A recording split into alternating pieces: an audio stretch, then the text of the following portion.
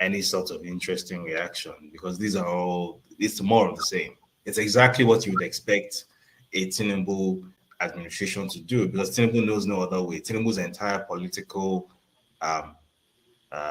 thinking, his entire governance ideology is based on horse trading. So who has given him a favor in the past? Who needs a favor to be returned? Who contributed what to his campaign? Who helped with this or helped with that? That's all it is. It's returning favors and rewarding people and horse trading. There's literally nothing. It's the most boring thing in the world. So to be honest, I don't really want to spend time talking about it. I think Tinubu is a very boring person.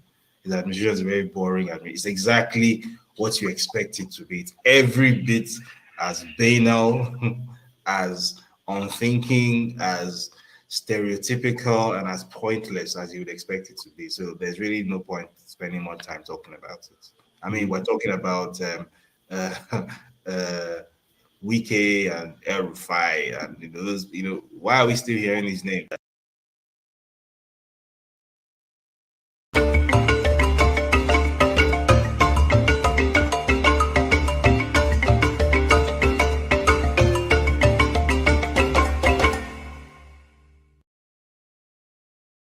Vibrant and tumultuous landscape of Nigerian journalism, few figures stand out as boldly as David Inyene Hundeyin. Known for his fearless investigative reporting, David has carved a niche for himself as a journalist, unafraid to challenge the powerful. His journey has been marked by both accolades and adversity. David's life took a dramatic turn in 2020 when he found himself in grave danger due to his involvement in the NSAS protests. Fearing for his safety, David made the difficult decision to flee Nigeria. In early 2021, he sought asylum in Ghana, where he hoped to find refuge from what he described as political persecution. In May 2022, David was granted refugee status in Ghana after a lengthy process. The Ghanaian government recognized the legitimacy of his claims and issued him a refugee travel document. This new chapter in his life allowed him to continue his work without the looming threat of arrest or violence hanging over him. All that would change the following year when the military junta overthrew the Nigerian government in July 2023. David's life took yet another turn after he leaked a sensitive document that allegedly detailed orders from Tinubu for Nigerian commandos to intervene in Niger. He was designated an enemy of the state by the Nigerian military and intelligence agencies. The Nigerian government quickly responded and tried to lean on the Ghanaian government to have him brought back to Nigeria for prosecution despite his refugee status. David responded with a video in which he passionately appealed to the Ghanaian government not to give in to the demands of the Nigerian government. He also exposed a failed attempt to have him illegally rendered by the Nigerian intelligence agency. I was informed that a Nigerian intelligence agency, I'm not sure whether it was the National Intelligence Agency or the Defense Intelligence Agency, but one of these foreign intelligence institutions dispatched a jet to Accra to basically have me illegally rendered to Nigeria. Apparently they wrote a letter to the Ghanaian government accusing me of apparently aiding terrorism. In November 2022, he published a documentary on Bola Ahmed Tinubu's drug case. His life, which had been upturned since 2020, took another course. His investigations raised uncomfortable questions about Tinubu's academic credentials and alleged past involvement in narcotics.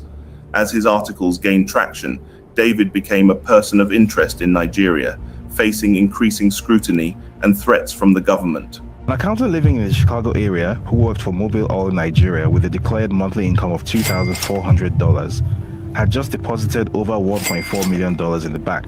Drug dealers need accountants too. The main character in this story is an individual whose entire existence is as puzzlingly mysterious as it is loud and public. Following the fire at Dangote refinery, David once again found himself amid controversy after he revealed an offer from a climate change group to have him write a damning story to discredit the existence of the refinery. David's rejection of the offer surprised people who believed his criticisms of Dangote in the past would make him jump at the chance to throw him under the bus. As usual, he took to his Twitter handle to explain his position. First of all, my criticism of Dangote refinery has always been about the timing of its delivery and the politics that made them commission it in May 2023, nearly 2 years before it was due to be fully operational. That was, and remains, an entirely valid criticism. Every other criticism I offered revolved around concerns of monopoly business practices and potentially turning Nigeria's energy market into a monopoly, which is also a very valid concern. Ideally, one entity should not control the energy market for 200 million people. However, where the choice presented is between a potential domestic energy monopoly and the imposition of eternal energy poverty and import dependence by foreign actors, which side do you think I'm going to pick?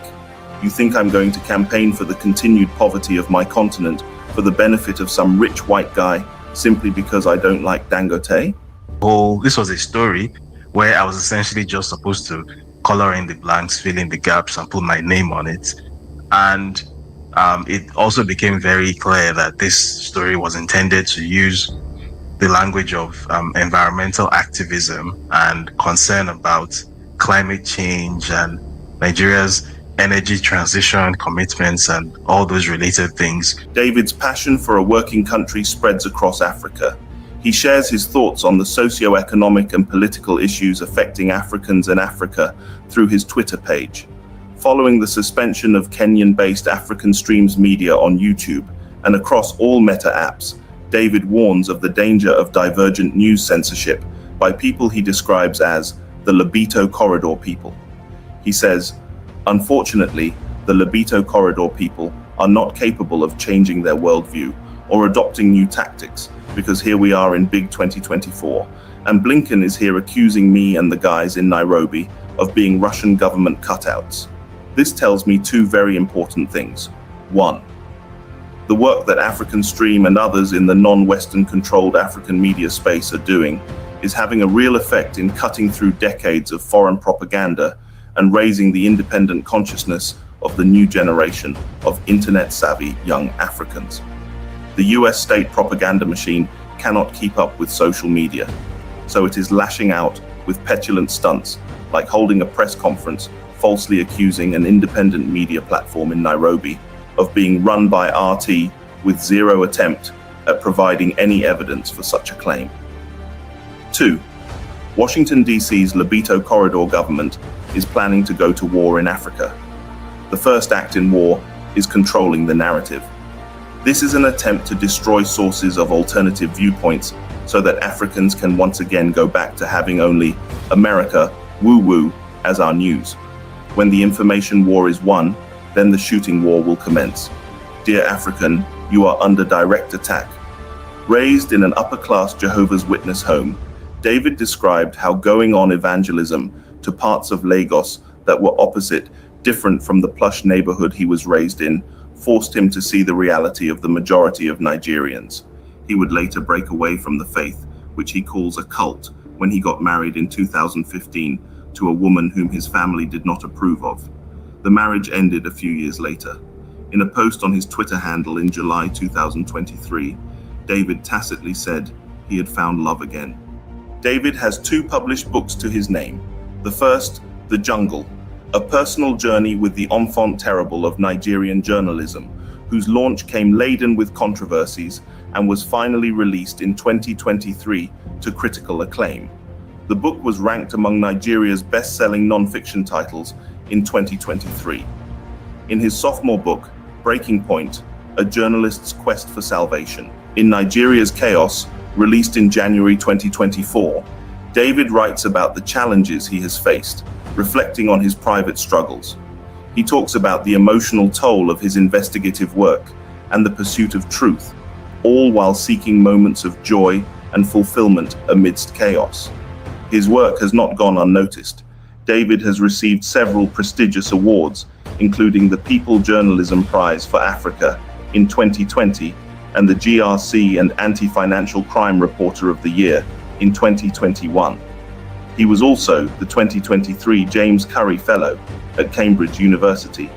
However, no prize has equaled that which he has had to pay for the work he does, where he lives a life of constantly looking over his shoulder and no place to call home, as he reflects in a post on his Twitter handle. Personally, have done my part, and I have paid a terrible price for it. Just how terrible you really have no idea. The last time I had a fixed address, I was 28. I'm 33 years old now. I have never tried to be a hero. Everything I ever did was because I genuinely believed in walking my talk and acting my beliefs. That's why I've never asked for help or complained about my circumstances. Today, David Hundeyin stands as both a troublemaker and a savior, a title that reflects the polarized views surrounding him. To some, he is an enemy of the state.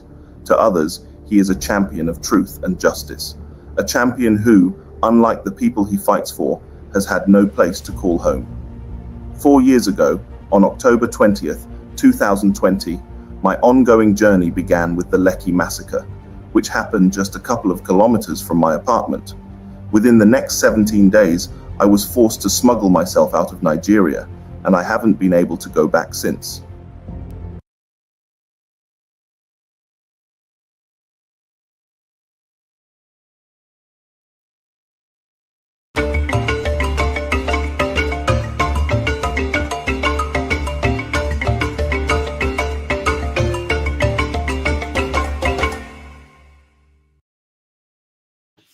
Hello, welcome. It's 12:45 p.m. here in New York City, 6:45 p.m.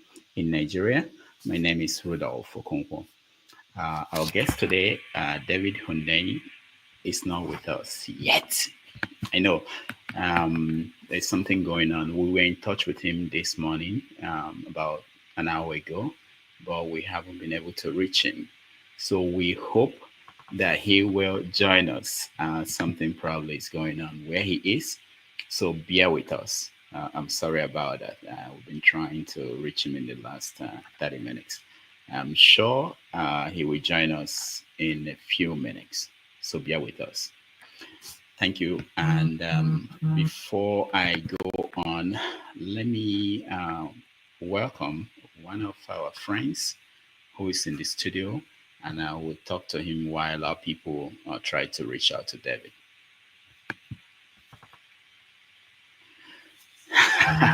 Mr. James, I know. Unmute yourself. So, while we wait for David, I wanted to talk to you about what we plan to discuss with him. We plan to talk about Africa's relationship with the West. In light of Trump's return to the White House. And there are so many angles to that conversation. And I know you, as part-time historian, you are interested in that conversation. There are people across Africa who are celebrating the coming back of Trump. So I don't know if you watched the outcome of the election, whether you watched the returns and what happened. What is your view? Yeah, actually, like of the word go, I did not show an iota of interest. I did not watch anything at all because no matter who is in the state, what's it called, White House in the United States, their policy on Africa remains the same. That's one of the reasons why I did not show any interest. Even if the woman had won, it will not make any difference at all. I mean, be it perceptible or imperceptible difference in their relationship with Africa. Then the other reason is because Obama is one of us. He's from Kenya. When he was elected president, it was jubilation all over Africa. In fact, the Kenyans went wild with joy, with uncontrollable joy, that one of us has made it in the most powerful country in the world. After 8 years, Africa has nothing to show for it. Then another issue is Kofi Annan. When he was appointed as Secretary General of the United Nations, the Ghanaians were overjoyed. In fact, I still remember one man said that they don't really know much of him because he spent all his life abroad. He has distinguished himself, and of course, they were telling the truth. At the end of the day, the situation remains the same with Africa. So no matter who is in office, outside Africa is of no interest to me. That is just it. Even if an African is made the Pope today, it's of no interest to me because it's only Africans who can solve the problems of Africa, not non-Africans. That's why I did not show any interest. But there are people who believe that because Trump will not be interested in Africa, that will actually give Africans the opportunity to solve their problems. No, there's no way it cannot be interested in Africa. You know better than I do that the business of America is business. Everything in America, all their manipulations and what have you, maneuvers is business centered. So if they need crude oil, they must come to Africa. That's why they killed Gaddafi. If they need gold or diamond, they must go to South Africa. If they need bauxite or whatever it is, they must go to Congo. I mean, that's just how it is. Even ordinary granite. Here in the Gambia where I live, they produce granite in large quantity. What they produce here is not for their consumption. And the sad thing is that foreigners come here to buy the granite. They determine the price they pay for the granite, not Gambians. Then when they produce granite oil, they also determine the price Gambians will pay for the granite oil. This is how they do business with Africa. So any part of the world that is prospering industrially and hope to maintain its lead must be interested in Africa. So it is wrong to assume that Trump will not be interested in Africa. If not, why did they kill Gaddafi? All right, we will go on.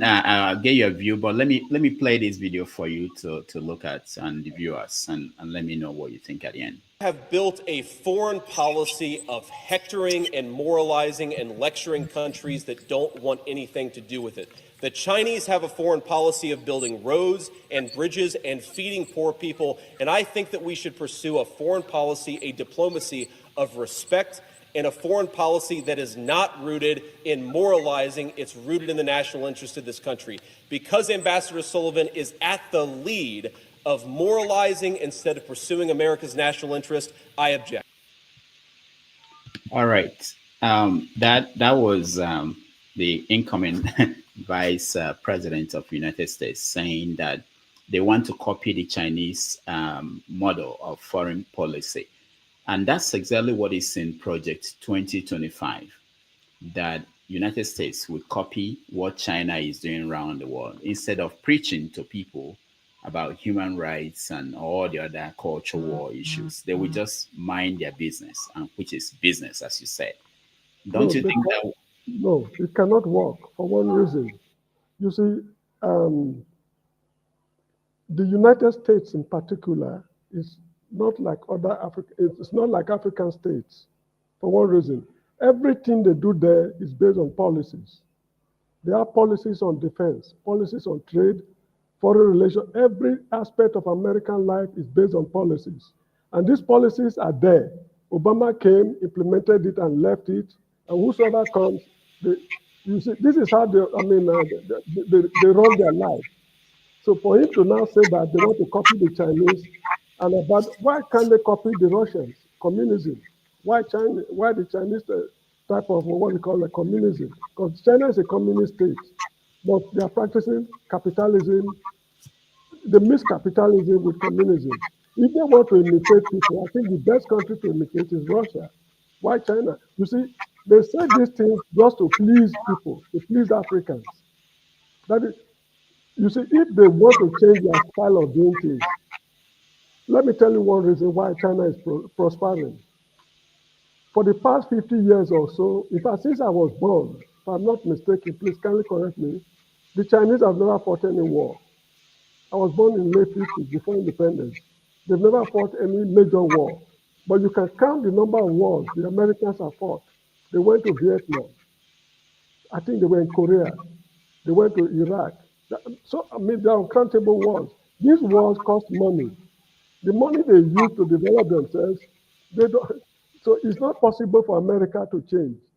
It's just unless they want to commit suicide. That is how I see it. So all these are just talks. When what's his name? Trump came, as president some time ago, he said quite a lot of things. You see, they say things that people will like to hear, but what they will do is at the back of their mind. Take their relationship with Israel, for example. With the horrendous atrocities going on in Israel today, the Americans are not giving you a clear-cut answer on how they are going to resolve that matter once and for all. If not for Africans who stood their ground rigidly on the South African affair, that problem will still be lingering today. You need to know what Zimbabweans went through, what Mozambicans went through, what South Africans went through to liberate themselves from the shackles of the white man. So, to me, it's just, the man is talking nonsense as far as I'm concerned. I have no confidence in him.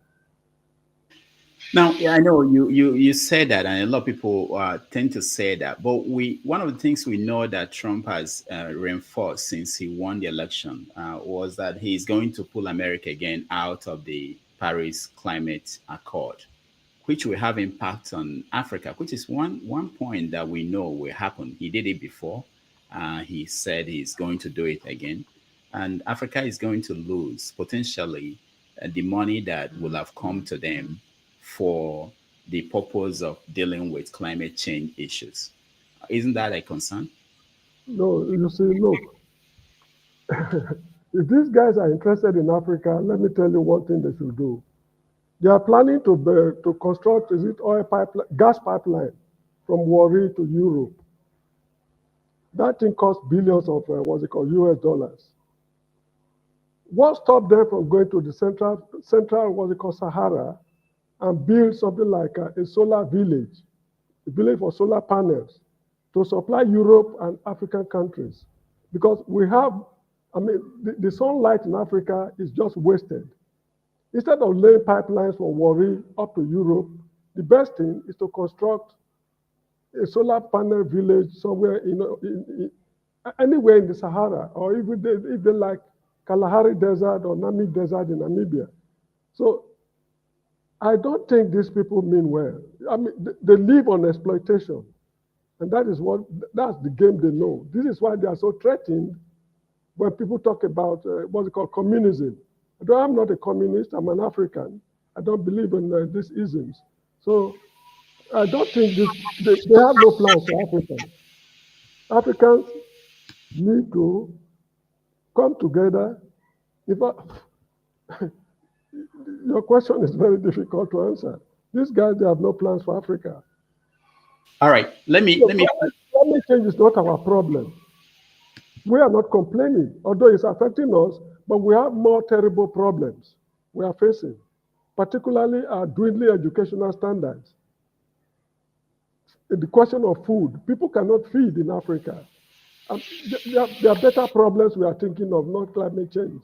I'm not trivializing climate change, but if you want to place it on scale of preference, climate change is at the rock bottom. All right, let me play another video. This is the president of France talking about what the European Union, what they need to do because Trump is coming in as president. Let's watch a little bit.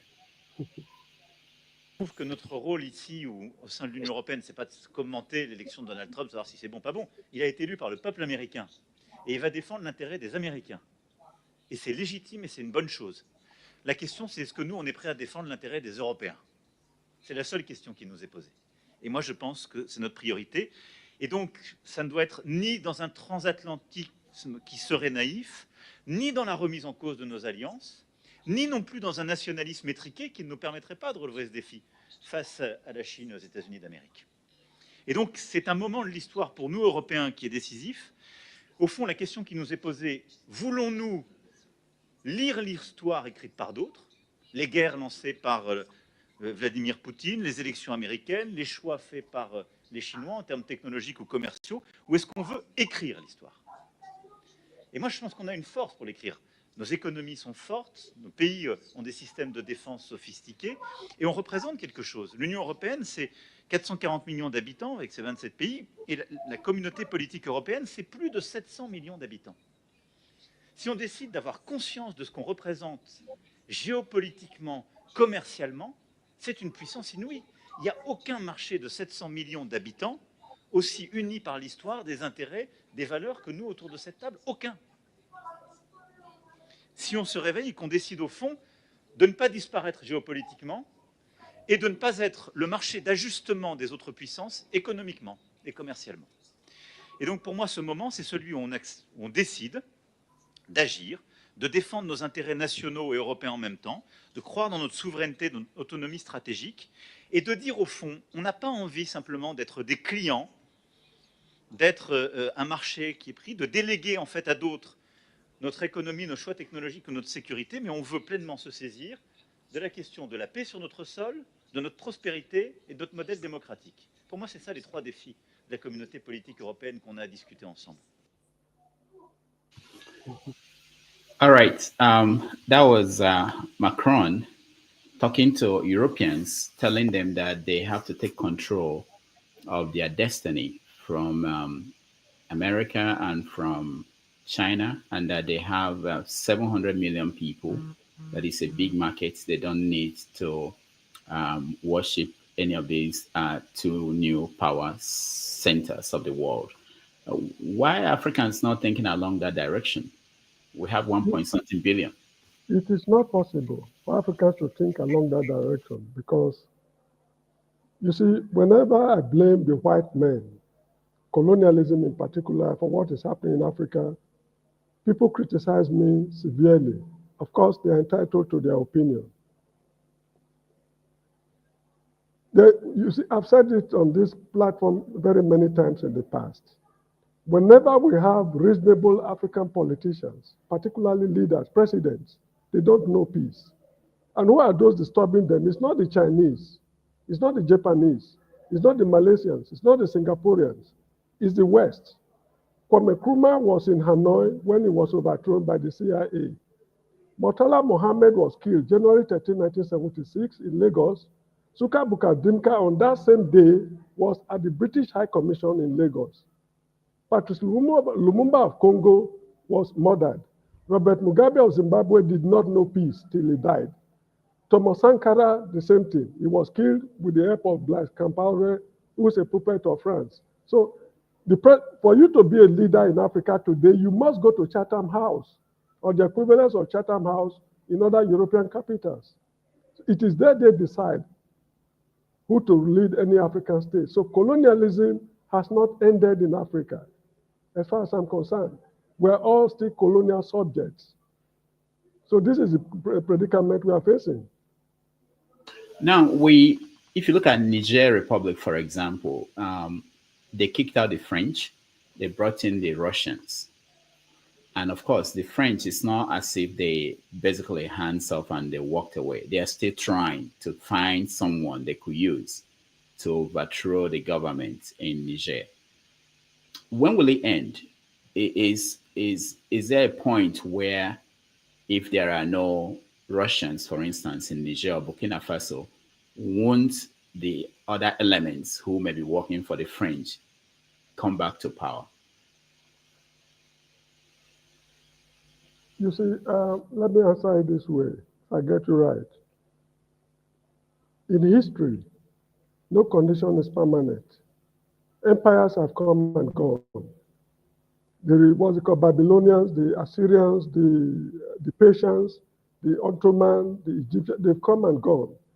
This present Western civilization, one fine day, it might not be in my lifetime, will grind to a halt, and another civilization will rise. And don't forget that we Africans, we had our civilizations in the past. Not long ago, I was reading a book written by Mungo Park, his missions to Africa in 1795 and 1805. Africans were well organized before these people came in our own way. We were manufacturing most of the things, producing most of the things we need for our existence. And those we cannot produce, we trade with other countries. So no matter how hard they strive, the Western civilization, one fine day, will grind to a halt. When I was a little boy in Nigeria, when they produce counterfeit good, they call it Taiwan in those days. Now, when Aba was coming up, they were referring to Aba as Tai 2.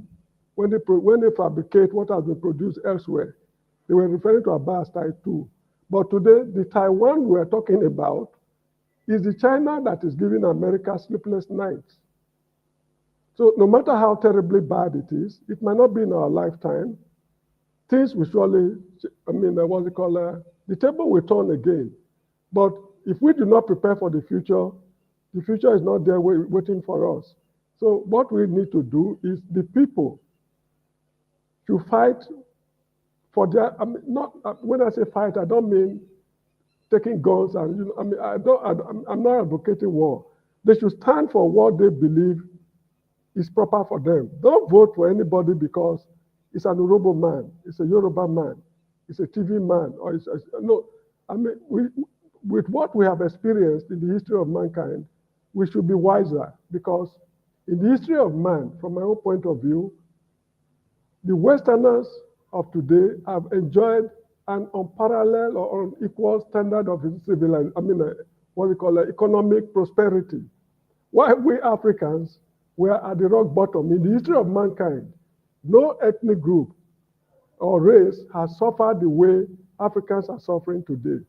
We're suffering to the extent of even going to the white man's country as slaves. The white man need not come to Africa anymore to capture slaves and force them to Europe or America. We now go there on our own. That tells you our situation is really deplorable as far as the history of man is concerned. We've suffered more than the Jews. 6 million Jews were killed at Auschwitz and other places in Germany. The Jews vowed that never again will it happen. And all the steps they are taking, although I don't support them, all the steps they are taking is to make sure that these things never happen again. That is what they call genocide or Holocaust. But we Africans, it is time for us to say enough is enough. Never again should we suffer in this deplorable way. But unfortunately, it's even the educated Africans who are creating problems, not the illiterate Africans. That is the unfortunate thing about the whole show. Because all the, what I call, is it useless leaders? I don't know what to call them. They co-opt academicians, senior advocates of Nigeria, and all the best brains, the professors, to run the government with them. To the extent that even professors, as I always say, they are now returning officers, rigging elections for illiterate politicians. So with this kind of attitude we are displaying, we will never see the promised land. We need to change. So this is how I see it. But it will not last forever. All right, thank you so much. For those just joining us, our guest, David Hundeyin, we're still waiting to have him join us. We last had contact with him an hour ago. We haven't been able to reach him, so we hope everything is all right where he is. And we're going to take a break. When we come back, we will continue our conversation. Thank you.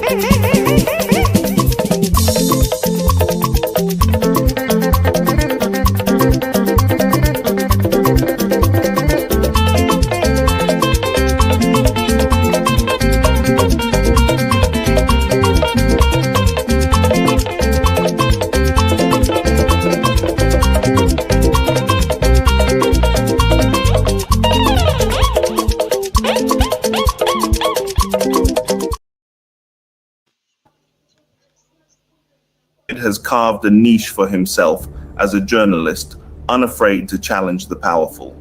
His journey has been marked by both accolades and adversity. David's life took a dramatic turn in 2020 when he found himself in grave danger due to his involvement in the NSA's protests. Fearing for his safety, David made the difficult decision to flee Nigeria. In early 2021, he sought asylum in Ghana, where he hoped to find refuge from what he described as political persecution. In May 2022, David was granted refugee status in Ghana after a lengthy process. The Ghanaian government recognized the legitimacy of his claims and issued him a refugee travel document. This new chapter in his life allowed him to continue his work without the looming threat of arrest or violence hanging over him. All that would change the following year when the military junta overthrew the Nigerian government in July 2023. David's life took yet another turn after he leaked a sensitive document that allegedly detailed orders from Tinubu for Nigerian commandos to intervene in Niger. He was designated an enemy of the state by the Nigerian military and intelligence agencies. The Nigerian government quickly responded and tried to lean on the Ghanaian government to have him brought back to Nigeria for prosecution despite his refugee status. David responded with a video in which he passionately appealed to the Ghanaian government not to give in to the demands of the Nigerian government. He also exposed a failed attempt to have him illegally rendered by the Nigerian intelligence agency. I was informed that a Nigerian intelligence agency, I'm not sure whether it was the National Intelligence Agency or the Defense Intelligence Agency, but one of these foreign intelligence institutions dispatched a jet to Accra to basically have me illegally rendered to Nigeria. Apparently they wrote a letter to the Ghanaian government accusing me of apparently aiding terrorism. In November 2022, he published a documentary on Bola Ahmed Tinubu's drug case. His life, which had been upturned since 2020, took another course. His investigations raised uncomfortable questions about Tinubu's academic credentials and alleged past involvement in narcotics.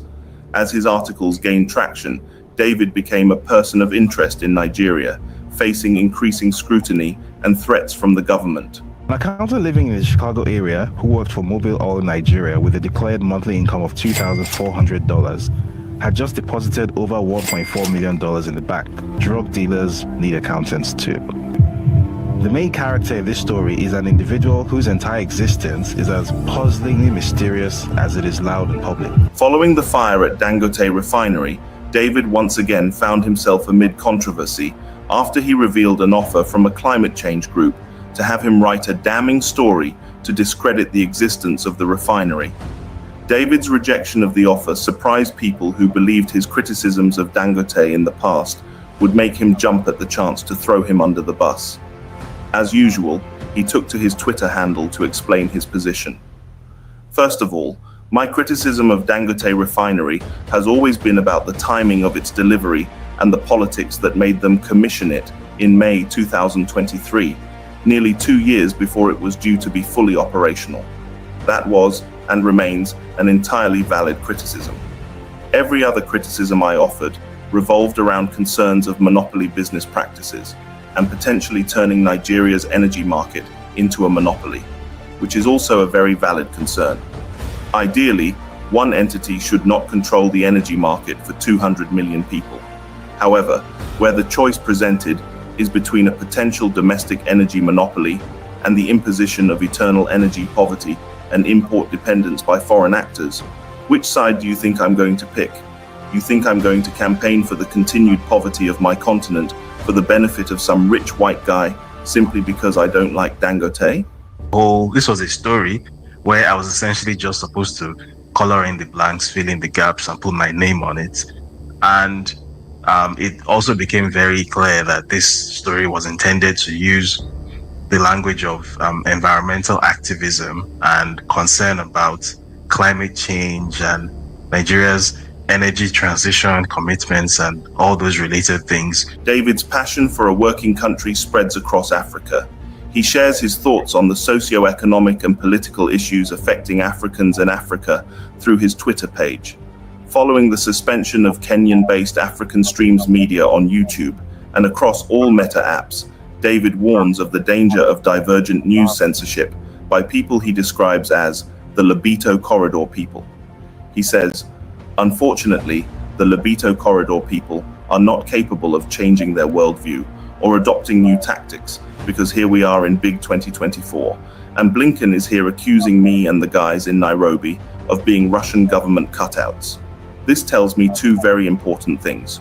One, the work that African Stream and others in the non-Western controlled African media space are doing is having a real effect in cutting through decades of foreign propaganda and raising the independent consciousness of the new generation of internet-savvy young Africans. The US state propaganda machine cannot keep up with social media, so it is lashing out with petulant stunts like holding a press conference falsely accusing an independent media platform in Nairobi of being run by RT with zero attempt at providing any evidence for such a claim. 2. Washington, D.C.'s Lobito Corridor government is planning to go to war in Africa. The first act in war is controlling the narrative. This is an attempt to destroy sources of alternative viewpoints so that Africans can once again go back to having only America, woo-woo, as our news. When the information war is won, then the shooting war will commence. Dear African, you are under direct attack.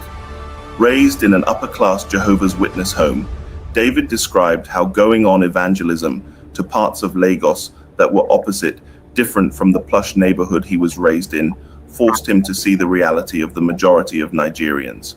He would later break away from the faith, which he calls a cult, when he got married in 2015 to a woman whom his family did not approve of. The marriage ended a few years later. In a post on his Twitter handle in July 2023, David tacitly said he had found love again. David has 2 published books to his name. The first, The Jungle, a personal journey with the enfant terrible of Nigerian journalism, whose launch came laden with controversies and was finally released in 2023 to critical acclaim. The book was ranked among Nigeria's best-selling non-fiction titles in 2023.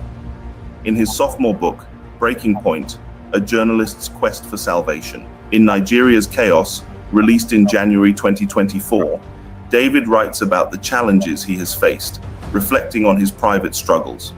He talks about the emotional toll of his investigative work and the pursuit of truth, all while seeking moments of joy and fulfillment amidst chaos.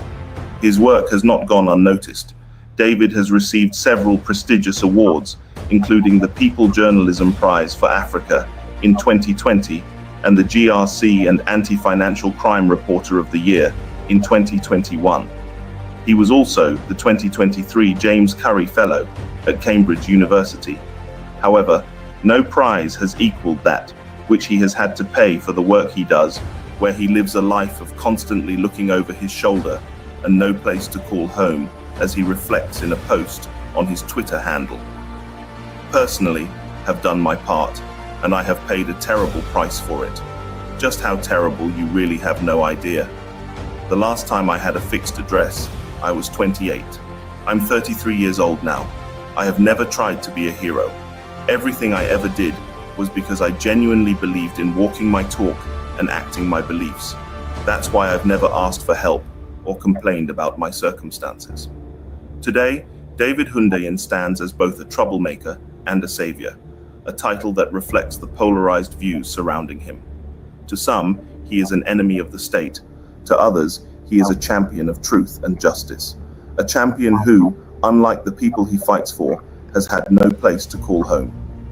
4 years ago, on October 20th, 2020, my ongoing journey began with the Lekki massacre, which happened just a couple of kilometers from my apartment.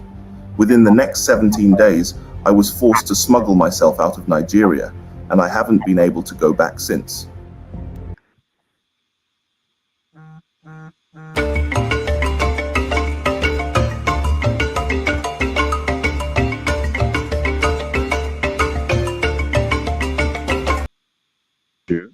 The second issue is that the exit of the Democratic Party from power and the entrance of Donald Trump specifically, not just any Republican, but Donald Trump specifically, has seismic implications in the world of diplomacy and foreign intelligence, which are sort of linked at the hip in the US. So if you recall, during Trump's last tenure, the US State Department had its most turbulent period, I think, since Richard Nixon. There was a mass resignation within the State Department. The intelligence services do not like Donald Trump. The State Department does not like Donald Trump. The US government, the US diplomatic and intelligence and even security establishment does not like Donald Trump. and he does not like them either. What then adds to that dynamic is that he believes that they have tried to kill him twice. Someone tried to kill him twice, obviously, during the campaign. We don't know who, but he believes that, it's the men in suits that did it. Whether that is true or not, we'll probably never know. But the point is, he has always had a vendetta, but now that vendetta is returning. It's being magnified to like times 10. Because in addition to the fact that he's coming with a grudge, they've dragged him through criminal courts. They put his face on a police mug shot. Um, he's, I believe, the first convicted felon to be elected president of the US. He believes they've tried to kill him twice.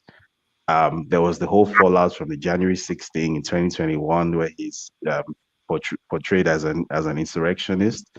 And then to top it all off, he has no re-election to look forward to. So he has no reason whatsoever to press brakes. So from day one, he's full throttle, pedal to the metal. Already, people close to him, so people like Elon Musk have already been making noises about how from day one, what they refer to as the censorship complex within the US State Department is going to be defunded. Already, when people are making noises like that, you know there's going to be a huge civil war within the administration. What that means for Africa, and I analyzed this very in detail on my Twitter handle yesterday, what that means for us is that where there are certain countries on the continent, I mentioned a few, there are many more I could mention, but I specifically mentioned Nigeria and Kenya because those, to my eyes, are two of the most captured countries on the continent right now with regard to the American government's sort of overwhelming influence over their presidency and over their local politics. Countries like that have a 2 to 4 year window now because the State Department and the intelligence agencies and the civil service and whatever, they're going to be the Justice Department, they're going to be way too busy fighting Trump and fighting each other. We have a brief window now. If we're interested in such a thing, in such concepts as sovereignty and freedom, or whatever term used to describe it, we have a brief window now to purge these countries of this malign foreign influence. I use the word malign, right? And it's not as if foreign influence in and of itself is always a bad thing. I think every country has some measure of foreign influence active inside it. Where it becomes malign is where the interests of the countries that are exerting that influence and the interests of the countries that this influence has been exerted in do not match, but the will of the exerting country is triumphing in the country that is being exerted in. So, for example, in Kenya, where the Kenyan people have made it very clear multiple times that this new raft of laws and bills and regulations being pushed on them to the net effect of essentially overtaxing an already overtaxed population. People introducing bills to levy new taxes on chemotherapy treatments for cancer patients, for example. Whose idea was that? That idea did not come from Kenya. We know where that idea came from, and nobody in Kenya wants it. But you have this big 800-pound bully whose will is so powerful that it's getting bills passed in a country where nobody wants. People have died to stop this bill from passing. There was a whole nationwide movement, and they've just reintroduced the exact same bill once again. It's not William Ruto who is behind that. So where you have this big 800-pound bully, which historically has been able to cause this much damage and upheaval in other people's countries, and now potentially for the next 4 years, is going to be far too busy putting out its own internal fires and fighting itself. That gives these countries an opportunity to do something. I don't know what, but to do something to purge themselves of that malign influence and actually start acting sovereign.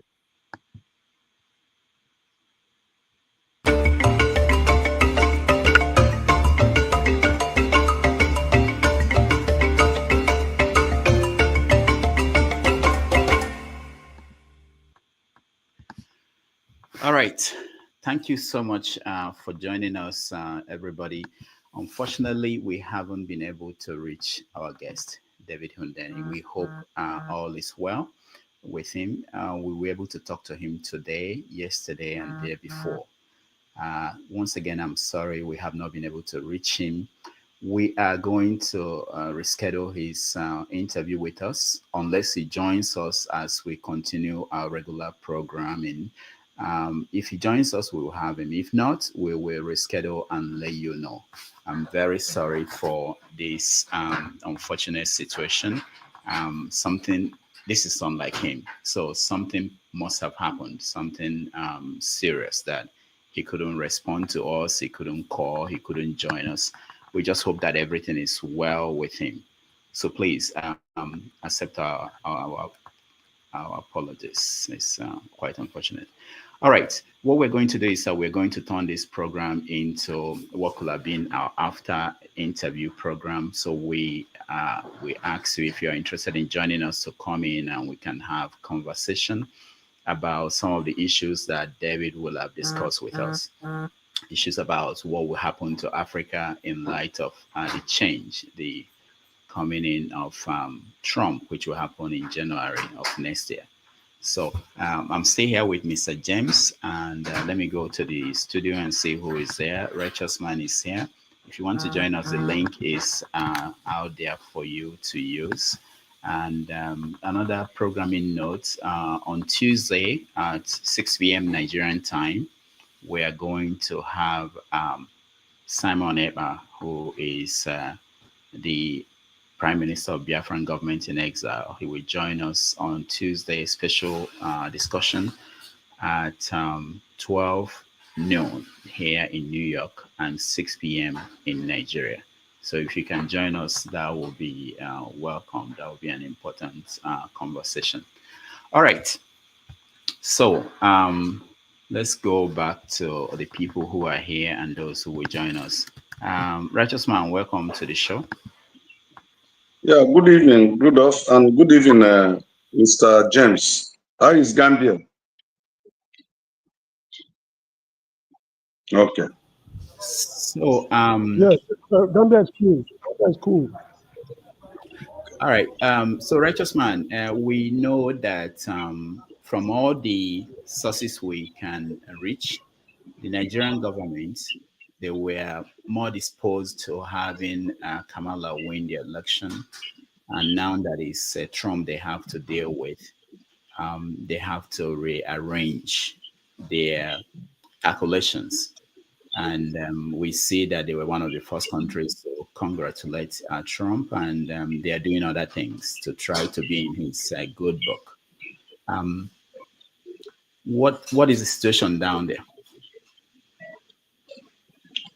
Well, first and foremost, I just want to align my chain of thought with that of Mr. James. He has, as a scholar, he has given us a very good account of history. And I'm of the opinion, and I belong to the school of thought, that there is no way the Western world will help Africans. They see Africa as a harvest ground. Africa is not part of their agenda in terms of civilization, economic growth. Africa is seen as a land for exploitation, just like what is happening in the Niger Delta in Nigeria, where every sitting government sees Niger Delta as a cash cow to benefit the entire or the rest of the region, while they are doing almost nothing in that region. And that region is going down every day. I traveled to one of the Ijo villages for a burial. And what my eyes saw, I was shedding tears. That these individuals in whose land Nigeria eats and drink have no school, no good road. In fact, once you get to Ondo State, if you live in Lagos and you are from that part of Ijo, you can only use your four-wheel drive in Lagos, and then maybe you are going home. When you go through Ondo. As we drove down to Ondo for the burial, you get to the boundary between Ondo and Bayelsa. That is where motorable land stop. The rest is water. And you just park your motor there, and then you enter either this canoe or whatever that will convey you to the village. And when I look at how many kilometers to get to where we were going, it's not much more than the third mainland bridge that was built in Lagos here. So I see Africa relationship with the Western world as of no value to the black man. If African leaders can look at China and India, in fact, I was talking to somebody this afternoon that lives in New Delhi, India. The information he was giving to me, I never believed that such thing was going on there.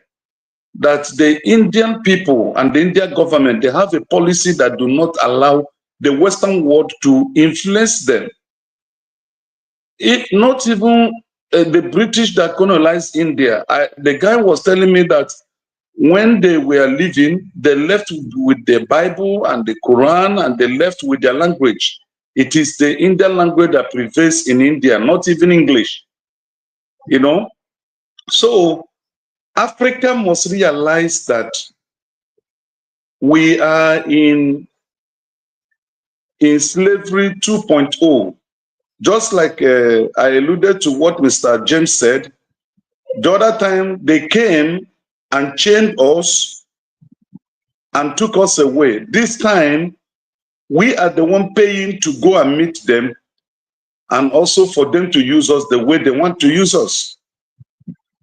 The leaders we have in Africa that would have brought light to Africa, the Western world pioneered their exit from this world. And whether it's Kamala, whether it's Donald Trump, the American policy will never change towards Africa, towards Nigeria.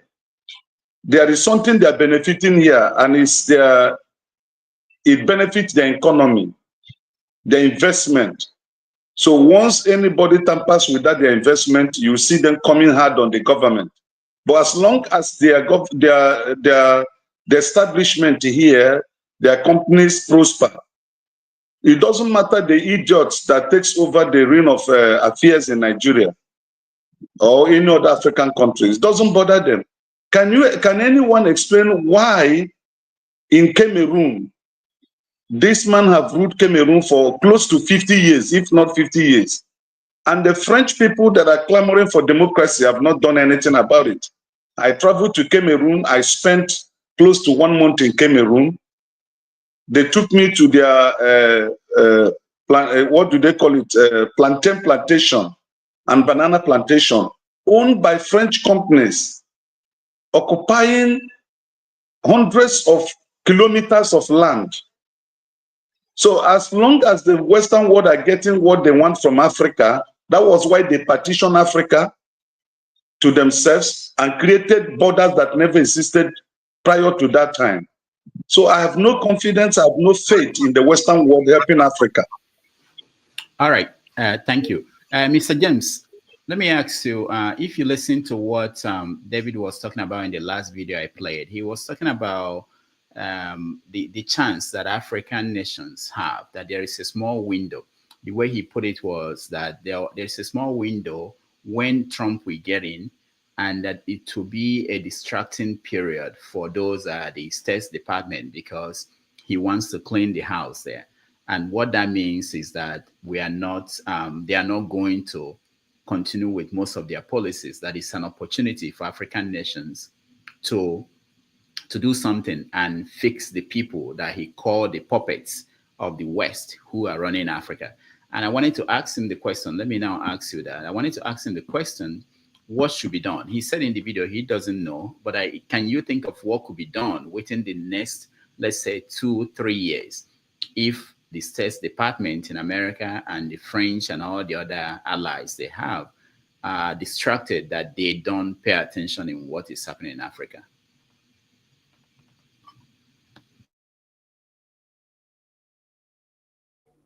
Yeah, his response is reasonable, but there's something we should take into consideration. It's not the United States alone that is constituting Western civilization. When the Nigerians, the Burkinabes, and the Malians were having problems with their colonizers, it was not United States, it was France that was pillaging that country. And the same thing is happening all over Africa. It's not just the United States alone, although the US is taking the lead. So if the Americans have got problems at home, their policies on Africa, they can contract it to Britain or France or Germany or any other country to take care of their interests while they're slugging out issues at home. You see, the problem we have in Africa is Western civilization, not just Britain or America or whatever it is. That is how I see it. There's very little we can do because, you see, take Nigeria as an example. All our leaders, the former governors and the existing ones and even the future governors, their assets, their monies are in Western banks. They don't bank in Japan, they don't bank in Singapore or Malaysia or Vietnam. All their monies is in Western banks. They bought shares in Western companies. They go to Western countries on holidays. So when they are misbehaving, it's just a question of freezing their account. You sign your check, they return it to you, and tell you that your signature is irregular, then you know that something is going wrong. Whenever they steal money from Africa and bank it in the West, the Westerners, they don't quarrel with it. Bring whatever you want to bring. But if you make any attempt to remove it from any Western banks to any other part of the world, they accuse you of money laundering. So it's not as easy as saying, Trump is in office, so let's get ourselves organized. It's not going to be as easy as that. Okay, but isn't it a shame that when we try to, when you ask an African why is it that they cannot take control of their country or continent, they always say that the West are the ones who are stopping us. You know, you mentioned Patrice Lumumba and all the other leaders who rose and wanted to change Africa and they stopped them. But if the West is busy, entangled in their own crisis, in their own issues, which will give us an opportunity, is it that we cannot use that opportunity? No. If we can't use that opportunity, then it means that we shouldn't complain. We shouldn't blame the West. We must complain. We must complain because, you see, look, the Western programs on Africa, their policies on Africa is not a 10-year program. I mean, it's almost infinite. This is how I see it. Look, I think I was reading somewhere, I can't remember. The man was saying, if you want to destroy a nation, you don't need ballistic missiles or hours reconnaissance planes or whatever it is. Attack the educational system.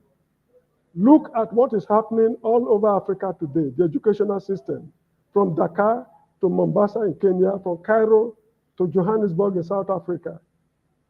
The educational system in Africa has all collapsed. This is why we now have wishy-washy professors who cannot even spell their names. We now have the senior advocate of nuisance who do not know the law, who cannot even spice their conversations with Latin expressions as a mark of scholarship. They've destroyed the whole of Africa through policies, aids, and with a lot of conditions tied to the aids to reduce Africa to not. It's going to take Africa a lifetime to get out of this problem. All right. Thank you, Mr. James. Let's welcome Janaba. Janaba, welcome to the show. Thank you, Dr. Rudy. All right. So we are going to have a conversation with David, and the subject will have been about Trump's return and what it means for Africa's relationship with the West. Now, I want to know from you, we know that the America, for instance, has bases, military bases across Africa. When Trump was in office, he pulled American soldiers out of Somalia. When Biden came back, he brought them back in. Now, Somalia, if you think about it, how it was before the efforts by Biden's administration, including having an election and bringing in a prime minister who was a Somali who used to live in America to go and run the country. Will you say that Somalia was better off because the Bidens, the government in power in America intervened now? Or will it have been better off without that intervention? It would be better without that intervention. Explain why. Why do you say that? Since for generations we've been programmed by the Western world because of their selfish interest, taking our resources and human resources. And the more we are in this chaotic, which is they pretend to be helping democracy, taking raw material, process it and give us a token, and also involved in our political process. We could not have a mind of our own, even though we have a mind, but could not exercise it because of their doctrine and the ideology that they place upon us. We have not succeeded in being our own people, which you can push the blame or blame West, take responsibility, whichever way you want to place it. But it's difficult to grow when the leaders themselves could not organize themselves enough to overcome the humongous pressure because of their powerful influence. And also, they have changed us to be what they want us to be over the years. The other day, we were having a conversation here, and Righteous Man was, of course, lashing out about all of those things. But Madam Luke trying to say to him that you are still a slave, even while you think you are in Africa. And what Madam Luke was trying to tell, in my understanding, is that the religion, because the Righteous Man was quoting Bible, and he said this is the problem that is bigger than that. And that is what what Madam Luke was trying to say. In extreme measure, in my own opinion, if at all African will live to their God-given potential with all the resources, human and all of the blessing in African continent, is going to be someone with a very radical transformation to change the mentality of the people. And one of those things they will do is to take away the religious practice, dismantle all the military, and change the people, which is going to be tough, but that is the only way forward for us to grow and become our own people and have control over our resources. And also in doing so, that create the boundary, and that person must not be a person that have any kind of relationship with the West. And the person should be ready to die for the cause. And in doing so, he can put a measure in place that if anything happened to me, there will be a true Nigerian that will continue to that ideology. But with all those election of 4 years, puppet here and there, being a stooge to the West, it's going to do little or nothing in the continent of Africa. We can build all the mansion. You can do anything you want to do on your own. But at the end of the day, you're going to go back to square one because there's no continuation of anything. All right. Thank you, Janaba. Tony, welcome to the show. Our guest that we haven't seen David, was credited with stopping what would have been a war in West Africa. By that, we're talking about when he published a leaked document that Bola Tinubu approved for Nigeria to intervene in Niger after the coup. I wanted to ask him, and I will ask you that question now. What would have been the state of West Africa if that war had occurred, if that wasn't published and Nigeria had attacked Niger? Because that was a possibility. What do you think it would have looked like?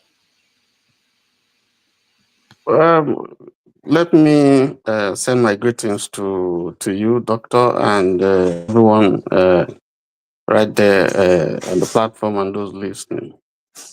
I think in the light of the question you asked, we can only make a conjecture as to what would likely have happened. But you know that if you look at Niger, it's a neighboring country to Nigeria. And there's a lot of cross-border activities in terms of commercial activity, trading, and so on.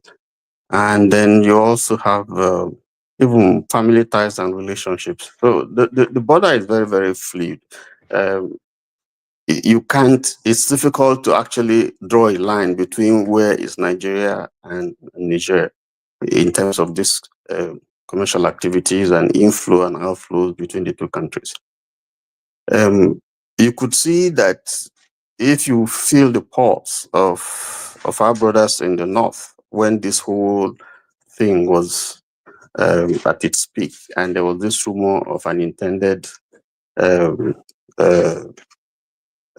invasion by the Nigerian army against a neighboring country, a country that is an ECOWAS member, there was a lot of outcry. One, because that will constitute an interference in the internal affairs of a nation, which is against the African Charter. And two, if you read in between the lines, you want to ask, what is the intention? Clearly, to gratiate the interests of France and America because of their strategic interests there. You know, they have bases. Niger was also a center for America, you know, in terms of dealing with terrorism and so on and so forth, which of course would benefit Nigeria if you work. But the interest of Nigeria was not one, if it was put into vote, that would have passed in ECOWAS, because there was opposition. Opposition from other countries too that were under military rule. There's a sense in which you can say that the government of Nigeria was also somewhere trying to protect itself, because it looks like the influence of military rule was kind of spreading across West Africa. And so Nigeria being a civilian government, and with these numerous challenges, there's a feeling that could also catch up with Nigeria and be influenced. And so there are a lot of issues here.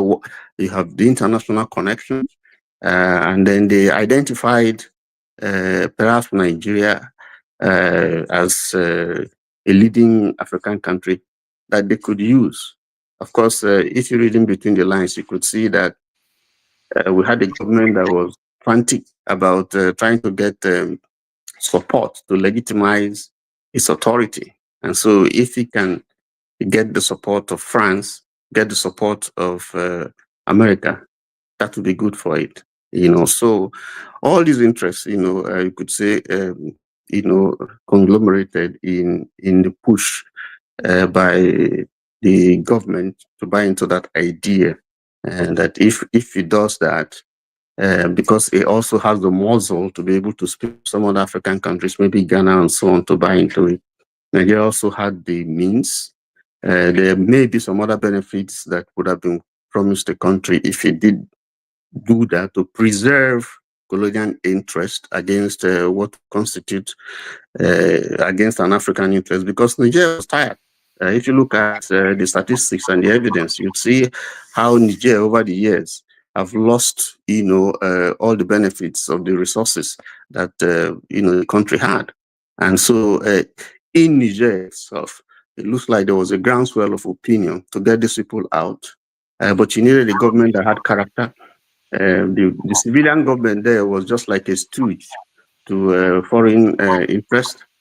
And yes, so in summary, I think that it would have been a disaster because the North was already indicating that they won't buy into it. And Nigerians, I think popular opinion was saying, listen, Nigerians don't have a problem with Niger. And therefore, such an attempt would be very unpopular and could, who knows what is going to happen if that was done. But thank God it failed. And then here we are. All right. Yes. Thank you. Eagles Air. So around Nigeria, if you look at the map of Nigeria, you see Niger, you see Burkina Faso, you see Mali.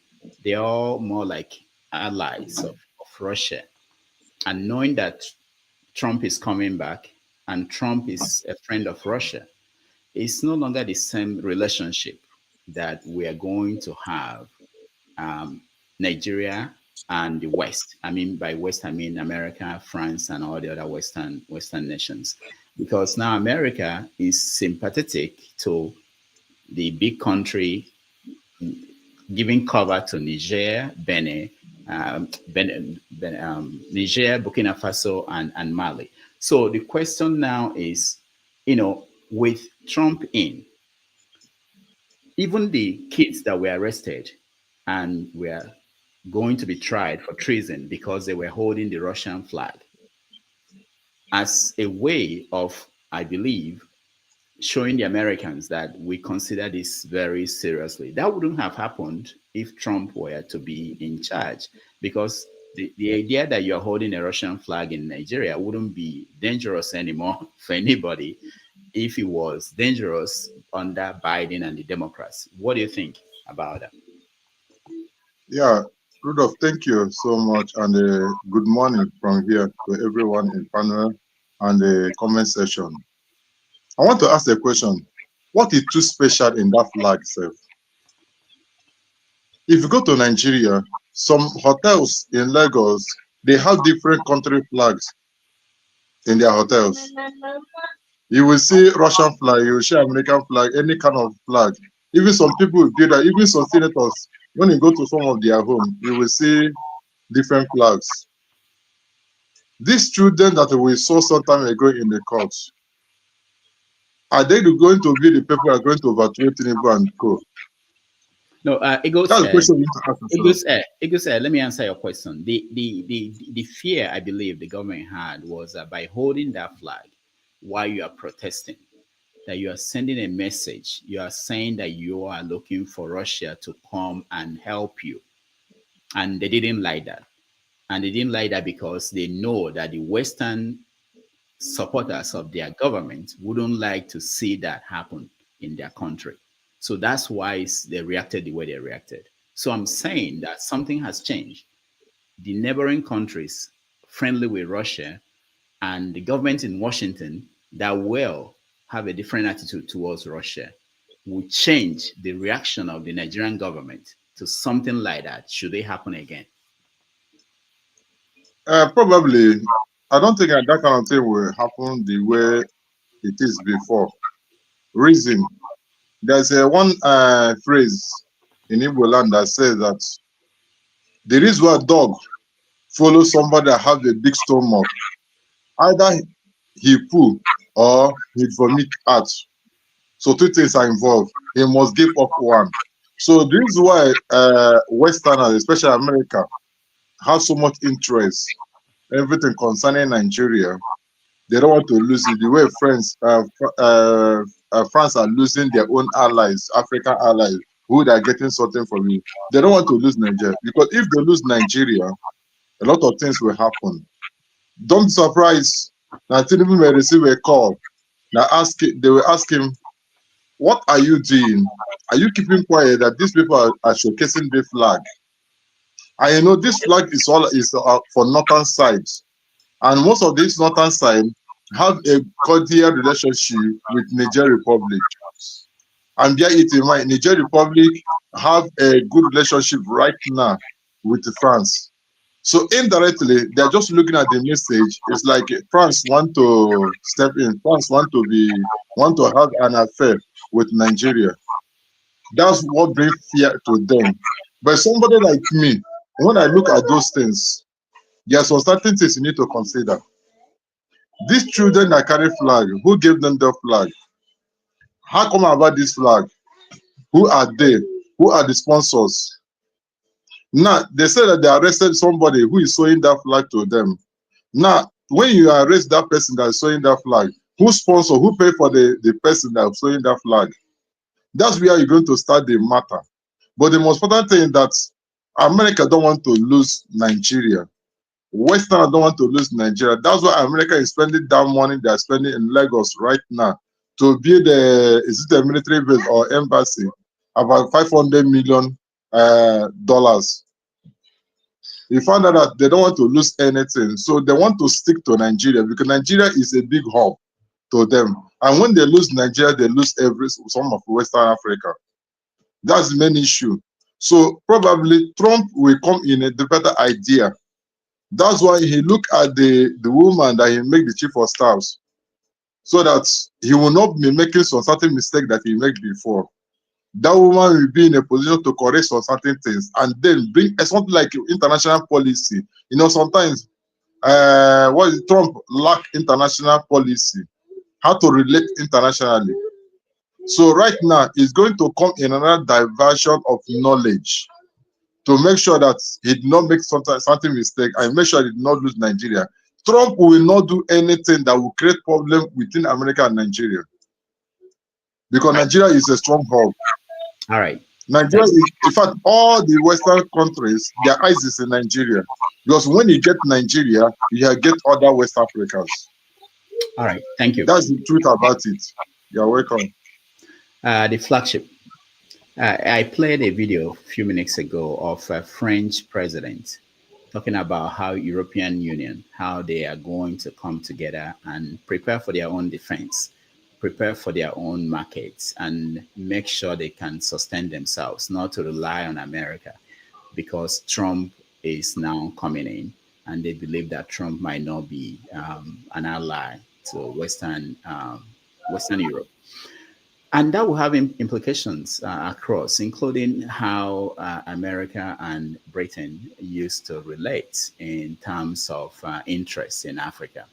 Already, you also know that British government, the Labour Party in power in Britain, they've said certain things that are, terrible about Trump in the past, and now they are trying to make up and see if they can be in his good book. But if America should join Russia in any kind of alliance and throw out the Western European countries, what would that do to African countries?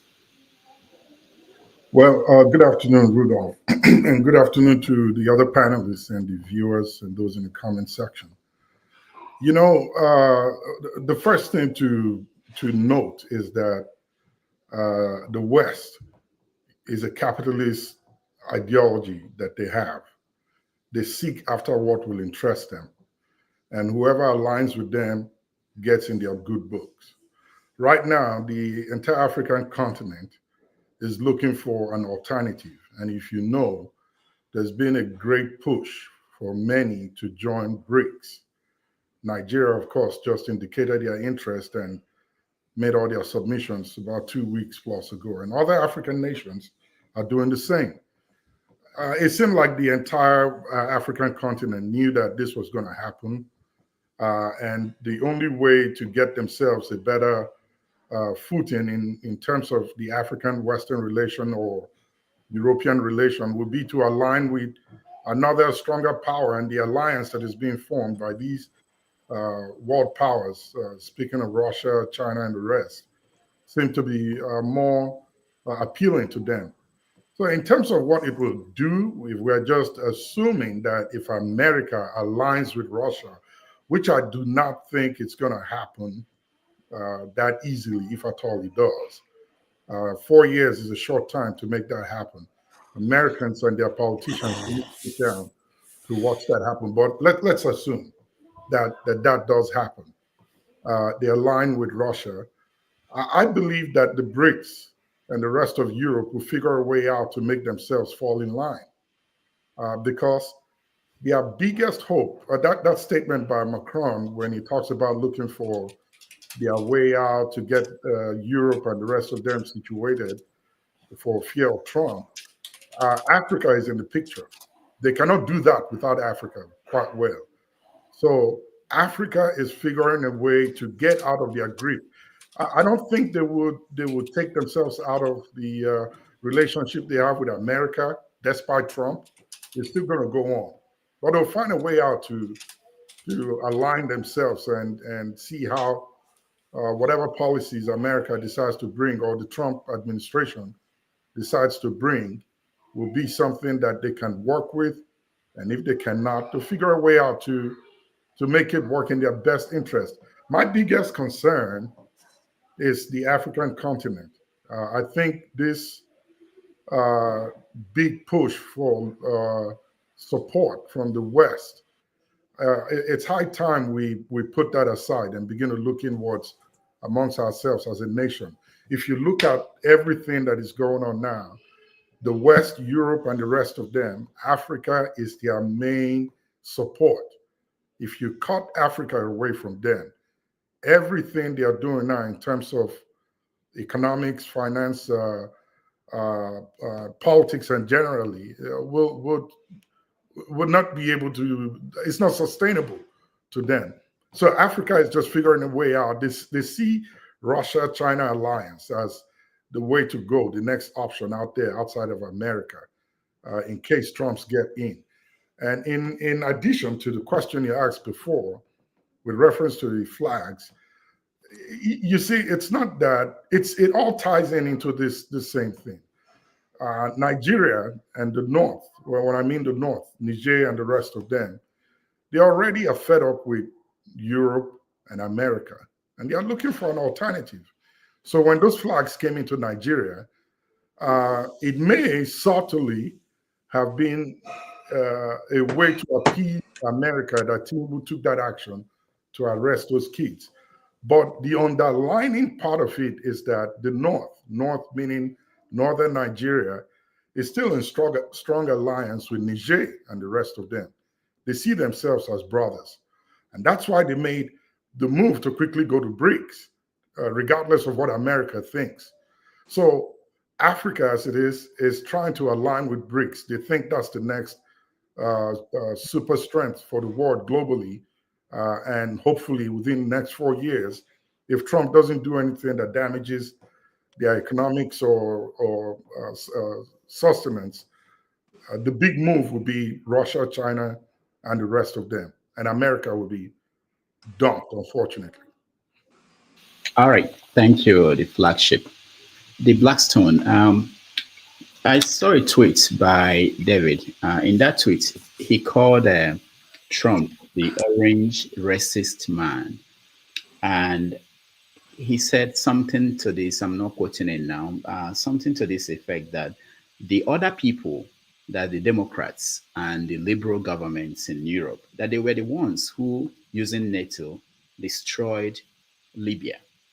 And he tried to make a demarcation between the two of them and wondered who is better for Africa. Is it the self-professed, let me see, is professed, or someone that everybody tend to agree that he's a racist, but or the ones who are quote unquote, non-racist, but who will destroy you anyway.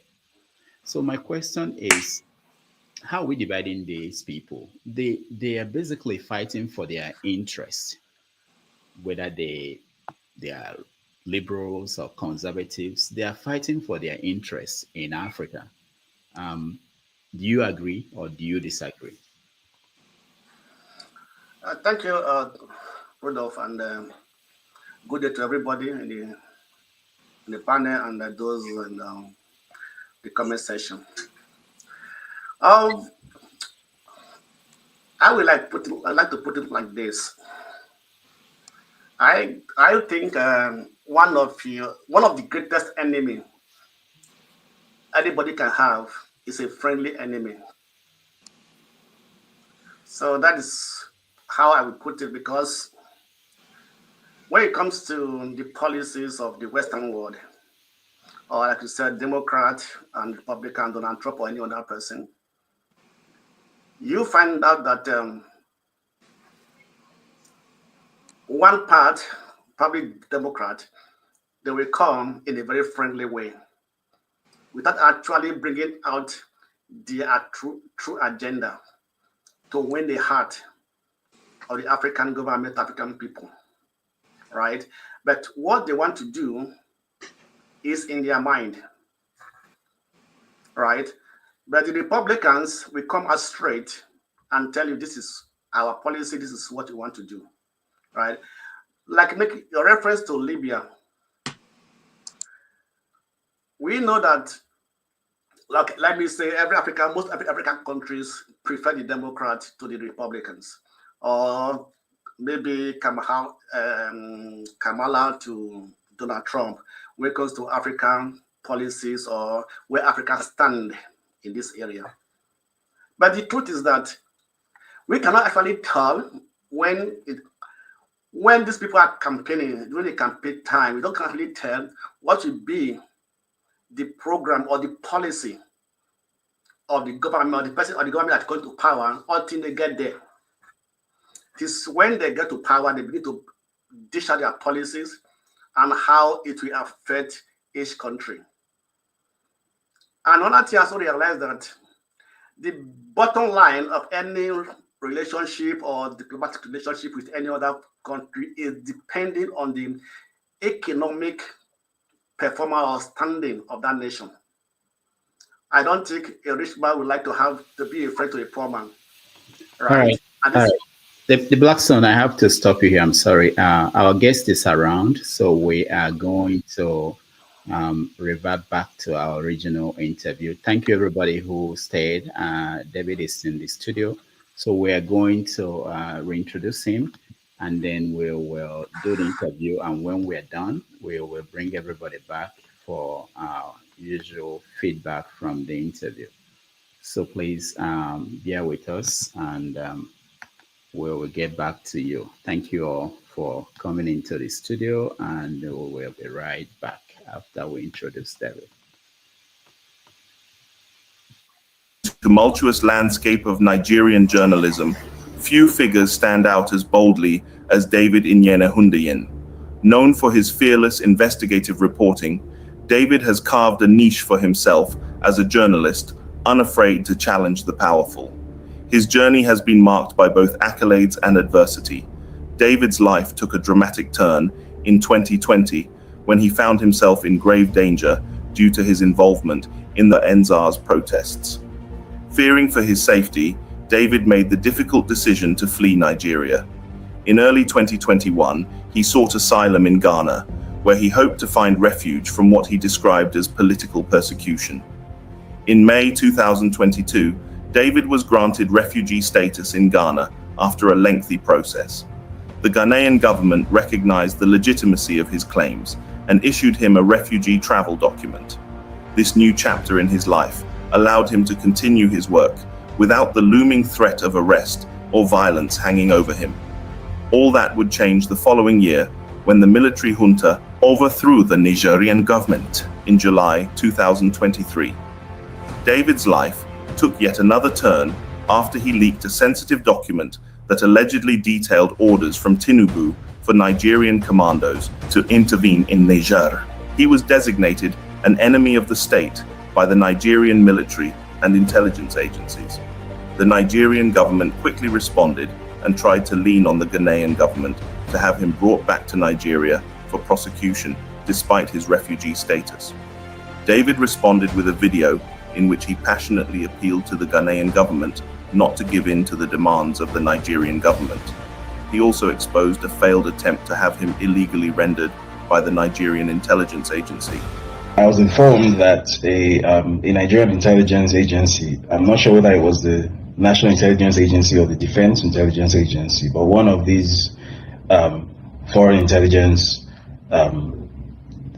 institutions dispatched a jet to Accra to basically have me illegally rendered to Nigeria.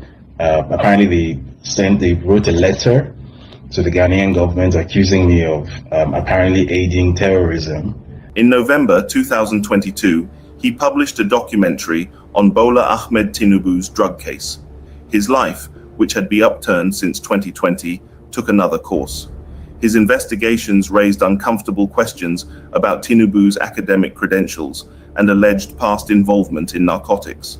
As his articles gained traction, David became a person of interest in Nigeria, facing increasing scrutiny and threats from the government. An accountant living in the Chicago area who worked for Mobile Oil Nigeria with a declared monthly income of $2,400 had just deposited over $1.4 million in the bank.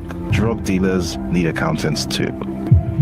The main character of this story is an individual whose entire existence is as puzzlingly mysterious as it is loud and public. Following the fire at Dangote refinery, David once again found himself amid controversy after he revealed an offer from a climate change group to have him write a damning story to discredit the existence of the refinery.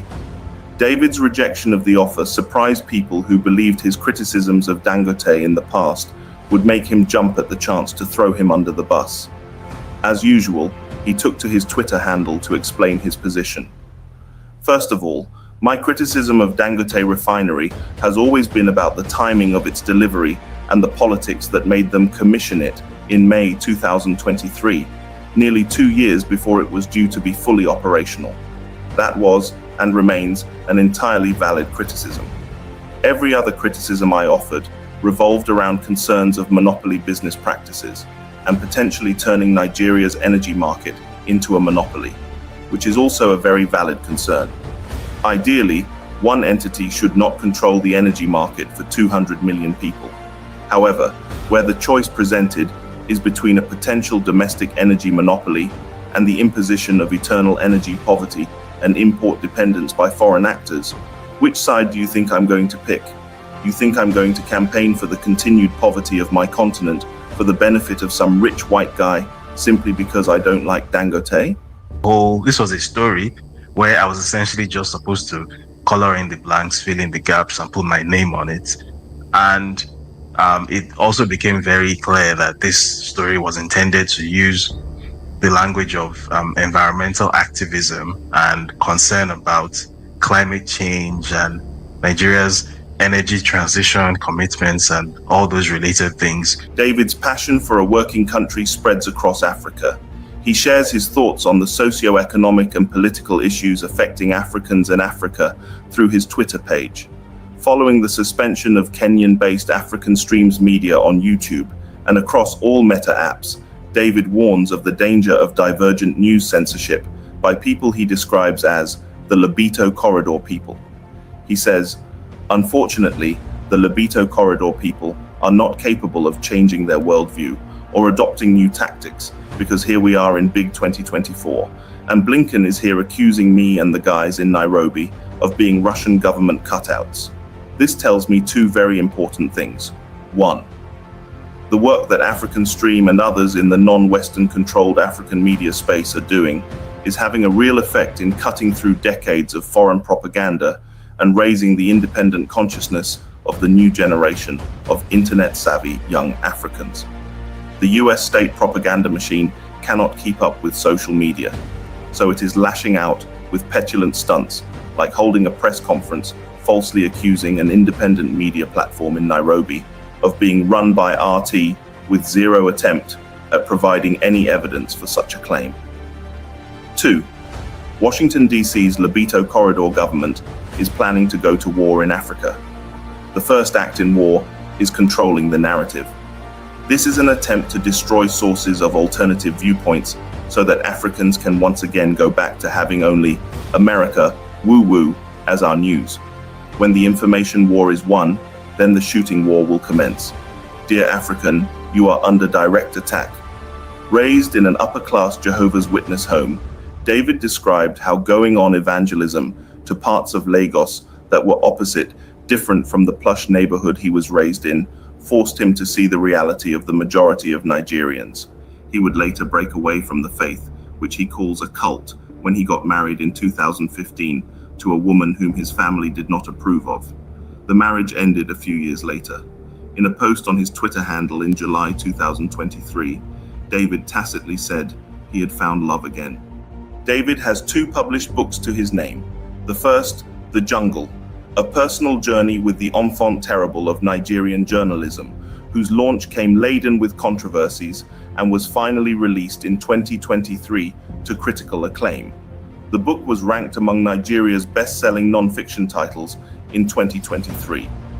In his sophomore book, Breaking Point, A Journalist's Quest for Salvation, in Nigeria's Chaos, released in January 2024, David writes about the challenges he has faced, reflecting on his private struggles. He talks about the emotional toll of his investigative work and the pursuit of truth, all while seeking moments of joy and fulfillment amidst chaos. His work has not gone unnoticed.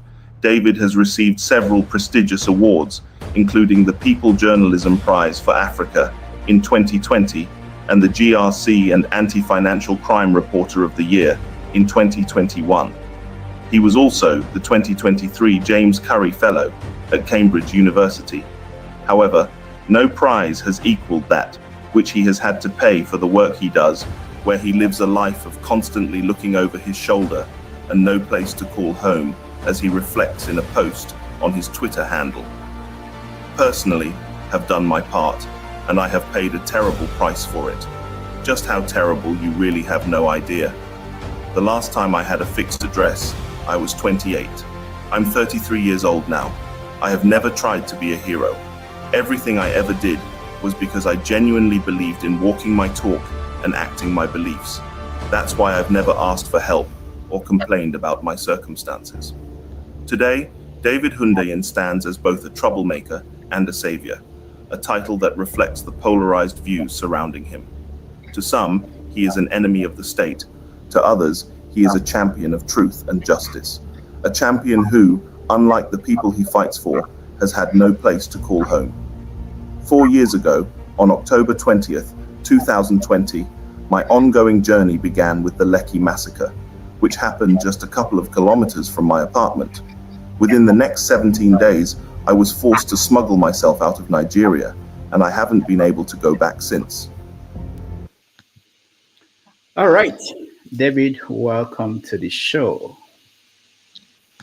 Thank you for having me. Hope you can hear me. Yes. You know, when enemy of the state is supposed to appear on a show and we didn't see him, we were worried whether the state got hold of you. What happened? There was an unexpected complication over here, and I lost access to my Wi-Fi for a couple of hours. And I've literally just been scrambling all over the place, but here I am. So All right. hopefully no further disruption. All right. Thank you. Thank you so much for making time for us and for joining us. Where do we start? There's an election. Election happened here, and Trump was reelected. And you've been making comments about that.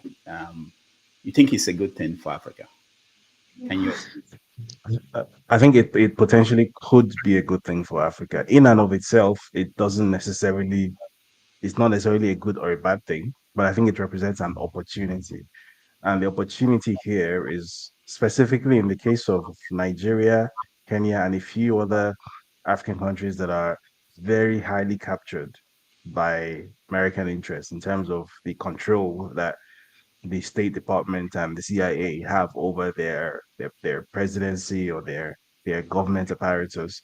For those countries in particular, the next 2 to 4 years represents an opportunity to reclaim some of their sovereignty if they're interested in doing such a thing. And the reason is that the amount of coordination that it takes for the State Department and its partners across the security and intelligence and diplomatic services in the US to effectively dominate a foreign country, that coordination, we're probably not going to see it over the next 4 years because Donald Trump is the proverbial bull in a China shop. these two actors, that's Donald Trump on the one hand and the so-called deep state on the other hand, have never liked each other. But now that's the animosity has been amped up by a factor of 10 or 20 because he has a grudge. He believes that in addition to having sabotaged his presidency the last time around and having supposedly stolen an election in 2020, which he still believes was what happened, he also believes that they have tried to kill him twice because, as you know, there were two attempts on his life during the campaign period. We don't know who was responsible, but he believes that it's the men in suits that did it. We will never know, obviously. And they've also dragged him through criminal courts. His face has appeared on a police mugshot. So they've given him every incentive in the world to want to go after them. And in addition to all of that, this is obviously his second term, so he has no re-election to look forward to. So from day one, Trump has no incentive to pump the brakes. So every grudge he has against the people from that, the so-called deep state, that's the diplomatic services, the intelligence services, the security establishments, the civil service, the State Department, the Justice Department, that entire intelligence community is going to be in his crosshairs. He has already said so. So what that means for countries like Nigeria and others like it across Africa that have been captured over the past few years is that um, the sort of foreign domination that we have been experiencing, we have an opportunity to cast it off because the entity, the US government, which has been imposing that domination for the next 4 years, is going to be far too occupied with its own internal fires. It's going to be way too busy fighting itself. Trump is going to be fighting everyone within Washington, D.C., whom he perceives as part of the so called swamp. And it just so happens that the swamp is the same, group of people and institutions that are responsible for coordinating what is normally referred to as the empire. So basically, countries around the world where the US government has a significant amount of influence, both stated and unstated, as in the case of Nigeria. So what this means for us practically over the next 24 to 48 months is that, for example, if there were to be a situation where maybe there's an election or there's some sort of nationwide revolutionary campaign, whatever it is, the person who is occupying the incumbent can no longer count on the U.S. establishment for support and backing to remain in their position. And we have a sort of very recent example of how it works when the US stands behind someone who is unpopular in their country. So in Kenya, as you know, as recently as 3 or 4 months ago, at a point it looked as if William Ruto was certain to have to step down. At a point, he had to fire his entire cabinet. His government looked to all intents and purposes like it was dead. There was no way, there was no realistic way forward for a William Ruto presidency. It looked like that.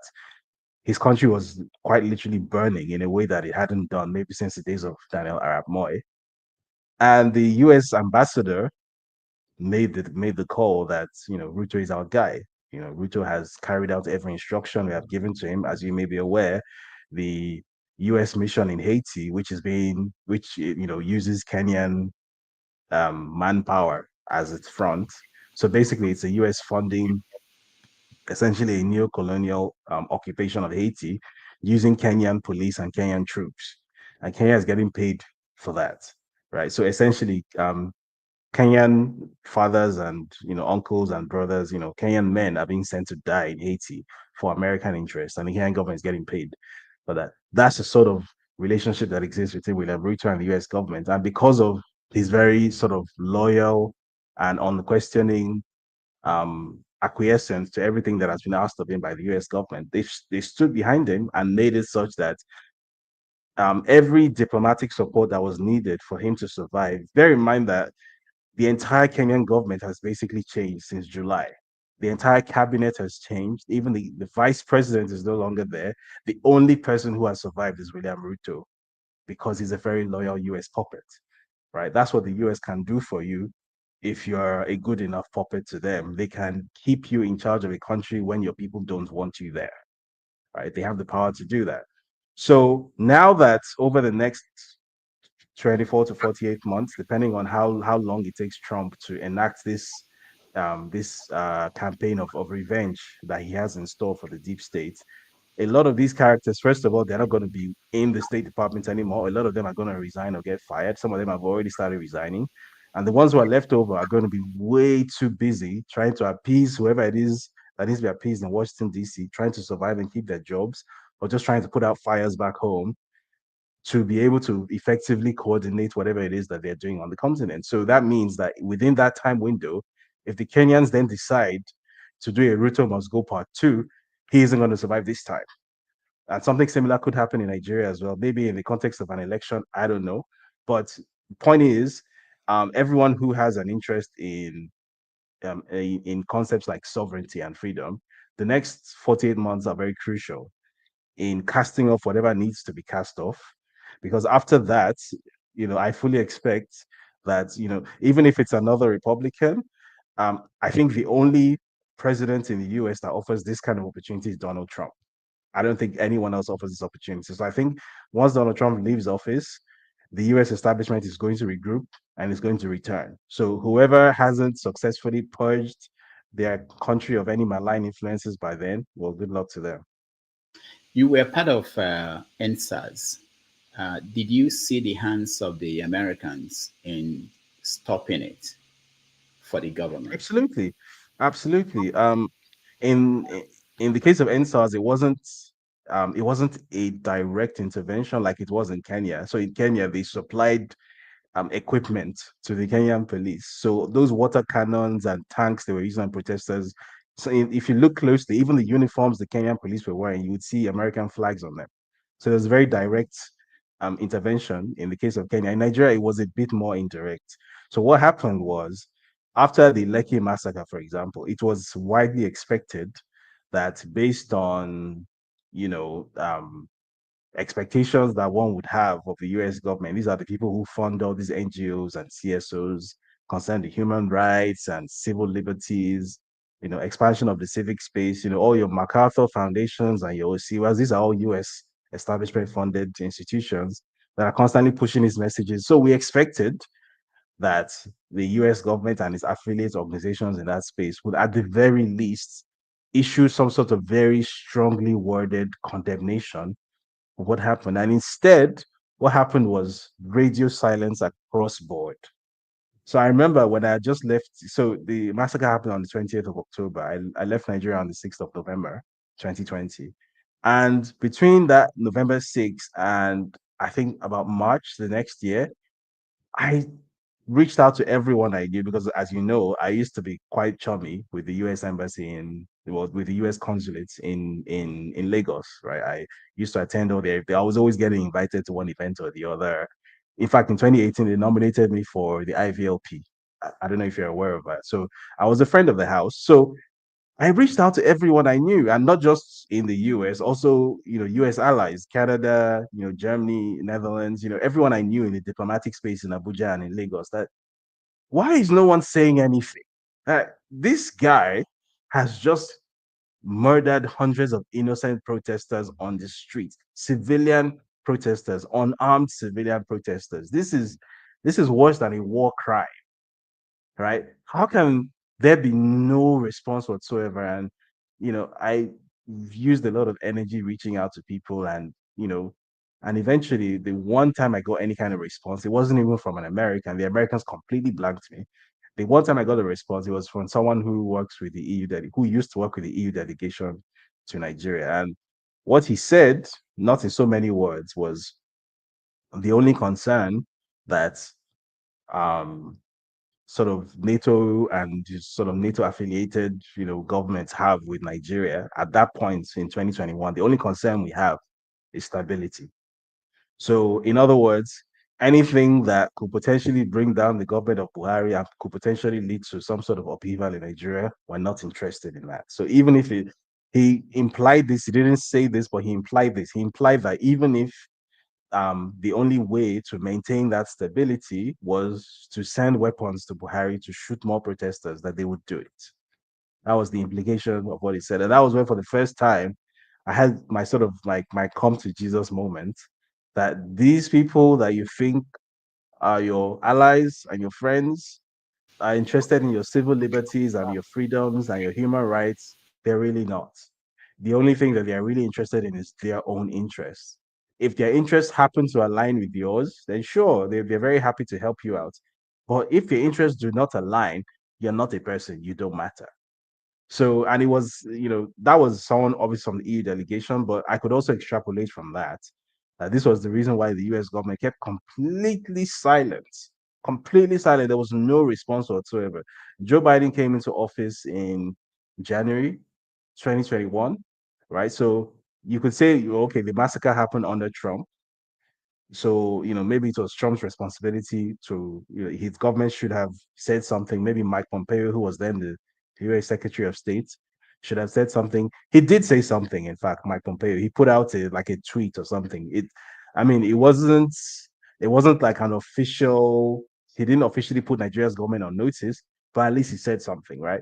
Joe Biden's government came in and from day one made no secret of the fact that they were best of friends with Buhari. They had no problem with him whatsoever. One of the very first decisions, foreign policy decisions that Joe Biden's government took, if you recall, when Anthony Blinken became the US Secretary of State, was that Nigeria had just been placed on a list of countries of particular concern for violation of religious freedom. This was a direct result of the work that some of us had put in when we put together the report titled Silent Slaughter, Genocide in Nigeria and Implications for the International Community. So it was the late Dr. Obadiah Malafia, Dr. Richard Ikebe, Dr. Ayadedoyi, myself, and a few other people who worked on this report. We submitted it to the US State Department and the US Vice President's office, the then Vice President Mike Pence.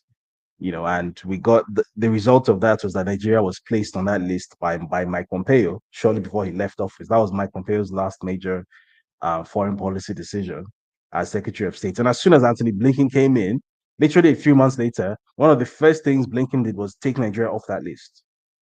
So that was the clearest indication you could get that in addition to not caring that this government has literally just murdered hundreds of innocent, unarmed civilian protesters, that they're actually happy with this government and they're actually facilitating and actively aiding and abetting what this government is doing. Because, you've had your immediate past Secretary of State put Nigeria on a list stating that this country is a country where there is a heightened risk for practitioners of a certain religion. They're undergoing a genocide in a part of the country in the Middle Belt because Christians were undergoing a genocide in the Middle Belt. This was proven. And Anthony Blinken comes in and says, there's no problem. We're taking them off the list. Nigeria is fine. There was for the rest of Buhari's tenure, there was no kind of friction whatsoever with the US government. We're best of friends. And then after Buhari leaves, Tinubu comes in, and you can tell that the relationship is even closer. Then you have the FBI director visiting Abuja directly. You could tell that they're very chummy, right? So the sum and total of all of this was, I came to understand very clearly that up until that point, I had an incomplete understanding of how the world works. Up until that point, I had been focused very much on what is happening in Nigeria.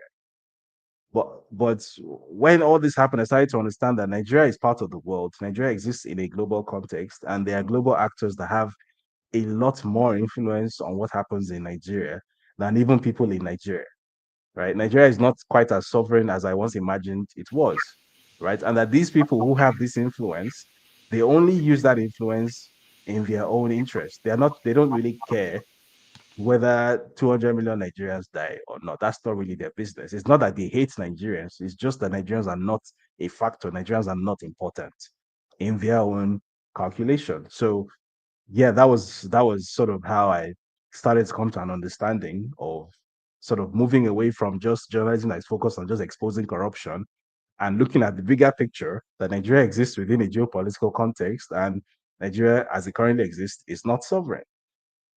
Now, talking about that bigger picture, you were credited with stopping a war, probably war between Nigeria and Niger, where you leaked official order from Tinubu that Nigeria should invade Niger to get out the coup plotters.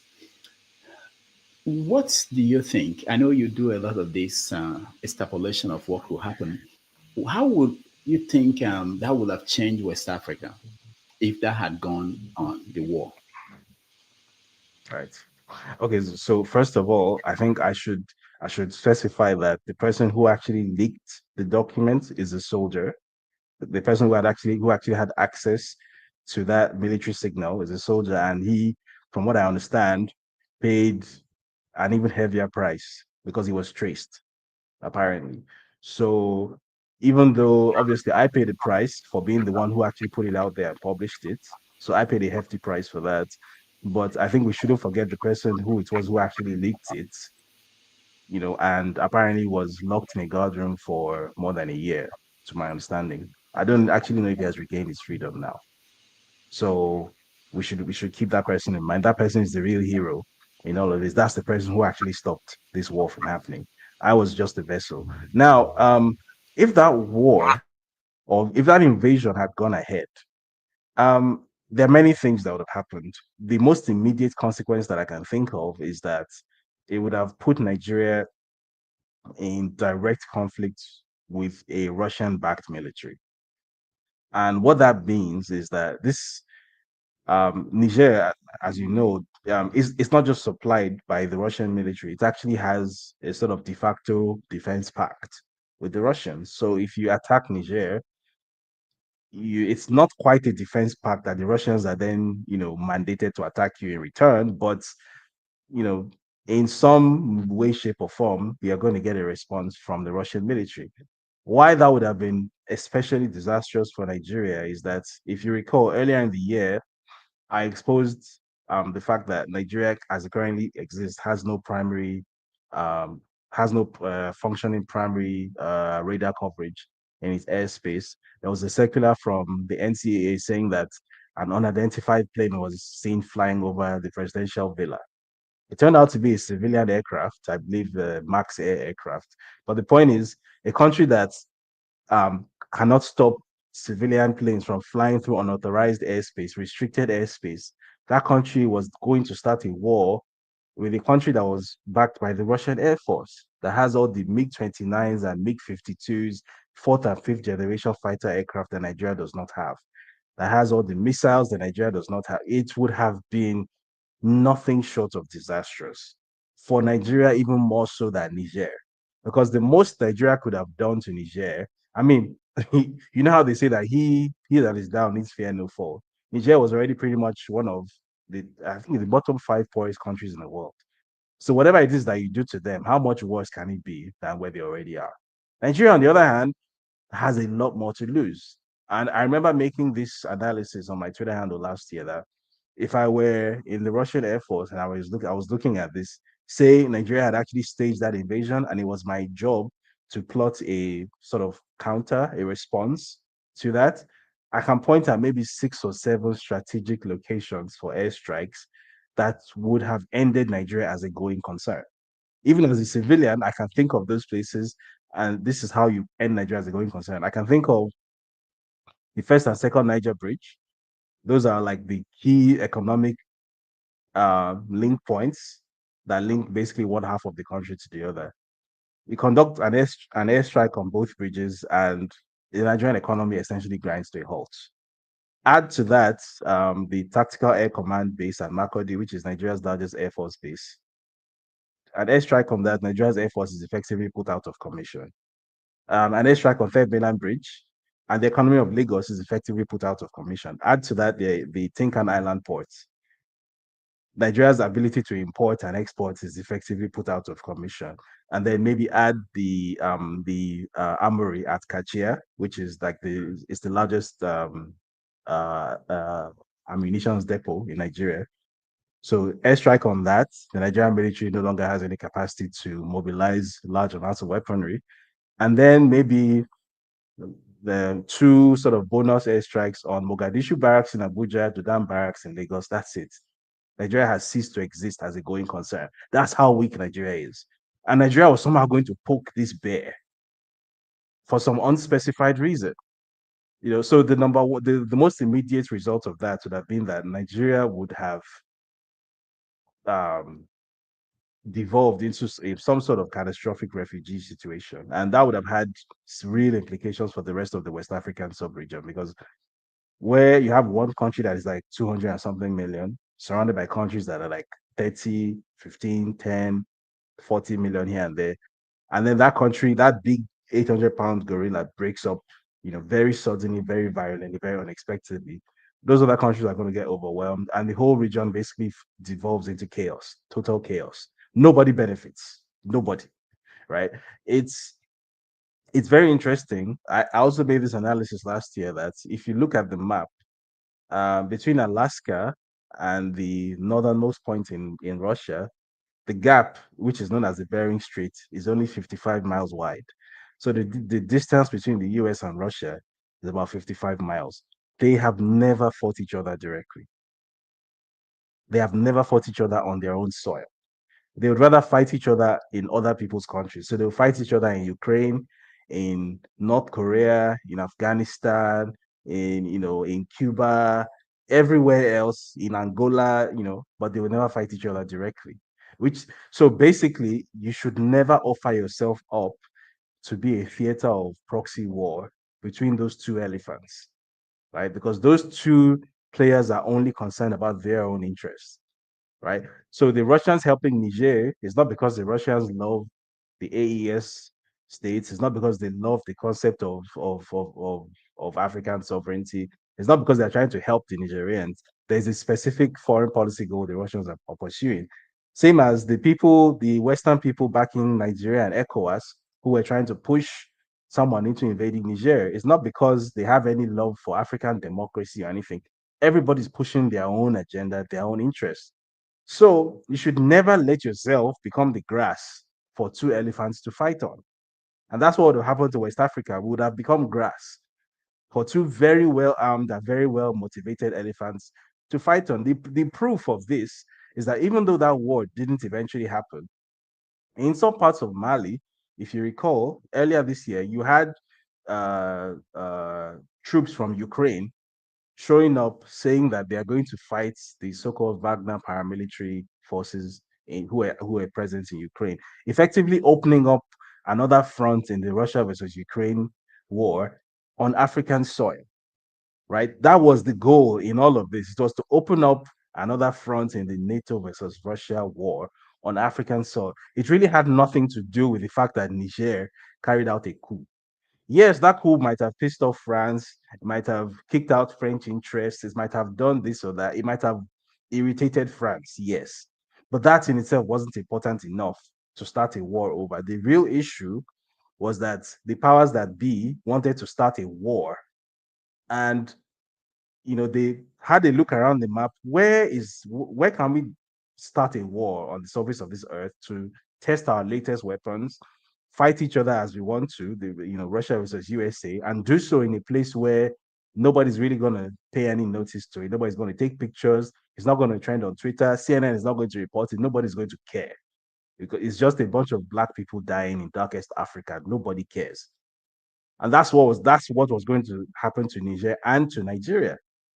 So nobody would have won. And even though the war didn't happen, even just the fact of those sanctions being imposed by Nigeria and then the counter responses, there was a lot of economic carnage that still came out of it. Although thankfully it wasn't as bad as it could have been. All right, thank you. Looking at the topography of West Africa now, something has changed with Trump coming in. We can say that Trump will now have the kind of antagonistic relationship with Russia, which means that Russia's interest in Niger and Burkina Faso and Mali wouldn't be something that the Trump's White House will be worried about. Now, what does that mean for Nigeria? Because I raised that issue in terms of if you look at the kids that were tried for treason, or they wanted to try for treason for holding the flag of Russia, that wouldn't be something that Nigeria will panic about, because the person in Washington won't be worried about Russian flag in Nigeria the way the Bidens probably are worried. And I want you to answer this question knowing that what we're hearing is that the Tinubu Aso Rock were not a big fan of Trump coming in, and now that they are in kind of panic mode, trying to be friendly with Trump. Well, yeah, I mean, it's not hard to see why. The APC administration, which started with Muhammadu Buhari, was basically installed by Barack Obama. To all intents and purposes, it was a U.S. regime change operation in Nigeria, a so-called color revolution, without being recognized as a color revolution. But that's pretty much what it was that took place in 2015. So, you know, I guess the genius of it all is that not everybody who is involved in a regime change operation, a foreign directed regime change operation, understands that what they are taking part in is a foreign directed regime change operation. Many people who did what they did in 2015 were under the impression that they were doing so. It's a political revolution. They're kicking out a corrupt incumbent, and if this new one messes up, we vote him out too. And obviously, that's not what was happening at all. It was someone in Washington, D.C., that had determined that the current administration, whether it's corrupt, whether it's not corrupt, has nothing to do with the decision. The current administration in Nigeria is getting too friendly with the Chinese, and the rate of economic growth is getting to that escape velocity beyond which we will not be able to control them effectively any longer. So two things need to happen. First of all, this friendliness, this relationship with the Chinese needs to be curtailed. And then this stratospheric economic growth needs to be curtailed as well, so that they can remain under control. And those were the two things that happened after 2015, because Buhari came in, and as soon as he came in, the most important economic decision in a generation that Nigeria was due to make in 2015, which most people have forgotten, which was the naira-yuan swap deal, it's just immediately vanished off the table. Until today, we've not heard anything about it. For those who don't understand what the naira-yuan swap deal would have done for the Nigerian economy, basically, the major problem why the naira keeps depreciating and why consumer inflation keeps being such a problem in Nigeria is that most of Nigeria's imports are dollar denominated. So for you to actually import stuff into Nigeria, you have to pay US dollars for them. Meanwhile, the bulk of the things that Nigeria imports are actually things that are, in terms of consumer goods, are actually imported from China, right? So it really makes no sense. So what the naira-yuan swap deal was going to do was make it such that Nigerians importing things from China could actually pay naira to import those things, and Chinese importers buying things from Nigeria could pay yuan. So instead of needing to pay US dollars to import things, Nigeria and China would rather have a currency swap deal. That's the naira yuan swap deal. And what that would have done was that it would have significantly removed, first of all, it would have reduced Nigeria's import bill in terms of US dollars, and then it would have reduced Nigeria's dependence on the US dollar. And that would have eased a lot of the pressure on the naira, which on its own is responsible for so much of the economic devastation we've seen since 2015. That deal suddenly vanished off the table. And then in addition to that, if you recall, Nigeria was a very key part of the Belt and Road Initiative in Africa. The Belt and Road Initiative, for those of your viewers who don't know, is a Chinese government program to essentially bring much of the world into China's economic and geopolitical ambit using infrastructure instead of force. So instead of pointing a gun at you and saying, come and do business with us, or come to our side, in our fight against the US or whoever, they would rather come to your country and build infrastructure. Obviously, they have their reasons for doing that. It's not free. It's loan funded, and they are the ones giving you the loan. But the point is they're building infrastructure that you couldn't have built by yourself and that you wouldn't have had for another century or so. And in return, they bring you into the ambit. So Nigeria was meant to be a key part of the Belt and Road Initiative in Africa. In fact, most of the new infrastructure, which is still being commissioned to date, is Belt and Road infrastructure projects that were started off during the Yaradua and Goodluck administration. So your Lagos to Ibadan railway line is a Belt and Road Initiative project. Your Abuja to Kaduna railway line is a Belt and Road Initiative project. Your new Warri Deep Sea Port is a Belt and Road Initiative project.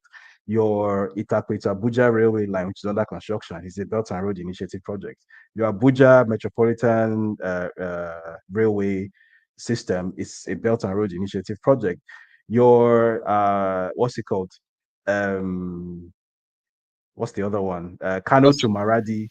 Yeah, Kano to Maradi railway line was supposed to be a BRI project as well, but somehow that also disappeared off the table. Now, apparently, supposedly, the African Development Bank wants to finance it. Let's see how far they go with that.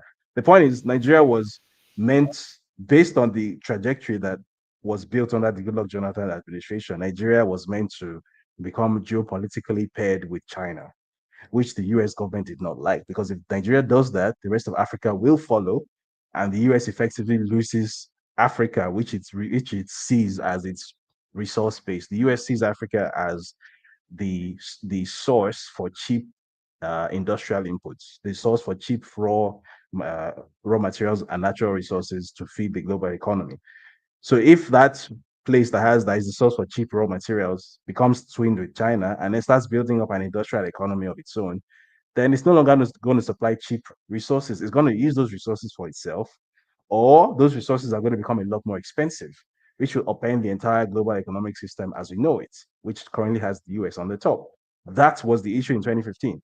So even though the people who were part of the APC or who helped the APC come into power might not have understood any of this, they just thought that they are unseating an incumbent and it's their turn to be in power. That's what was actually behind it. So the administration of Barack Obama, under the then Secretary of State, I think it was John Kerry, who was Secretary of State then, orchestrated this thing known as APC, which rose to power.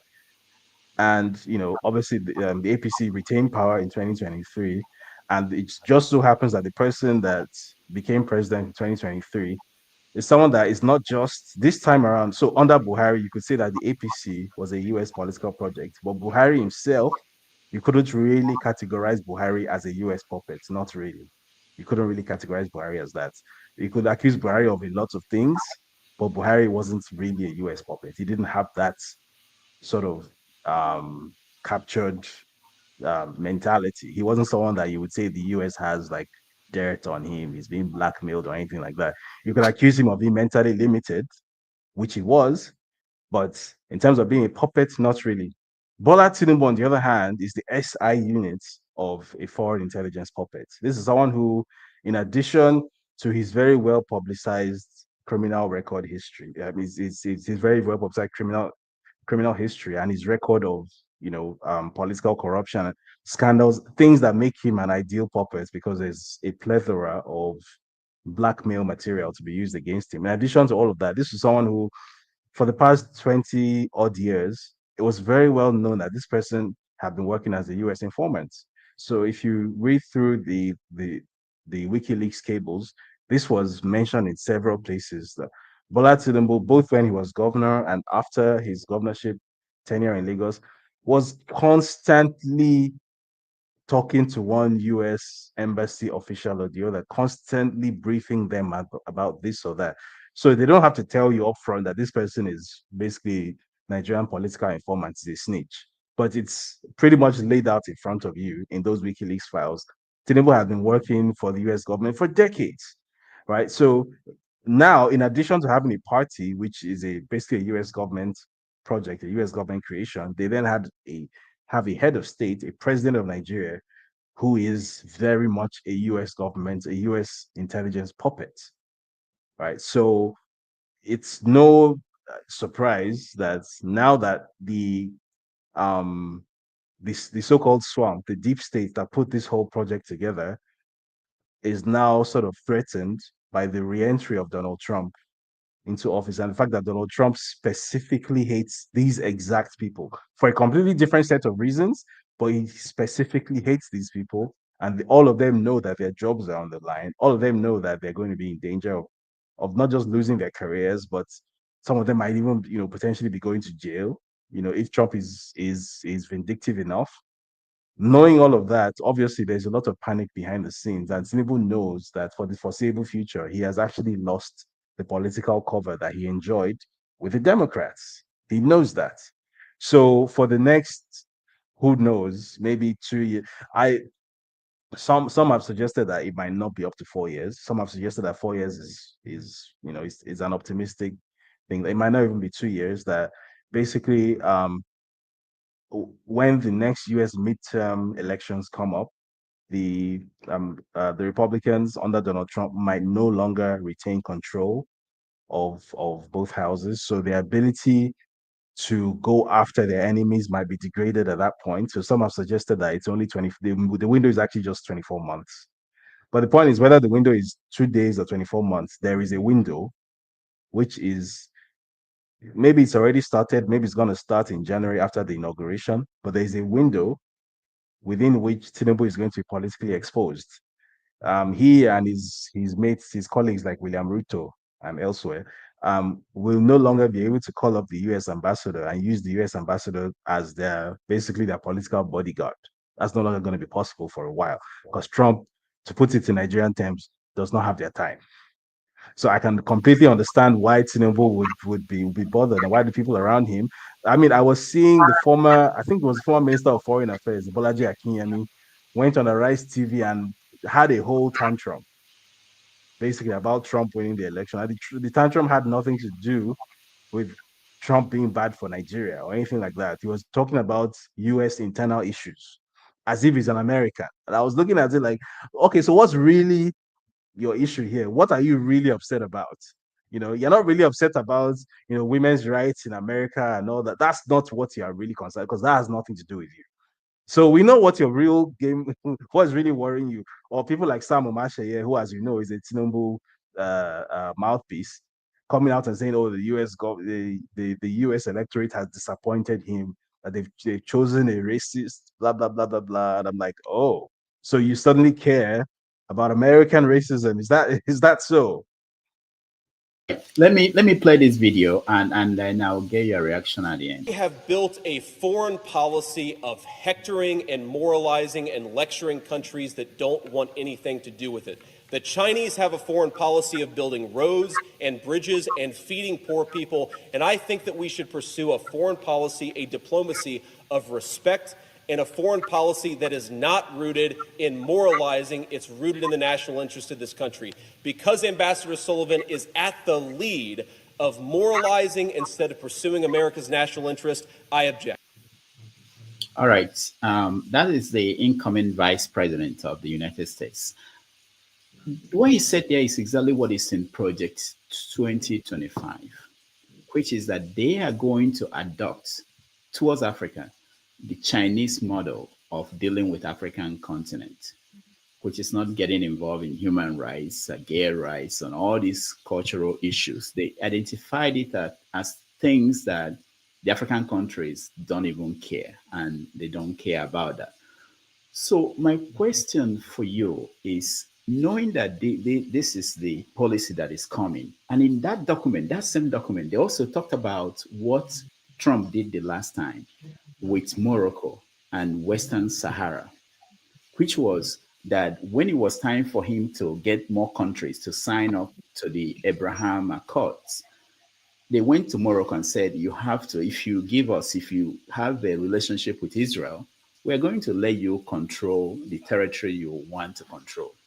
That everybody knows that Trump is transactional.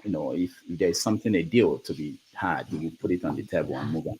So how do you think that will play out in Nigeria? Don't you think that someone like Tinubu, who is also in the business of deals and doing favors don't you think that he could also play that kind of game and get to the right side of Trump? Well, I mean, so first of all, you'd have to put it uh, into cognizance that this meme about Trump being transactional, that all of a sudden everybody seems to understand the meaning of the word transactional. So Trump did not invent being transactional. So the presidents who have been in office before Trump and even after him, such as Joe Biden, were also transactional. Trump did not invent being transactional. And then if someone is trying to cut a deal, that would depend on two things. First of all, there has to be something that is a need for the person.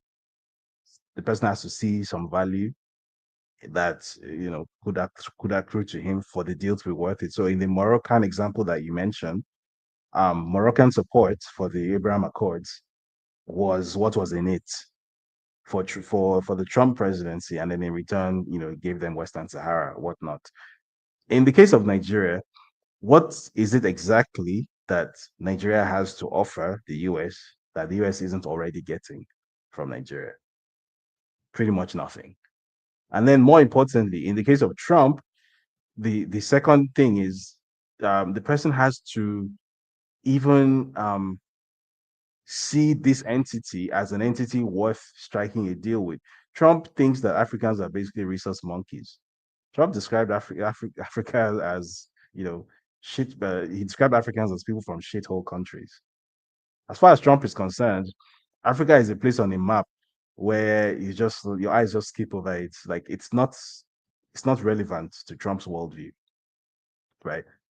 I wouldn't even, it's not even that he hates Africans, it's just that he doesn't really recognize Africans as people, really. Africans are just not relevant in Trump's worldview, right? And as racist as that might be, I see that as a good thing. I see that as a useful thing. Because historically, the US presidents who have a more nuanced understanding of what Africa is and the actual potentials that Africa contains, those presidents tend to be the most destructive ones for Africa. So Barack Obama, for example, supposedly a child of Africa himself. It was under Barack Obama's presidency that Africa's most um, devastating sort of political and economic setbacks of the past maybe 30 years were recorded, because under his presidency, the most powerful nation states that Africa had managed to put together, which was Libya. They bombed Libya 7,000 times in 9 months, 7,000 bombing sorties, and reduced Libya to the Stone Age. That was the president that saw some value in Africa, right? So it was also under Barack Obama that the color revolution of 2015, which Nigerians erroneously thought of as their change era, happened. And as a result, Africa's fastest growing economy, most important and largest economy at the time, had its growth trajectory completely derailed. And now, 10 years or 9 years later, Nigeria has lost half of its economy relative to 2015, right? That was under the Obama presidency. That was the president that understood the value of Africa and, treated Africans, saw Africans at eye level and whatnot. So I'm not really concerned about Trump being transactional, or, Trump not respecting the desires of Africans or anything like that. He's only in it for himself. First of all, every president in the US has always only been in it for themselves. This idea that Trump is specially transactional compared to Bill Clinton or George Bush or Barack Obama or Joe Biden is complete nonsense. They're all transactional. As we say very crudely in Nigeria, oimbo na oimbo. Like the the faces come and go, but the system does not change. Yeah. Right. So Trump is not materially worse than what has come before him.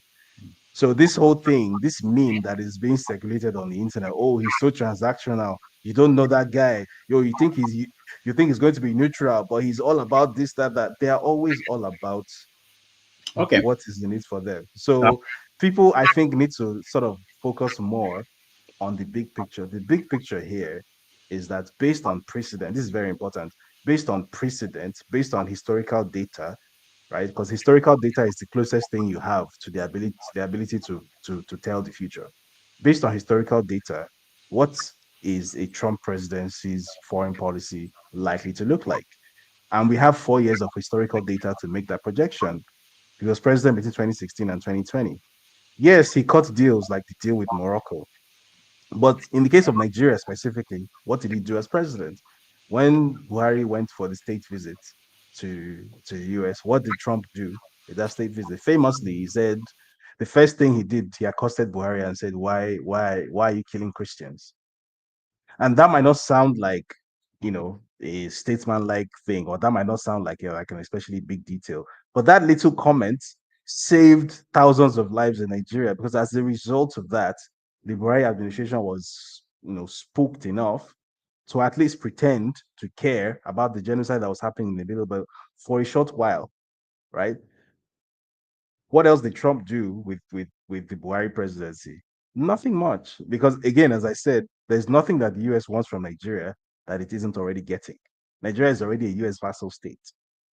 So again, people need to look at the bigger picture that Nigeria is one or two levels above maybe the likes of Niger and Somalia. It's just one or two steps removed from that.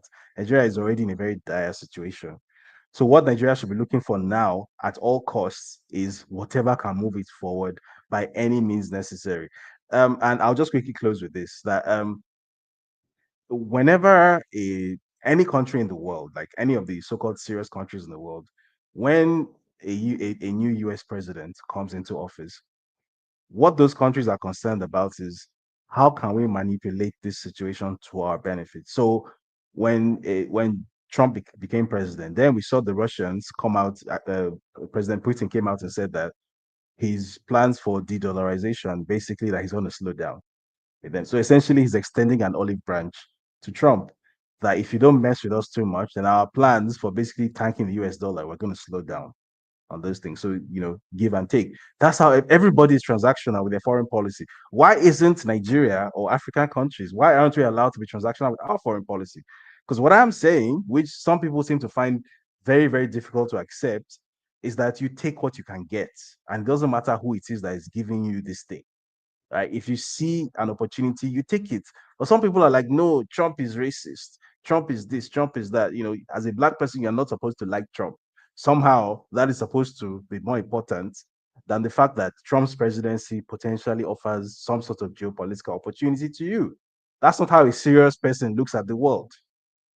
Now, talking about what might happen with your investigation with Tinubu, of Tinubu's documents, do you think that it's going to be a lot easier now to be able to get the documents released by the FBI now that Biden is out of office and Trump is coming in? So a lot of you have asked this question. First of all, I should specify that the documents were actually released last year. It's just that they were, heavily redacted. So the case which we pushed in court actually never ended. The case is actually still in court because we filed a new motion seeking to have the redactions removed. And for most of this year, we've been going back and forth, we've been pushing this. And we've got to the point now where the case is now due for something called a summary judgment. So a summary judgment is like the final stage of the case, is where a judge then gives a ruling to either maintain the redaction or to remove those redactions. And that summary judgment, based on what the judge said, can be delivered depending on whether the counterparty chooses to file any opposing motions or whatever. That judgment is due to be delivered anytime between this month and February next year. So whoever is president, unfortunately, doesn't really have too much of an impact on that because a judge is already sitting on the case. So whoever becomes president doesn't change the fact of the judge sitting on the case. So the judge sitting on the case is a lifelong Democrat, Beryl Howell, who was appointed to the federal bench by Barack Obama, and who, in her conduct of this case, has made very little attempt to hide the fact that she's very much on the side of the US establishment. And she actually does not want these records to be released. She has made very little attempt to hide it. So, what I think is likely to happen is that in terms of the legal case itself specifically, she's probably going to issue a judgment saying that based on some she has already said something like that. Actually, I thought it was total nonsense, but that's what she said when she initially granted Tinubu's lawyer permission to intervene in the lawsuit. One of the reasons that she gave in that preliminary ruling was that she said Tinubu's privacy concerns are not being adequately protected by the current participants in the suit. And I thought to myself that this is not just any judge, by the way. Beryl Howell is a judge who herself worked on expanding the Freedom of Information Act. So if there's somebody who knows about the Freedom of Information Act, like she knows it top to bottom, left and right, it's Beryl Howell. In fact, she has received a journalism award for expanding media access to government information. So for someone like that to then say that a president of a sovereign country has something called privacy concerns or privacy exclusions regarding information that is that should be on public record, about this. It doesn't get more public official than a president. And yet a judge is saying that a president has privacy concerns. So you can already tell that this one is compromised to the core. So I'm not expecting anything significant to come out of a court case that is overseen by Beryl Howell. I you know this might be seen as I don't know, prejudicial comment or whatnot, but it's fine because it's not my name that's on the lawsuit. It's Aaron Greenspan's name that's on the lawsuit. So he's not the one making these comments. It's me. So I'm at liberty to say it. I think she's a corrupt judge, and that's the truth. I think she's a corrupt judge. So I don't think anything significant is going to come there. But having said that, I also think that under a Trump presidency, um, after that ruling comes out, I don't think that will be the end of that, because I think even if she maintains the reductions as there are, Trump has already signaled very strongly that one of his key policy focuses is going to be um, so, using sunlight as disinfectant. So I think if people like myself are able to do a good enough job with networking and with publicizing this thing to the right extent, to the right degree, and I mean, I'm not gonna make promises. I'm not gonna say too much. You understand? It's not a good idea to say too much. But suffice to say that if the case is made well enough and is made to the right people, some of whom I actually already have access to, there's every reason to believe that first of all, Trump has no pre-existing relationship with Bola Tinubu, and as I said, there's nothing Trump wants from Bola Tinubu that he's not already getting. Trump has no incentive to want to protect this guy, because protecting this guy, as far as Trump is concerned, is the same thing as protecting the same people who came after him. Because it just so happens that the exact people that are Tinubu's biggest backers, not just the deep state, but people within the Democrat establishment, specifically like the Clinton family, who are Tinubu's best buddies. Those are people that are Trump's sworn enemies. The counterpoint to that you could also mention is that the Shagori family happens to be in-lawed to Trump. So there's always that. So I guess long and short is I'm leaning toward we're going to have a positive outcome, but there's always a but. So we have to see. All right. Let's talk a little bit about the media. You've been able to talk about the non-Western controlled media and the other media that we see. I wanted to know what you think is the formula for media to be sustained in Africa. It appears to me that most of the media we still have now simply are surviving on grants and awards from foundations that are mostly Western. Is there any alternative to sustain the media that we see in Africa? Well, so like part of what I'm trying to do with West Africa Weekly, for example, is to prove that there is another model for operating and running and funding media in Africa. Because as you very rightly said, pretty much all of Africa's consequential media space is directly, funded by foreign actors. So, which makes it such that, for example, in 2015, um, it seemed as if there was a consensus across the entire media landscape in Nigeria that Goodluck Jonathan is a president from the bowels of Satan himself, and he must go. And Muhammad Buhari is an offering from from the thighs of Jehovah, and everything will be right with the world if Muhammad Buhari becomes president. The reason that sort of media astroturfing was possible, which led to that sort of mass public brainwashing that we saw in 2015, was because pretty much the entire media ecosystem was in the pockets of the NGO and CSO people in Abuja. So your Premium Times and all these guys were not objective. These guys were not neutral. Everyone was, getting their money from an American. So the Premium Times, which is funded by the Media Network, the Media Network is a well-known CIA front.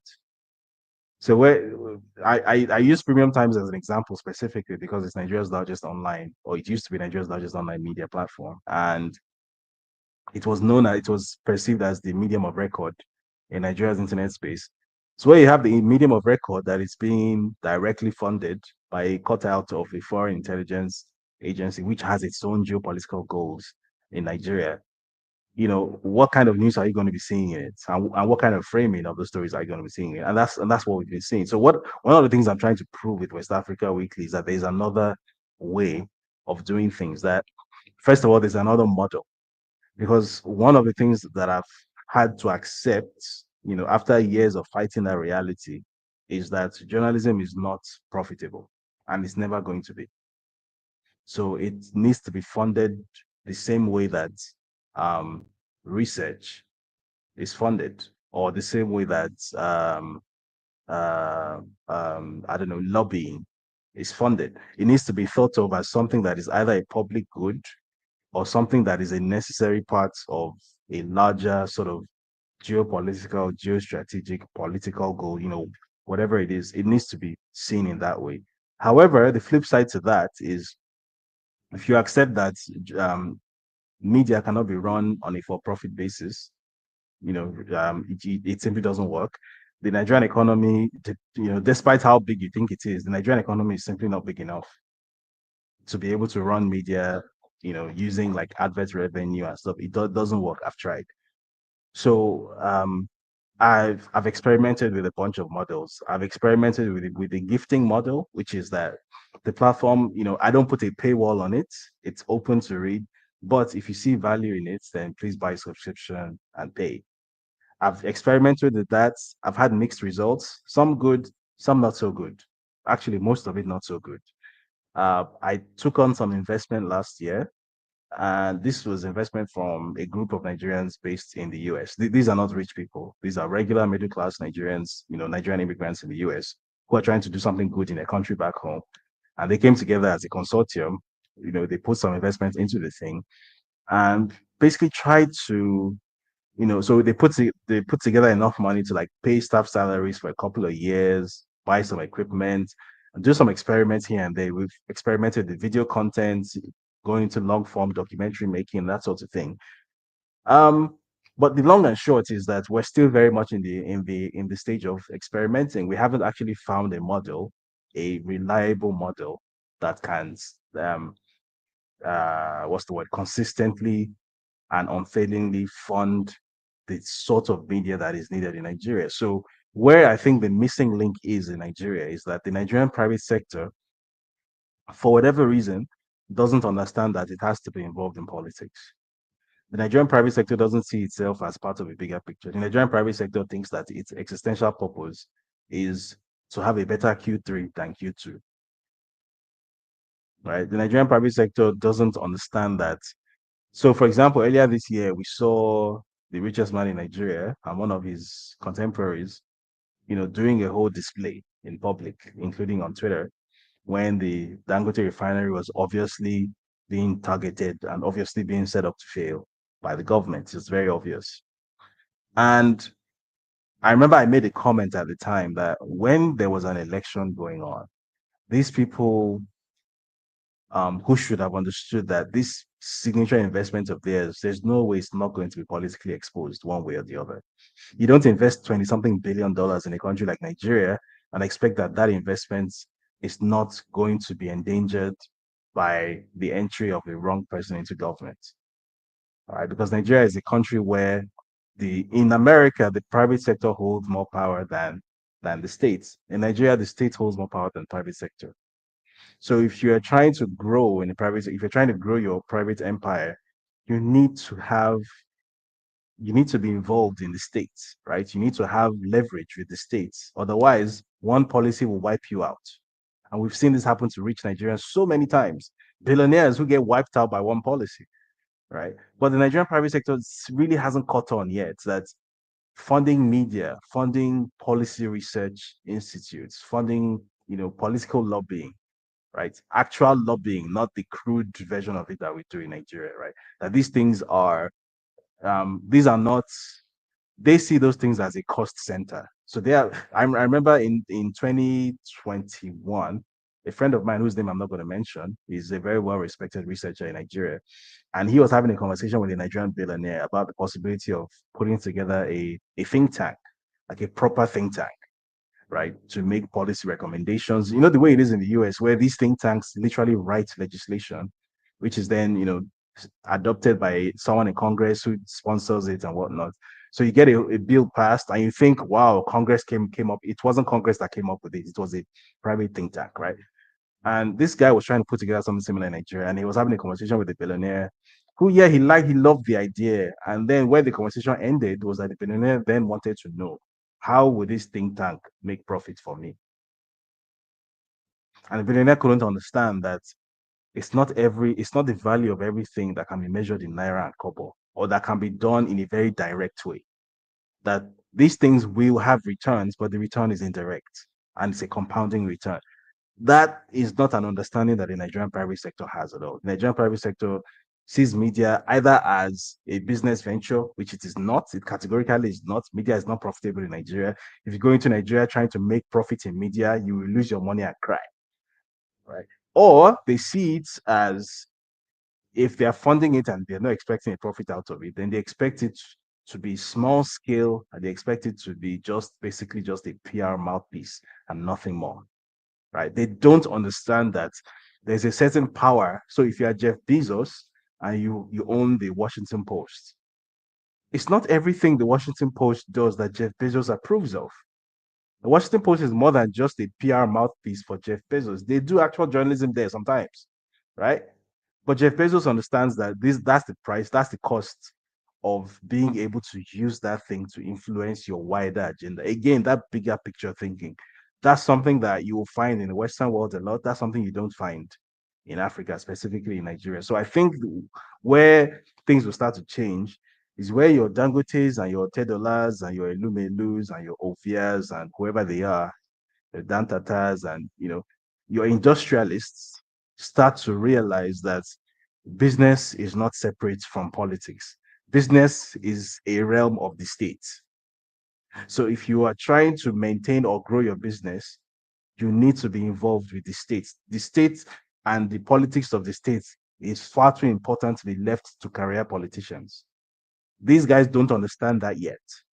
They try to live a parallel existence to the state, which simply doesn't work. So when they finally come to that understanding, then all these your guardians and punch and all, because they are all struggling, whether they will admit that to you or not, they are all struggling, they're all owing salaries. It's a bloodbath. When these guys finally realize the importance of media, they will buy up all these platforms and they will start funding them. All right, let's look at you are considered an enemy of the state. Let's look at people who are in trouble in Nigeria. One of them is a friend of yours, Isaac Bristol. I think you know him. Yes. IP Dom Nigeria. What has he gone through? And there's a lot of people that we don't know their names that were arrested years back, and some of them we cannot account for them. What is going on with media space in Nigeria? And do you think it's going to get worse from where we are now?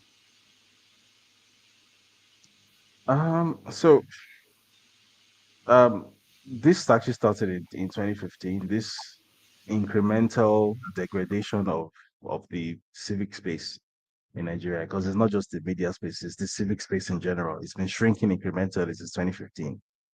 And the Tinubu government has elevated this to new levels. All of this, by the way, with full knowledge and cover by the US government, which brought these people into power in the first place, right? So, under their watchful eye, the governments of Buhari and Tinubu have successfully created a situation within the Nigerian media where um, you don't even have a situation where journalists are getting arrested or anything like that anymore, because it doesn't even get to that point anymore. Nobody publishes any critical content anymore. So if you're going to publish critical content or content that actually threatens the status quo, like myself or like the person that you referenced, used to do, then you should know that you have to do so from the point of view of an insurgent outsider.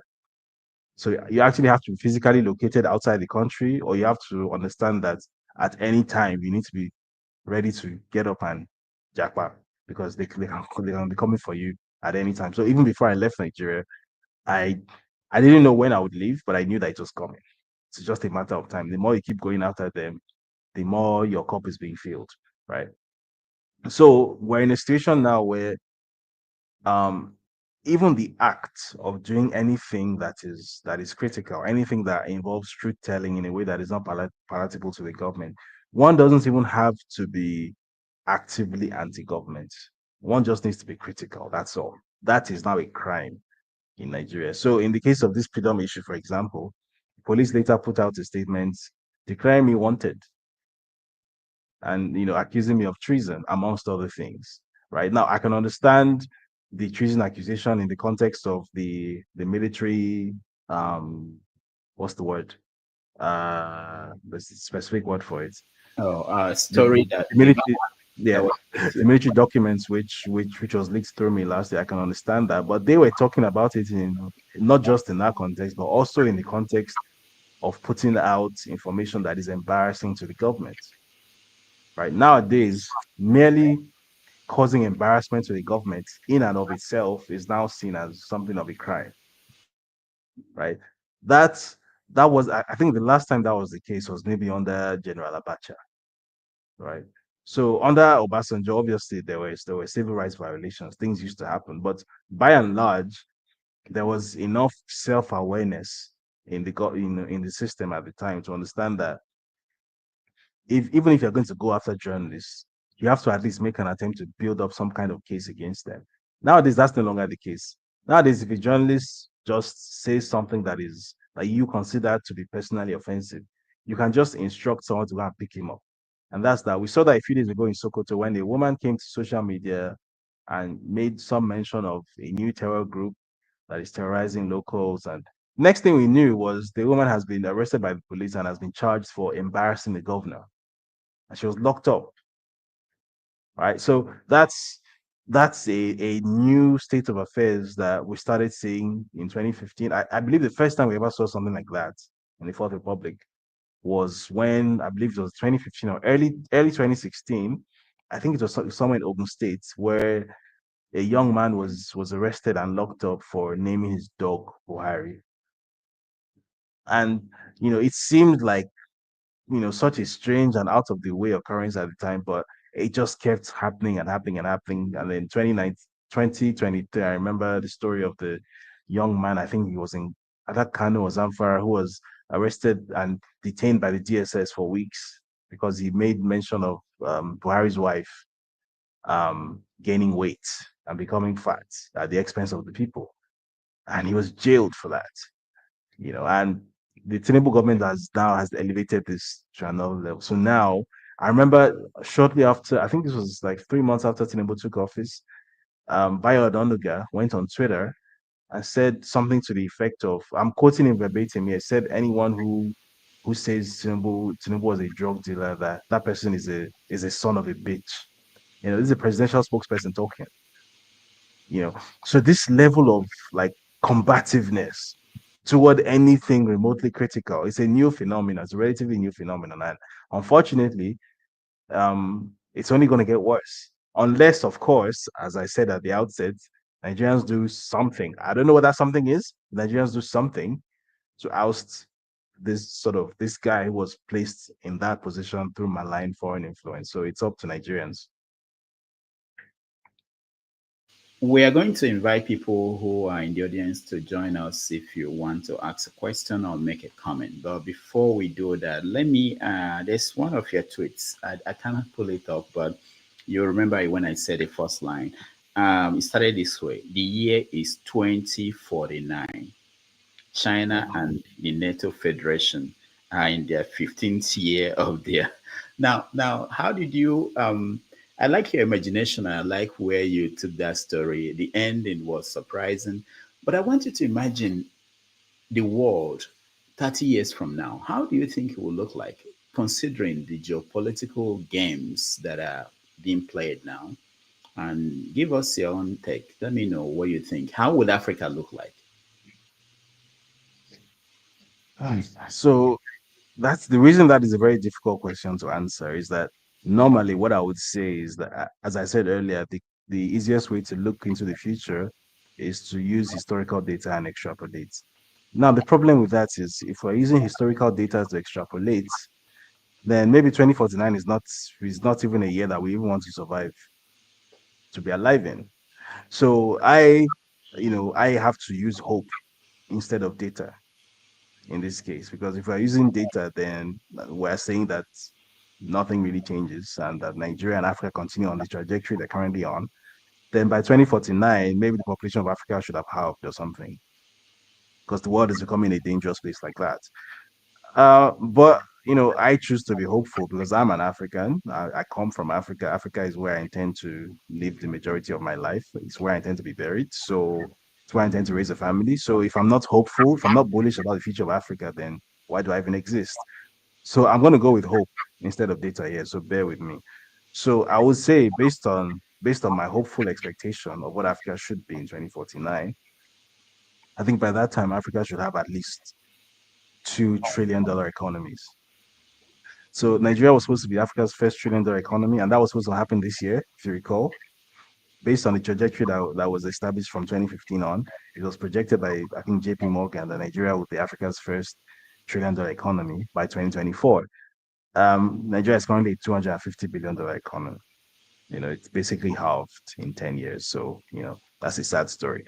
But I would expect that by that time, Nigeria and I'm going to go out on a limb here and say Ethiopia, if not, so Nigeria, Egypt, and Ethiopia should be at $1 trillion, at or around $1 trillion each. And the reason I include Egypt and Ethiopia is simply because of their population.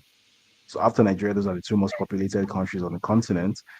Um, Having said that, I also think that they will, even despite the hope, I think there are some places that are beyond hope. So I think the DRC, for example, I don't think it will still exist as one single country by then. I think at that point it will have been balkanized, with or without the consent of the people that live there. Because I mean, currently, as you may be aware, the DRC is a country that only exists nominally. The government in Kinshasa is the government of Kinshasa. In like North and South Kivu, the Kinshasa government basically has no influence there whatsoever. They do not rule. In fact, I would go as far as to say that the Rwandan government, which is constantly, denying having direct involvement in Kivu, the Rwandan government probably has more influence over what happens in Kivu than the Kinshasa government. That's how bad the situation is. So I don't think by that time we'll still have a single country called the Democratic Republic of Congo. I think there should be at least three countries in that space Do by you, then. do you think do you think Nigeria will still remain one, especially knowing that Simon Ekpa and his group are going to declare a Biafran Republic on the 2nd of December? So if the risk of Nigeria breaking up is based on what Simon Ekpa might or might not do, then Nigeria is not going to break up. However, um, obviously, as we know, there are far bigger threats to the contiguous existence of Nigeria than Simon Ekpa. Simon Ekpa at best is a pawn. At best, is being used and doesn't even understand it. He doesn't strike me as a particularly bright person. I actually think Nnamdi Kanu is a much more dangerous political secessionist than Simon Ekpa. So I wouldn't be worried about him. What I'll be worried about is that the funding uh, pipeline that has somehow very curiously managed to shower Simon Ekpa and his people with hundreds of thousands, even millions of dollars. I'd be very interested in knowing where that funding is coming from. Because even if Simon Ekpa disappears off the face of the planet tomorrow, that funding is still there. And it's going to find someone else and anoint that person as and that person might be a more dangerous person. So um, I think they're foreign entities that are actively seeking to instigate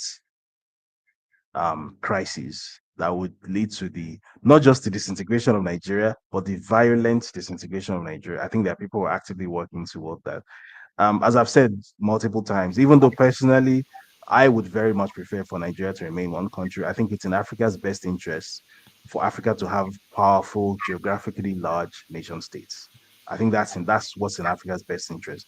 However, if Nigeria were to break up because the people in Nigeria simply cannot find a way to get along and live together in any, acceptable manner, then so be it. But the issue is not so much the breakup, the issue is the manner of the breakup. Um, I would hope that if a breakup happens, that it's a negotiated breakup, something similar to the negotiations that led to the carving out of South Sudan, out of Sudan, even though, yes, there was a war that came before that, but I'm saying the actual negotiation itself, there was a process involving the UN and all whatnot. So if that were to happen, if a breakup, which I don't want to happen really under any circumstances, but if a breakup absolutely had to happen, I would very much prefer that it were to be a negotiated breakup, because if it were to be a violent disintegration, nobody's really going to survive it and nobody's going to recover from it. So even the new countries that would arise out of it, they wouldn't be able to recover from the mess that would arise from a violent disintegration. And the reason I say that is I don't think a lot of people understand. It goes back to what I was saying earlier about people not understanding that Nigeria is part of the world and Nigeria exists in a geopolitical context that is bigger than Nigeria. So a lot of people don't realize that some of the world's most abundant energy reserves that we don't even know, that we aren't even aware of, are buried under our feet in Nigeria. So the so-called Anambra Basin, for example, which covers parts of Imo, Ebonyi, and Anambra, is estimated to hold something like 30 trillion cubic feet of natural gas. And to put that in perspective, the world's largest known reserves of natural gas currently are in Russia, which has about 40 trillion cubic feet. So that would put a region of Nigeria at number 2 globally. That's not the whole of Nigeria, that's a region of Nigeria at number 2 globally. Nigeria has so many other resources that most people aren't even aware of. So all the usual things, your coal, your iron ore, all this, obviously. But apart from those things, even things like nuclear fuel, uranium, Nigeria has these things. It's just that it's not, as we say, they're not allowed them. So if a violent disintegration is allowed to happen, with the number of global actors that are just circling around constantly looking for where to sink their claws into, Nigeria is basically going to become Eastern DRC, or rather, what is left of Nigeria will become Eastern DRC, which is basically an everlasting civil war. And what's then going to happen is that if 6 countries emerge violently from what used to be known as Nigeria, within 2, 3 years, those 6 countries will start having their own internal secession movements, because those same foreign interests they're not going to leave you alone simply because Nigeria is over. They're going to keep on fomenting that chaos. And unfortunately, even in the example that I mentioned, which is that of South Sudan, we have seen instances of this where, for no apparent reason, it just seems almost impossible for the South Sudanese to live at peace with each other. They're always fighting one civil war or the other. They don't have 5 unbroken years of peace and development. It just hasn't happened, right? So there is a puppet master behind the scenes, and it's very important for Nigerians to understand this, that Nigeria is not an island hanging in the air somewhere. That Nigeria is part of global geopolitics, and there are people who have an interest in sinking their teeth into Nigeria, and not for the benefit of anybody in Nigeria. So regardless of how much we do not like ourselves, and I know we don't like ourselves, but the fact is we don't have to like ourselves. We just have to find a way to coexist, because the alternative can always be worse. Thank you so much. So I'm bringing in people 2 at a time. So you ask your question or a comment, just one. Please don't go beyond one question. We don't have a lot of time with him. So I'll start with you, the flagship. Thank you, Rudolph.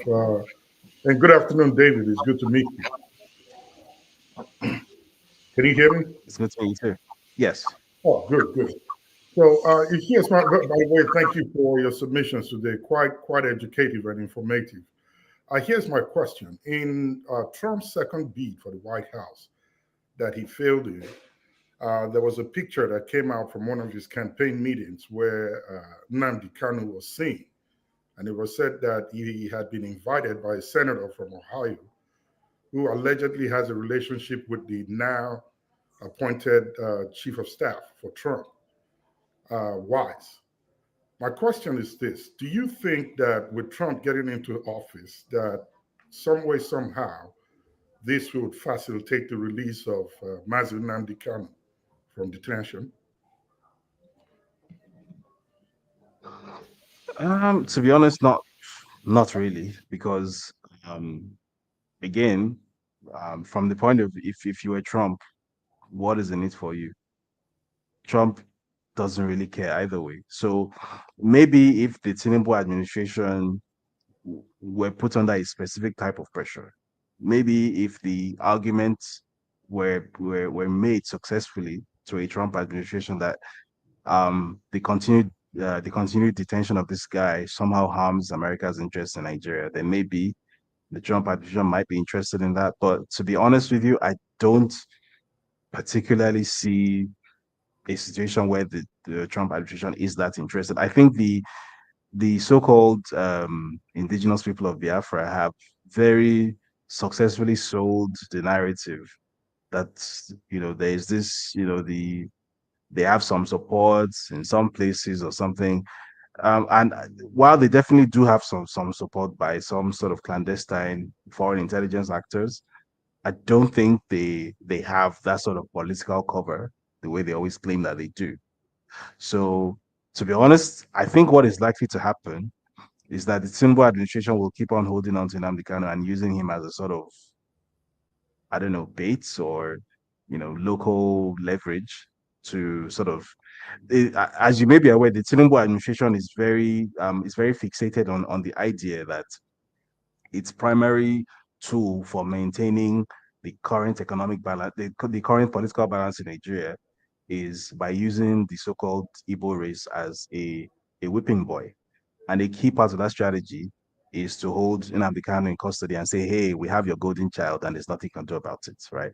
So I don't see why that would change in the short term, right? So except Trump were to do something similar to what he did in 2016 that spooked Buhari, where Buhari went for a state visit and he said, why are you killing Christians?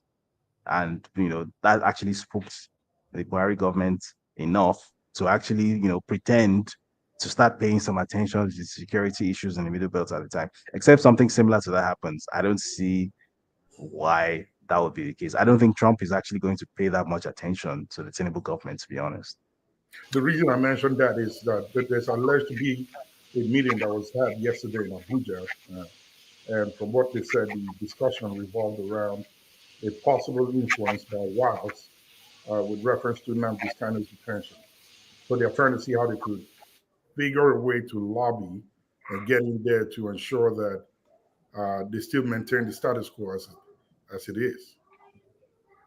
Well, I mean, it's one thing anyone can pay for a lobbyist on Capitol Hill. So the fact of any group of people being able to pay $45,000 to a registered foreign agent who goes to serve as a lobbyist at Capitol Hill does not in and of itself mean that that lobbyist is going to get the result that is being lobbied for. The job of a lobbyist is to try. It's not necessarily to accomplish something. So again, except there's a pressing geopolitical purpose for it, I don't necessarily see why it would happen that way. Thank you. All right. Thank you, Flagship. Let's go to Mr. James. Yeah. Thank you, Mr. David, for coming. I don't have any questions for you, but I want to seek your opinion on something. We all know that in Africa, to the best of my knowledge, there has been no case of a foreign spy arrested in Africa, the way Russians are arrested in the West, and what's it called, the Westerners, they are arrested in Russia. There's nothing like that in Africa. My opinion is this. African academics, university lecturers, they seem not to know where to draw the line between their professional duties and other things, like espionage. Because what I notice is, if, let's say, the US government want to know what is happening between an African head of state and his wife in their bedroom at 12 midnight, they go to universities and offer them some pittance in form of consultancies or whatever and these guys do the dirty jobs and submit the report. This is happening all over Africa. I do not know if I'm correct, because this is what I'm suspecting. As an investigative journalist, may I please know your sincere opinion? Thank you.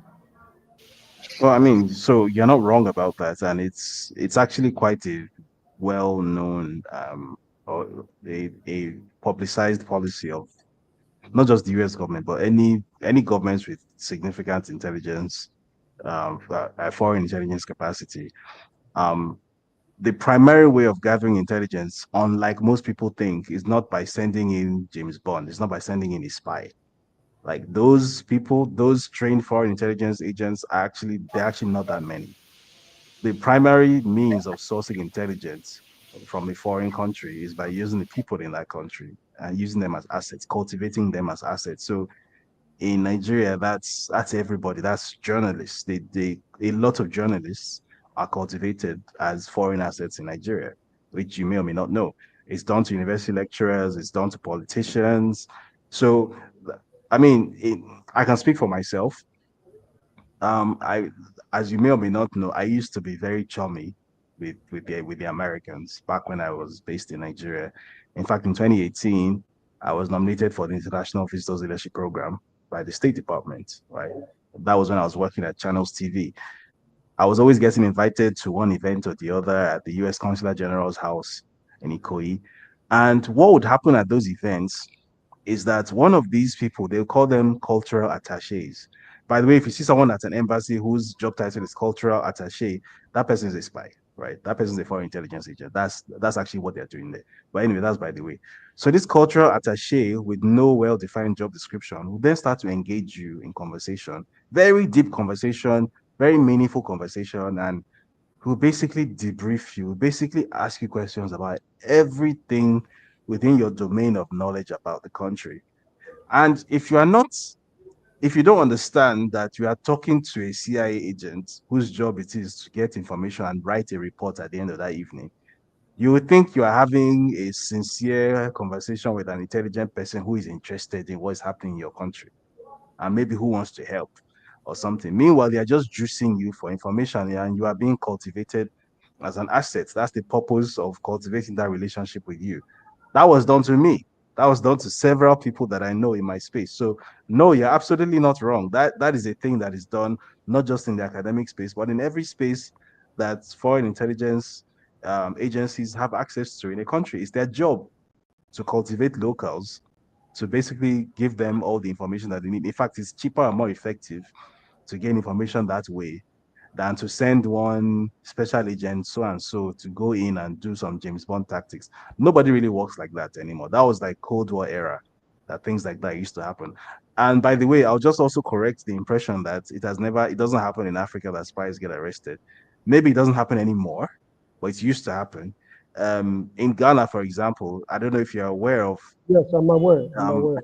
There was an exchange of yeah, spies during yes, Jerry exactly. Rawlings' time. I remember. During Jerry Rawlings' tenure, exactly. Yeah. So, and what led to that was there was a guy, his name was his surname was Susudis. I don't remember his first name, unfortunately. So he was a Ghanaian spy who made friends with someone at the U.S. Embassy in Ghana who happened to be the CIA station chief in Ghana. He made friends with her, i.e., they started sleeping together. And over the course of several years, because of that sexual relationship, he gained access to very, highly classified information, including information about U.S. Assets in Ghana, U.S. assets in like Cuba and other places. And the Ghanaian government was even sharing information with the Soviet Union and with Cuba and with other places as a result of that. So, and when the whole thing happened, when the whole thing was finally exposed, that station chief in Ghana was actually sent back to the US and she was jailed. So yeah, that's maybe that doesn't happen anymore. Maybe our intelligence apparatus isn't that ambitious anymore. But once upon a time, that used to be the reality. All right. Thank you, Mr. James. Okay, I'm going home. It's already midnight. It's nearing midnight now. All right. Thank you. Signing out. Yeah. Thank you so much indeed. All right. So let's go to Moye's corner. Hi, Mr. Dr. Damages. Thank you for the show. David, thank you so much. I have to say that you're a hero, even though, you're a hero to many, many, many of us. Really appreciate the work that you're doing. In case you haven't heard it today, You are treasured. Okay. We respect what you're doing, for your courage, for your boldness, for the audacity that you have. So please be encouraged. And some of us are back here rooting for you. Now, to my question, right? I'm sure maybe you have alluded to it at some point.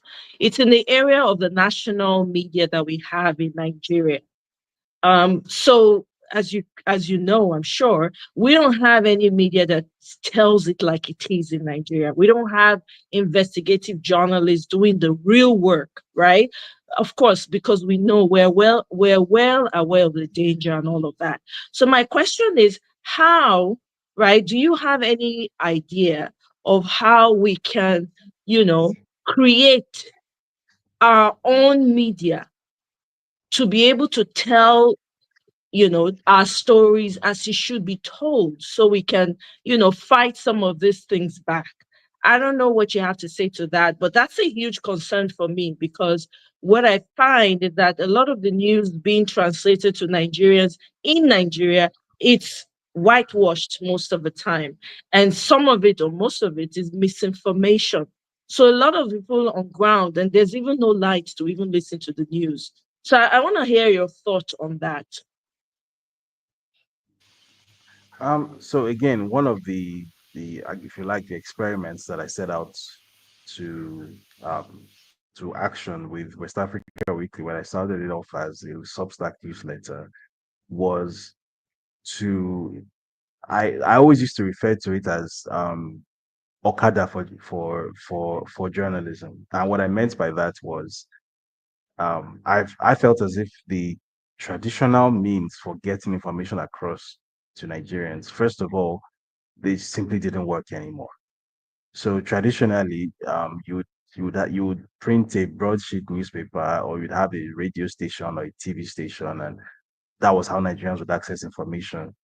But nowadays, where statistically most, not just in Nigeria, but most people access information primarily from their smartphones, in some cases only from their smartphones above anything else, all those things have become obsolete.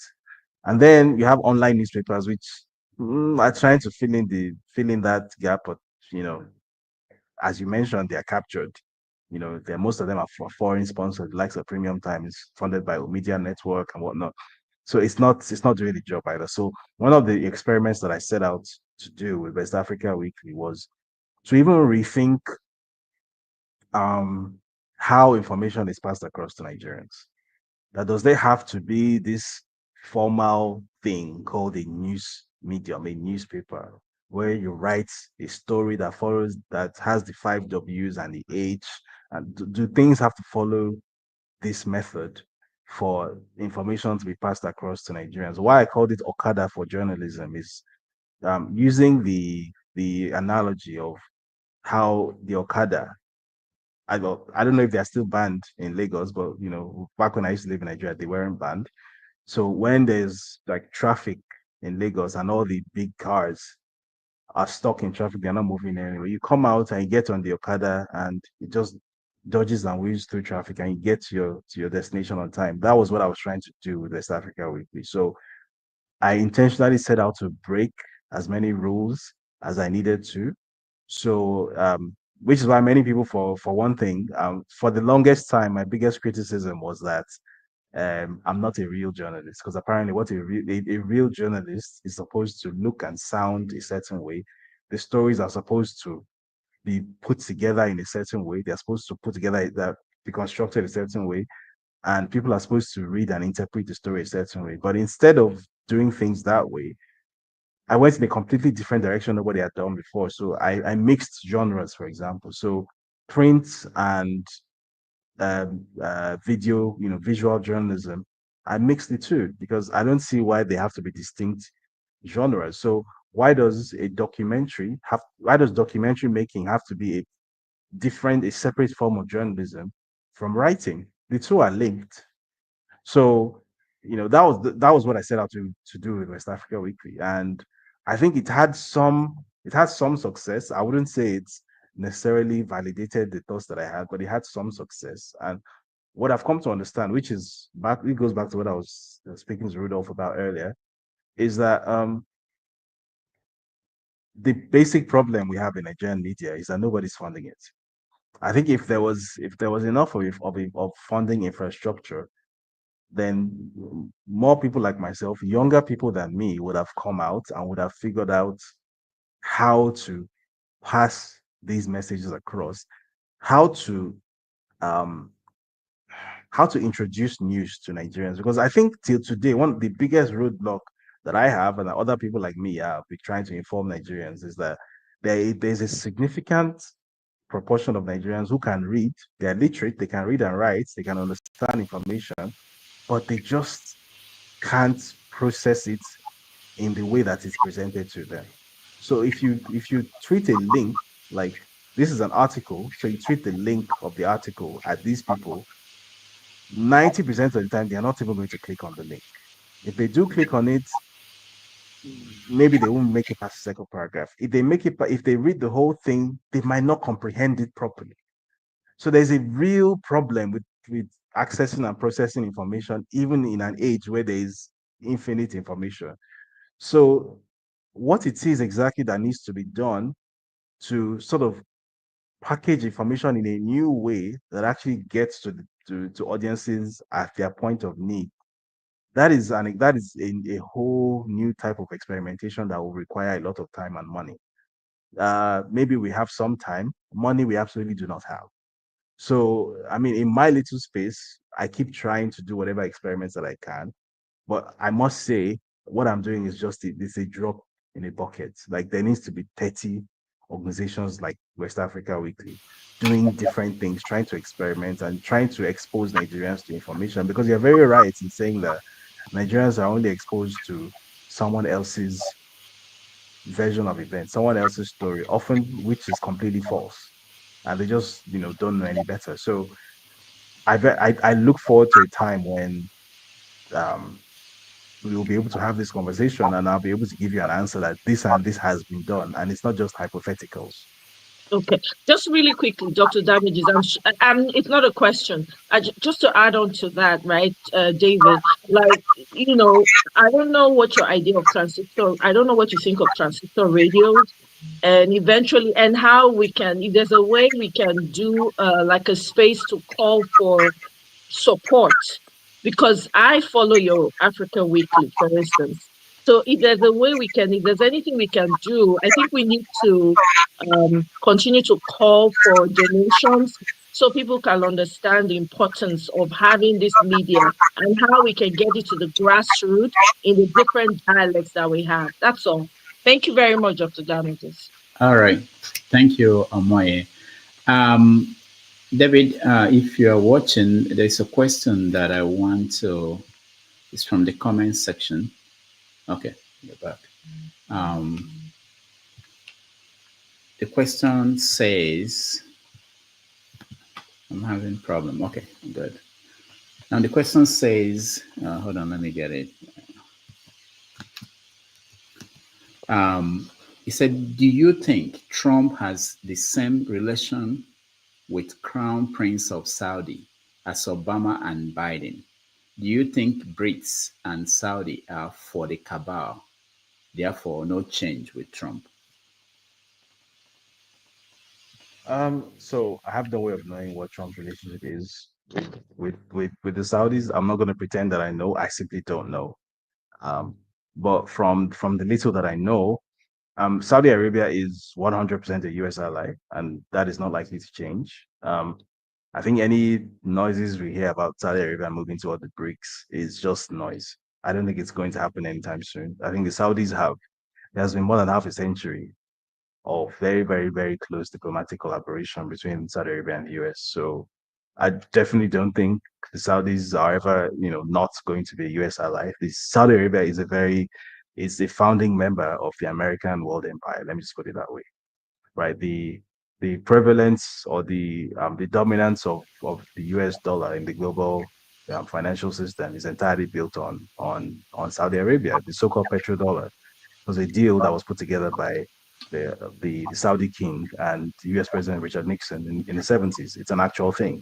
So it's not in the interest of the Saudis for the US empire to end.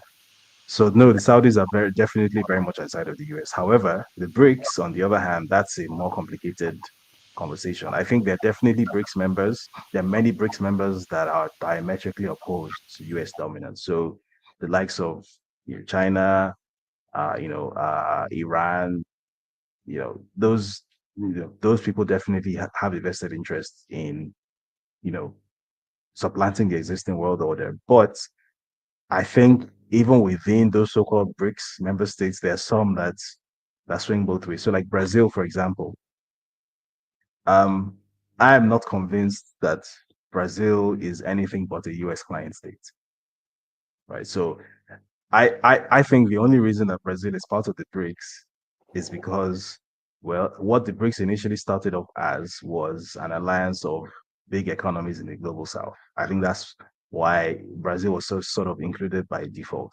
But I think Brazil is a US client state. And I don't see a situation where Brazil is suddenly going to become, like Russia or China, like trying to replace the US in the world order. I just don't see it happening.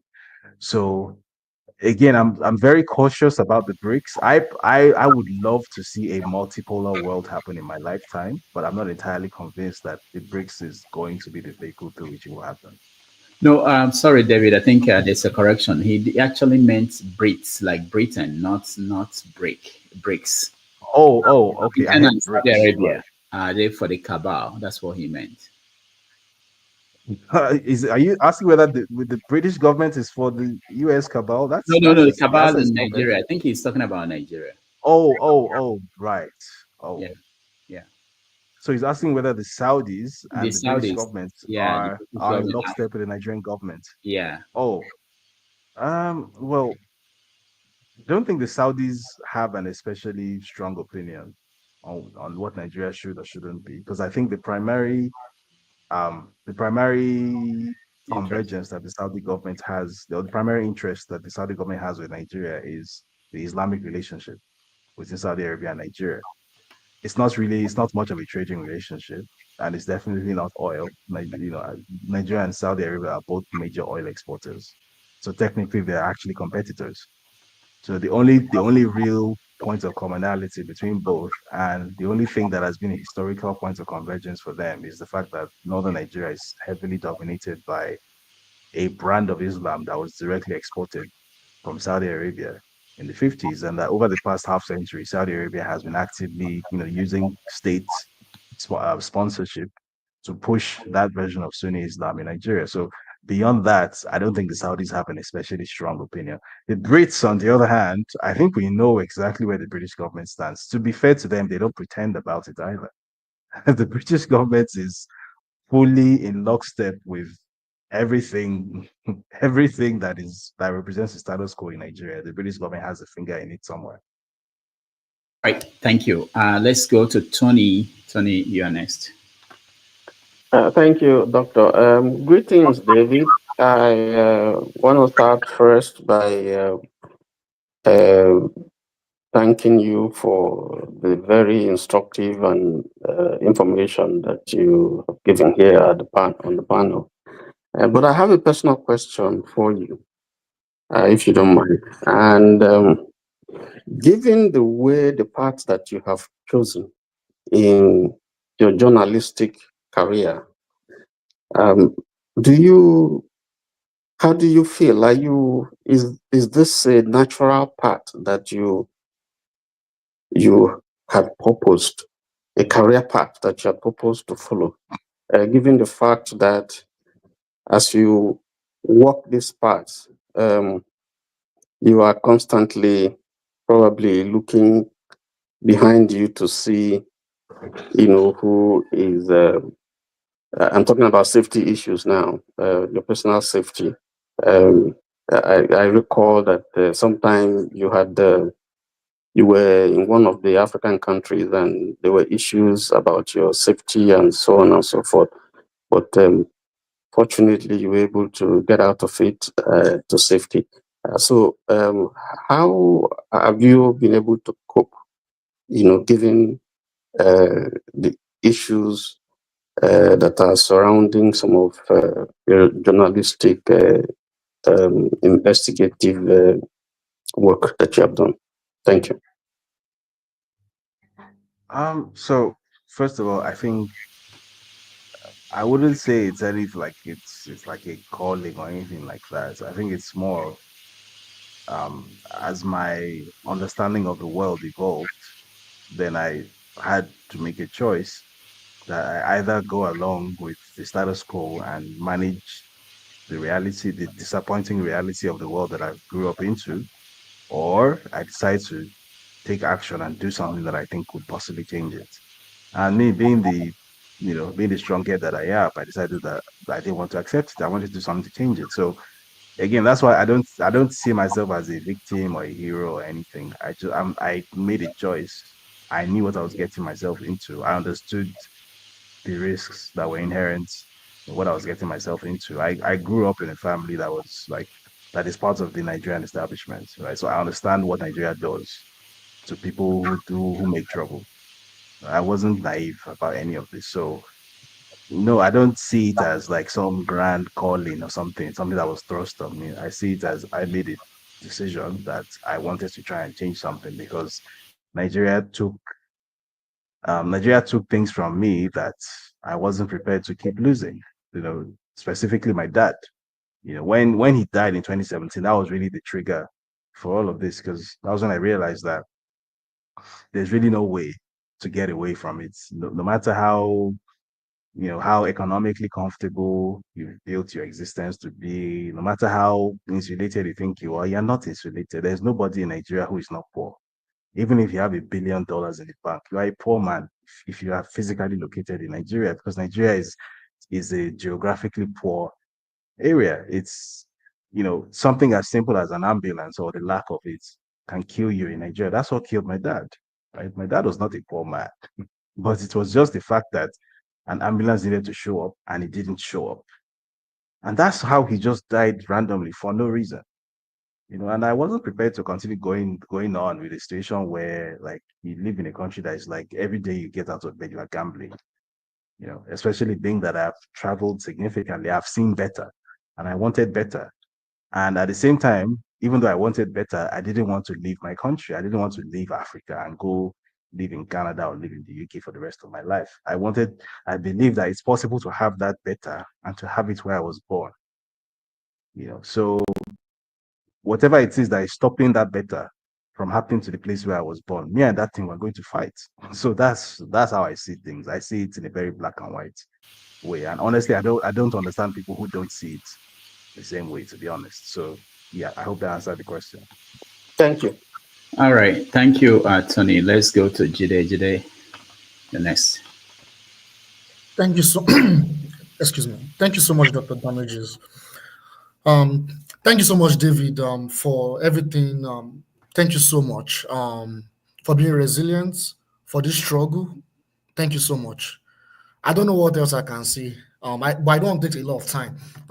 So real quick, thank you so much. And your struggle is our struggle. Even those in the diaspora, all of us, your struggle is our struggle. Trust me, and you are stronger than you think. Trust me.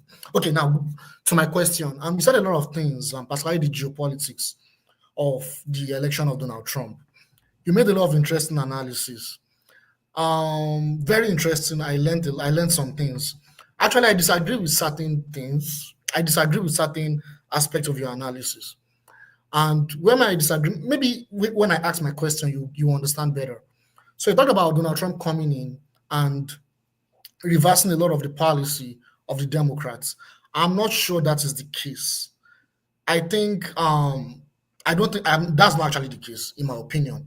So the way it works is the Republicans and the Democrats, they still implement the same foreign policy all over the world in different dynamics. So Democrats under Joe Biden, to be quick, under Joe Biden, Putin invaded Ukraine, right? Russia invaded Ukraine due to NATO interference and other factors, right?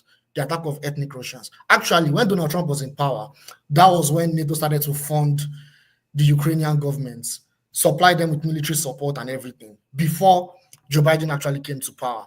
So that was actually what facilitated the invasion of Ukraine. The Abraham Accords in the Middle East and the removal of the nuclear deal with Iran.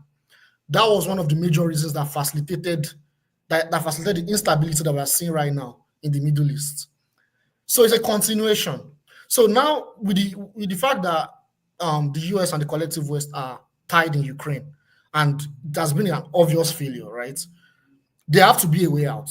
And one of the way out was there have to be an alternative, which is the Republicans. I don't want to go into more details. Like the Republicans have to come and save the grace. So my question now is for Africa, the foreign policy has remained the same. There are some dynamics that go on, events, there are a lot of changes that go on in Africa, whoever is in power, the Democrats or the Republicans. But I realized that the policy still remains the same. Even when Trump was in power the last time, Libya was still under destruction. Look at what happened in Syria. The same policy was implemented in Syria, what they did in Libya, but they failed because they couldn't oust Bashar al-Assad. So it's still the same policy, but in different dynamics. They know how to play the game. It's more of like a psyop to make you feel like, oh, one is less of an evil, right? So in my opinion, I don't think it's draining the swamp. I think it's just going to be a different dynamic, but it's still going to be the same. But however, the positive thing about Trump is I think it's going to make us want to fend for ourselves more in Africa. So my question for you real quick is, how do you think, what do you think is going to change? How do you think Nigeria can resist this aggressive foreign policy to our advantage? Thank you. All right. So first of all, yeah, so you're not wrong in saying that the US government is a continuum across Republican and Democrats, which is why I said the wild card is not the fact that the Republicans are coming into power. The wild card is the fact that Trump is coming into power, because even for a Republican, Trump is a bit of a maverick. Now, during Trump's last term, as you rightly said, there were things that were happening behind the scenes that directly led to some of the things we're seeing now. However, what you would have also noticed is that the people who were responsible for those things, people like Mike Pompeo, the then Secretary of State, Trump put out a tweet yesterday saying that Mike Pompeo and Susan Newland will not be part of his government. Thank you and goodbye. So my interpretation of that is that Trump has understood that even though he thought he was in charge between 2016 and 2020, there were parts of the so-called swamp that he was really not controlling, and that the people he trusted to run were doing their own things which were continuations of Obama and George Bush policy, which he didn't necessarily agree with. So I suspect, or I think, that his coming term, he has declared a full war on the so-called deep state, which is why I'm very excited about the prospects for Africa. Not because I think Trump is a good person, not because I think he's going to be a good president, not because I think anything positive of Trump. I think it's very important to make that clear. I'm not saying that Donald Trump is going to be some sort of JFK anti-war president. That's not what I'm saying at all. What I'm saying is that his ego has taken a very huge hit. He has realized that during his last administration, there were people that he gave jobs to in that administration who were actually working at cross purposes with what he thought he was doing. And that the Obama administration that he thought he had so successfully defeated by defeating Hillary Clinton continued behind the scenes in some ways. And that in some ways, that is what contributed to getting him kicked out of power in 2020, like under his own nose. So his ego has taken a huge beating and he has a grudge.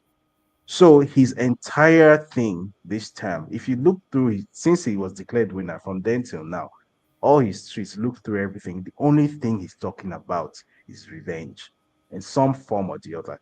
That man is coming here to start war within the US government. So the way I see it is that, I mean, if you're in America, it's probably bad news for you, because it's probably going to be 4 years of just upheaval of all kinds. It's probably not, especially if you're a black person in America, it's probably not going to be a good time.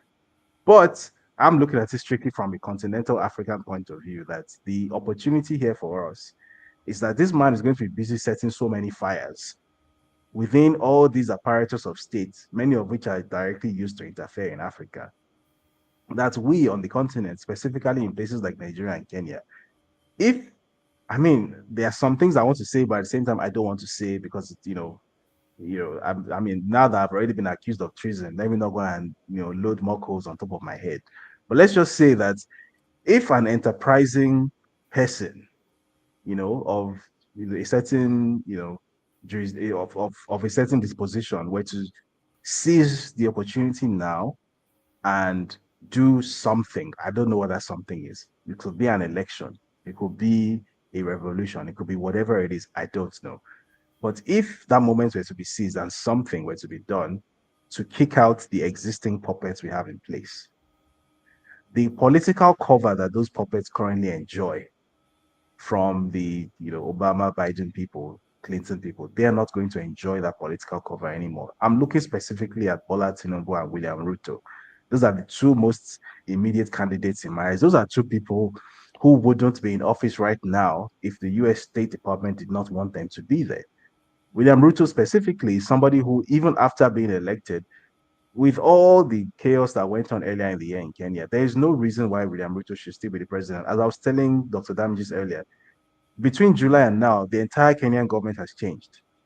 The entire cabinet has changed. The vice president, the only person who is still there is William Ruto. And the only reason he's still there is because the US ambassador wants him to be there. The US ambassador is basically the de facto head of state in Kenya, not the Kenyan president. But now that Trump is going to set everywhere on fire, because Trump doesn't care about maintaining order or keeping things running. Trump wants to disrupt everything. He wants everybody to suffer the way they made him suffer. He has a personal grudge. He believes they tried to kill him twice. They put his face on a police mug shots. They disgraced him thoroughly. And to be fair, they actually disgraced him thoroughly. They ran him through the mud. And now he has done this spectacular political comeback. The only thing inside that old man's head is revenge. That everybody who wronged me, I'm going to make you regret it. You saw recently, I think it was yesterday, the FBI director, Christopher Wray, has already said that he's going to resign before Trump gets inaugurated. Right. They've already started running away. So I'm not banking on Trump being a good president for anybody. No. What I'm banking on is him being a terrible president, actually. That's actually what I'm banking on, that he's going to start so many fires and cause so much chaos. Remember the last time when he was president and there was a government shutdown? Yeah, there will be more things like that. That's what I'm banking on, because it's going to get to the point where they are going to be. I don't know if you saw this yesterday or 2 days ago, where it was revealed that there were meetings being held in the Pentagon where people present at the meetings where the meetings were on the subject of what do you do if the president, that is Trump, gives you an instruction that you don't agree with. So already people are already the idea is already being built within the American system that this new president is someone that we need to oppose. So there's going to be a civil war in the administration. That is what I'm banking on. Because when all of that, go on. I think I agree. What you said, just to emphasize on that, with the previous administration of Trump, he did some very interesting things. Just to emphasize, thank you for the clarity. I was going to say the firing of John Bolton. When John Bolton was, I can't remember, I think he was Secretary of State also, or his security advisor or something. John Bolton actually wanted the war with Iran. He fired him. I think that was what actually facilitated the removal of the nuclear deal. Then John Bolton literally wanted the US to actually go and declare a war, official war with Iran. But he didn't do that. He was wise enough to manage the risk. So he instead went for one of their security advisors or something by killing Qasem Soleimani. But yeah, you are very right. There's a way he plays the game. There's a way he actually plays. All right, thank you, Jide. We have to move on. Righteous Man, you're next.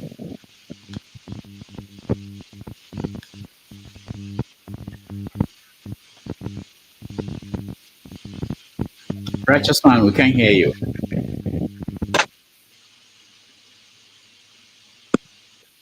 Can you hear me? Okay, go ahead. Yeah, I said, David Hundeyin, I greet you from Lagos, and I pray a prayer for you that the hand that brought you into this world will preserve you from all evil and deliver you from every wickedness of man against your life. That's my prayer for you. You've done so well. We are proud of you, and your work will outlive you from generation to generation. In Jesus' name. And now, just one question. Please, what do you think that the likes of, from your analysis, from your expositions, I have come to realize that some individuals are bought over to inform the Western powers of the activities going on in their country. Maybe it could be individual, maybe it could be the corporate state. Now, what do you think about the likes of Reno Omokore? And again, what do you think that made Peter Obi to lose 2023 general election, presidential election in Nigeria? Thank you. What do I think of someone like Reno Mokri? I think, well, they're political jobbers all over the world. There's nothing new or nothing strange about him. After Reno Mokri, there will be others. Before him, we had the likes of Daniel Kanu during the days of Sani Abacha. There will be more after him. So there's nothing strange about him. People will always work for their bread. It is what it is. But the second question, which is what I'm more interested in, that why did Peter Obi lose the presidential election? Well, first of all, he didn't lose. That's just the objective fact. He didn't lose. However, the person who was declared winner had, first of all, had diplomatic support from the usual suspects, and in the local context, had the ability to move pieces around on the chessboard. He had the ability to get people to do certain actions on his behalf. So even according to the official numbers, which I think is always very instructive to look at them. So the official numbers released by INEC have it that more than 60% of the electorate voted for candidates whose name was not Bola Tinubu. So in the real sense of it, Bola Tinubu did not win a popular mandate. You understand? And these are by the official INEC figures, which, as you know, were heavily manipulated. But even by the official figures, they weren't able to create a scenario where Tinubu won the election, because he didn't. So on the issue with Peter Obi isn't a political issue. It's not that there was a lack of votes or there was a lack of campaigning or whatever. At the ballot box, he won the election. The issue is that in Nigeria, winning an election and being declared the winner of an election are not the same thing. And that winning the election is only the first step on the road to being declared winner of an election. And that to be declared the winner of an election, you need to be willing to fight. You need to be really willing to, go the whole distance, which I don't think Peter Obi is ready to do. Because again, Peter Obi he's someone I like and respect a lot personally, but the reality is he's a member of the Nigerian establishment. He's not going to be the person who is going to tell people to go out into the streets and burn everything down. Because if you burn everything down, some of the things that we burn down are his own things too. It's not in his interest for him to tell you, go out and, burn stuff down. He's a billionaire. He's an industrialist. So it is what it is. So it needed to be the people themselves who sort of took a hint and did that, because it was never going to be him who would do that. So I think that's what the issue was. I think the people were waiting for some charismatic rallying figure to tell them to go out and resist. But that was never going to happen, because Peter Obi is not that guy. Peter Obi is a competent administrator, but he's not a charismatic politician. I mean, he might be perceived as charismatic because of what he represents, but in terms of his actual interaction with the people, he's just a regular down to earth guy. He's not the one he doesn't have that. He doesn't think that his ambition is worth spilling blood for. And that's the difference between him and the people who win elections in Nigeria. The people who win elections in Nigeria think that their ambition is worth everything. So maybe that's the takeaway from 2023, that whoever it is that is going to successfully unseat the oligarchy needs to be ready to do some unexpected things. All right. Thank you, righteous man. Let's go to Victory. And Odi will be the last person. Thank you, Dr. Damage, and thank you, David, for coming on the show. David, I once did a deep reflection, and I wrote a piece called Nigeria, a country of adults suffering from the perversion of the mind and learning disabilities. And this ties down to the aspect of what you said about, it's like a lot of Nigerians don't have comprehension. They might read something, but it's like they don't even understand what they are reading, or they can't understand the environment, or they can't understand the risk factor that is looking at them in their faces. And then this ties down to the whole point of when you talked about funding for journalism, that there's lots of Nigerian elites that are billionaires, and they don't seem to understand the connection between funding journalism for a better country. Rather, they are just pursuing their own selfish interest. So my question is that why is it that Nigerians, even in the diaspora, will mourn and will complain? But if you tell them to come together and just even donate 30 pounds every month to fund a system and a proper journalism system that will put pressure on the government, they won't do that. They will just complain and complain and complain online. But just tell them to put something as little as 30 pounds or maybe $30 towards a proper system that can put pressure on the government in terms of like reporting the news as it is, creating awareness. They won't do that, but they will just whine and whine and whine. Do you think we as a people would lack collective critical thinking? What do you think it is? I think it's more than just lacking collective critical thinking. I think it's also lacking a history of collective action, a history of uniting to do anything really. I actually analyzed this a few months ago where I drew this back as far back as the colonial period where I said that pretty much every other major African country had an actual anti-colonial struggle or anti-colonial war. So those people in those countries have some sort of memory of a time when everybody came together to do something that everybody wanted to do. In Nigeria, we didn't really have an anti-colonial struggle. We achieved independence through voting in parliament. The regular people on the streets, apart from a few isolated incidents, which we like to tell ourselves were part of an anti-colonial movement, like, about women's rights and whatnot. But those things were anti-colonial, were localized anti-colonial expressions of anger. And it wasn't even expressions of anger against the entire colonial system. It was about specific parts of it, like taxation. So Nigerians really have no history of unifying collectively to do anything. And even the independence that we got, the first time the motion for independence was moved in Nigeria's parliament, half of the country voted against it. These are historical facts. So I think just generally Nigerians lack a history of collective action. Nigerians do, and because of that lack of collective action, Nigerians don't understand that we actually have the power to get anything done. So I've said this several times that the people holding Nigeria down, they are fewer than 1,000 people.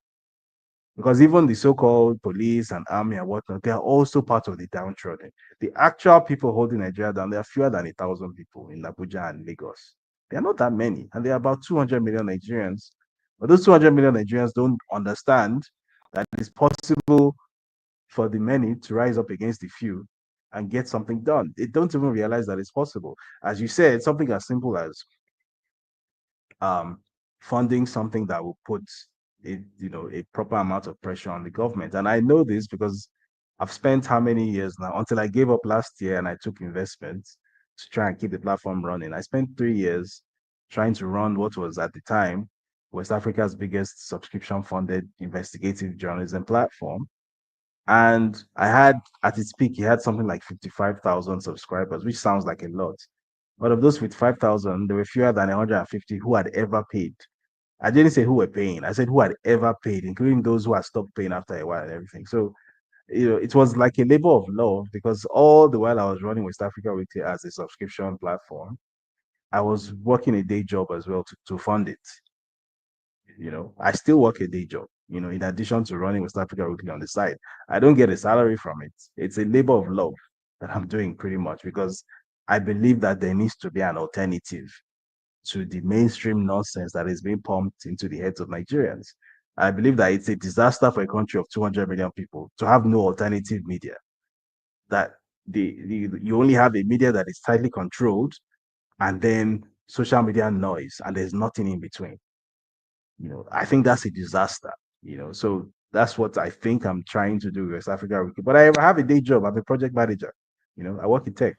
So you're not wrong in saying that Nigerians have a sort of deficits, not just in critical thinking, but in just generally coming together to do things. This is not even a financial issue because I was very explicit from the start that I don't expect Nigerians living in Nigeria to be able to afford monthly subscriptions. $10 a month is a lot for a Nigerian living in Nigeria. I understand that.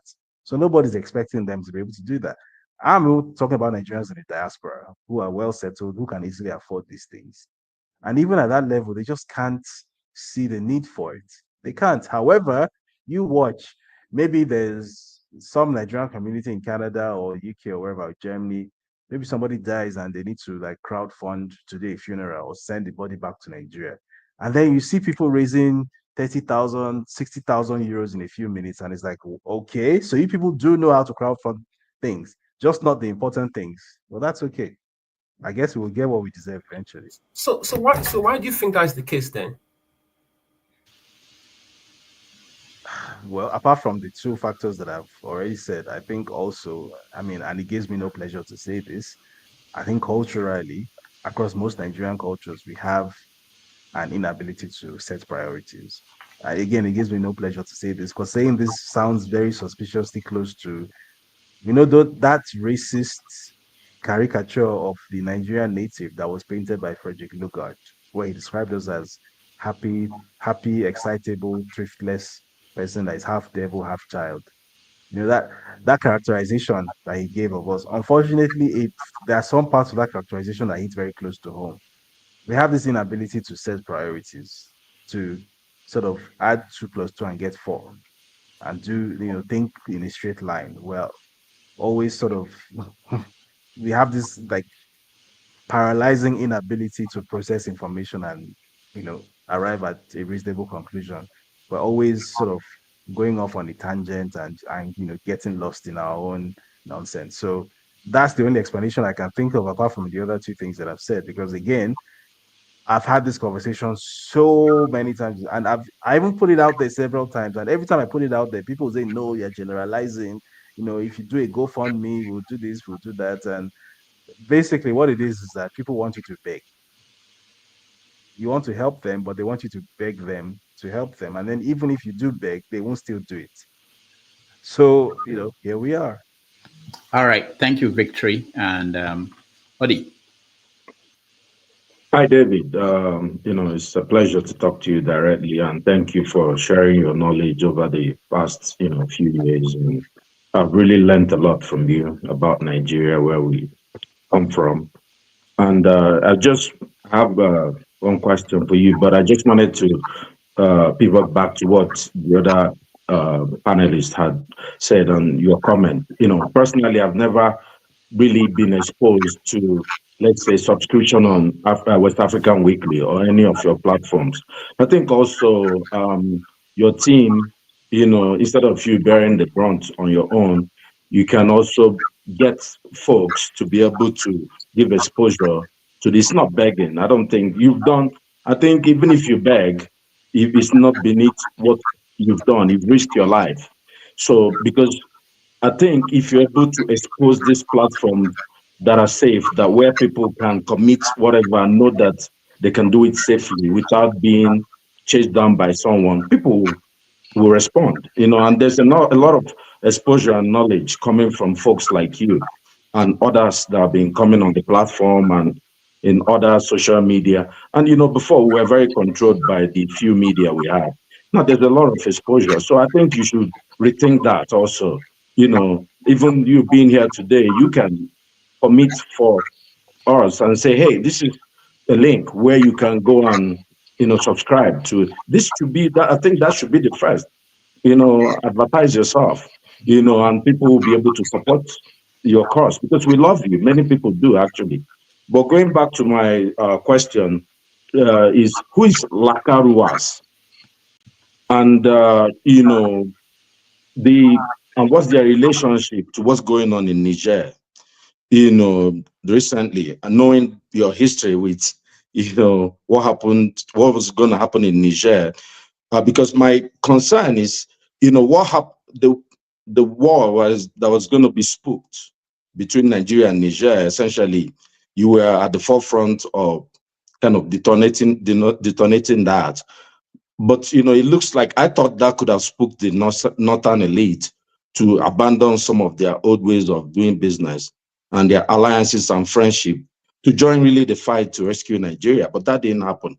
And I'm wondering if this group may do it, to say, hey, because I don't know their morphos, but I think you may have more knowledge than me. And also, I just wanted to know your thoughts, based on the maverick nature of Donald Trump. I think most of us agree that there will be some clarity problems about the world order because it's a nationalist, and most people would try to take advantage. Is there going to be? I think there will be an opportunity for us to move forward together. I agree with you in Nigeria that if we stay together, they were the best hope for the black man. It's not just for our tribes. And is there a way that we can take our best chance in your thought process within this next 1 to 2 years that is coming? Thank you. So I'm trying to avoid falling into the trap of prescribing an action to take, because I think there are several possible actions that can be taken. And in case there's anyone out there who is actually working on doing any of these things, I also don't want to like accidentally go and sort of open my big mouth and let the cat out of the bag. I think there are several routes that are possible. I think at this point, many of the what's the word I'm looking for? The assumptions that I personally once held about how Nigeria should ideally work. I think those assumptions have been thrown into the bin. I think many of the assumptions I once had about for example, the status of electoral democracy as the absolute gold standard for everything. I think a lot of these assumptions have been challenged over the past few years, and I've had to sort of look myself in the mirror and accept that I don't know as much as I once thought I did. It is what it is. So whatever it is, this intervention might be a political intervention. It might be something that comes by way of an election. Bear in mind, Nigeria's next election is in 2027. Some people are of the belief that this election happens in the middle of a sort of sweet spot when the Trump wildfire, if you like, should be at its peak, and the incumbent president should be at his most exposed, and that now is probably when a coalition in Nigeria, an opposition coalition, is best positioned to do something about it. Some have suggested that supposed coalition should be hiring all manner of lobbyists on Capitol Hill right now to take advantage of the supposed transactional nature of Donald Trump. Right? There are a lot of suggestions that have been made. So I think that whatever it is that people think needs to be that they should or that they can do, people should do. Right? I think the more the merrier. Because I think at this point we're well beyond sort of queuing up behind one big black hope. Like, we need to sort of scatter our eggs across many baskets. So, and whichever one works out for us, the better. So again, it could be through an election, it could be through some sort of revolutionary movement, however that might materialize. I'm not sure. It might be a Kenya style thing. Whatever it is, the only thing I can say for certain is that when I do see it, I will throw myself behind it 100%, because I think we all want to see it happen. La Curaras and Niger. La Curawas. I was trying to restrain myself from saying that, because again, I don't having words in my mouth. But then you hear a headline, hey, they're saying advocate for military coup. Yeah, I didn't say that. But again, at this point, every option is on the table. So whatever action it is that is necessary to take things, whoever wants to take it, whoever is in a position to take it, hey, I'm not a factor. All right, thank you. Your audio is not very clear towards the end, but I hope for fathers, one last question or comment, and then we're giving the time. Thank you, Dr. Rudolph. Thank you for having me. I really appreciate it. And greetings to everyone on the panel, and special greetings to David Hundeyin. I think you have been doing a good job. I don't know how you do it. I'm not sure how you still do it. And from all your contribution, I think you are on the right path. Regarding the question that was asked earlier on, why is it that our people don't do anything or support someone like you? One, I think it's because they think it's optional. They don't necessarily understand how essential this is to our very existence. And in terms of path forward, I believe that one of the issues we have is that we don't have a specific ideology that we all follow, and that we sensitize the people on. The only ideology seems to be like corruption and poverty that we complain about, but we don't paint a picture of what the people should see and what they should be striving for. And given the work you are doing, you're already on your way there. Because from what I've read of other people that have led movements, like the Bolshevik, they do publications of their ideas, and but they had a coherent idea that they have to sell to the people. And once the people buy into that idea, the leaders have to fulfill it or they are removed. And that's what happened to the leaders in then Russia. So the question I wanted to ask is regarding the there's also the your analysis on the geopolitical weather. Trump is more likely to be racial oriented in his politics, hence why he's more friendly with the Russians, and he's upsetting the Mackinder's this in the World Island thesis. I don't know if you have heard of it. So if he upsets it, this is one of the reasons why they consider him very dangerous. If he does that, the BRICS doesn't even have to do anything. The vision of the BRICS will come to fruition because Russia will become more powerful, and Russia is close to China. America's power will weaken. So they don't even need the BRICS to do anything. And that is why America will do everything to stop, at least the Anglo-Saxons will do stuff to stop this thing, what Trump is trying to do. The question I wanted to ask you was about one, do you think an ideology is important for us to have to transform the system? Because then it's not depending on one individual. You're not one individual, then the ideology stands on its own. And at the core of our problem is our ability not to be able to defend ourselves. And do you see a way we can get to that even while these leaders are still in office? Like, using protests, calling them out on stuff, and calling for accountability in terms of the level of insecurity in the country to nudge them in the right direction to do the right thing by the people. So those are the two questions I have: ideology and nudging them to secure our people, because that is where most of our compromise seems to be coming from. Yeah, so absolutely, an ideology is actually the most important. Having an ideology is actually, in my opinion, is the most important step on the way to freeing your society, really. Because if not, then as you rightly said, you're occasionally blessed with one individual who is able to see the bigger picture, but the people around him can't see the same picture he's seeing, and you end up with a good luck Jonathan situation. Where till today, a significant, I would go as far as to say a majority of Nigerians don't actually even understand why the Goodluck Jonathan administration was actually taken out of power. And they don't understand that it had nothing to do with Goodluck Jonathan being a great president or being a corrupt president or whatever. It was a geopolitical tussle. That comes from having a basic lack of awareness about their place in the world and having a lack of ideology about where they want to be in the world.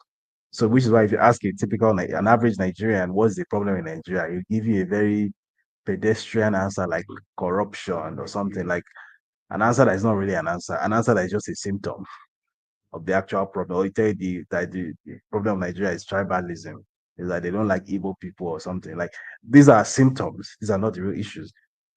Having a knowledge of one's place in the world, a knowledge of history, geopolitics, and having an ideological framework that pulls all those things together and directs you to where you want to be in future, I think is the key to freeing your society. We definitely don't have that yet in Nigeria, and I think that's one of the reasons why this alternative media ecosystem, even shows like this, are part of that alternative information ecosystem. That's why they're so important, because nowhere else are Nigerians going to receive this type of education that they need. It's not on AIT or on Punch newspaper that they're going to get this, right? Those platforms are only ever going to keep on feeding them with the same pedestrian nonsense they've always fed them, right? So it is what it is. Now, your second question, which was about our ability to defend ourselves, just so I don't go off on a tangent here, Was that, were you referring to self-defense on a national level, like a country being able to defend itself from hostile geopolitical forces, or like Yes, right? influence and forces. Yeah, and also internal security, because we are losing equivalent, from what I gather, to almost $50 billion annually due to insecurity, and nothing is being done about it. So what I'm about to say, it will be, not everybody will like it. It's considered to be sort of heretical. It's considered to be heresy, especially in Pan-Africanist spaces, right? Because the received knowledge in Pan-African ideology is that Africa should develop as much as possible to do locally, and that Africa should restrict foreign involvement in as much of what it does as possible. However, I think the reality is that we live in a world where, in terms of military interference, in terms of sheer military capacity, there are certain countries that, on their own, have the capacity to destroy all of Africa, like one country. There are certain countries that have that capacity, and many of these countries are not on good terms with Africa. Many of these countries have interests that are diametrically opposed to the interests of Africa. So I think, given that that's the reality, I think this does not. I'm not suggesting that Africa should go then become somebody's vassal state because it's in opposition to somebody else. Because then you are just merely exchanging one master for another. We know that. However, as I was saying earlier to Dr. Damages, I feel like other countries have displayed that they are allowed to be transactional in their geopolitics. I think we are also allowed to be transactional. So I don't see any problem if, for example, there were to be a time-based defense arrangement with one of the big dogs that we feel like um, is not going to be problematic to us. So say Nigeria were to enter into a defense partnership with China, for example, and this were to be a time-based, a time-limited thing, that for the next X number of years, you will have access to so and so and so. Maybe you have access to use of a Nigerian port, which will give China access to a base in West Africa. And yeah, as I said, all of it sounds like heresy, but trust me, I'm getting somewhere with this. Like, for a limited period of time, you get this benefit that you want to get. And in return, during that time, we are not just building up our defenses in terms of buying weapons and recruiting soldiers and building stuff. We're also building our technical capacity, our industrial capacity, because really, how a country is able to defend itself in a military sense is by having a great industrial base. Because wars are won by production, really, not by soldiers. They are won by having a strong economy with a strong industrial base. So, like, the reason why China is eventually going to become the world's strongest military, if it's not already there, it's simply because it's the world's biggest producer of stuff. It has the capacity to produce literally everything. So, and I think that's what we currently don't have. I think we're actually on our way there a decade ago, if you recall, in during the dying embers of the Jonathan administration, when we were in talks with the Pakistani Air Force, I believe it was, no, the Pakistani Army, what's it called? People's Liberation Force, whatever it is. We were supposed to buy a squadron of the JF, was it JF-35, JF-40 Thunders, JF-35. And in addition to buying a squadron of those fighter jets, I think they were fourth generation fighter jets, the Pakistanis were also supposed to set up a what's the word, an assembly facility for those jets in Nigeria, which would have given us the capacity to produce more of those jets on our own and to maintain them. Because currently, one of the major problems with the Nigerian Army and the Nigerian Air Force is that we have a lot of equipment, which obviously we bought from Czech Republic, from Iran, from North Korea, from the US, from Italy, from France, from everywhere. And we can't maintain any of it. We don't have the capacity to maintain it. We don't have the industrial base. So once those things break down, they're just expensive pieces of metal sitting on the floor. So, like, our Air Force, for example, I think Nigerian Air Force has something like, we have the largest Air Force in Africa on paper, but it's completely useless because all of it is, I jokingly refer to it as the sanctions Air Force, because most of it is like airframes that are like Italian or American or British or whatnot. And once those people pass one law or sanction you in one way, those airframes become expensive pieces of junk metal. You can't do anything with them. You can't fly them. Some of these equipments, every time you need to operate them, anytime you need to fly them, you need a code from the manufacturer, which is in the country of origin of the equipment. So it's completely useless to you in an actual war situation when you might need it, right? So, um, why Iran is successful with its self-defense policy is that 99% of what Iran does in its defense space is actually homegrown. It obviously buys foreign equipment from like Russia and China and elsewhere, but it domesticates everything.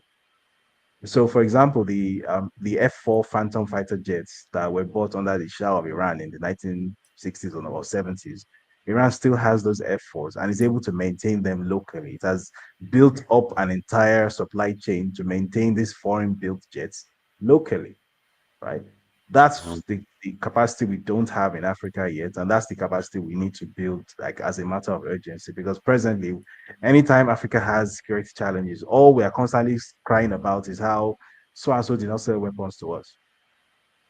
We don't actually manufacture these things. I mean, I know in Nigeria we have Daikon, so we make like AK-47s under license. We make a few things here and there, but the actual heavy equipment, to the best of my knowledge, with the exception of South Africa and Egypt, there are no countries in Africa that actually make these things. So Africa is just constantly at the mercy of whatever external actor there is, which is how come Jonathan was successfully kicked out of office in 2014, because the push against Boko Haram couldn't be executed without, if you recall, at a point, because of US sanctions, Nigeria had to use a private jet to move arms around, a private jet filled with cash, and it became a whole scandal because Nigeria couldn't officially purchase weapons because the US was, under the Obama presidency, was actively sabotaging that, obviously for its own geopolitical purposes. So, point being that local capacity is the gold standard in terms of being able to defend yourself, both in a military sense and even in an intelligence sense. Because as they say, quantity itself is a form of quality. So if the world outside gets to realize that Nigeria has a certain size and competence of defense capacity, that in itself serves as a deterrent for people to even want to even interfere and meddle, even if it's not military interference, even if it's intelligence interference. Just for example, the fact that North Korea has these nukes, which is probably never going to use, but just the fact that it has them severely reduces the likelihood that external actors are going to intervene and interfere in North Korea just because it has that huge, deterrent. That deterrent is what we don't have. So, I mean, I hope all of this isn't just English we're speaking on a podcast. I hope all of this becomes reality someday. Because I would really love to live on a continent someday where I feel like I am equal to everybody else on the planet, and I feel like I am protected, I am defended, like other people feel. Because presently, I don't feel that way at all, and presently, none of us feels that way. Thank you. I appreciate that. All right, thank you, David. That's it for. I will let you give us your final thoughts, and then we will call it a day. We appreciate your time today, and all the best. Well, go ahead. I mean, there isn't really that much to say, but I mean, thank you for having me. Thank you for having me. It was a fun conversation. I appreciate the fact that we're having sort of intellectually conversations that have some intellectual depth in the Nigerian media space, because normally when I get called for this sort of interview, it's usually some very surface level questions that I get asked. And it's usually like it can be very frustrating actually, just constantly trying to explain why 2 plus 2 is 4. But both you and your audience appear to have a much more evolved understanding of how the world works and appear to be actually up to date with global events, which is very encouraging to see that, it's not every Nigerian that is just sleepwalking. So, whatever it is you're doing, please keep doing it. All right. Thank you so much. We are glad. That's what we do here. We try to give people like you who go to channels and arise, they give you 20 minutes or 30 minutes. We give you enough time to be able to explain things in details. We appreciate you. Thank you so much. And next time we call you, hopefully you will come back and join us again. Thank you for having me. So we take a break. When we come back, we are going to do our review. And thank you all for watching. I appreciate you.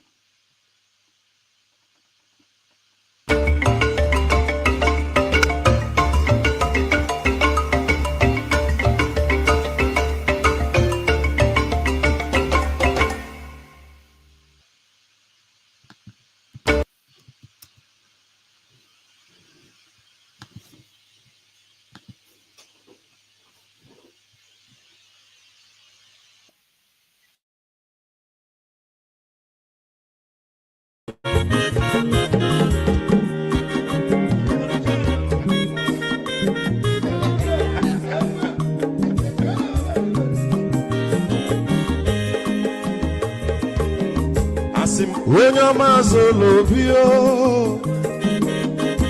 akwa nwa zoro bio Maxi ịbịa bunyego kwanu m n'ofube n'azụ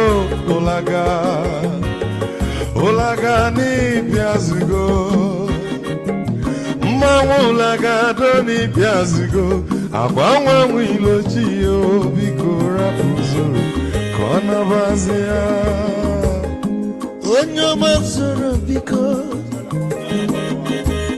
abọmma nwatara ndosari ịbịa onye nịgwana m ụlagado n'ịbịa zigo mma ụlagado n'ịbịa zigo abọmma nwilochilo biko rapụ zoro ọ nabazi ya Mazi welcome up Odogu no kwere sunaka Onyo maniga dele mo Mazi ni mazi Ibu go with melody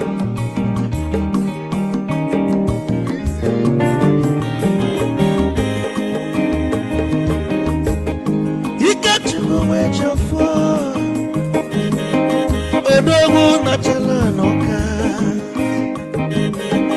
Ezi wande mliga dele mo Olagado ni bezigo no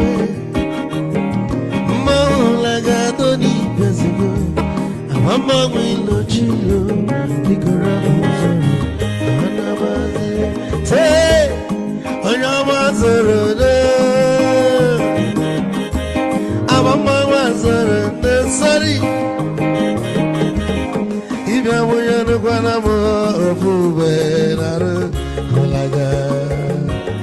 Mulaga, no, Piazugo, Nazaboy. Mulaga, Doni Piazugo. Amama Wilo Chilo, Biko Rapuzero, Hanabazi. Odogu can never be kitchen. Ama kwa mnika kugogia Waligwe kwelo Ikejo mbele begia Hey, you won!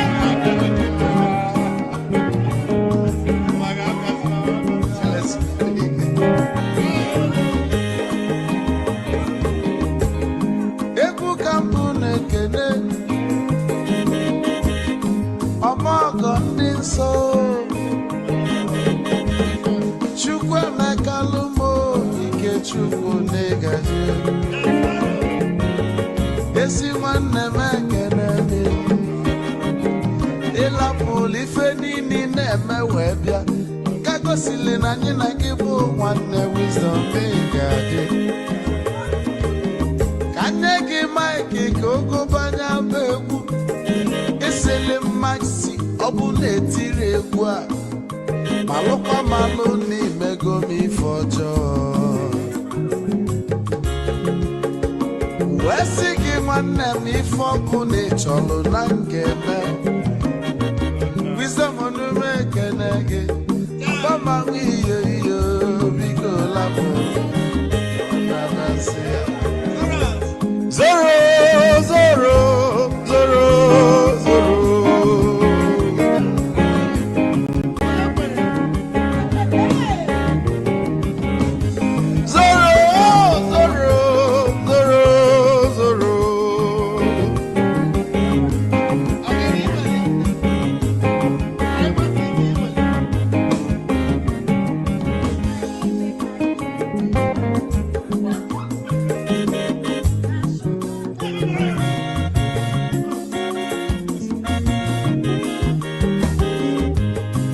duru joy na bugwu Hausa Sokoto ujembe enwilo anụ solo nwe ma n'ọfịa na-ara onye nwụrụ zuru ike.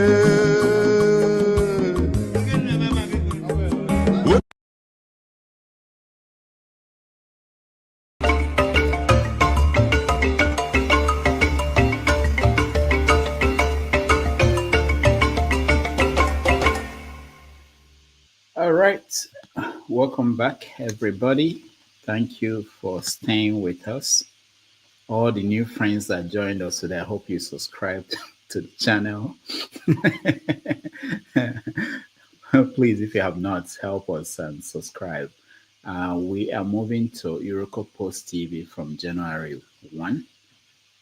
And we want to get it up to 1,000 subscribers. Why is that so difficult? We get 600 people watching today. Please help us. But again, thank you all for joining us. We want to do a quick review. I may not stay till the end, but I want to hear a few comments on those who watched, those who were not able to come in.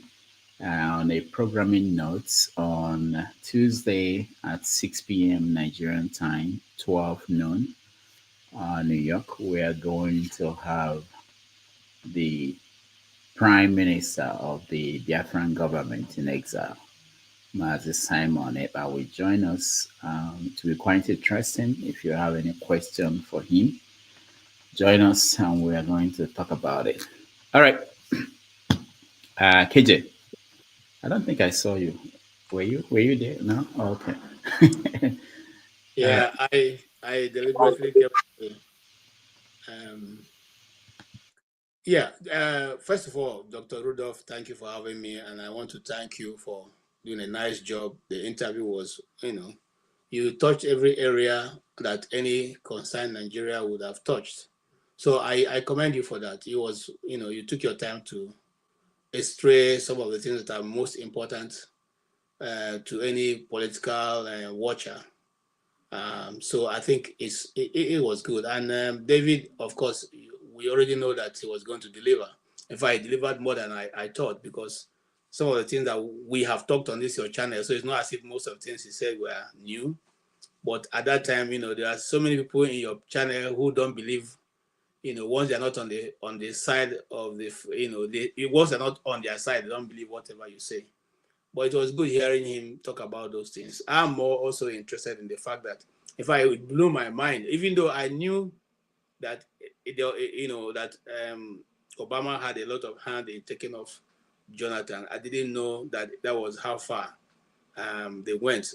I've always asked myself, what was the reason for John Kerry coming to Nigeria and going to the north and spending 7 days in the north and then coming back and going away without even meeting the president? It was shocking to me at that time because I was in Nigeria. But, people that I know who work in the State House, I asked them, if wouldn't he take any action? They say, well, the guy said he should just go, what do they need? So I thought, if I was the one, I'm just telling you my mind, Rudolph, I would have locked him up. I don't care what they say. I would have either locked him up or sent him out. Lock up who? John Kerry. It's in my space. Okay. Yeah, I would have locked him up. I mean, how can you enter the country and go and spend and hold meeting with the 19 state governors? Are you crazy? Can anybody in Africa do that here? Can you even let's not even talk about America? Can you do it in even the Middle East? You go there and call their whatever mayors or whatever to a conference. A meeting, and finish discussing and go. Come on, guys. Sometimes they overpush this button, and until you have an African leader who can react on the spot and call off their bluff, that will not happen. That they will not stop. So I pray for him that you continue the good work. And then those of you who were so interested in funding him also, we have been calling for funds here. You guys didn't, none of you have asked us to send the account. Rudolph, send your account so that they can. Please, Rudolph, put your account on the line so that all of them can see it. I know that we also need that funds to help you run this channel. This channel costs money. and each time every end of the month, he pays something to, to keep it running. So your funds will help us a lot. Just in case Rudolph is not saying it enough, I'm saying it again. We will keep publishing, and then that you guys can, whatever you can give. Nothing is too small. If you don't even want to give the money towards the channel, you can give it to Rudolph to buy coffee while the program is going. So it doesn't have to be going off and on. So we know that he has a coffee bought by somebody. I'm trying to encourage Rudolph also to get t-shirts made so that people can buy off t-shirts from you. Whatever it is to help us to run the channel. This channel is also educating a lot of people in Nigeria. Those ones who can afford to be on even if for 1 hour every day, every time we come on the weekend. So let us also put our hands together and help him run the channel in a better way, other than just coming and saying we are not given opportunities to talk and all that. Thank you so much. That's all I want to say. All right. Thank you, KJ. Odi, hold on. Let me hear from those that are yet to say anything. Those didn't get a chance to ask questions or comments. Ikolola, you go ahead. Thank you, Dr. Rudolph. Good to see you perform good and bright again, and good to see everyone on the show. I missed him. I missed him totally. I was surprised I would even see. I thought you would have finished by now. So when I came in, it was a surprise to see that it was still going on. Or he said something which I picked in the last in his last comments, that he came here and he saw he engaged with people who understands geopolitics. In fact, my question, if I had met him, was because I follow him on Twitter. There's one thing he always does. He always insults. I think it's an insult anyway, but I think it's his frustration. People who come to question his knowledge. And my question to him would have been, it's unfortunate that our people cannot see things the way he wants them to see it. And if you notice, most of the panelists on here, you'll say, don't actually live in Nigeria. Because if you live in Nigeria, where the information you have access to is quite limited, you can't think beyond your box. So, and he feels, you could always see his frustration. The frustration he's talking about is always very clear on Twitter. So I was about to ask him, because even in the world you call the developed world, 50% of the people in this developed world with good education don't even care about geopolitics. They just want to know if what's the price of bread in the supermarket, what's the price of milk, and if that is fine, then they're sure that a man is up there that will look out for their interest. It's so sad that we have not had leaders who can look out for our interest. But it is not people don't really care about politics, not to talk of geopolitics. So it's that was the question I would have put to him. But you can always see his frustration at all times. So, and I wanted to let him know that he cannot keep blaming the ordinary Nigerian for not being able to reason at that level with the kind of education system we have. All right, thank you. Ton, you're next. Yeah, good evening, good afternoon, good morning, wherever that's to you. Yeah, I actually missed coming to the studio because I went to watch football. Right, yeah, I was listening whilst I was watching football, had my headsets on. Yeah, interesting things it touched on. Many things I knew already. That the thing is, in that's basically, and that's what I'm very passionate about. And Dr. Namage is, in standing up for the truth, even if you're the only one that is speaking the truth. Because when you speak the truth, you're vilified. You're looked as an odd person. He has said it all what we can do, and that's what I'm just going to appeal to you, Dr. Damages. Dr. Damages, by the way, if you can send me a private message later after the show, the best time, you and I, we need to talk here. And when I know you're a very busy person, I'm busy equally, but just if you can tell me the time you'll be free, and no matter what time and all that, even if I have to wake up at free at my time, and let's just have a very short chat. So, and that is why going forward, this channel is a good channel. I've never seen anything equals to that, and it belongs to all of us. So let's just make it better. There's no point bashing each other, misunderstanding. It's not it's not any one man's idea, and we shouldn't use any responsibility that is given to you to vilify other people. So we can only be better, because I've never seen any other channel that is there that can pull people bring in quality guests, and we have a very I've learned a lot of things here. Anybody that says that he has not learned and all, I've learned a whole lot of things coming here from different people interacting. So that's all I have to say for now. Thank you. All right, thank you. Ike.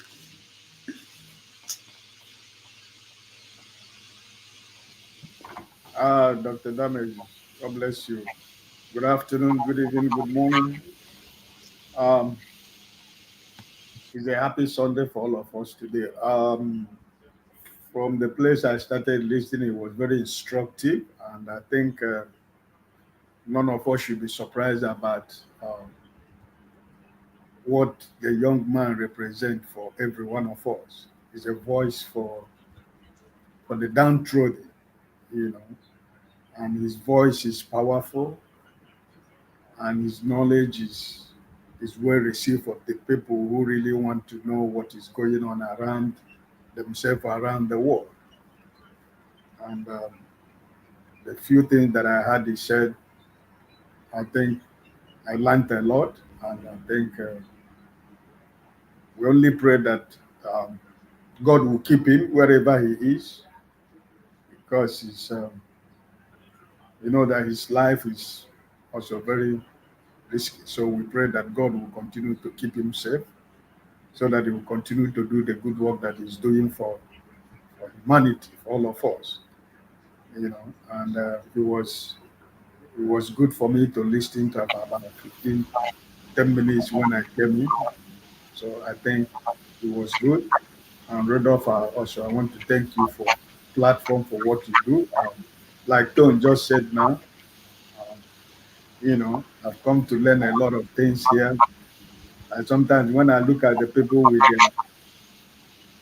um, with their books at the back of their camera, I said, well, I'm not a professor, I am not an educationist, but their library, when they display their library here, I learn a lot from every one of you. Sometimes we can be hot, we might disagree, but you know, at my age, I'm still learning a lot, you know, because impacting those knowledge I get here to the younger ones who are close, who want to listen or who want to really follow the changing world, you know, because you can't force anybody. So I think this your platform is a place that anybody who want to acquire knowledge, who want to face fact, should be part of it. And like KJ said, I pray that we will try to keep your platform going in whatever way we can be able to support your platform to keep it going. God bless you. All right, thank you, Ike. Let me go to Audie, and then I'll come to you, Moye. Audie, go ahead. Yeah, well, thank you, Rudolph. I think it was a very good conversation. When I heard that David was coming, I had to, walk around my schedule to make sure that I was here to ask him questions. David doesn't come very easy, right? He gave a vote of confidence on this channel. I think most people will take that seriously. And I do also advise the panelists that people are listening to us, in as much as we do have varying opinion, it will be good to reduce the chaos that may come, because I think this is a very good channel for our people. And then going to the funding, KJ, I did raise that issue with him. The business aspect of people do ignore the business aspect of things like this. I'll tell you about. I've been in this channel for at least a good part of last year, but I never really, most people like me, I'm not going to struggle to find a way to donate money. There's no pain on this stuff to say donate here or contribute here. If there's a way, and this is my advice, that because if you see the names, it's the same people, and Andre Gomez and all these people contributed. Other people want that you can outline it and say 1, 2, 3 steps to contribute to this channel. This is what I would advise. Sign in with your email, go to this link. People will show up. And, I think Moye was sharing links to David, support. How do you support? People don't want to think too much, really, beyond, especially where they're going to send money. But if there's a button to say contribute here, or go take this channel, this link, and people, I'm sure you see a rise in the contribution because people really want to support this show. I'm talking about from my own perspective. And going to David, I did ask him a question about the new terror group, Laku Rawas. I'm not sure maybe you guys had discussed it before I started listening to him. But I don't think he really wanted to. I think he just avoided the question. But it would be good if, there will be a way to get to talk to him. No, maybe. he didn't talk about that. He wanted to avoid it because he didn't want Yeah. the headline. Yeah, so I think there's a way we can just talk to him off channel, just to that would be good, and also form because he needs to be talking to people who kind of believe in rescuing Nigeria. He can't do this on his own. It's not possible. Forefathers did talk about the Bolshevik Revolution and all that. To form an ideology, you need people to spread it. People do listen to us, and Dr. Jami, I want to thank you, Rudolph, again for providing us this platform to educate our people and to learn also. Thank you. All right, thank you, Odit. I appreciate that. Omoye is corner. Hey, my sis, Omoye. Mr. Ike. Hey, hi, my sis. Happy Sunday, sir. Good to see you again. It's been a while. My beautiful sister, how are you? I'm very well, thank you. Thank you. Greetings to everyone. Forefathers changed that name. I think your mission to have multiple wives died like 3 years ago. So why don't you just change that name? KJ, Mr. Odi, Tone, and I think it's Ikolola, right? Did I say that right? Hi, greetings, everyone. Dr. Damages, thank you for bringing David on. I was looking forward to it. As soon as I got the information about him coming, he has a wealth of knowledge. I think we shouldn't take him for granted. And we should find ways to support him. And on my own channel, I'm going to be encouraging people to subscribe to West Africa Weekly, because people don't understand the reach of West Africa Weekly. There's so many powerful investigative journalists within West Africa Weekly that are from other African countries that have TikTok pages that I follow as well. And I know the information that they provide with regards to Africa and globally as well. So West Africa Weekly is a very powerful newsletter and source of information for all things African news. And I'm hoping that the subscriptions will go up after today. One thing I wanted to ask, before I move forward, where is Mr. Ferreira? Mr. Ferreira would have been very perfect in this. I haven't seen him in a while on your channel, Dr. Damages. Does anyone know? How is he doing? I hope he's okay. And hopefully we can hear from him, because he really touches the minds of some of us. Dr. Damages, where is Mr. Ferreira? Now you are go ask as the owner of the channel. The way they do it in where I used to work is that we don't discuss personnel issues. Okay. Okay. I thought I asked. Me, I'm not even the think of personnel, because there's one person I see is very active on the. I think I saw him yesterday. Okay. Okay. I mean, you guys should say hi to him. You know, I was expecting him to be here, especially with David Hundeyin, because we'd have had some questions that I'd have. Anyway, that aside, the other thing I wanted to say was Dr. Damages. This is very good. I hope we can keep it because I thoroughly enjoyed listening to this. This is like a feedback. I thoroughly enjoyed listening to this because people were asking questions that were important, right? And that people could relate with. I really appreciate the listener experience was wonderful. And I hope that we can continue to keep it respectful, regardless of our differences, you know. And I like the fact, Dr. Damages, that you gave people extra time to actually, you know, like go back and forth with David. That was helpful because it gave us some more insight as to why they were asking the questions and, you know, the responses that we were getting, you know. So that's all I came to say. I just wanted to give you kudos for this, and also to encourage us to please support David in wherever way. And you know, wherever they're talking about Nigerian news and global politics, please, I encourage all of us to subscribe.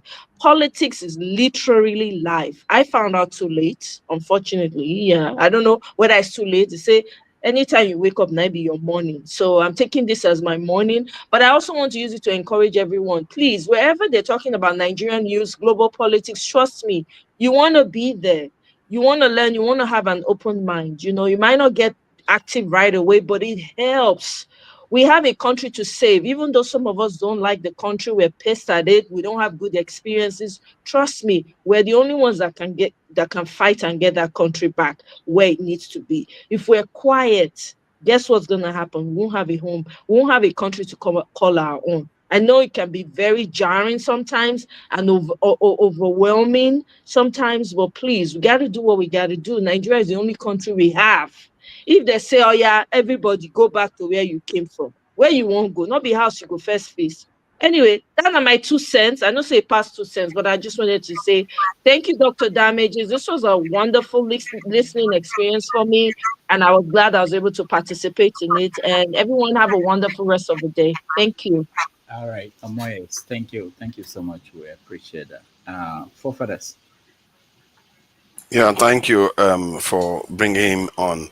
I have to say he was quite impressive with his approach to things. And what I sensed towards the end was his frustration about having to understand these things and most people not understanding it. And personally, I sympathize with that because, you know, we do have that. We have those conversations here every evening. And the fact that he kind of felt that like this channel was a kind of his tribe. You do sense when you get to some environments, you feel like you are amongst your tribe because of the kind of level of intellectuals that are there and the kind of ideas that are being exchanged.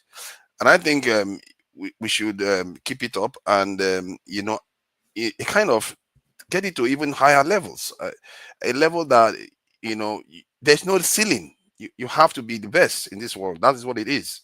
And we just have to keep with the conversation because these conversations may seem like they are mundane. They are actually very powerful. We learn from it. I learn every single day. That I keep saying to people, I keep learning every day. One thing is adding, and my knowledge is keep getting reinforced.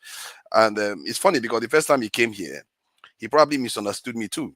And I probably misunderstood him because he thought I was being a kind of dismissive of him. And I thought he was being dismissive of me. But when I went and checked his posts, it turns out that 99.9% we agree with each other on the approach to things. And he actually has been in contact.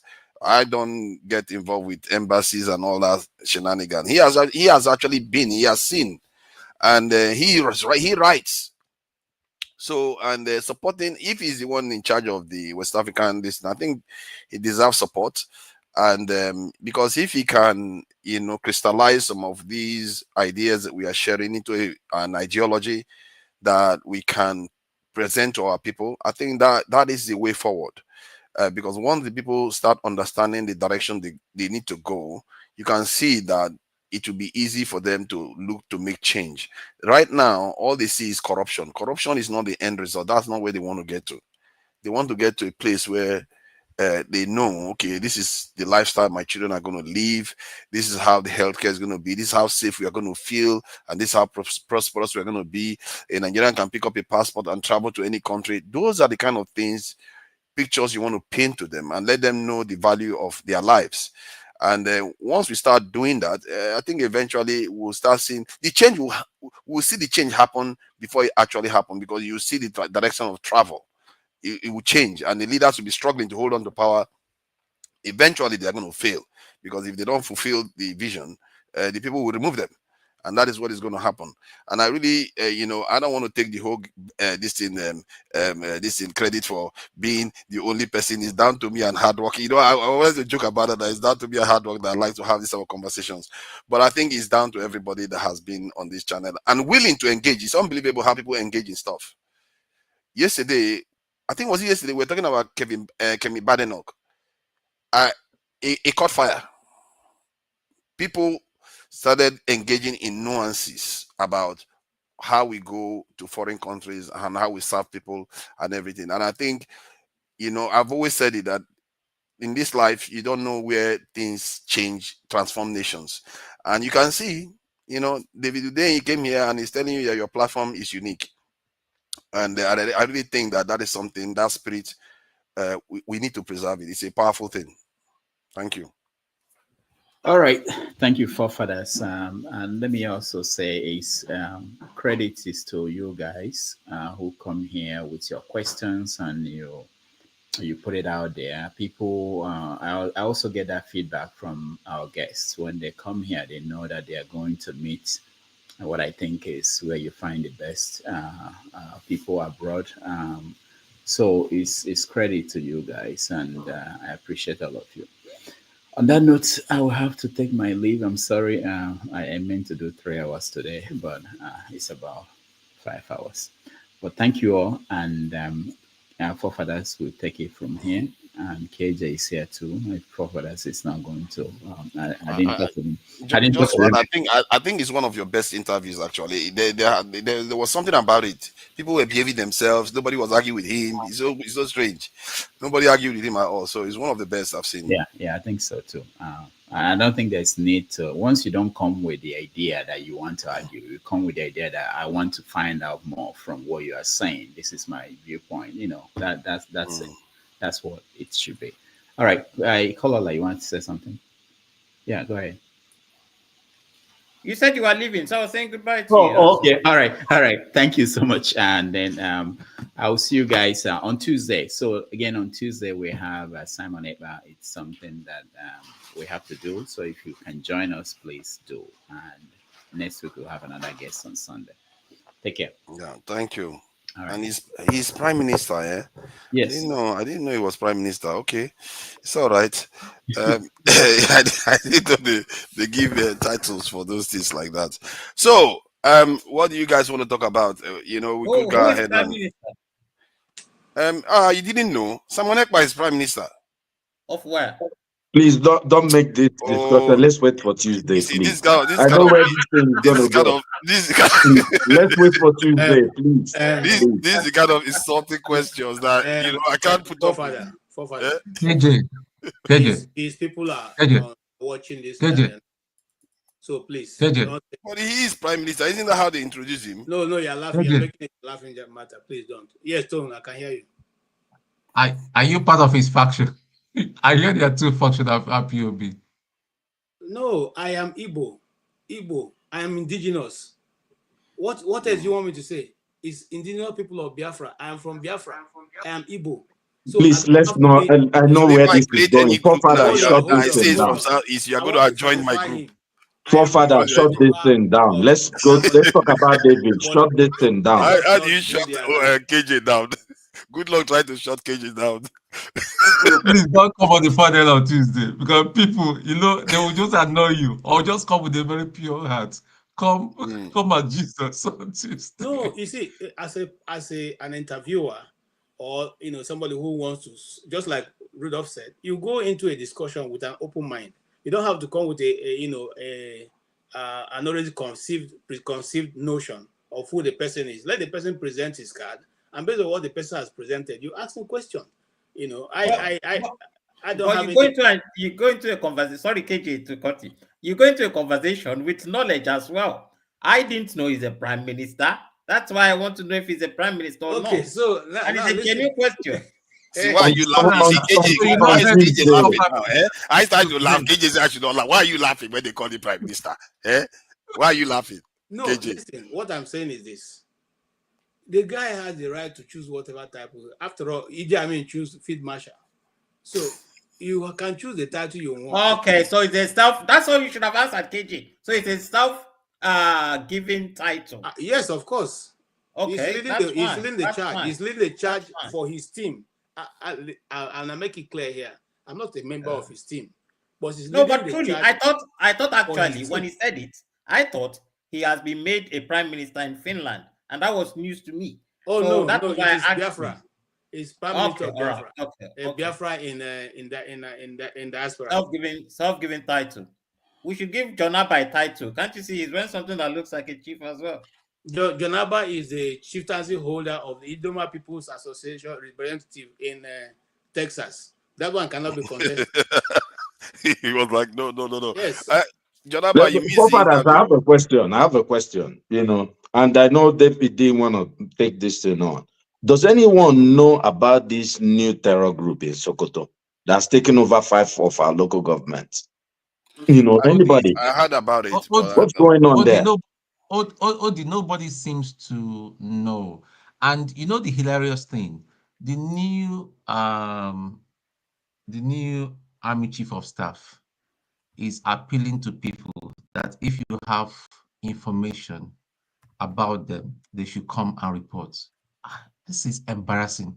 So we don't even have soldiers anymore. I think we just have Boy Scouts appealing army. Yeah, no, it's embarrassment that this is the organization that I knew that was so thorough.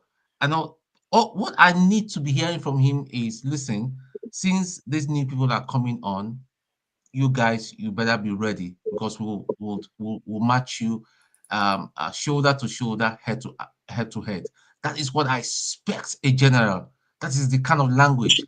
And you're appealing to people, and you're telling people that if you have, You know my problem. This is a different. This group is different from any group we've seen in Nigeria. Forefather, if you can check the video and play their video, they're paying ₦1 million per soldier or bandit or whatever. I don't think they are Nigerians. Yeah, I'm not kidding. This is. I don't think we've seen anything like this. They are recruiting online as we speak. This is not Boko Haram level or ISWAT. Yeah, they are recruiting online as we speak. This is serious stuff. I'm not kidding. If these people go the way they are going, they're going to chase even the governor out of Sokoto State. Because but are you surprised? Are you surprised? The Nigerian No. I'm saying, look, mark this.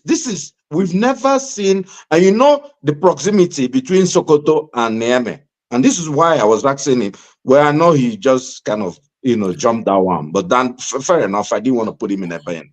But this is a problem. When you go to the north and you pay $500 or 600 equivalent to people to join your group, people who ordinarily will do that just for a plate to have something to eat.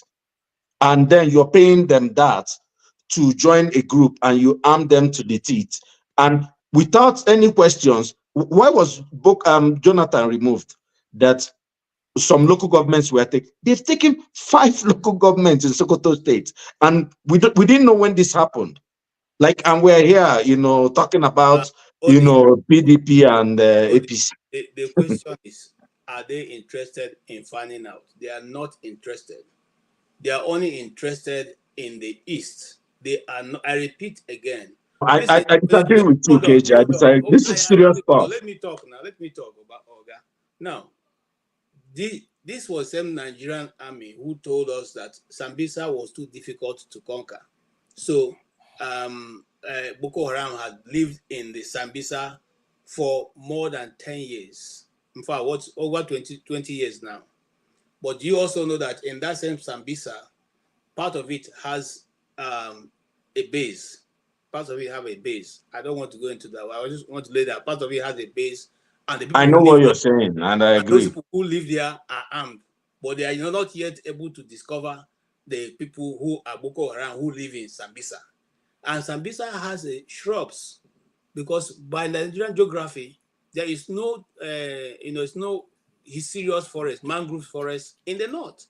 So all of this is politics.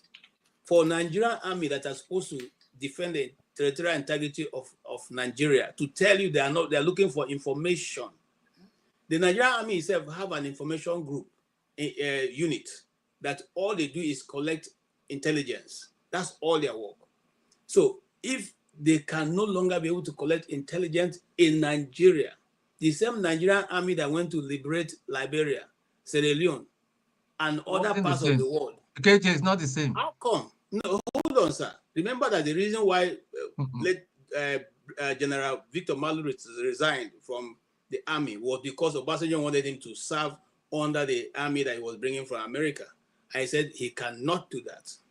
And based on that, he stepped out of the army. So I'm talking about people who have experienced warfare, brought peace in other nations.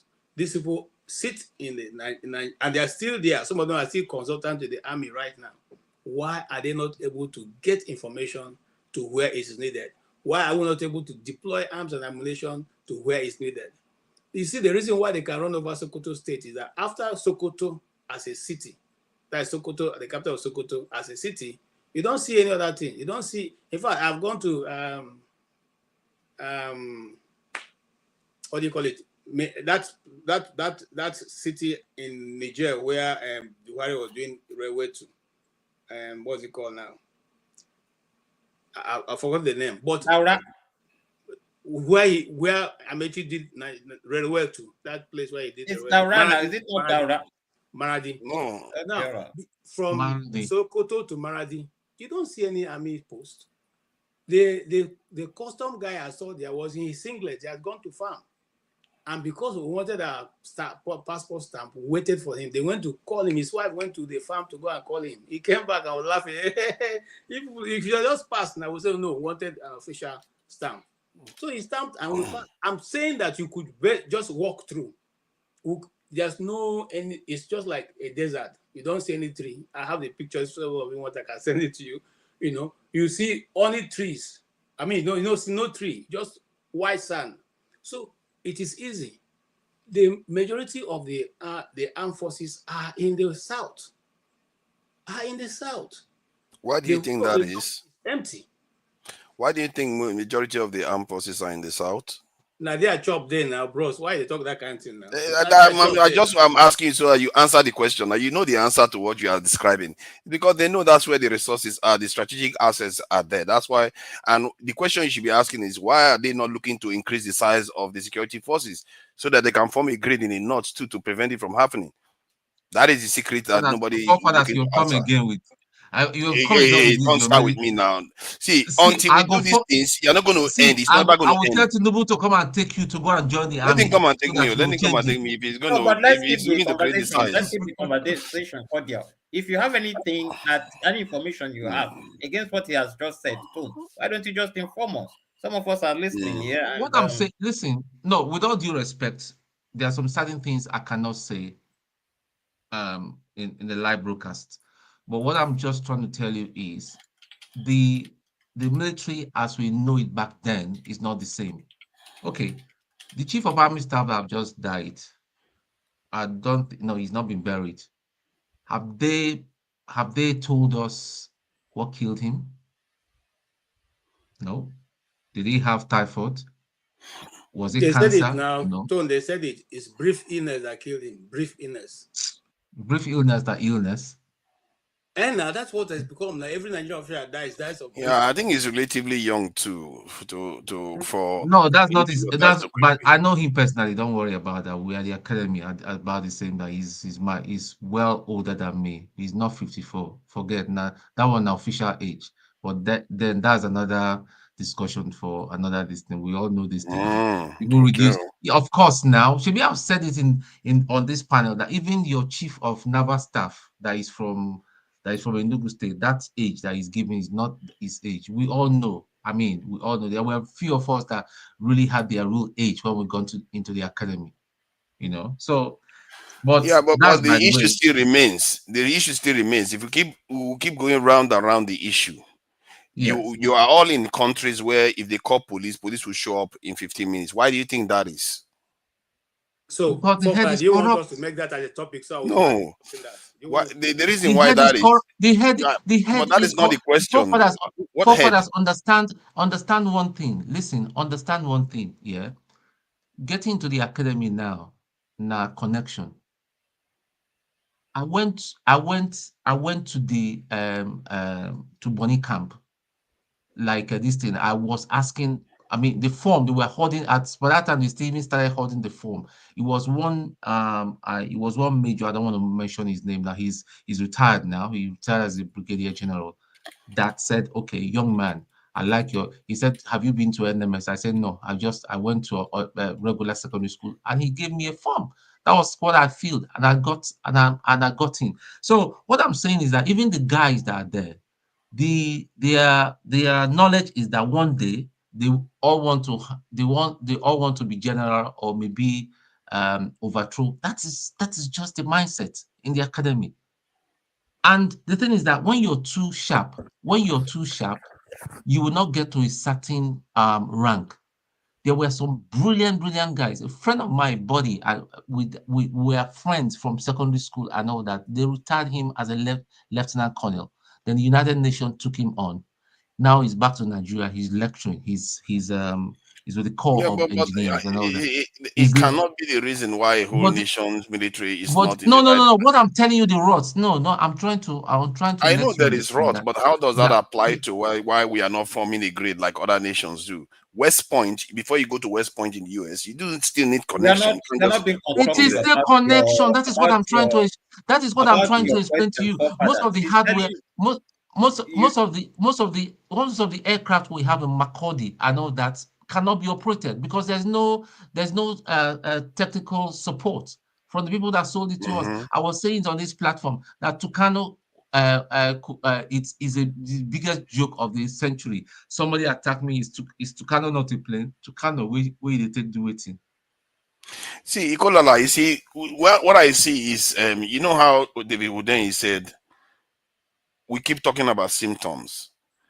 That is the way I see it, because you are not looking at the bigger problem. The lower tier problem is what we are talking about people using connection and they cannot maintain components. Those are they are problems, and almost every nation has them.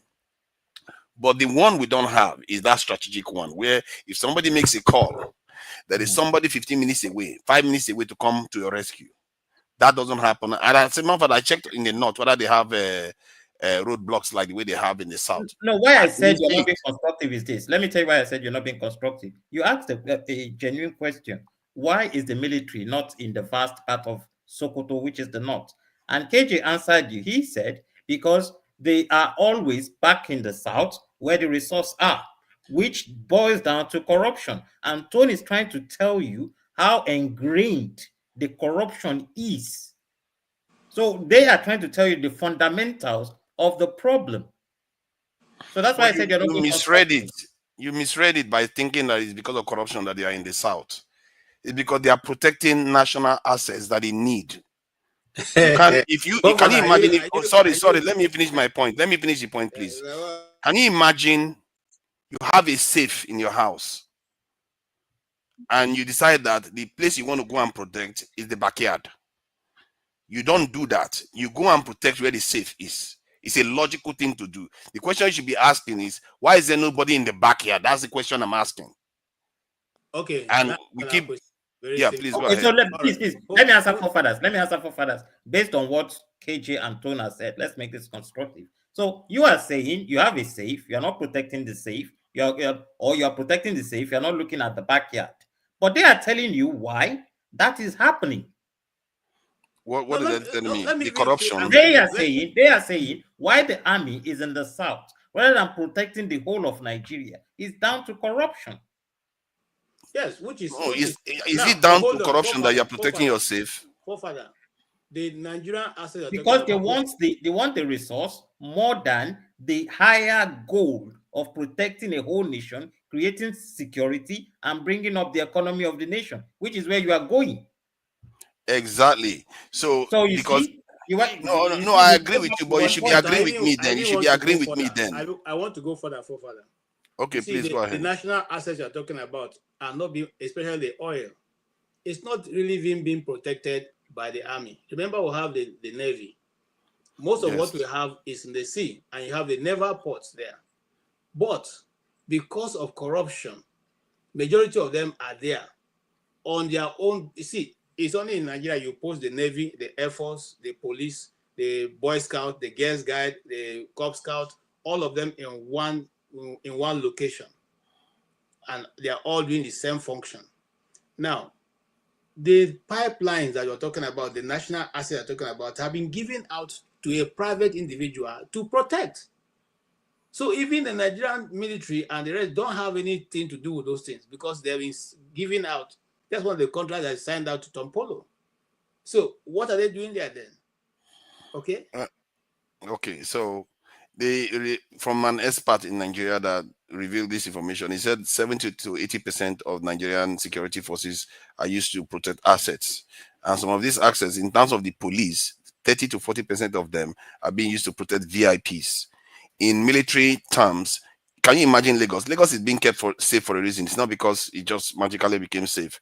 The size of our military is relatively small for the many cities that we have. Somebody needs to keep them safe from, so because there are different layers of security in every nation. You have the military at the top of it, you have intelligence following, then you have the police and all the other local institutions. But in Nigeria, the top layer is barely there, the second layer is barely there, then the others are just scrambling around protecting VIPs and all the rest. And if they are present in the south, it's because without it, the nation is going to collapse. As you see, without it, the nation is completely going to collapse. If you see what's happening in Congo, it's going to be a joke. And the people that are controlling our leaders don't want that to happen. You see what I mean? They want the nation to stay strong enough just to exist, but not strong enough to become fully sovereign and becoming like what we describe, having security everywhere and being able to resist them, like David Hundeyin just highlighted. But Fofa, you forget that the places that Nigeria have had problems right from when we started becoming sensible has always been from the north. The Mr. Seni set came from the north. The Boko Haram came from the north. The ISWAP came from the north. The one we're talking about now came from the north. When shall we learn that it's not going to be from the south, where we put all the police and soldiers that these things are going to come from? Even the ones that you may say they are militants who say pride themselves in Niger Delta are not going after people. We have not had any location where they said, oh, this militant led by Asari Dakbo has gone to ransack these people's house and taken out things. So we can confidently say that the militants in this area are not after the Nigerian people. The ones we are afraid of that are disturbing the Nigerian people are coming in from the north. When shall we also establish a military base in the north so that those people can now protect that area? When?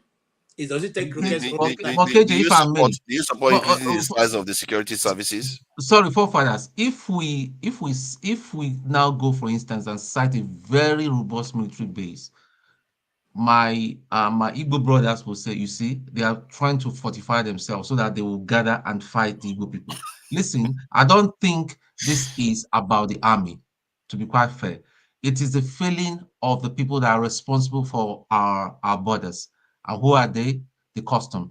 I personally believe that the custom need to be trained robustly and be armed. Because like you rightly you remember when you were telling us when you went to Niger how porous the border was. We don't have a robust what do they call them? Is it the immigration service? We need to have an armed, I don't know what they are going to call it, whether it's a border patrol crack team that should be armed. Because I'm pretty sure that this new group that have just announced themselves are foreigners. Thank you. Okay, Tone, I want to digress a little bit. When we talk about military base in the east, not a barracks, all the barracks that have any form of arms and ammunition in the east have been taken off. There's nothing in the east. What you have in the east, close to Major General Hedge's house, is a library, army library. That's what is there now. Every other army you see in the east is on the checkpoint. So I'm not saying there's an established army base in the east. There's none, apart from that library, and has only books and very few army officers. I went there the last time I went to the east. Okay, I went there to visit somebody. It's a library. They don't even have one arm or ammunition, just in case. They can't even defend the library. Have you asked yourself why General Hejurika have not questioned the authorities? Why Ike Nwachukwu have not questioned the authorities at what is happening? Because can we they are let John very, very Abba senior. to say something? You know, like there are Yeah, people. I think it's only fair. Let's let other people say Yeah, something. I can. Jonaba, apologies. Sometimes I just let we just get into this rabbit hole. Thank you for joining us, Jonaba.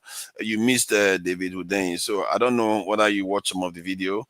What do you think about what you've heard so far? Good evening, forefathers, KG, Ode, Ikolola, Tone, and Oga Mike. It's nice to meet with you guys. Yeah, I watched some of his chat with Dr. Rudy, some of the back and forth question and all of that with others. My take, I mean, he's a brilliant guy. It pains me when I see people like him going through what they are going through for the sake of the same country,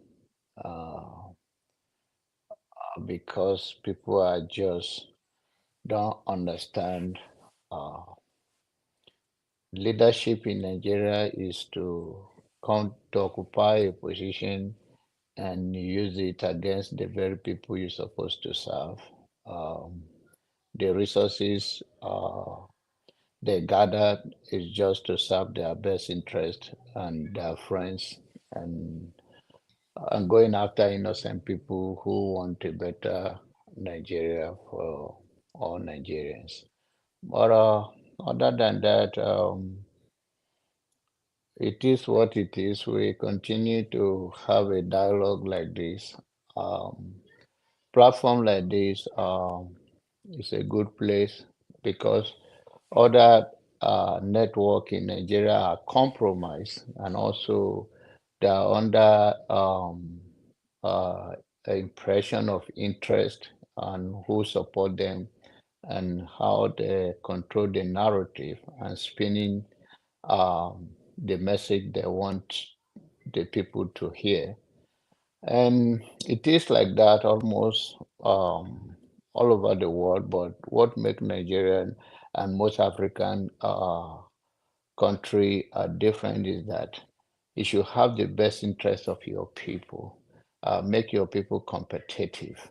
We are in the global square where people are competing, and to have incompetent people, narrow-minded people in the position of power, and is disheartening. And I don't know whether 4 years of election cycle will fix Nigeria. And I don't think I see anybody right now that that will really fix Nigeria, because if you want to do that, you should be ready to die for it. And if nobody are ready to die for it, then we're all going to be going through this for the next generation. I don't know when it will come to an end, because people think the West should help them, or the advanced countries should come for their aid. Nobody can love you more than you love yourself. And the life is about interest. The whole life you see is just some people are fair, and for the greater good that if their neighbor is safe, like city in America compete in terms of which city is more safe, because people will love the insurance will be low because of low crime. automobile insurance and so many things. And that is what people do to compete in the high level to make sure that criminality is reduced. So in that kind of environment, the life quality of people have to be improved by the setup of organization. No one is left behind, and so on and so forth. But in Nigeria, it's like everything we have, both our natural resources and our human resources, the best of us are all in abroad, because sometimes whether we say we are coward or we show like we are fight and you are fight to a level that the last breath for you, you want, like KJ, my brother, that I think is tired and he don't want to burn in Nigeria like that. So he have tried his best, and now he came to America this time, and to so many of us. And I think if Nigerian is working, if they only can even have the security and have a little infrastructure in place, that there is hope. I think many Nigerians will go back home. I don't think everybody is just looking for a better life that we unfortunately couldn't get in our country. So people like him they are my hero. Thank you. Thank you. Yeah, go ahead, Iko Lala. Right. I want to add to what John Abba has said, but I want to go in terms of a question. I don't think governance is a very difficult thing. It's because good people have left politics. In Nigerian's case, good people have left politics in the name that it's very difficult, it's dangerous, and crooks have taken over the space, because I could see in Abia State, it was a very dirty place about 2 years ago. But you could see the transformation in just 1 year. So, and it's in the same Nigeria that we are talking about that is corrupt, that is bad, that is going nowhere. But we all stay away. So my question is this: what if Nigerians in diaspora start beating their own chest and saying, look, yes, presidency is a very tough game. There's no doubt about it. But there's a place you can start with, because everyone abroad has, most of the people who live abroad, who have spent about 15 years to 30 years, have enough resource to go to that Nigeria and, if for nothing else, contest for their local government. And you can do a lot in your own little local government. So it's a question I ask. I am not making it so I think it's something I would love us to discuss, please. Quick one, please. I'm sorry. There is no election of local government except you buy it. Take my word anywhere. Except you buy it. I think some people said something about it costing to buy one in somewhere in the south is it cost. I wouldn't say buy. They sponsor the lady. It costs about $200. You give it to the chief of staff of the governor and the rest of them, and then they write the list before that day. How much? Yeah, but sorry, I was online here when somebody said they sponsored somebody in Nigeria, in somewhere in the southwest, to become a councillor, that's local government official, elected one, for about $100 to $200 or so. That's what he spent on her. 200,000. These people are living. I was online. I was online when he I think he did it or something. Yeah, I've seen it. No, that's not online. That's called offline. The person is living in cuckoo land. I don't know. I don't know. But let me tell you. Finish his thoughts, please.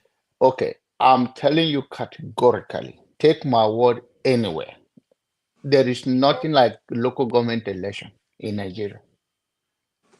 They pay based on the highest bidder and the party that you are in. If that party is in power, that is the ticket you have. Who's who comes first and negotiate and have the money, they give that person that position. In Benue, it's 100 million local government chairman. It just happened. And when now APC is in power, all the local government chairman is APC. No PDP one, no any other party. It was like that. And But is it only chairman that they elect locally? No. I'm just the giving other you. ones is what I'm talking about. Now the one sponsored by the federal government is the senatorial race, and that one too they settle from Abuja.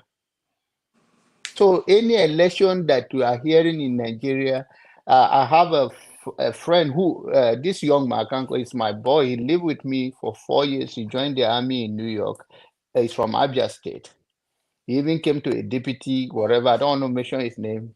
And today it has been a while, and he got my number from somebody because he have gone to Nigeria to join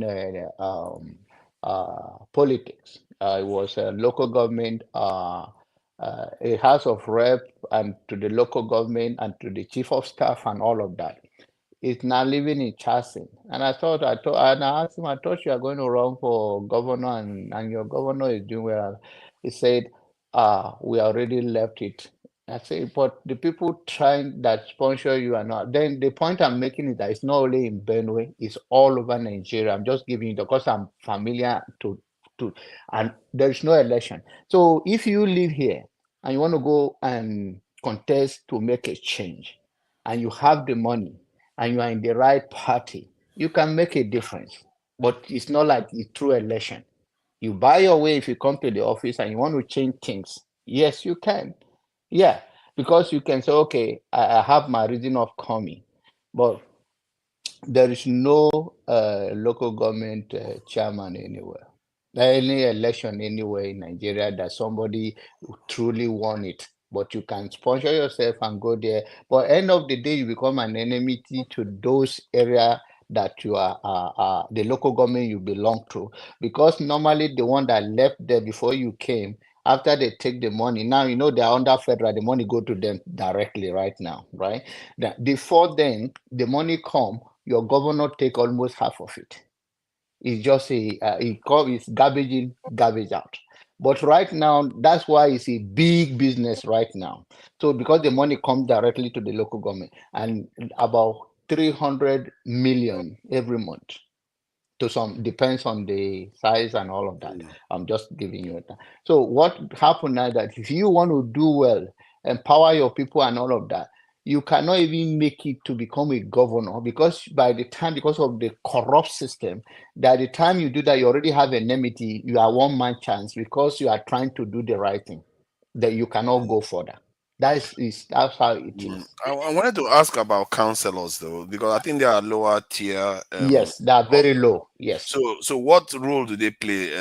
There's just a common flag of say the councillor from this district, and they get their name, and then when the money come, few of them will go there and go to every 5-day market and meet with the town people and give them little money and go. There is nothing. There's nothing. There's some of them live in Abuja, live in the capital of their state. That they are not doing nothing until that money is coming. Then all of them come back to their areas. There's nothing. John Abba, what is their role? I'm still going to inquire more with your submission, and thank you for that. But let's not forget one thing. Nothing comes easy. Even politics in the developed world takes money. So if the aspirants really want to make a change, why not have a system, a plan, a strategy whereby you can take over these things? Because these crooks we are looking at now that are running Nigeria did not come in one day. They had a strategy and they've taken over. So unfortunately, if we are going to accept the only other way, if there's no strategy, is to be chaos. And we don't pray for chaos. I think there's already a strategy in the answer that he gave. You need exactly. there's already a strategy in the answer that he gave. You need 100,000 that's 100 million, which is equivalent to 50,000 pounds or so. And if you can muster that, then you can capture a local government. And if you have an ideology and a vision, then you can use that as a kind of a test bed for it. And if it works very well, you expand out from there. So, can I say something? Godfather, sorry to interrupt you. Sorry, Odi. Go ahead, Tom. Okay, let's say, let me just use Odi's local governments. If we say, okay, we want to plant somebody in Odi's local governments, somebody from Oyo State, will he agree to give a donation of, say, 200 pounds or 500 pounds for that to happen? That's a big question. You see, tribalism, again, there are some certain pitfalls that we need to deal with for that. It's a wonderful idea. We can raise money. Us in diaspora can raise this money is nothing if we are of one mind or one purpose and say, okay, this local government, regardless of where you come from, I don't have to come from that local government. Let's plant somebody with character, with integrity. That money will not come from his pocket. You know what that means? It means that that person don't need to steal that money. But if I've taken a loan, or it's my personal saving I've taken back home to go and buy an election or a post and all that, then I'll be under pressure to steal that money in order to replace it and to make some profit as well. Yeah. Sorry, Odi. Thank you. Can I say something? All of you have been talking. I have not said nothing. Why? What's the problem? No, we're just waiting for you to decide when you want to talk. It's okay. Please go ahead, Aga. But I have a question for all of us. Because we are talking about the people diaspora go to Nigeria, register, play politics, win local government, win governor, win chairman. Can you tell me anybody that has lived in the diaspora that has gone to Nigeria to play politics that has survived? Can you mention one person you know that survived Nigerian politics? One person that you know. Those who left everything to go back to Nigeria to play this politics of Nigeria. Right? Donald Duke. I'm coming now. Donald Duke, right? What we're trying to say is this. If you, like what John Abba is saying, before ever you succeed to do what John Abba said, you have to murder conscience, because you have to commit. Because those people who have been there before you came back, if they see you, you become an obstacle, because you don't live in that world for so many years. They will poison you. You walk away. They don't need you. This is Nigeria. We have to be honest to ourselves, right? We have seen so many people who went to Nigeria to try to play this politics, but their life became a danger. They left Nigeria. Remember the days of Batin Nigeria, when Babangida called all the experts from Nigeria who live outside Nigeria to come and become ministers in Nigeria. What happened to all of them? The same people that are in Nigeria made them, they never survived, they never succeeded, and they left the country and walk away. So this idea of maybe say forefathers go to Nigeria to play politics, it's not easy, my brother. Even if it is consular, they kill people for consularship in Nigeria. And Okay, you, Mr. as a man who has lived in the Western world, you are not ready to do something like that. You don't want Do we to be abandon them? But do we then abandon Mr. them? Ike, what is the solution? No, wait. Mr. Ike, what is the solution apart from just folding our arms and coming here to talk every day? No. I'm not saying that we should fold our arms, but I'm trying to say that we should be, realistically debating what we're saying. Because what John Abba is saying now is the politics, like there is no local government election, for example, right? For example, if you go now to give 100 million as somebody from outside Nigeria who want to change a system, if it is your 100 million that you want to go and spend to become chairman, remember that you have to join a political party, right? And the political party you have to join has to be the political party that is in power. And at the end of the day, maybe the political party, the ideology is not your ideology.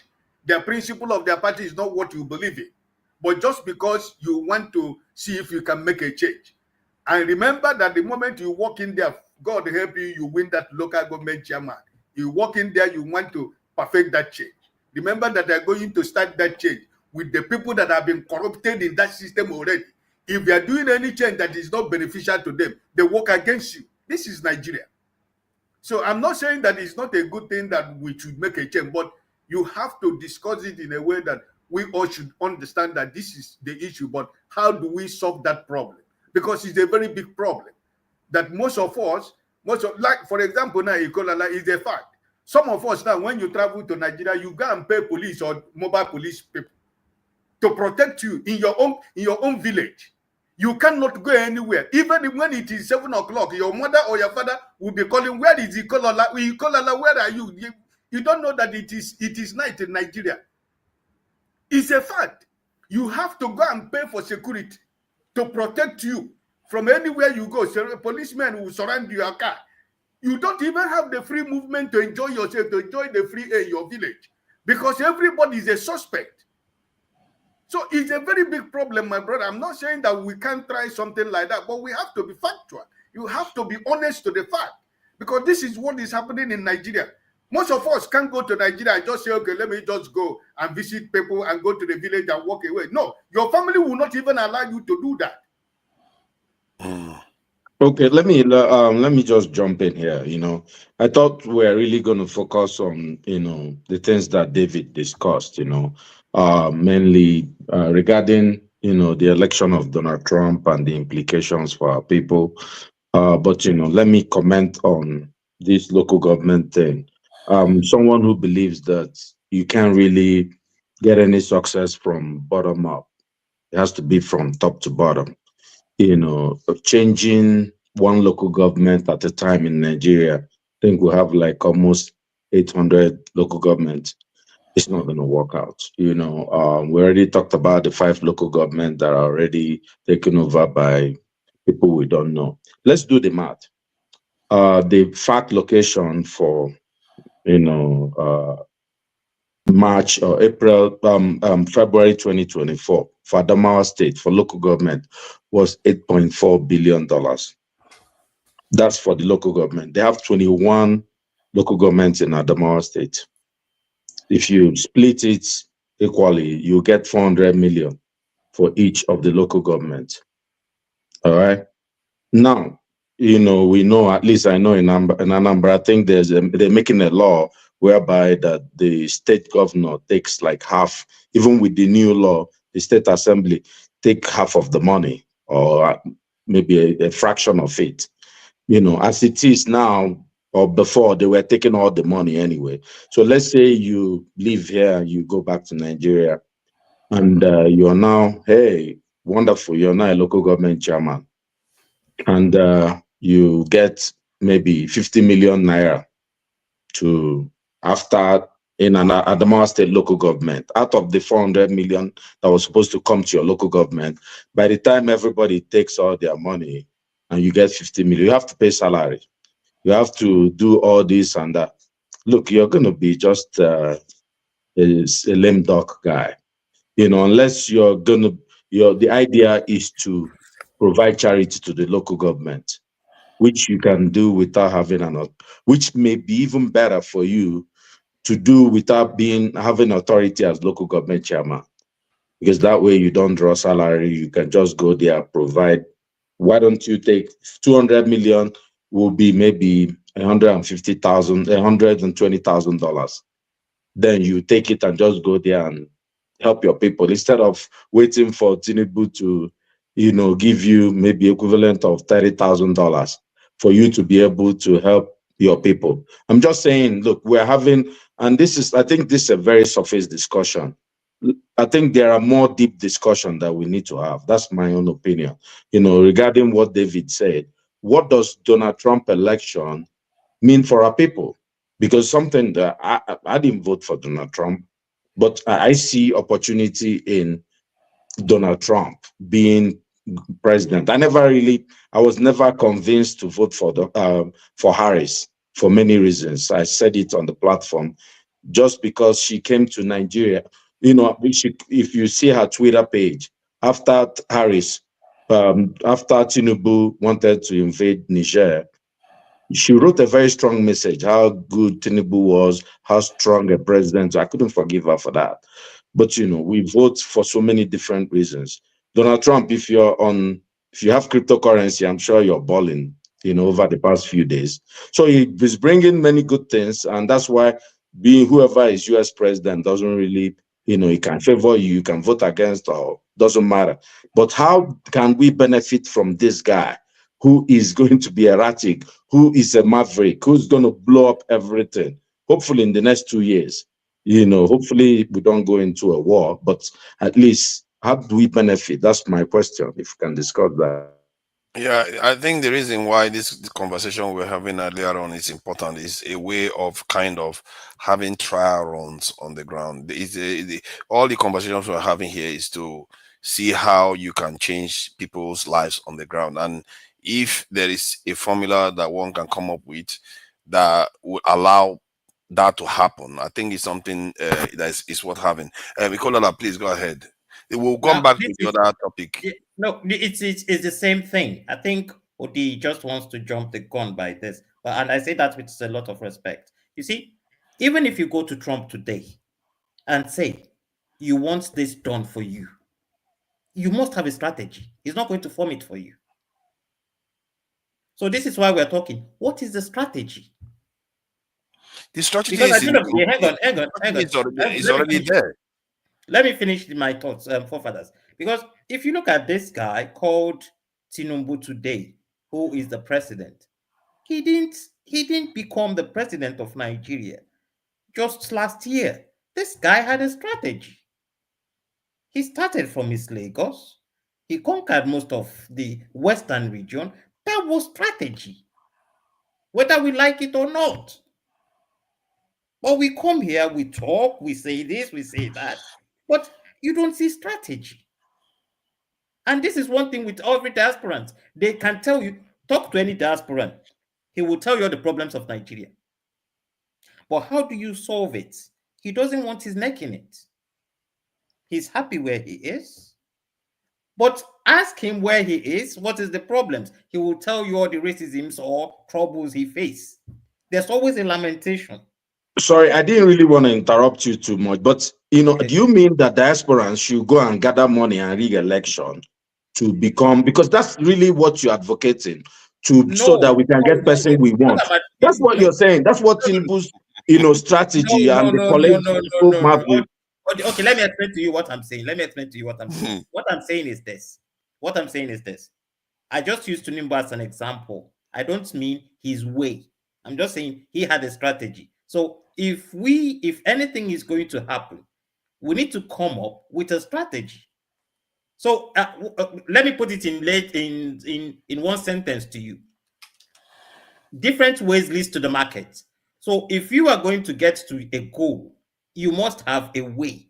We cannot keep talking, that goal every day without having a map to that goal. Thank you. Let me just add quickly, please. I think sometimes when somebody brings complaints, we see it as complaints. We don't see it as part of the solution or as a strategy. Like the issues that Oga Ike raised are things that you can plan for. You strategize around those things so that there's nothing mysterious about that. If you go into a system where people are controlled, they will do everything to stop you. You don't expect them to throw flowers while you bring your donation to go and buy the election. So they will do everything. You plan for all that, and then you move forward. And I think the question that he asked about rigging election, if he's going to take, I don't care now.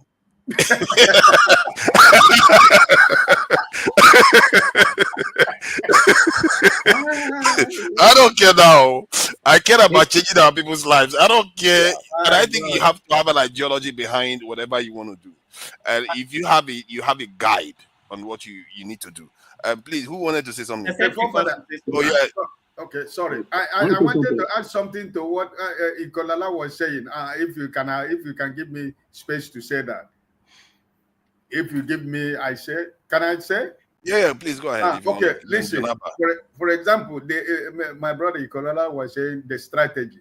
If I ask any of us here who is here now, is there any of us who is a member of any Nigerian political party right now?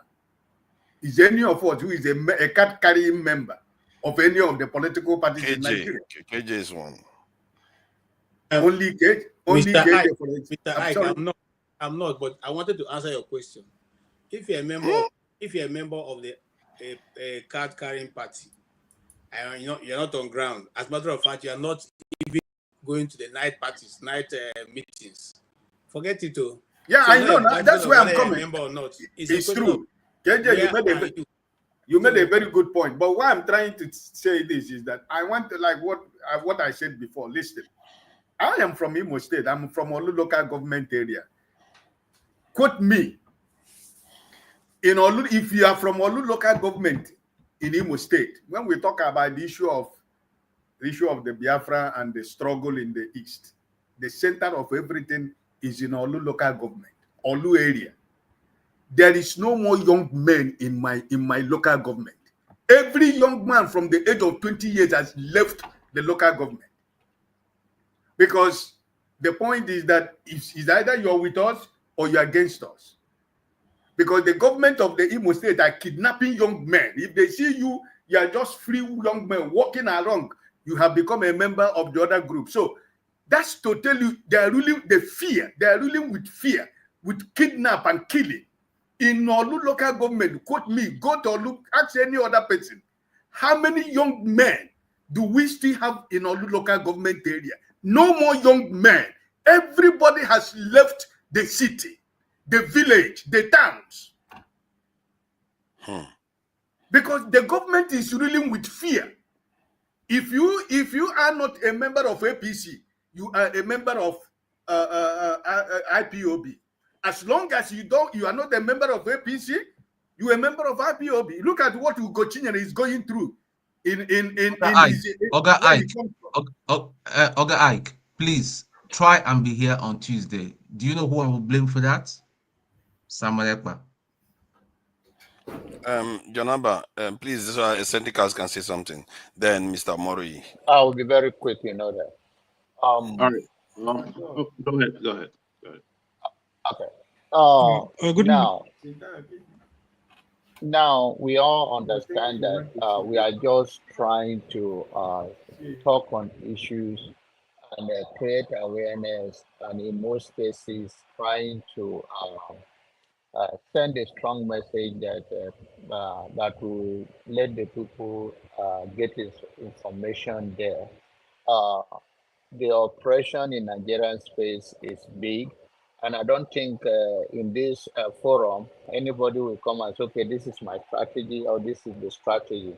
I think what we are trying to Kolala is saying in nutshell that what is the way forward, and then we can say, okay, is now suggesting that is there any way we can break through this cycle and somebody can live to be a decent civil or a politician that serve the people. And with that, but we have explained that in most cases the way is very narrow. It's almost like between the camel and the needle. So, but I believe that when we come here, most of the time, it's not because we are trying to complain. We are trying to, like this, David share information with us today. Then just open your eyes to so many things going in Nigeria. The only change that will happen in Nigeria is when we have, to me, in terms of political arena, is somebody whether you ring. I don't care whether you ring the election and become a president of Nigeria or you do a coup. All I want is that you come with a clear vision what you want to do and you crack down on whatever that has been going on in the system. That is what will happen. But then you have to be serious about that. But any other than that, I don't think that anybody just say, oh, this is the strategy. And if it is strategy, it's not something we discuss here openly, actually. So thank you. Yeah, please go ahead and set the cast. Okay. So I think we're kind of like we're missing the foundation of it all, right? We need to, first of all, we need to create a political ideology, right? Like, for instance, let's say if we put money together and elect someone in the local government, like you guys suggested, what will be the person's political ideology? Like, how are we sure that person is going to go in there and do what they are supposed to do? And what does that even mean? what they're supposed to do. You know what I mean? Is it actually a good thing? You know, what are we considering the good thing? You know, what is our vision of Nigeria? Like, how do we envision a better Nigeria? Like, what does it look like? You know, we need to create these ideologies, right? Like what we mean by a better Nigeria and how we can get there. You know what I mean? Like, we need to have all these things. We need to talk about all these things, right? All, you know, how to get there before we could talk about electing someone into office, because we've seen it before. When people go into the government, they change. Like, we've seen it so many times. Like, we've lost count. You know, when Obama came in, everyone had hope about, you know, Obama's presidency and all that, right? A lot of people from the left and different political leaning voted for Obama, but he went in, he became a centrist. He was like, you know, he was even worse than Bill Clinton, right? So we've seen this happen so many times.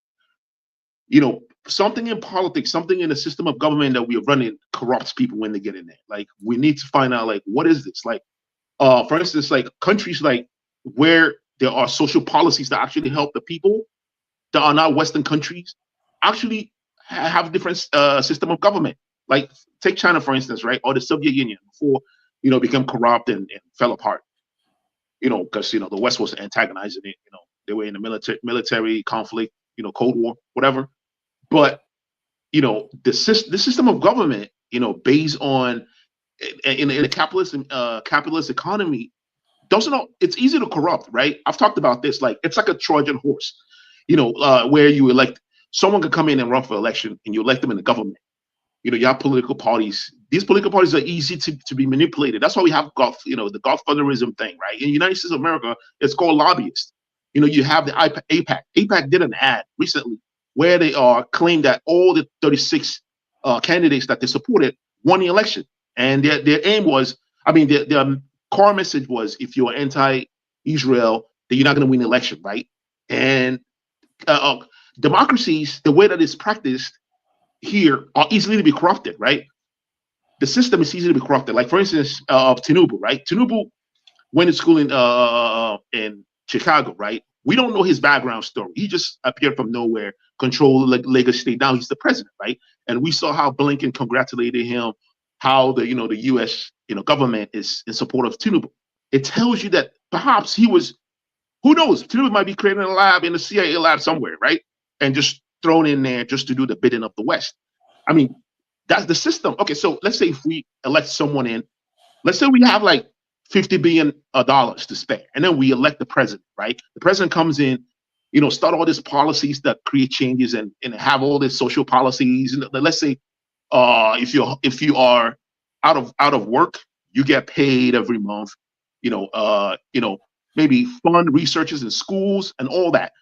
And then after 8 years, the person goes away and a new person comes in and then undo everything that they, take money away from infrastructure development and all that, and then reverse everything back to square one. It's the system. The system is the problem. I hear your frustration, but if you look at how these things are done in history, first you have to have an ideology that is also expansive, that is going to convert people into their belief. If Deeper Life can come inside Nigeria and have some ardent followers, you could create an ideology that people can believe in. If you have an ideology, it's a roadmap. It's not about an individual anymore. So if you have whoever you sponsor to go and become your candidate to a whole office has to be a strong adherer to that ideology. It's not just by words or meetings and all that stuff. It has to have a proven record to the ideology. You see what I mean? But the people need to be educated. Right? Go ahead. Now, we are dealing with variables here, forefather, and I'm talking on this because I've been part of people who have helped to bring people into government. And when they get into government, the first 1 month, they will probably be able to listen to you. After that, they will no longer even attend the group meetings that people used to attend before they became whatever they become. And I can mention some few names because they are no longer in the office. People like Benga Daniels was a very strong apostolic church member before he became governor. Well, everybody had hope that he was going to do wonders. But all of you can see from hindsight now what has happened or what he did in his state. So there are many, because they are variables, they are human beings, okay? they will continuously to rub off from within the place, our group now that I brought him in, and also the outside world that they are dealing with almost 247. Let me tell you, okay, let me just outline to you what happens when you are elected a governor. When you elected a governor in Nigeria and you are coming from you're not a billionaire. You know the first thing they do for you, forefather, they ask you that your 10th floor of Transcorp Hilton is at your disposal. Have you been to the 10th floor before? The 10th floor of, is like, it's one of the best hotels in Nigeria. They first of all take you to that place and you have everything at your disposal. The kind of food you have not seen before, every other thing that I have not seen, they put it at your disposal. You are now no longer, in fact, when you get there, tell-us are waiting for you, for you, your wife, and everybody, or whoever you want to bring there. Tell-us are waiting. They take the size of your clothes, take the size of your shoes, take the size of, people already bringing gold wristwatches to you. You have not taken office, so I'm telling you what's happening. Now, at the time, very soon, somebody else will walk in and tell you, Oga, we just want to give you a head start. You have 2 Land Cruisers, brand new, packed down there, waiting for you. They are yours. Here are the papers. This Oga said I should come and give it to you. You put it at the table. I'm telling you, for that 1 month, you're probably going to be there for briefing and everything, operating from that 10th floor. You probably walk away from that place already made a millionaire. I'm not telling you what is not still happening till tomorrow. So at this point now, you who was every day call forefather, forefather, yes, that's our plan, we're going to implement it. You won't hear no phone call any longer. They're not talking to you. They're not talking to you. I'm coming. The funny thing about the Transcorp hitting that if you are the 10th floor, you have a special.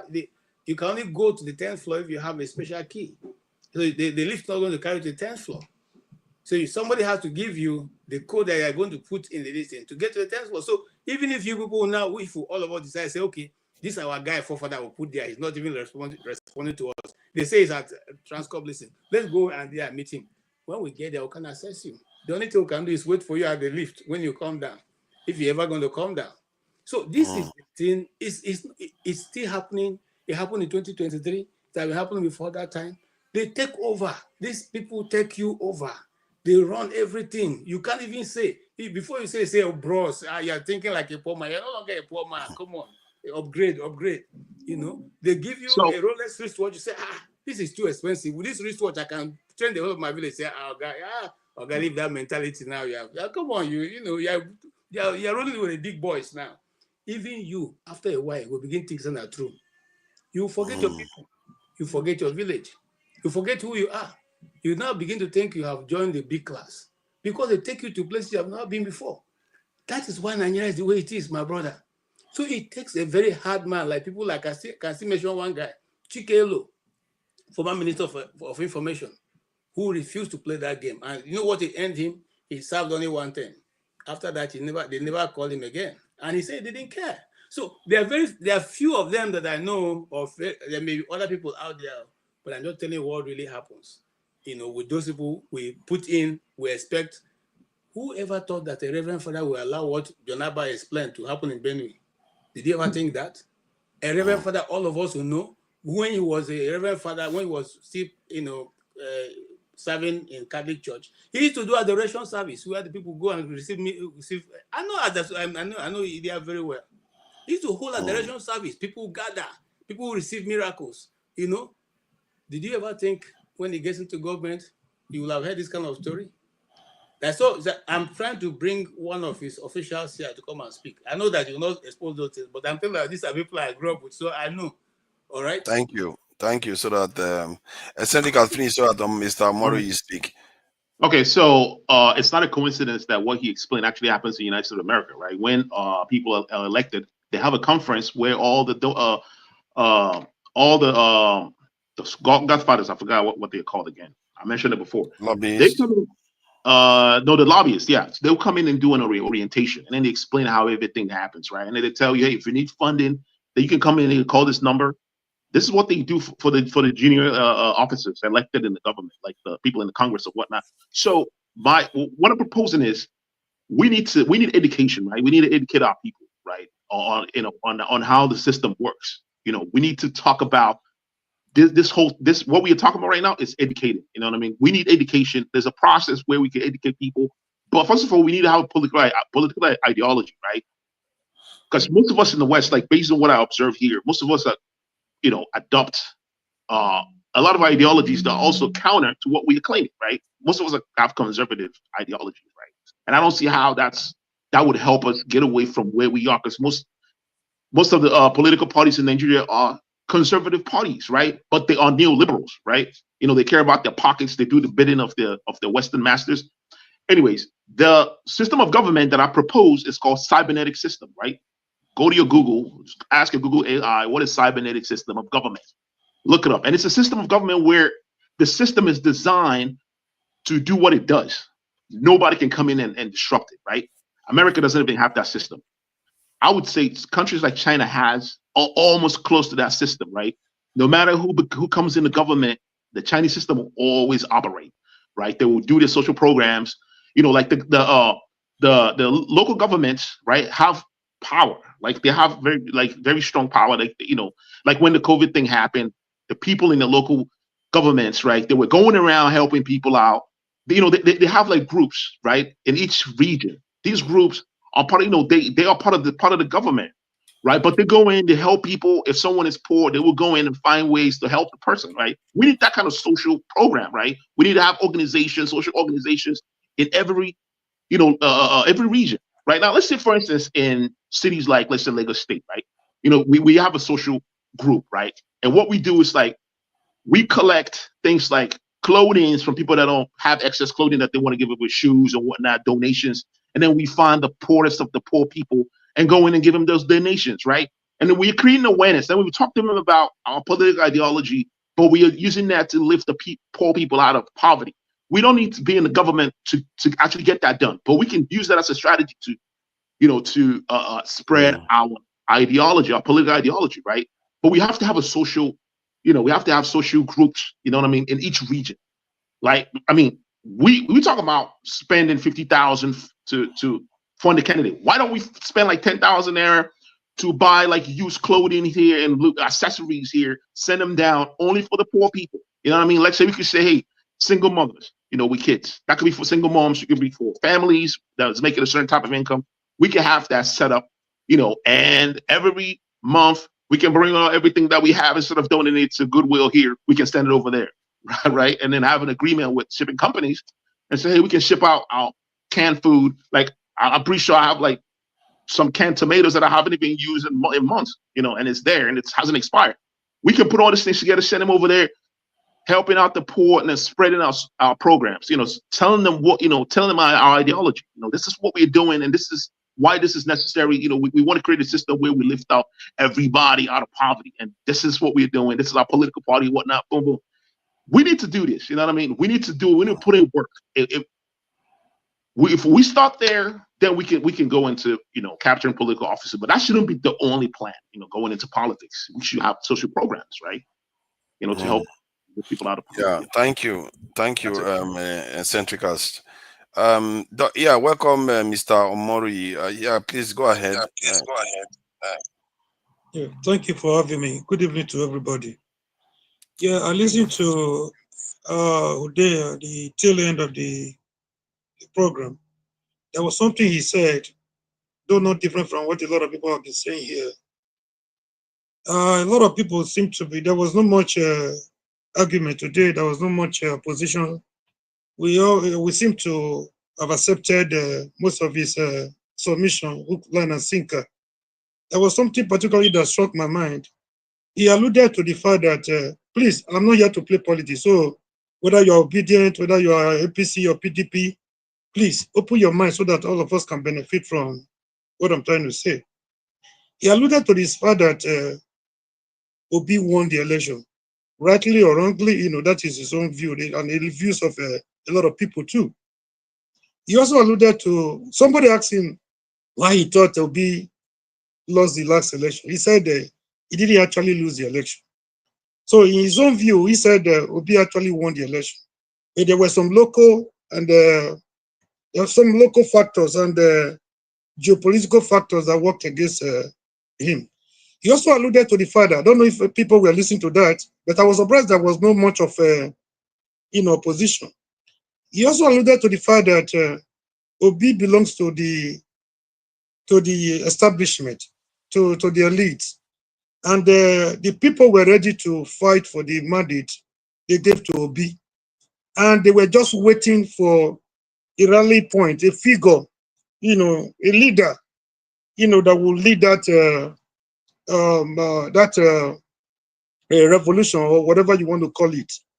That Obi is not the kind of person that is willing to do that, and we all know he's a gentleman. And if you look around today, if you want to look at the PDP, APC, and the existing parties, they have all been, they have all been truncated, have been intimidated into submission. We don't have any other party apart from APC today. So the only formidable opposition voice we have around, with a lot of credentials, positive credentials, is still Mr. Obi. And this is 2020. This is almost 2025, and 2027 is around the corner. My question to everybody here, please, let's address this thing with open mind. The last time he got about 6.5 million. Now, a lot of people that are not tired, have not given up yet, maybe willing again to give him more votes. With the same institutions, with the same, INE, with the same police, with the same incumbency factor and everything. Are we going to go around again another cycle, giving Obi, given the fact that it's the best we have around now? If you have a lot of Nigerians that are actually yearning for a change, are we going to go around again in this election when no meaningful changes are taking place? We're not talking about the biggest hurdles in front of us. We go into election 2027. Obi wins again, and he waits for court to do their processes. And again, we are back to square one. Tinubu wasn't even an incumbent when the police, the court, and everything. Everybody watch what happened in Edo. In Edo, they have already declared election of 2027. In Edo, if you listen to them very well. So the next one they want to do is Ondo. From Ondo, gradually they will get to 2027. If Obi wins again 2027, if he's the only one, the only alternative we will rally around now, we'll go around again. Obi wins again, he goes to court, back to square one, and please, can we open our minds to deliberate on this issue? A lot of people have been saying it, but when people raise this issue, it makes it look as if we're against Obi, or especially when it's coming from people like Showere, saying Obi is a part of the establishment. Obi, it's not somebody that want to go against the status quo. You look as if he's coming out of hatred or something. Let's open our mind objectively to address this issue once and for all. And we all agree, most of us here, 99% of us here agree that we need something beyond Nigerian police, beyond Nigerian court, to be able to actualize the political mandate in Nigeria. My question is, what is the way forward? What do we do? I think we are all asking the same question. Let me just allow enable Adama to contribute. Adama, welcome. I just wanted to say good night to everybody, and nice talking to you all. Good night. Good night. Thank you for joining us. Thank you. Good night.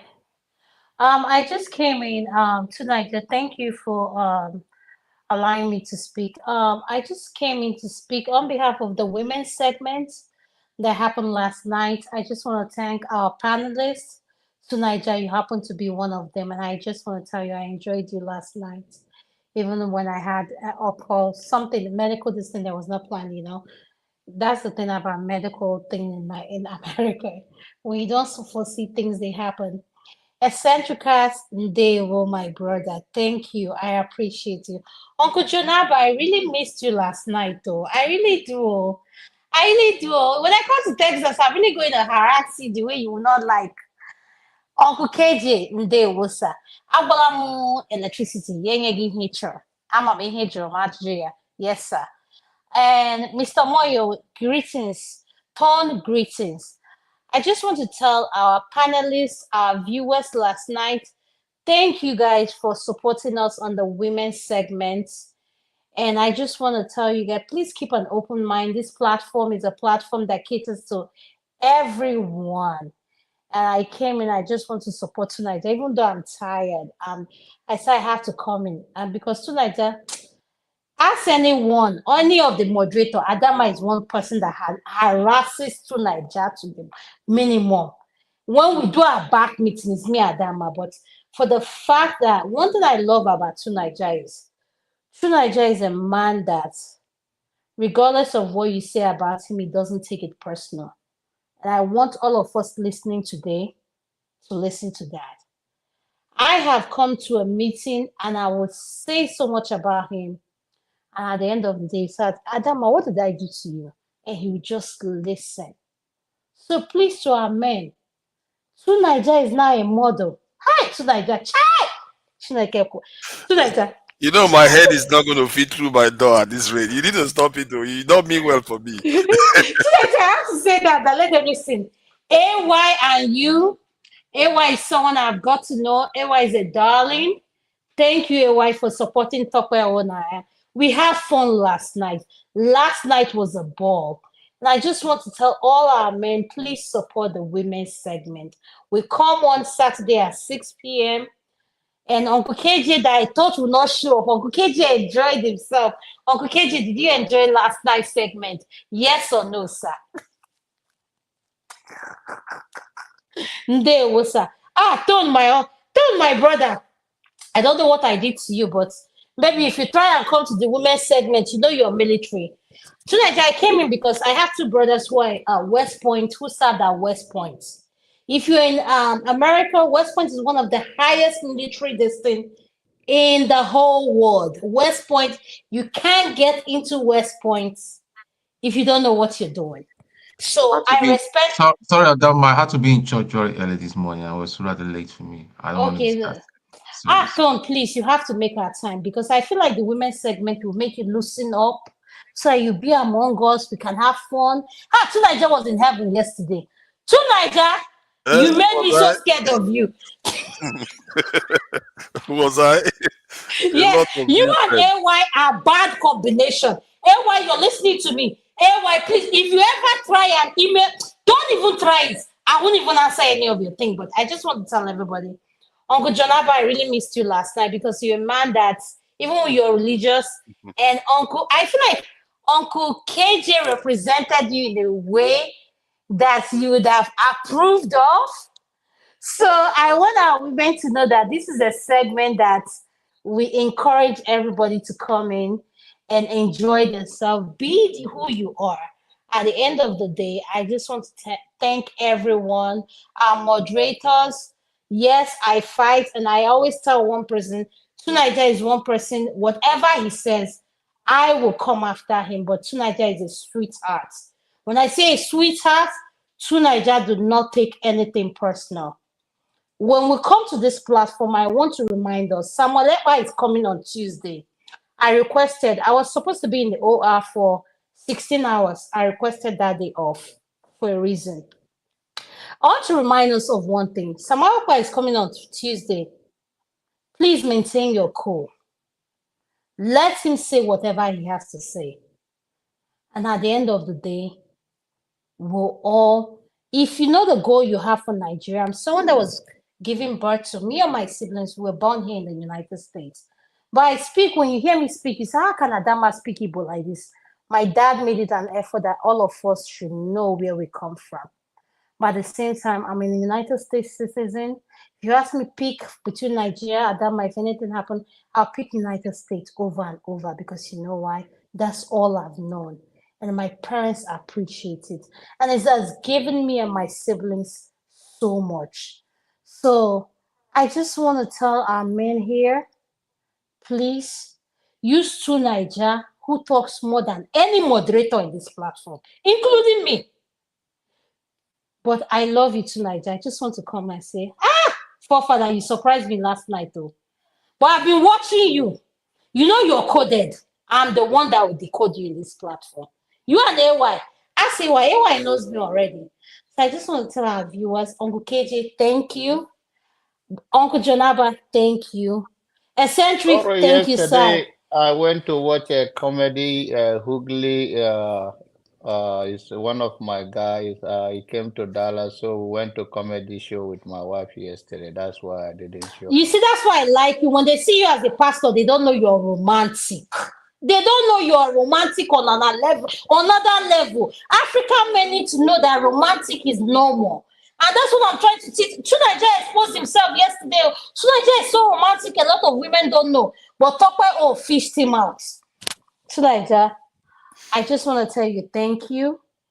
I appreciate it because no matter how our difficulty, whatever we've gone through behind the closed door, you're one moderator.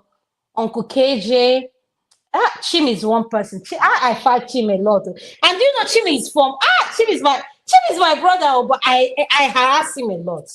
By the end of the day, I want people to know that this is a channel that supports women. And Dr. Damages has given us that stamp. You guys are here to stay. You ain't going nowhere. So please embrace us. We are still trying to work and get to know everyone. Ton Dede, because Saturday Gabalibia, it's just a woman said, you know, why? So why? Hika. Uncle John Abba will tell you. And Mazi Prince did not come. And Mazi Prince is the therapist on this platform. So like you see how I wear my hair is natural, no wig.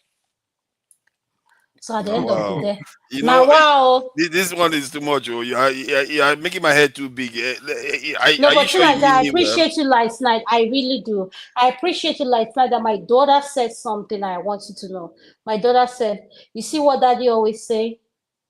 Allow people to be themselves.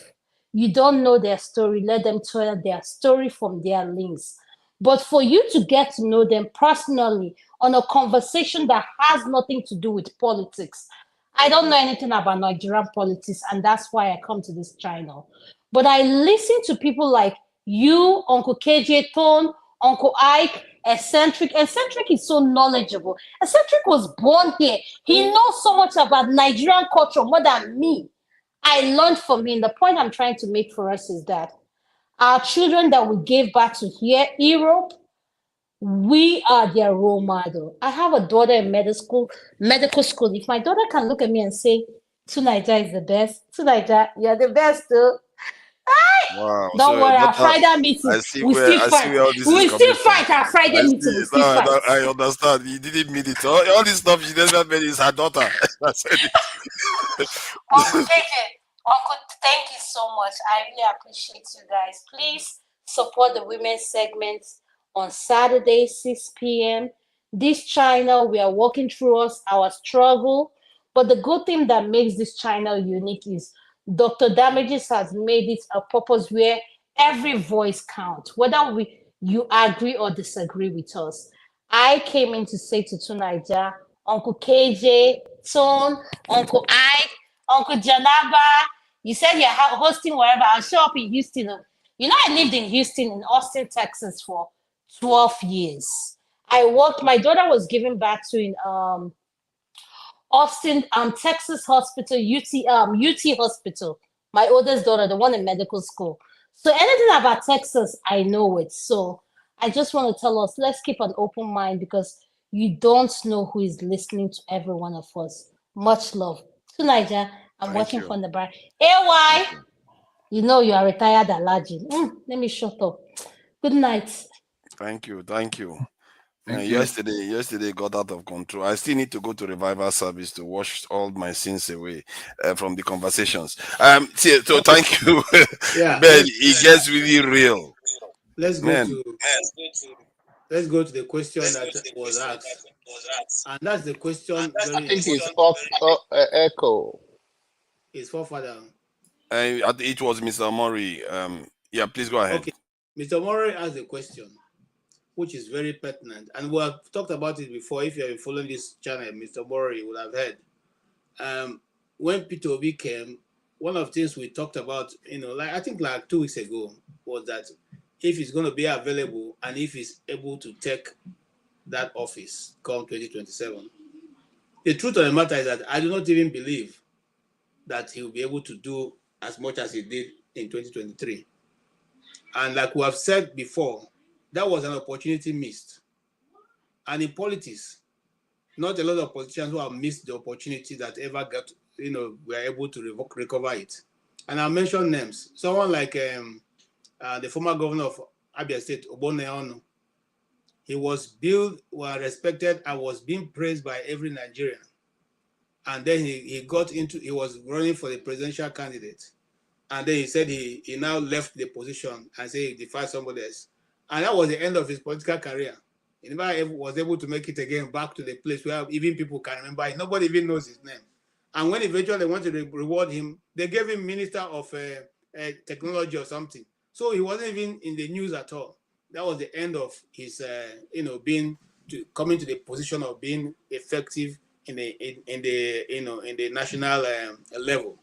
So for Peter Obi, whom we all love, unfortunately, you cannot change people's nature. Like I said, if it were Omore Sowore that got those votes, Omore Sowore would have been president today. If it were Atiku Abubakar that got that vote, Atiku Abubakar would have been president today. If it were Dati that got that vote, Dati would have been president today. If it was, what's his name? The guy from Kano.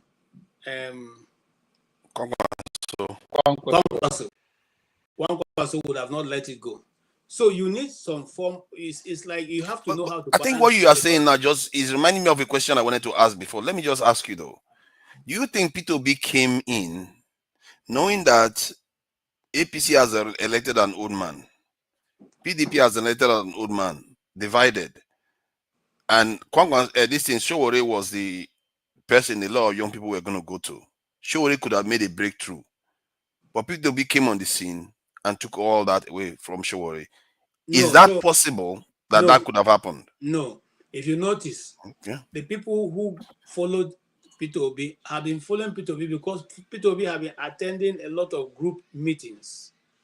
And at the time also, the NSAS was already a group of its own, looking for who to attack, just like a colony of bees flowing towards and looking for a place to perch. And so P2B provided that avenue for them to perch. And so when they perched, it gave him momentum far above what they would have given to Sowore. Sowore had been in the race, but that colony of bees didn't perch there. So, and then if you notice also, if you are following Nigerian politics, you will notice that P2B have been going to so many conferences where he have been presenting his resume, as in what he did in Anambra State, which nobody could contest. And that was why he could say, go and verify. That was already running before he got to Labour Party. Now, that prevented him with a good platform. And so, yes, maybe if Sowore wasn't in the race, Sowore would have gotten a few more votes, but wouldn't be enough to make him president. Why? Because Sowore, again, did not have the money to be able to muzzle. Remember, you need to have a lot of people to be able to run a good race in Nigeria because cheating is at every level. Okay, so you need to have your people everywhere, Now, coming to what I'm saying, you need to, I said it here before, I said, P2B with this thing, you need to learn you see, there's 3 words that Tinubu use. If you want to be president of Nigeria, you must be ready to do it. You need to be able to grab it, snatch it, and run with it. If you don't want to do that, you are not yet ready because these guys are not going to change. I'm telling the truth. Did you see the madman they're using as Minister of FCT? What he's doing there? He's even retaking the lands from people. I have a family who have been living in Area 10, opposite the cultural center. Okay, he went to reclaim the land that have been built since 1990. That guy's a madman. They have been living there. They have to repay again. They have to repay again and repay rent and everything to this year. So this is what we are having. And those people, he's frightening everybody. He's dividing the FCT and appointing chieftain titles to almost every small boy around, all because they are looking at 2027. Can P2B be able to take that? So for him to be able to make a mark, and I end there, for him to be able to make a mark, he must be ready to fight that because he are going to wrestle a pig. He must be ready to get into the gutter. If not, there's no way. Can I say something regarding the question of where? Sorry, I wanted to share this quickly because this is what I find this very. If you don't know what to do, then we'll teach you what you can do. Thank you. What can we do, sir? What can we do, sir? Thank you, sir. We are not land grabbers. We are developers. Developers, what about developers? We have papers. We have submitted this paper to the authority. Verifiable. Hold on. Yes, sir. You submitted one year, that's your fault. Approval, yes. You have that your fault. This is area council. Hold on. That's why you did. Hey, keep quiet. If you are educated, every man in the city belongs to the city. We know. And that was why now. When I sold land, this time they don't do anything. The Supreme Court said you don't have power. And all they did was to apply for us to place down them that picture like you. You don't sit here to talk about. So, do we go back to the area council? Do we go back to the area council and Yes. We're in court, sir. Not if you like, go and carry across, and the worst one is go and carry across. Who told you we have a car? We did not harass you, sir. It's a lie, we didn't harass them, it's a lie, It is a lie, sir. Yes. You know what I will say to you? You're taking the most into your hand. No, we never did. We never did, sir. It's a wrong information, It's a wrong information. You, sir. We don't even know the reason why. Sir, it's okay. Sorry. Who told you can talk? If you think that you take something, you are not the only one. You have to be careful. Stupid. Because I came there to talk to you. I don't need to talk to you. Sorry, sir. Sorry, sir. Sorry, sir. Don't bring the across. No, sir. No, sir. We have no guns. No, sir. Even tear gas, you can't see it with us.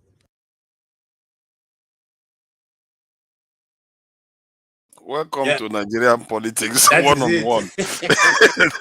that is one-on-one. Very depressing, though. The guy is threatening them, Let and me end on this. That go and look for. There's a book written by. There's a play written by Wole Soyinka, which is titled "The Glorification of an Area Boy," the beautification of an area boy. Now you see so mad person they carry come for town. They behave up and down. Where do you see any official in this world speaking to people like this? People who elected you.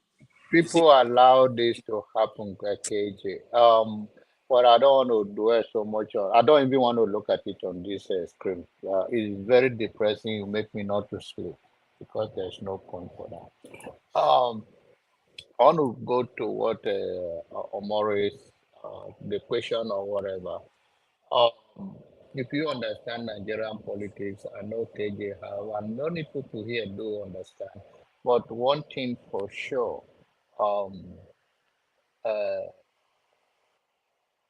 Peter Obi indirectly is working for Tinubu because he's already laying ground for 2027 with his talking point of the night veggie should be turned to night shift. If I have a passion of not having so much about to be because of his smooth talk that he will not live up to.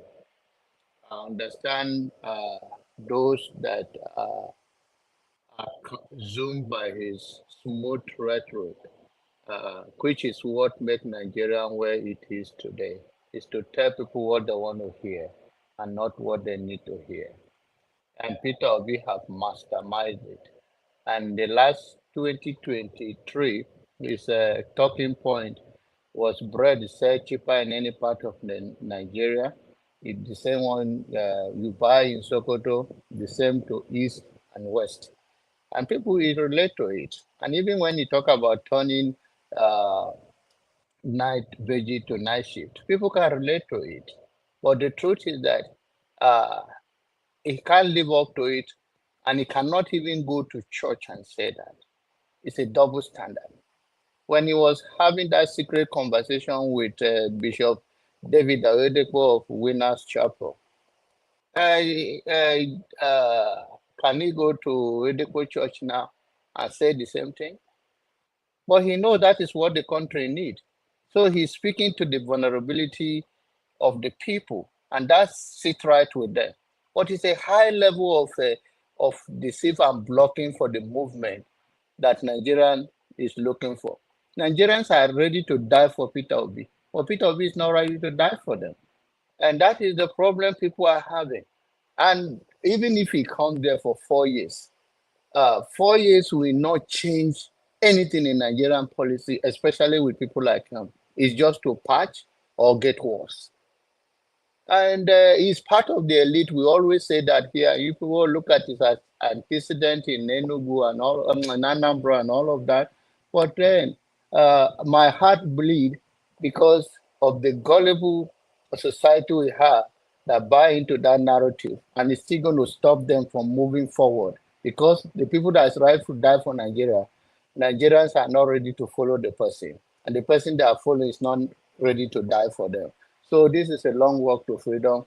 And 2027, to me, if I would advise anybody, don't invest in any political party in 2027. As far as Baba is alive, let him carry the ball. Because it's going to be a waste of emotion, a waste of everything. He will do Peter Obi, when he declares his candidacy, he will lose more vote in coming 2027. Mark it down here than what he got in 2023. Thank you. Thank you. Okay, I want to say something about what we are discussing. Forefathers. And my brother Mori, God bless you.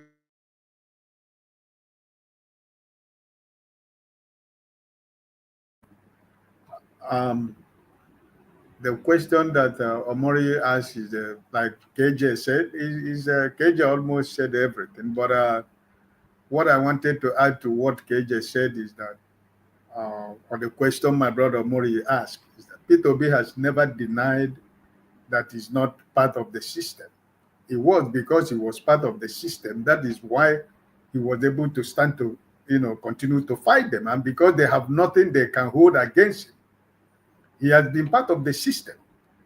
But even though being part of the system, he has been able to be bold enough to stand and fight every one of them because they have nothing against it. They cannot find anything against it. So, like everybody have said, we are all different kind of animals. The way we think, the way we reason, the way we take actions. So I think that from what my brother Mori is asking, I think it is time that Mr. Peter Obi and Showore will begin to talk to each other and, find a way they can be able to realign for 2027. If there is a way that they can be able to come together. If there is a way that they can come together, to work together, take away sentiment, take away, whatever that has been in between two of them, because I believe that Ishowere and Mr. Peter Obi can be able to work together in honesty and in truth for the betterment of Nigeria. I think it will be a good thing for them to work together. But like as we are saying, I don't know what Mr. Mori, what Showore is thinking for 2027. I don't know his plans and program for 2027. But for Mr. Peter Obi, you can already see that he has not stopped telling you what he's getting ready for 2027. What he has been doing since 2023, he has never stopped. He's still doing it up to today, meeting people, going to where you think he's not going to be, meeting people, having conversation, discussing with people you think he cannot talk with, still opening the minds of people, still repeating the same thing he was saying in 2023, like my brother John Abba said. He's saying what is fact. He's saying what is true. He's not saying anything to get your vote, but he's saying factual.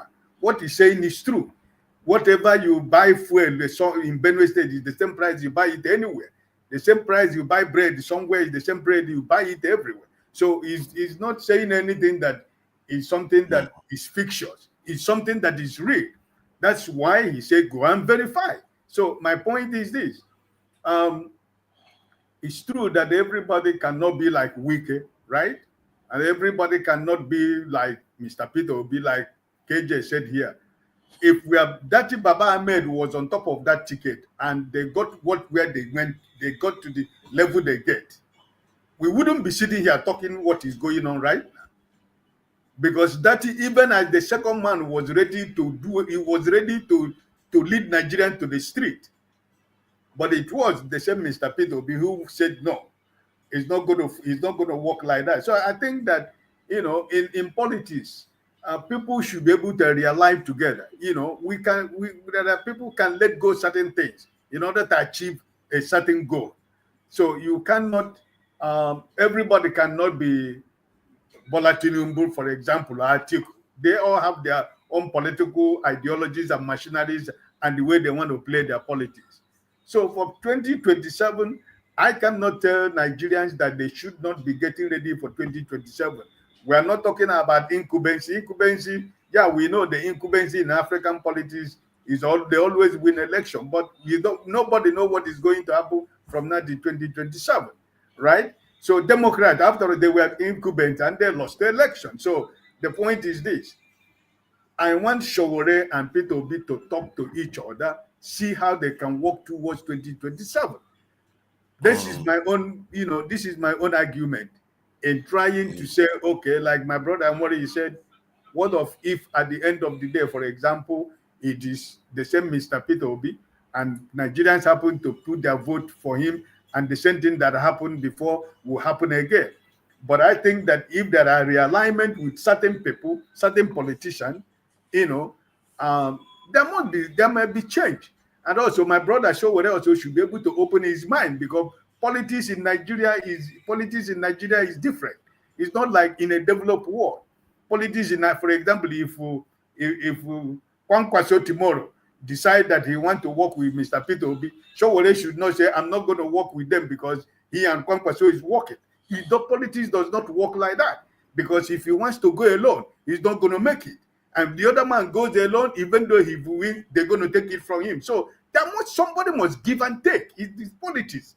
Everybody must give and take to find a common ground to make Nigeria a better country. That's what I think.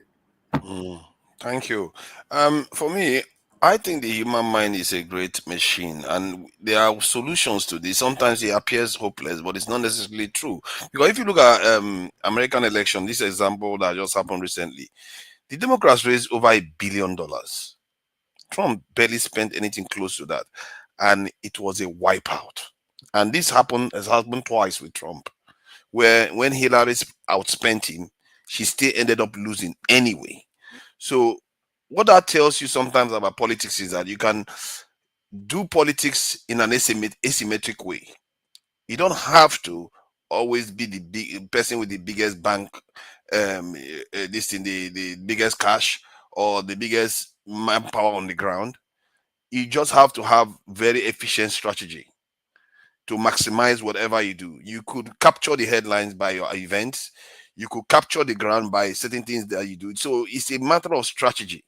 And all the issues that has been raised for me is exposing that if I am looking at it from the point of view of solving a problem, I'll be saying, I'll be thinking, okay, you need to do something to counter this. You need to do something to counter this. You need to do. That's what you need to do. Because these things are the things the other people have defeated already, and that's why they are in power.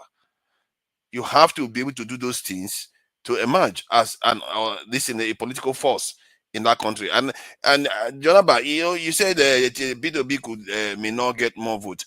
There's a chance that one, the whole political landscape could be different. One, that's true, but there is also a chance that maybe Atiku may endorse him, or he may kind of partner with some other person that is quite influential in the north, and it would change the race, the dynamics of the race completely. Not likely, but it's possible. And we already started hearing some of that noise already from now. It's not the. I'm coming when I'm sorry. I'm not saying to my brother Ike. I'm not saying that Peter Obi was not saying the right thing when he said that. It's factual, right? Right. And the same people his message resonate with, the same people that he could not follow up with them. when we come to talk about politics, whether here or elsewhere, there's an opportunity of door that open for him that time. And he has a very good vice president that is very aggressive. If we switch the ticket, there's likely if he used that, if he's selfless to say, okay, for the sake of Nigeria, since I have a loyalist that follows me, that I will go under this person and mobilize it so that what I cannot do, the person can do, and what the person cannot do, I can do it. And the language he uses is a manipulative language, buying to the weak of the people. He knows that. He's know that. One thing is to tell the people what they want to hear, which they also need to hear that. Well, another thing is that if they give you the vote that you have gotten, and if anything happen, are you going to live your life to mobilize them to say that this vote of this individual has scammed, or are you going to go back to a lit corner and you still stay there and it will go back? So for me, that's why I say that it's either we have him go under somebody else and use his influence in 2027. But as far as he's concerned, even if they give him the same vote or more than that, it's still going to be the same story. This is not Nigeria. With Nigeria, we have lived there over and over, and we have seen this. The corruption and the breakthrough, he cannot do it. And he cannot do. You cannot stay in the glass house and throw stone. And next time, the churches that he's talking about, he said he cannot go to that church. That is the double standard. He cannot go to church, those churches that supported him, and say the same thing that he's saying on the air, that where instead of having a night veggie, they're supposed to have a night sheep. Can he man up and talk to Nigerian youth and go to those pulpits where he pulled crowd from last year? So he's using the word that they want to hear to take them away again, and he's going to take them to that cave. And that cave is a cave where Nigeria will continue to suffer. He said that he's there to follow the people, which he's not going to do. That's not his character. No, and he's entitled to it. No. Are you sure that he won't be able to say that in front I have a question he for might Oh, do. let him go. Let him go to church. I challenge him now. Let him go to church and go and say to the church. Remember, Oyedepo is building the largest church in the world right now.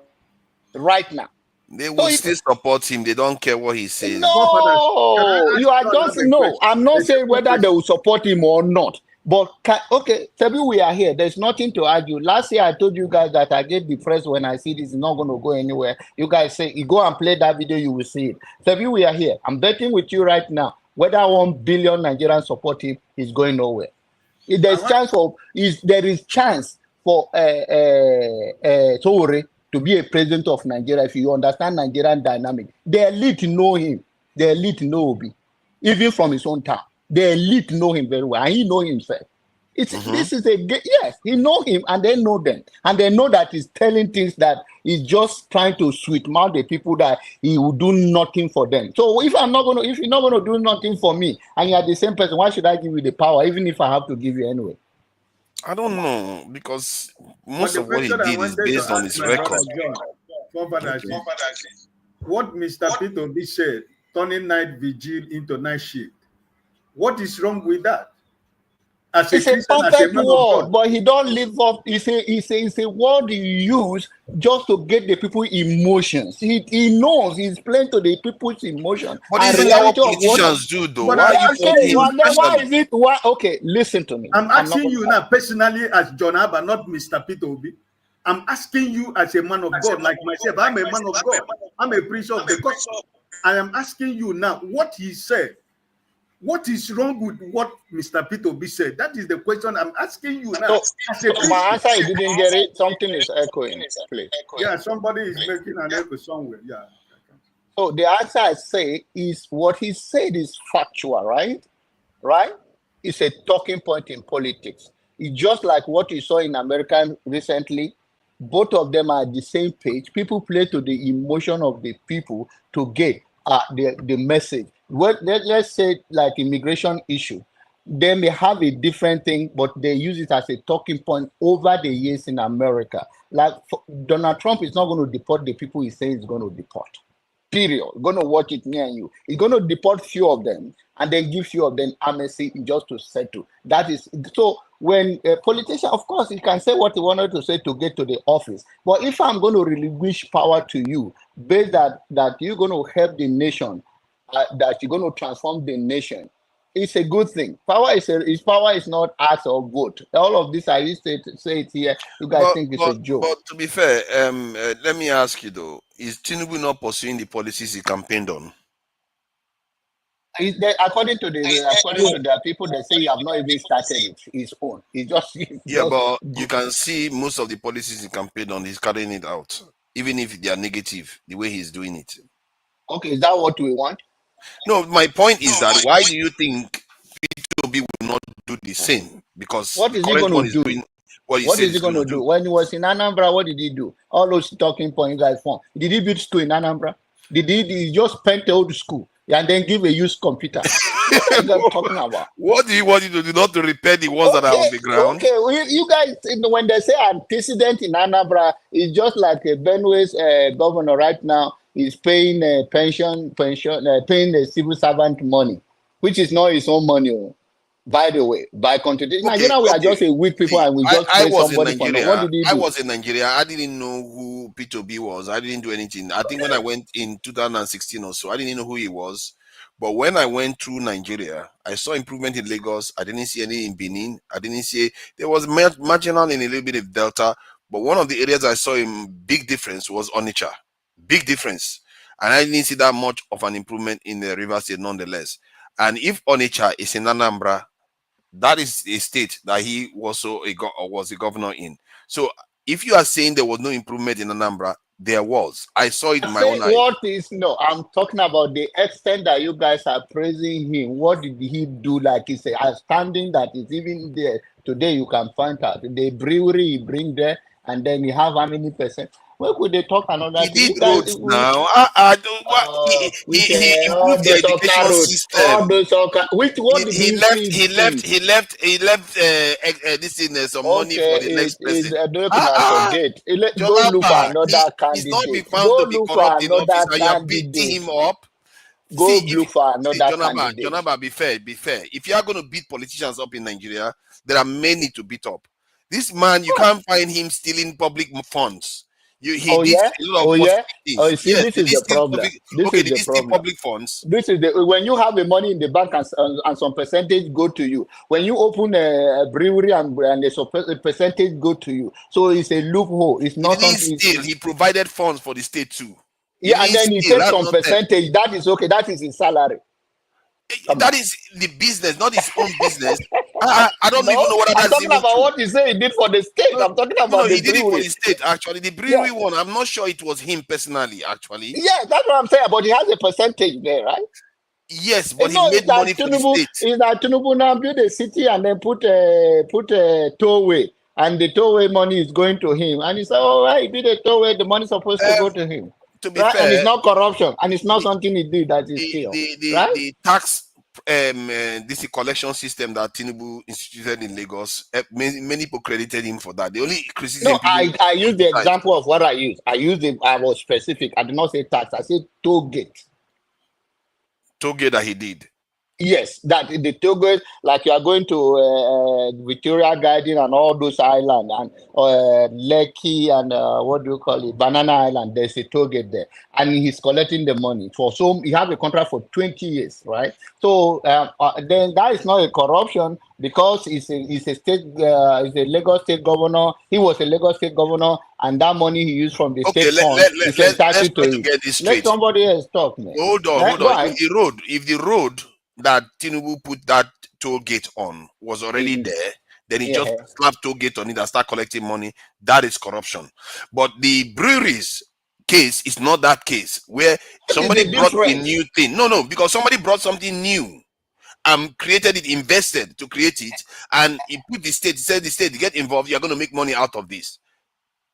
No. It's the back is the investment he did for the state, and not only that, some of the money that he say he banked. In fact, a company is not even state is not even run that way. It's just because it's the standard that Nigerians are making a talking point. There are But many if states that that is, are run that way, actually, in yeah, Northern Europe. but They then invest the in private point companies. there is that money does not belong to you, and there's no percent. If it's a state money you use to open that, I'm trying to establish the state, create employment. That is not your money. You are not entitled to any Ah, they percentage. do that. Even Texas does that. Come on, man. You're not being fair. What You're are not you being fair. talking about? So the governor of Texas now will use the state money and open a company, and then he say some percentage you get to him. No, not in, no. Many of them have this in shares in some of these companies that That is the a state is involved in. when you open a company, you use the state money, state fund to open it. It's not your money. You are not entitled. If it is your personal money that you invest in it, yes, you are entitled to your own percentage as a No. shareholder. I agree with you on that. If you are saying that PWB use the state to create a company, that's the whole money he used was from the state. Then he made himself. So I will get some shares out of this money. That doesn't seem right. You can't do that. This thing. Yeah, But that's what I'm is that saying. what he actually did? Okay, your people can clear you now. Yes, that's what I allege him for. So Because let it his wasn't people so come clear and that was defend the him. case. It wasn't so No, clear and that then was there the was case. an NTA. There's an NTA interview by that lady, which the Nigerian Gullible Dusa Society opened. The lady asking that how many percent in that money of Anambra State money you have in the that how many percentage go to your account. He denied, started from 5, and the lady say it's 20, and the people in their place were trying to boo that lady. This is Nigeria, and you got the people say I should go vote for somebody, and somebody that will not admit straight, and you guys Konima and they come, and you guys no, heaven is waiting for all of us. I don't want to talk about it. Okay. Now another antichrist of P2B is here. You see how he's so happy. He's so happy. I've never seen that. I speak to so happy when he joins. Go ahead. Yeah. This is not about anti-OB or pro-OB. We have to be sincere. We have to be sincere with ourselves. We're human beings. We are born emotional. But then, the limit to the extent we are able to manage our emotions matters. We cannot continue to deceive ourselves. There is a saying that it's tantamount to insanity. When you repeat one thing over and over, you're expecting a different result. It doesn't work that way. The reason why I put up that question again was the way today everybody was calm with Hundeyin. Probably because people perceive that he does not belong to any political affiliation or something. He was coming from the point of objectivity. And, a lot of people were calm. I didn't see pro-obedient or the anti-obedient, and he was hitting the nail on the head. So the reason why I raised this question is because of what he said about the power of the people. The power of the people is always there, but the people need a catalyst. They need a leader. They need somebody to be to live for the front. They need a rally point for them to be able to do what they can do. The power of the people is very powerful. It's more powerful than the people in power. But that's the difference we had between the NSAS movement and the obedient movement. The NSAS movement was just in the air, powerful but no direction, no leadership. So, and then there was no aim of achieving political power. So that would have been the difference between the NSAS and the obedient movement. They needed the rally point. So we're going into another cycle to face a political mafia. If I say criminal, I think that would be too hard. A political mafia that we all know, a mafia in the game, who just gather the people, cast their ballot, go home and rest. It's not going to work. And I bleed in my heart if people were able to endure this hardship the next, for the next 7 years. So we should be talking of what do we do beyond the ballot box. Even if we want to rely on the ballot box, what are we doing differently? We need a rally point. We need somebody that will be able to display. Those are the expert in physics here. To displace an element, you need a stronger element to displace the element you have. I'm not a science student, but then we need somebody stronger than what we have that will be able to displace the status quo. So the people are powerful, but they need direction, they need their focus, they need leadership. This is the center of my question. I'm not against Obi, I'm not against the obedient movement.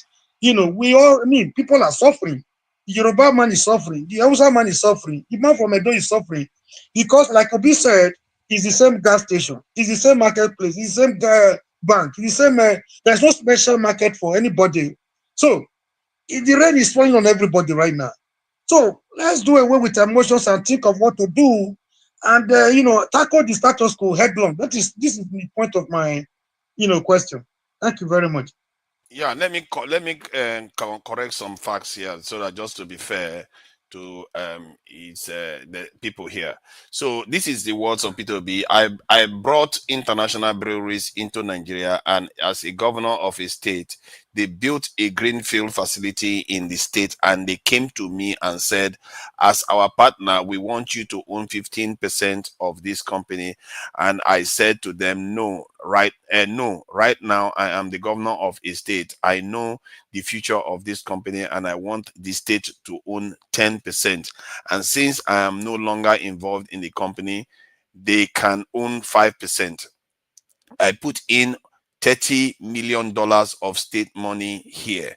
It's now worth $100 million, and is still there. No other state in this country has such investment. So personally, I have no investment, not even 1 naira. Go to the Corporate Affairs Commission. So I don't know which one you are referring to. Is it a different breweries you are referring to, Jonaba? Okay, let's go by this standard, right? Let's go by what you said on this, what he said. This is what Obi said, right? This is Obi, right? Forefather answer now. Forefather, don't they freeze? No, I'm not frozen. This is a comment from Obi, right?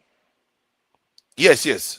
Okay, but he said, what did they ask him to own? How many percent? 15%.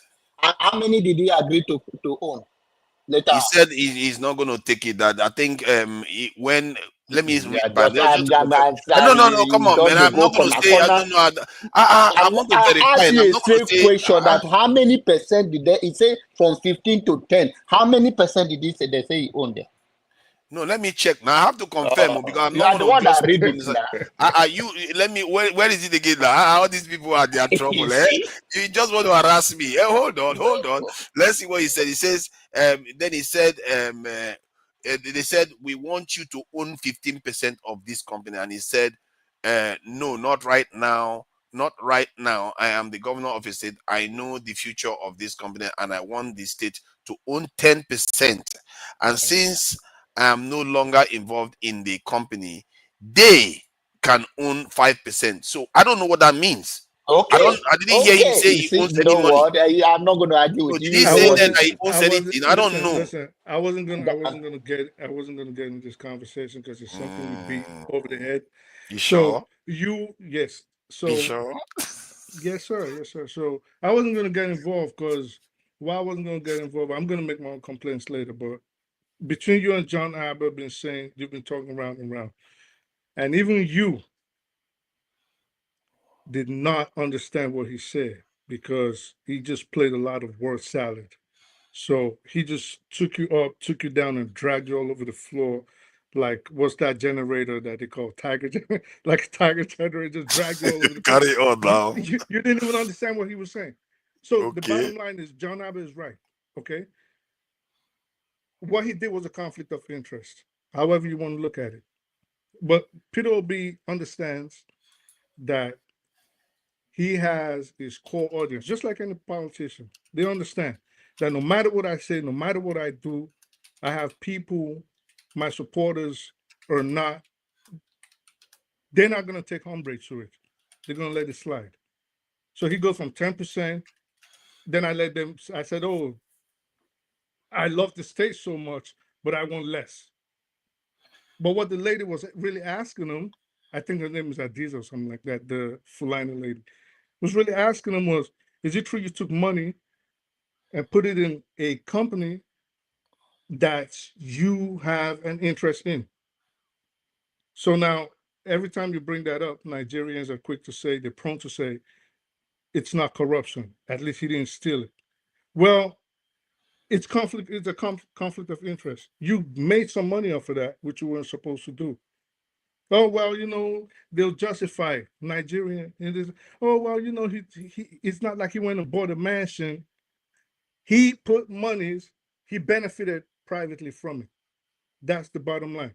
And then he said he made $100 million. And here you have Soludo, and I'm giving you a link right now. Soludo debunked that and said that wasn't true. So all I'm saying is, if you Where take is the link? I just sent it to you right now. Hold up. I sent it to you 1,000 times. I'm gonna send it again.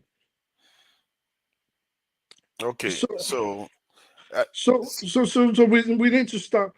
You cannot trust politicians as far as you can throw them. Okay, Nigerians need to stop trusting these politicians. They have nothing for you. Like, and aside of that, I didn't even want to get in. I'm not even interested. Mine is just like earlier. You had a guest, and the moment I started asking certain questions, I was actually talking to a black beauty. Here comes the mob. They jump on you. They don't like what you're saying. They hate divergent opinions, but you want a change in that country. Listen, let me tell you right now, Nigerians are not going to get a change until they change certain attributes about themselves. And that includes accepting that people have different opinions. You cannot say because someone does not agree with what you say, all of a sudden, Rudolph banned him, Rudolph blocked him, and Rudolph did it just to assuage them. I don't blame Rudolph. Pontius Pilate went through the same thing. Cool. But if that is what you guys think, that is how you're going to get a change in that country, you're not getting it. I don't like what this person says. I'm going to turn on them. Instead of you to just look at it objectively and say, listen, is he saying the truth? Is what he's saying, is it logical? Is it factual? But they want to go based on emotions and based on sentiments, and they think they're going to get a change. I say boldly tonight, Nigerians can keep deceiving themselves. These politicians understand them. They understand that the people don't think too far, not too far than their nose, and they understand the fact that they are very emotional and sentimental, and nothing is going to change. It's just like John Abbott is saying the same thing I've always said here forever. And how many times will I say it, and then you have like 10 people jumping on you? They get mad. The facts are all there. I made $20 million into $100 million. Where's the proof of that? And people defend that. Okay, can I say something? The link you sent me, sorry, I just want to clarify. The link you sent me, what the Soludo is saying there is that he didn't make the statement that I read earlier on.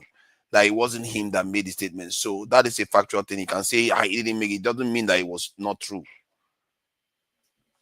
Sorry, please go ahead. So can I let me say something. Hold on. No, hold on. You've been talking, really. No, because I think you guys are just on the same bandwagon. I'm reading. No. Because the problem is when look, you can't hold on. You said you were not going to comment on this stuff. No. But just hear me now. I'm not trying to argue. The problem is that you keep feeling that you're like the judge over everybody. Let's hear each other out. Let's just hear each other. The problem is this guy. Every time you come here, you keep trying to out. Okay, I see behave as if you are above everybody. Just let him chime in. I see. Just let him chime in. Then you won't let anybody talk. He just that you should hear him. Then he has all the information, and he was always saying the truth. Man, don't take it easy. He hasn't said anything for a while. Just let him say. Then you can say something. Wait, hold on. I put a link. You said that wasn't what was there, and I'm trying to read the paragraph. That's all. But if he wants to carry on, I'm not fighting him. Go ahead. Odi, let him just read the paragraph. No, just read it. All right. Go ahead. Okay, Odi, go ahead. All you want. Go ahead. Here's the deal, okay? So, and we're all hoping to get a better Nigeria. It doesn't matter who is there. I mentioned that for me, to get a benevolent dictator and he's from Gombe State and he's going to rule us like MBS, I'm happy with it. I just come in to the airport in Lagos, don't insult the guy, just go my business, drive on fine road, have good hospitals, or even settle in Nigeria. Very happy. The problem is when people are biased and when they come in with an agenda, and is, as clean as anybody can see. So Jonaba went on his rant, and then you guys were going back and forth. And this guy comes in, I speak the truth, says, "Oh no, I'm not going to say anything. I know you guys, but Jonaba is right." You can see, and even you were trying to lead him on. Are you sure you're not going to say anything? Because everybody knows where he stands on this stuff. All right, this guy, I speak the truth, is the same guy that defends Tinubu all day long and all the policies of Tinubu, and he stays at the same vein, criticizes P2B all day long. It's like as if you derive joy from doing this stuff. I'm going to say this, because these guys are just, I think both of you are reading off the internet, everybody here, and saying, "Oh, this is my evidence." The guy said, go to the, whatever who registers companies in Nigeria, go and ask who are the trustees of this company He put that his owns son this and thing, his daughter and there. get your Don't go evidence. there. Hold on now, let me finish. Go and get the evidence. If you have the evidence, and then you present it to us and say, "Hey, this is what P2B did, and this is, he brought this brewery, and P2B's name, in the name of Shell, name of seniors, has this 10% share, 5%. Then we'll look at the evidence, present it to us. But you're just talking based on hearsay, and you're trying to crucify the man based on hearsay. But I'll summarize with That this. was an interview, brother. There's John. nothing like you are saying No, that no, is no. not out The there. interview, hold on. What Fafadas is saying, he's I'm read not it talking many about times. forefather. I'm From not what, talking. if I'm we're going talking to go, about what I let saw me live. finish. Let me finish. What Father said that from what he read, unless you're not listening, he said 10% will go to Anambra State. They said about 5% will go to a company. He said that I don't have interest anymore in this company. But the problem is that you don't want to hear about this one. But that's not even, let me summarize with this. I agree with you. We deserve what we get. I speak the truth. I think you're from Sokoto State. And look, the problem with people like you is that, you Nothing what you personal here, demand. brother. It's Let's all talk right. about Just issue. let him keep Nobody call talking. I'm you not. by say, I'm oh, not this getting. and that. No, of Nothing course. Now, personal he here. says this all the time. Look, the problem is, this might say, the problem with people like it is you try to equivocate and try to say, "Oh, all these politicians, you're not going to get anything from them." So what are we going to do? What do we choose? The other person says, "Oh, let's go and get another person." This is not like going to Walmart and, "Hey, I want this butter, or I want this margarine, or can you give me this peanuts?" People present. Why don't John Abba go and present himself to the Nigerian people, or I speak the truth, come and represent your northern constituency and say, "This my people. I presented myself because are we not even the guy in Senegal? He's like 30 something years old. Probably, I speak the truth, is maybe older than him. Present yourself for office. So that we can look at your credentials and what you've been doing in New York and what you've been doing and then let's look at it. But Twice you the said you problem want to is that you guys summarize. keep trying to tear down the people. Okay, many people feel that P2B is a fairly good guy. Nobody said he's a saint. For me, I would take a governor who's bringing some type of production, and let's say he has, if the problem with P2B is conflict of interest, I'll take him over Tinubu, who has a company, Alpha Beta, that's taking all the money, 100%. And people like you support him. And we should be ashamed of ourselves, I'll tell you that. All right. So, Thank you. You want me to put the paragraph up? Forefather, this is what I really appreciate, and you have a tendency of doing this. When people talk crazy to me, for some reason you shut me down, and I'm not interested in, because I told you it's not my style. You actually, when I came on, you was one that told me, you said, "Oh, you got to talk over them. If not, they're not gonna let you talk." Well, it gets tiring and it's immature.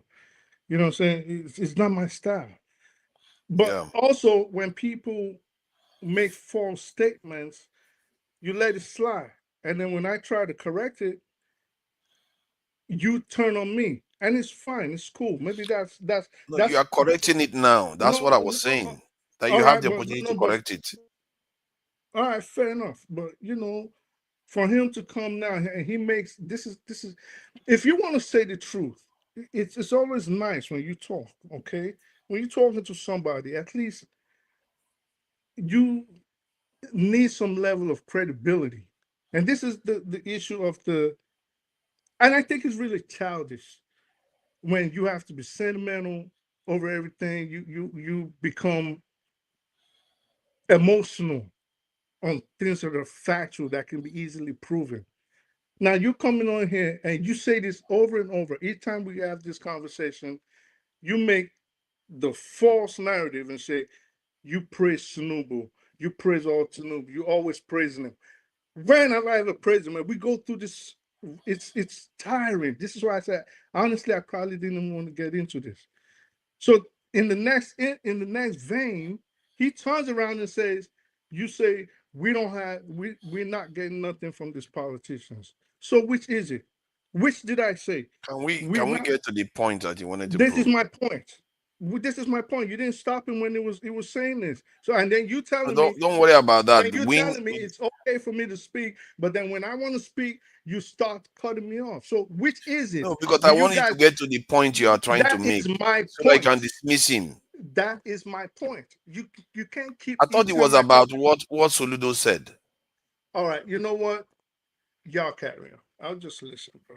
I want you Like to prove it's a waste of my time. what P2B said was a lie, and you sent me a link, and you said you wanted to read his quote, and I'm giving you opportunity to When disprove. I wanted to read the quote, did you let me? Now I'm giving you the So opportunity to do now that. when he makes all these false statements, and I'm discounting it to let because people are listening to us. And they make all these false statements all the time. You don't counter it. And anytime I try to disprove it, you do the same thing of shutting me up. So It's what's your the point? job What's to the point counter of it. It's your which is job what to I counter am, it. which is what I am doing. So you know what? It's all right. I sent you the link. You want to read it, you read it. You want me to send you some Let more? me pull it Go up. Why ahead. Let me don't you pull it read up. the That's link? on your Read the link. I'm Let's trying see. to find out what the quote is. Is it this quote you are talking about, or is there another quote that we need to read on the page? If you want me to select the quote, just let me know which one. I think this is the main quote I saw there. I don't know whether there's another one. I think that's the only quote really on the page that I can see. This quote, if I'm to read it, it says, where did you read or hear me make such a false statement? This fake news has been roundly debunked by my team. We can always carry on with campaigning for our preferred candidate without consciously misleading the For what? reading public. The report is I'm walking. false. I'm coming. So the report is false and never emanated from me. Thank you. So that is what I see. That I hear him denying that he ever made any statement like that. That is actually attributed to P2B here. These statements were made by P2B. He was asked a question, I think, during his campaign, and this is what he answered. And somehow people are attributing it to Soludo, and he's saying that he is not the one. So I don't know how.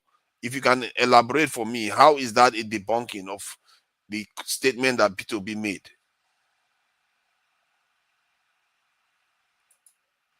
Crickets. Okay. So, So let's move on. I think we need to establish workers' party, right? That's what we need. We need labor movement in Nigeria. We need to establish workers' party that's focused on the workers.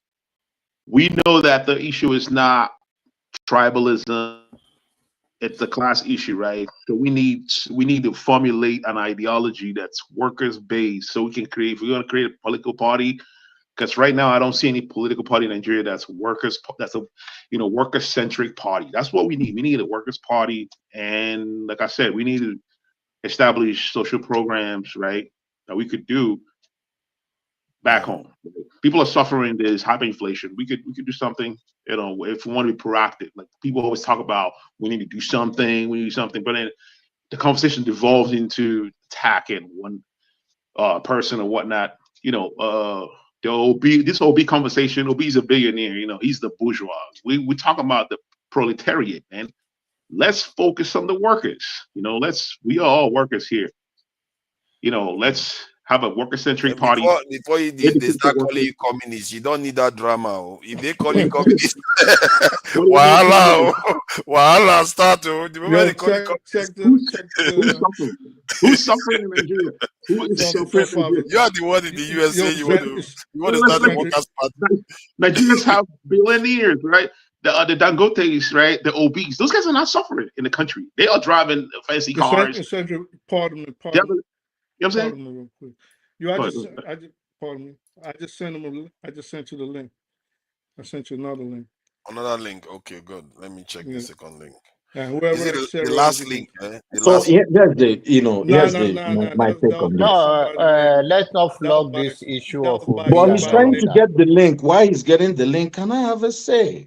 No, I'm talking, right? Omori hasn't said anything except Omori. You don't want to say Omori anything. started this fire. He started it, but in a nice way. You see the one I sent? He started it in a I'm nice checking way. it. I didn't need to cross fire, but then You always I wasn't gonna talking you about want to the look for. credibility. You guys are No. Obi I wasn't supporter trying. I now. didn't mean to. So anything Yeah, you you guys guys are want to taking. work on. You guys are digressing. We didn't digress. The question is that how do we go from 2023 Okay, even if Obi, okay, for those that say Obi is a messiah, for those that say Obi is not good, that is not my point tonight. Assuming he's a messiah, or assuming he's bad, he got what he got, 6.something million. My point is, if he gets more than, which I don't believe though, if he gets 10.something million next time, do we still wait for court and you cry, you come back again, back to status quo? That's just my aim. What do we do? Do we look beyond the ballot box? Do we look When beyond you the ballot guys have a box? conversation, People I say will we should join. organize. Obi is not my issue.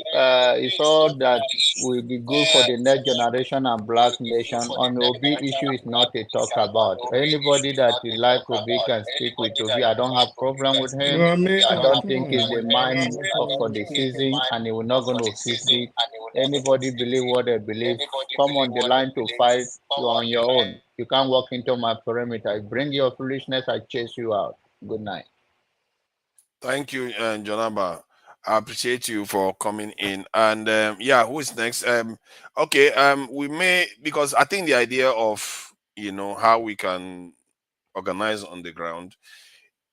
First, I think you have to be prepared for everything. All the complaints everybody made here in terms of all potential challenges, security, bribery, individuals that are not going to uphold the values that that was intended. All those things you can plan around them, because other people face them, and you are never going to get a perfect system. You always have people that fail, but in the end, whatever plan you have has to have the trust of progress in the direction that it was intended, isn't it? So you're going to have fifth column, people that betray the values. My issue with the Labour Party right now is that it's almost as if everybody's betraying the values. There's nobody. Zero. The problem is that we are not educating our people, right? If we did, like the people in school right now, when they get out of school and get appointment in political offices, they will do the same thing that's happening right now. That's why we need to educate our people and show them what the problem is, so they know what the actual problem is. It's not political party. It's not PDP. It's not. You have to create extremists in that ideology. You have to have extremists in that ideology. Who is being okay? Where are you guys from? Okay, let's ask people from different regions in Nigeria. Ask them if they're experiencing the same thing. Let's see if we're making this thing up, right? Let's ask people in the east and the north if they are experiencing economic hardship. If they're not, then there's a problem, right? There's someone who's making stuff up. But I believe that everyone is going through economic hardship. There's high, some people are not eating 3 square meal. Even 2, 3 is actually a lot. That's luxury. Some people are eating once every day. You know what I'm saying? There's a problem. That problem is real. It's affecting ordinary people, working people, and not working people, right? So that's the problem right here. You know what I mean? Let's identify what the problem is and find out how we can navigate out of that. You know what I'm saying? The problem is the system, right? It's the system of capitalism. All right. If you elect Peter Obi, if you elect whoever, Jesus Christ right now in Nigeria, if you bring Jesus Christ down and elect them as a Nigerian president, He's going to have the same problem because he's operating in the same system where Dangote is running a monopoly, right?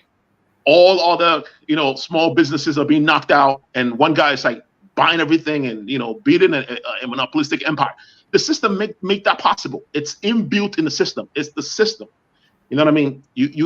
In order to fix the problem, you have to address the core issue, which is capitalism under democracy. That's why you can buy politicians, right? Why is capitalism a problem? Eccentric. I want to give you. I want to give you a simple fact.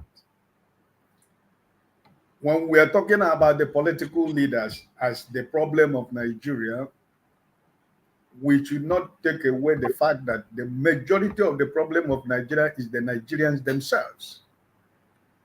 Example, the last example I want to tell you, everybody know here, what happened in Edo State governorship election. Is it not the same Nigerians we are talking about here? We want to see how we want to rescue. Are they not the same people that sold their vote of 10,000 naira, 20,000 naira, 50,000, the highest bidder? Right? Yeah, you have to create the economic situation to make that possible. If you create poverty, you can sell. Listen, this guy Elon Musk promised people how much $1 million dollars. I forgot what state. If they sign something, I forgot what it was, or if they vote for a certain party. People line up. Yeah, people line up. They wanted that money, right? Those ideas are possible in a messed up system like Nigeria, right? People will be willing to sell their vote for 10,000 naira. I don't even blame them. You created the environment for that. There's sorry. Did you read the stuff that I speak the truth sent you? Did you read it? I'm checking it. Please read it. Let me. But why is it always concentrating on minds? Because no, I thought you wanted us to hear somebody you else said it was just the same way John Abbott was talking about this. I piggyback off of it where you went at me. There's a dude named Collider. He sent the same. I like Eccentric as he focused on the subject matter. Can we focus on the subject matter? I'm not sure where you shared an article or a link. We want to see what he has. I thought you want to prove your point. I'm going through it here. Don't worry, I can't. For some reason, I can't send But let me finish my thought because I just asked a eccentric question. Not the kind of a question. I was trying to explain to him. Go ahead. The reality of facts in our country called Nigeria. Okay. Watch the people that goes to campaigns in Nigeria. When there is campaign, everywhere is full with people. The day of the election, the whole people that he saw that came to all those campaigns, you will not see 75% of them. Why? They will tell you, if you don't give me 5,000 naira, I'm not going to vote. Right? So why I brought the Edo election is because the Edo election is too fresh. We all saw an open robbery. We all saw that it was a complete rape of democracy that what happened in Edo State. But we are preparing to inaugurate that governor. That governor is going to take over Edo State. And immediately he goes in there. All this court, the governor chief candidate of PDP is going. Which people own the Supreme Court? Which people own the appeal court? At the end of the day, Oboholo or what his name is going to be the governor of Edo State. This is the impunity we are talking about. So, if you say somebody like Mr. Peter Obi who have stood before Nigeria and I say, go and verify me. I'm not saying that everybody should love Peter Obi, but this is a man with character. Nigerians have tried everything to find something against this man. Even as we are speaking now, people are still looking for something that they're going to paste on his back. Nobody has been able to find anything. So this is the thing. I think in Nigeria we have this messianic. I forgot. I forgot how to properly phrase it, right? We believe that one person is going to come in and change the whole country. The That's hero not worship. where I'm coming from. No. I'm just giving an example. That's not where I'm coming from. What I told my brother Omori here was when he brought the question, I told him, because we are no more doing campaign in 2023. I was trying to speak like a Nigerian who is concerned about my country. And I told him that, listen, there is no how Showole can be able to muster the popularity of Mr. Peter Obi in Nigerian political scene today. It is a fact. And there is no how Showole could be able to win election alone. So I said, listen. Your audio is muted. Oh, it's gone. Oh, it was muted. I think it was muted on your end, though. Let me see. I don't think I did it. Hey, your forefathers, help me check. Ike, your audio is muted. I can't. Okay. I can't sorry. post on the comments. So, sorry, Mr. Essento. What I was trying to say, I never said that only Mr. Peter Obi is not a Messiah. That's not the point I'm making. No, I never said he's a Messiah.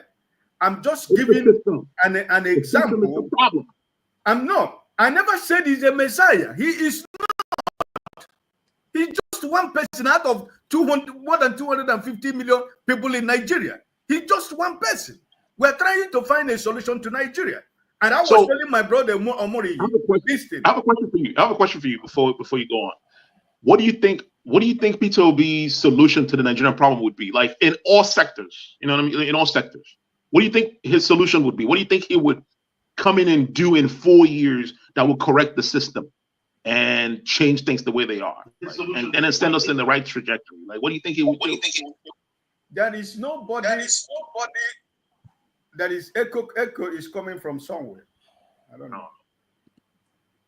My brother, if we have to be honest ourselves, nobody's telling you that in 4 years anybody can do anything in Nigeria. Nigeria is a country that has collapsed for more than 50 years. So 4 years is not the problem. The problem is if, for example, every of the presidential candidates say that they're going to remove fuel subsidy, right? Every of them said. But the question is, when you remove fuel subsidy, what do you replace it with? That's the problem. I'm not making Mr. Peter Obi a shame. That's why I was talking to my brother Mori, because the same concern he has is the same concern I have for Nigeria for 2027. And that's why I brought the idea that, listen, that Showore himself should also open his mind to be able to work with somebody else, because for him to work alone is not going to be possible. He needs to work with people, right? And if you say, for example, you can't work with Mr. Peter Obi, you can't work with Kwankwaso, you can't work with Atiku, you can't work with the other person, then who are you going to work with? Because this is politics. In the last election in the US here, most of the Republicans who did not like Trump, they decided to support Kamala Harris. Doesn't mean that they are Democrat, but they voted for Kamala this time, not because they like Democrat, not because they agree with the policies of Democrat, but because they don't like the direction of what Mr. Trump is trying to take them to. They decided to vote for this guy. So it doesn't matter the fact that they're still Republicans. If Showore wins the election, is he going to be controlling the National Assembly? Does that guarantee him National Assembly control? You know, would the system allow him to do what he wants to actually do? That's me and you are saying the same thing, eccentric. That's why I was telling my brother Mori, they need to work together, because only him alone cannot do it. Yeah, I mean, he can capture if he capture the presidency. What about the assembly? You know, the House of Assembly. That's the problem. Thank you. Let's head back for some verification work. This is the comment from said Soludo. He says, responding, Soludo said, by the way, the one you are talking, the one, okay, by the way, the one then that you are talking about, I don't know anything about that. I think there was something I read about somebody speculating about whatever investments. With what I have seen today, the value of those investments is worth next to nothing. So leave So let's leave that aside. Poor father, this is that political talk. exactly, that is something you have to be careful about. This is There is political no talk. specifics there. This is the politics. Zero specifics on anything. You have to be careful when you just follow when people say something like that. So, but you know, we for all we know, he's talking about kindergartens, you know, whatever. Nothing. Know the politics of he's not talking about anything. P2B in Anambra State. So forget it. We know the politics. We know the politics of these two guys, right? Yeah. So let's not go there. Let's all this kind of what is it? Information. We know that this already. We know where this is coming from, and we are not talking about P2B and Soludo now. They were talking about the question my brother Mori brought about 2027. I think discuss that. No, let's not go into this. This is just empty talk. Hold on now. If they drag Soludo to court now, if they drag Soludo to court, let's say P2B actually did that investment, he dragged Soludo to court based on that statement that you said that everything that I invested in is worth nothing. P2B will lose that case because Soludo never said anything there. He will lose because he never. I mean, who cares? He opened a winery. What is the winery doing for the people? Like, I actually heard. What is the winery doing for the people? I actually heard on the interview where he said it. He said, "Yo, that investment ain't worth nothing." Like, he did say. Yeah, the investment. Like, what does the investment do for the people? Does it provide Medicare for the people? Does it provide better education for the people? You know what I mean? You know what I'm saying? Does it provide employment? Like, you know, robust employment. Can I say something? Can I say something to that investment? That investment is just like what before you talk about the investment, etc., just go ahead and keep insulting me like you always do every time you see me on here. Are you done? Go ahead. Are you done? Yeah, Are you I'm not done? Don't be a coward. Okay, just go ahead. keep talking. Keep talking. You don't even know me, you pussy ass nigga. Keep talking. Always insulting me Keep in the talking. comment. Fuck out of here. Speak the truth. Let him. That's Tunija's protege. Tunija just allowed him to be talking anyhow. Okay, so I was saying, go ahead. The investment that we're talking about, when a government invests in a company, it doesn't have to have the same value as at when they invested. Say in 2 years' time, the value might drop or increase, but if you give it over time, over maybe a long period of time, that value, share becomes worth it. Just like Abia State missed out on investing in geometric power projects. They were actually supposed to have like a 10% or 15%. If they had actually put down that money, they would have been enjoying or reaping it now when the investment, when the company has started, their production. But they missed out on that. So when a governor invests like that, they are investing into the future. They're not actually investing because that money is going to be something the state is going to use, immediately. No, they're investing because they are seeing the future. But sometimes these investments might reduce in value or increase in value. But it's a way of saving for the rainy day. How does that benefit the people, though? How does that benefit the people? How does that alleviate people's the way it benefits is the same way your several national fund benefits your country. You have to put something down. You cannot just be eating and eating and eating. From the guy's philosophy, from what I've learned about the guy, even when they were trying to save money nationally, the guy was the only guy who said every state should save. But the other governors, they refused. And look at what's happening to us now. We don't even have anything saved. You understand? That is the idea of that. It's a way of saving. It's not like you're going to use it the next month to get interest and you're going to use it. It's not something you use immediately. Those are the kind of leaders we actually need. People that can plant trees that they are not going to sit under. So that is the idea. The leaders that we don't deserve. You see? What? One at a time. One mic, please. The people have like winery. People have medical needs and need for need for quality education. Like, what does the winery do for the people? Like, how does that benefit the people that are being governed in the system? Okay, I'll tell you, eccentricus. Like P2B his whole idea was about education.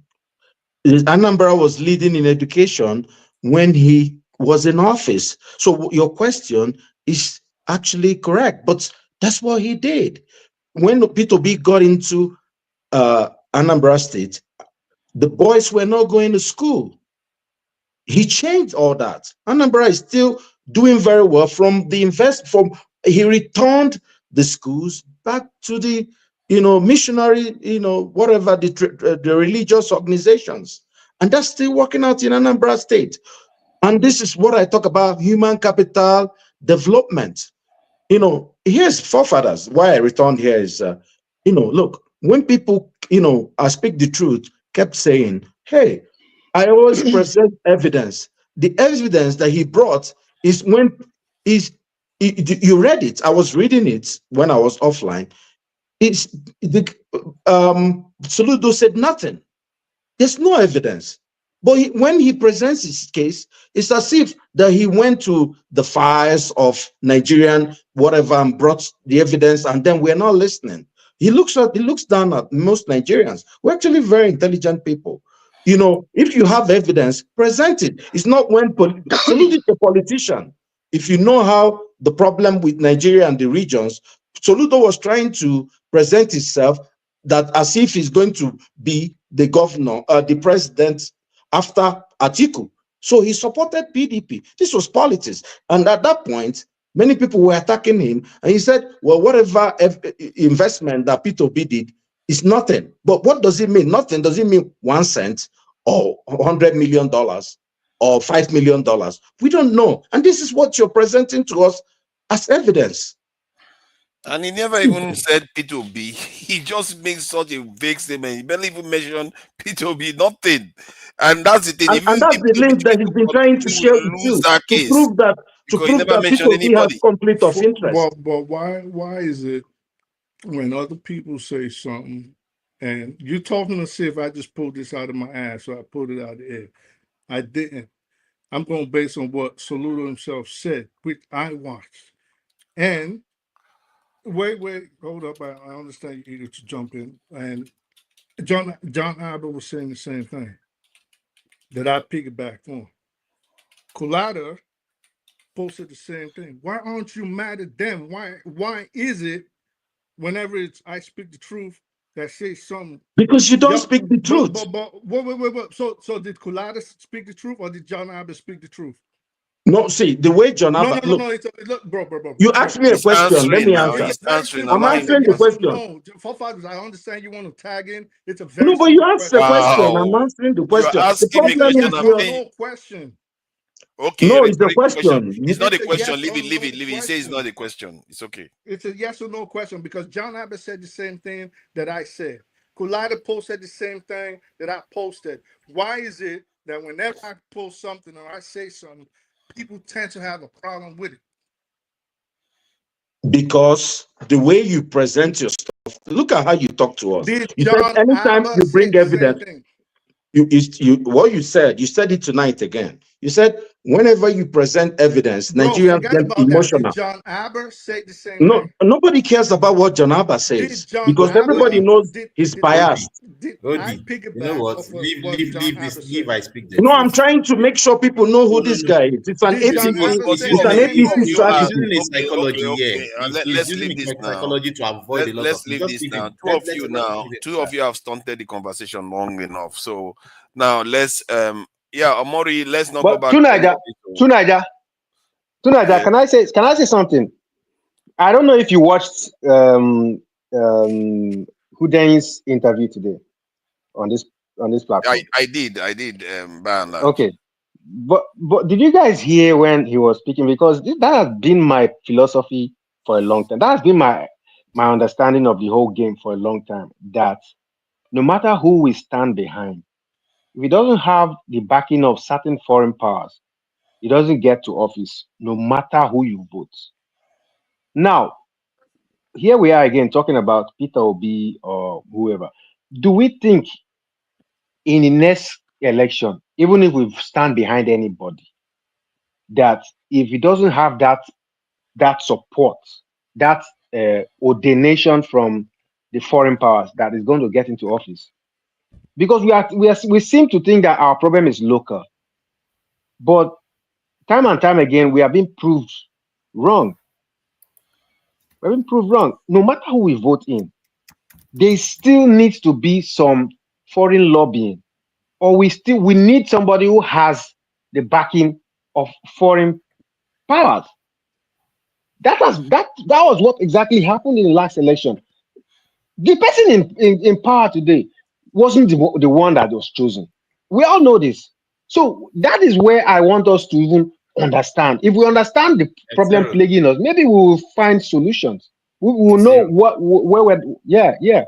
What support did the president of Senegal have from the foreign powers you're talking about? Senegal is more homogeneous. They're more homogeneous than Nigeria. Listen, let me tell you. Let me even counter what you said. The last time. Opportunities talk again. Now, come on, let's not bring. Okay, wait now. The last time that they called for protests in Nigeria, how many people came out? No, you see. How many? But you didn't see how the Senegalese came out.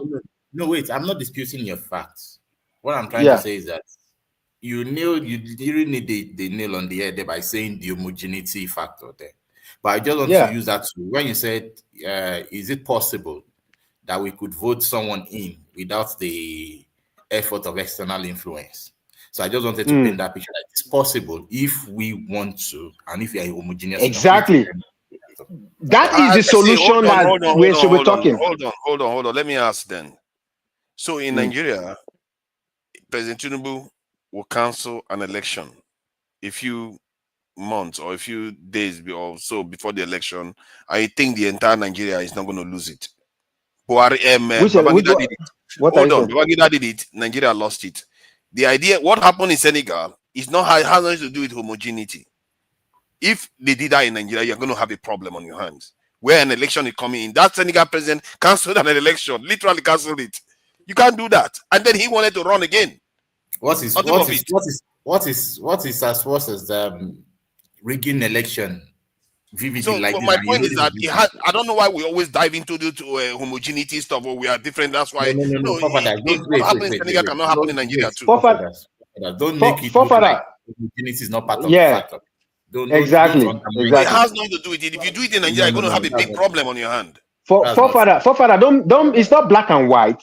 There are nuances to these things. But what I'm saying is, if the force from our own side, if the force of the people is as high as what we saw in Senegal, there's no foreign power that can change it.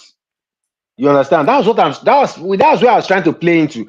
If we want solutions, then we should be ready to come out like the Senegalese and stand on business. Otherwise, no matter what, if you say you want to vote and go home, you will still be having the same problems. That was what I'm trying to say. If we continue believing that we will get the right candidate, there's no right candidate.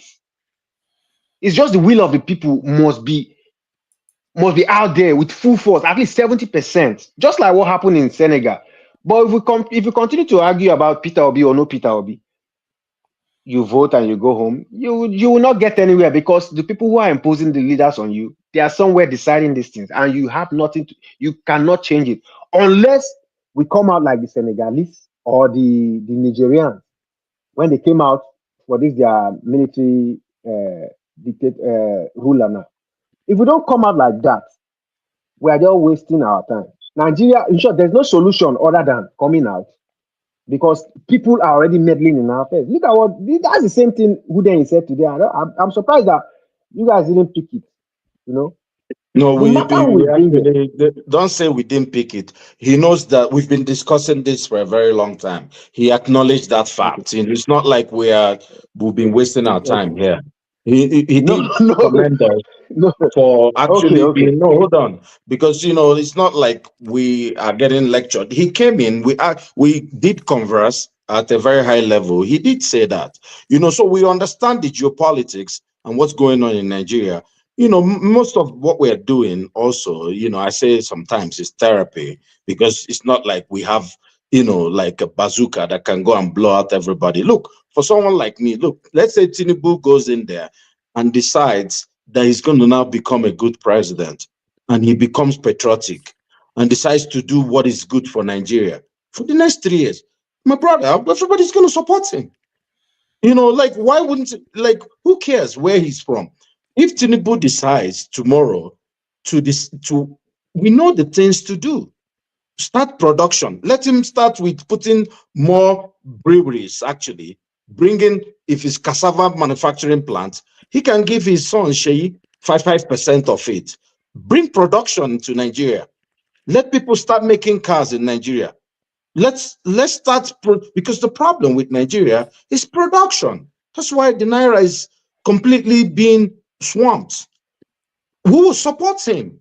You know, nobody came out from the belly hating Tinubu or hating, you know, his vice. What we want is a good Nigeria. Most people here, there's many people abroad. I know I've met people who are 70 years old. They are retired. They're hanging out here because there's no security in Nigeria. Let Tinubu provide security for our people. We just talked about 5 local governments in Sokoto State that have been taken over by people who we don't even know who they are. Our military is saying, please, if you have information on this guy, they've taken 5 local governments. And people say, oh no, if you have information, can you call us? It's a joke. How can anybody go there? So what we want is, let him take charge. Instead of building a house for, I heard they built a house for the vice president, or renovated Building somewhere. houses for judges. You know, building houses for judges. You know, get the soldiers, support them. Let them go in and clean out the house. If you go to Imo State has maybe just 1 or 2 local governments where there is a problem. Only 2. If you get the military and support them, in 2 weeks, there will be no insecurity in the East. 0. I'm But they sorry. don't want to do that. I'm sorry. You know, let him. They will not do it. Nnamdi Kanu is there because of his. People are saying, oh, because the guy is there, we're causing insecurity. You know, make a deal with the guy, release him. You know, put him somewhere. You can give him protected custody. Tell him, okay, you're not going to say this. Just stay here, and people will chill. You know, bring in the other guy that did Yoruba Nation, continues to do Yoruba Nation, right? He even went the other city, went to the UK, whatever, this, and said, you know, and presented a paper to them. They want the Yoruba Nation. He's not been arrested. He's moving around, and there are things that the government can do that everybody will start feeling the country, and we are all the same people. Anywhere you go, if I see any of you, even my brother, I speak the truth, you know, we're going to nod to each other, you know, no matter, you know, the back and forth. I'm just trying to make sure that we speak the truth also, you know, so we're not consuming ourselves. Let's love each other. Let's get good leadership, and we'll move forward. Africa is waiting for us. You know, we better get it on our brain. That word. Hold on. It was Sorry. not Niger too that said something about if I think Emiloko hasn't said much. So Niger, you'll be next. Niger too said something about if that Tinubu told her that if he tried to sort out the insecurity problem in Nigeria, that he wouldn't, his life is forfeit. So we have to understand, read between the lines of what is going on in Nigeria. Tinubu himself promised at Chatham House that he was going to. You took that from my mouth. That he was going to recruit into the military and everything and security forces, and they've got into office. They pretend as if they just keep pretending and rearranging the furniture on the deck as if they are making change, but they are refusing to make any. If anything, they are sabotaging the Nigerian economy. One last thing I want to add. Sorry, hold on. I think it's Emiloko. One last thing I wanted to add was there has been a massive production in Nigeria down to production. Down to Dangote refinery in terms of one major one, because that is a big one. That's billions of dollars in one go. Just emerged in Nigeria. Half may go back inside Nigeria. Half goes out. It's a big step forward, but as you can see, the Nigerian state is trying to frustrate it and strangle it in this thing so that it doesn't happen. Nigeria should be rising right now. Our currency should be appreciating, but where do you see that happening? But we'll see. In a year's time, I'm reserving my judgment. Emilokun, please let Emilokun say something, then you can go back to you. I wanted to just stay one thing before I just let him speak, please. Okay. Because I might lost track. If Emilokun is I fine, was saying, yeah, please, Emilokun, please. I was saying there is a CIA revelation that I think an ex-CIA chief said this, that now the American foreign policy is to not allow any prospective country that wants to become a regional force or a global force to rise. It is their steady policy But to you have put to them share down. facts, though. You can't just say this, man. No, I watched it. You can't I just say watched this. this, you I know. watched this on let YouTube. him I watched show this on him, YouTube. let It him was have his say, please. there are authentic documentaries that you cannot doubt. So is a no. Even anybody who's widely read or widely watches documentaries would know this. It is a U.S. policy to stop, and it's a CIA thing. They stop every country that is trying to become a regional force. They will stop you. And if you watch, Nigeria was in 2015. We were growing at a pace of about how many percent? If you watch from that period to now, when they have succeeded in putting Buhari, because Buhari, like Hundeyin said, Buhari didn't come out because he was a force. He came out because he was who the external forces wanted. Jonathan had to go because he was going against their interests. So if you watch between Buhari and Tinubu now, we have gone back by half economically. And everything that is happening, everything you expect that a normal person will prevent, like these insurgencies, like the cost of living, like everything, is just going opposite. It's because they are busy in harvesting. The only thing they assure the president is you can take as much as you want, but you let us harvest. That is why you are, no matter what you say, you're still falling low on power. You're still falling low on the fuel price. You're still falling low on to the dollar. Everything is going like even if a kindergarten can stop this steady bleeding, but it's still the opposite. Yeah, So it still thank you. goes to that direction. That's my say. Sorry, let Omori, let Emmy say what he wants to say, then you can go, Omori. Emmy, please, go ahead. Go ahead with what, please. Just go ahead with anything at this rate, because there is no topic anymore. They've shot all the topics to pieces. This one comes and shot this one and finish it. Okay, allow Omori to say what they want to say. Maybe from there, Emiloko can get something he wants to say. I had something to say, but if Omori wants to go, I can go after. Yeah, if you can allow Omori to say something, so that. Okay.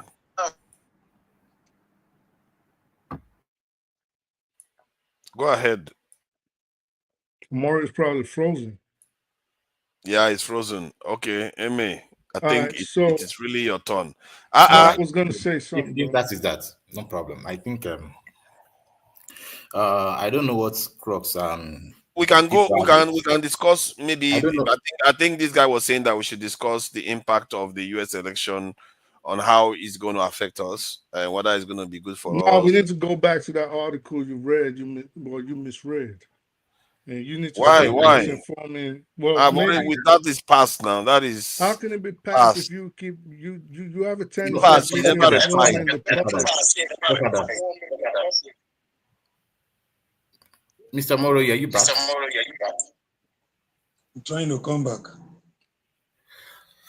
Okay. Say your piece on Mori.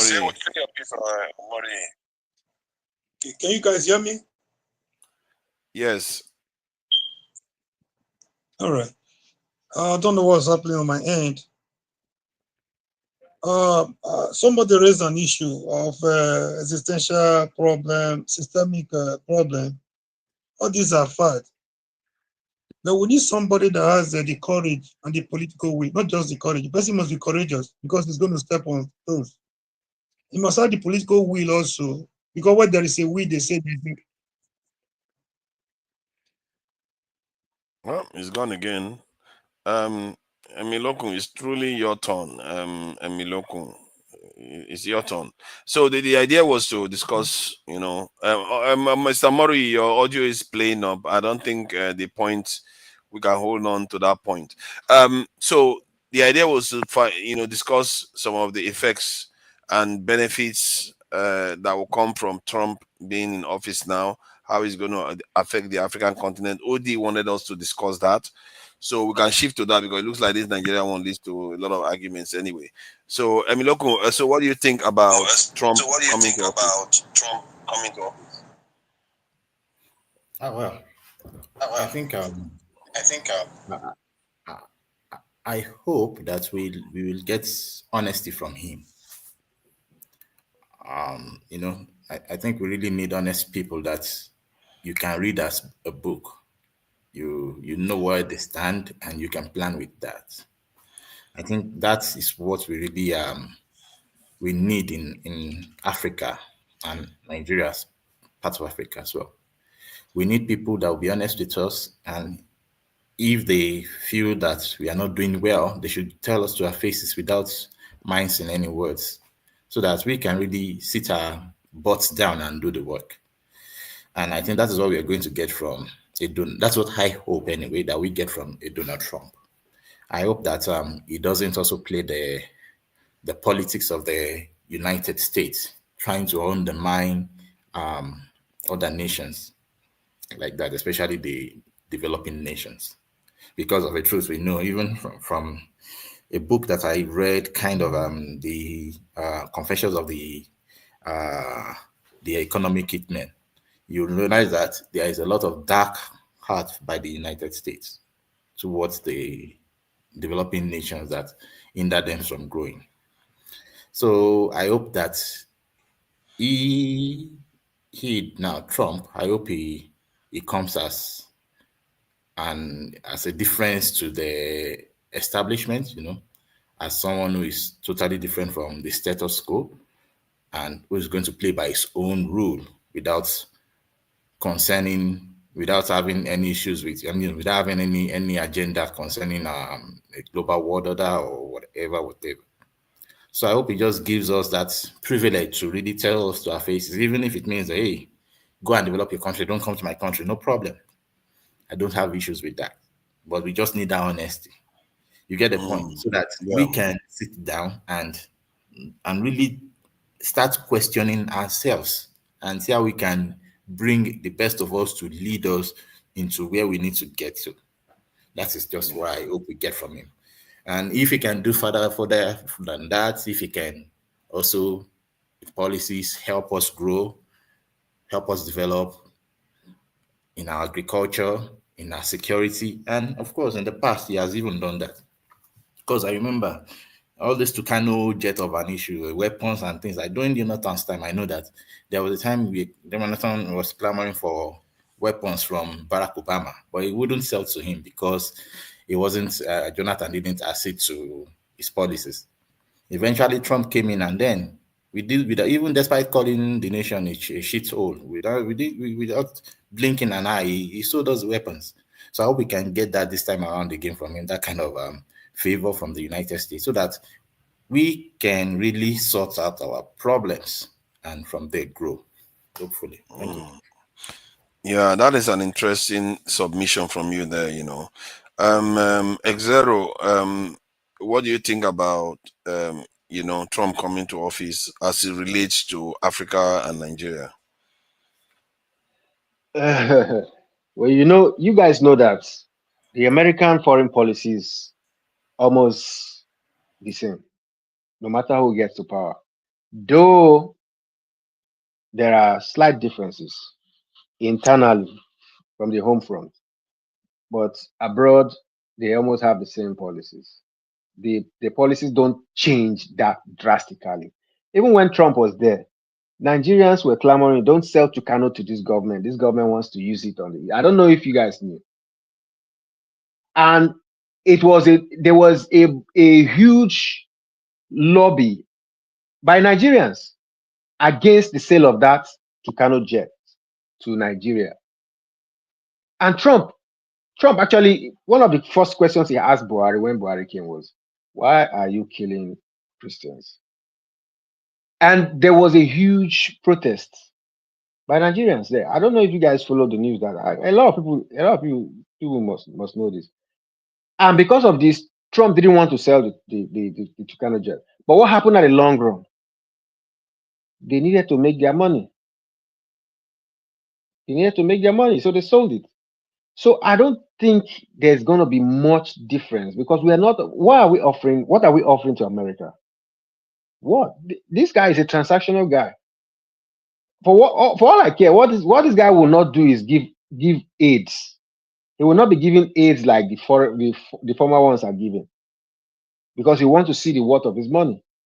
He will not be doing all those free gifts, free largesse. Rather, what have we got to offer him? So I think everything is going to remain basically the way it is, because we don't nobody wants instability in any part of the world, because they don't want to start spending money and spending their resources. So they rather have Tinubu stay there and keep the country stabilized. So I don't see much, though. I would like to be surprised.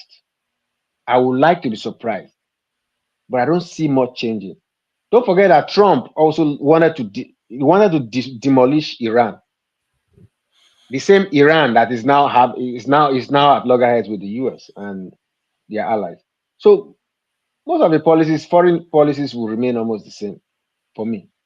So I don't think there's anything drastic that's going to happen. I don't think so. We don't have anything to contribute. What are we giving out? What are we offering? The country is there. What Trump said the last time he was there was some of his friends have come here and they made a lot of money. They have free entry already. So what's going to change? They continue their free entry. They already held us where on the balls. What are we going? Nothing's going to change. That's interesting. That too is interesting. Yeah. But I take the point. Who's next? I think Oga Ike hasn't said anything about this. I'm not sure he has ever said anything about geopolitics, actually. Oga Ike, what do you think about Trump coming into office? And how do you think it's going to affect Africa, and is it going to be better for us? He could decide that, you know what, Tinubu can go ahead and pay for good technology. They can help Nigeria develop industries. It's possible. It's transactional. You tell him that you cut him in on the deal. Is it possible?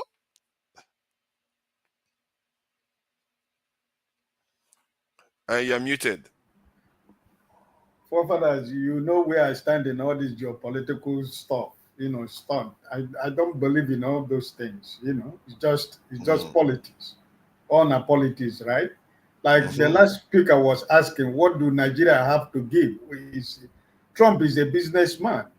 He's a populist, and he's going to break down so many things in America within 2 years. So many things, there are so many things he has to do. Like one of the things he was saying when he was campaigning about, deporting 100 million people, this and that, immigrants that are eating cats and dogs. He said so many crazy things, And at the end of the day, I don't think he's going to deport 100 million people. Maybe he will just do it politics. Few people, deport some people.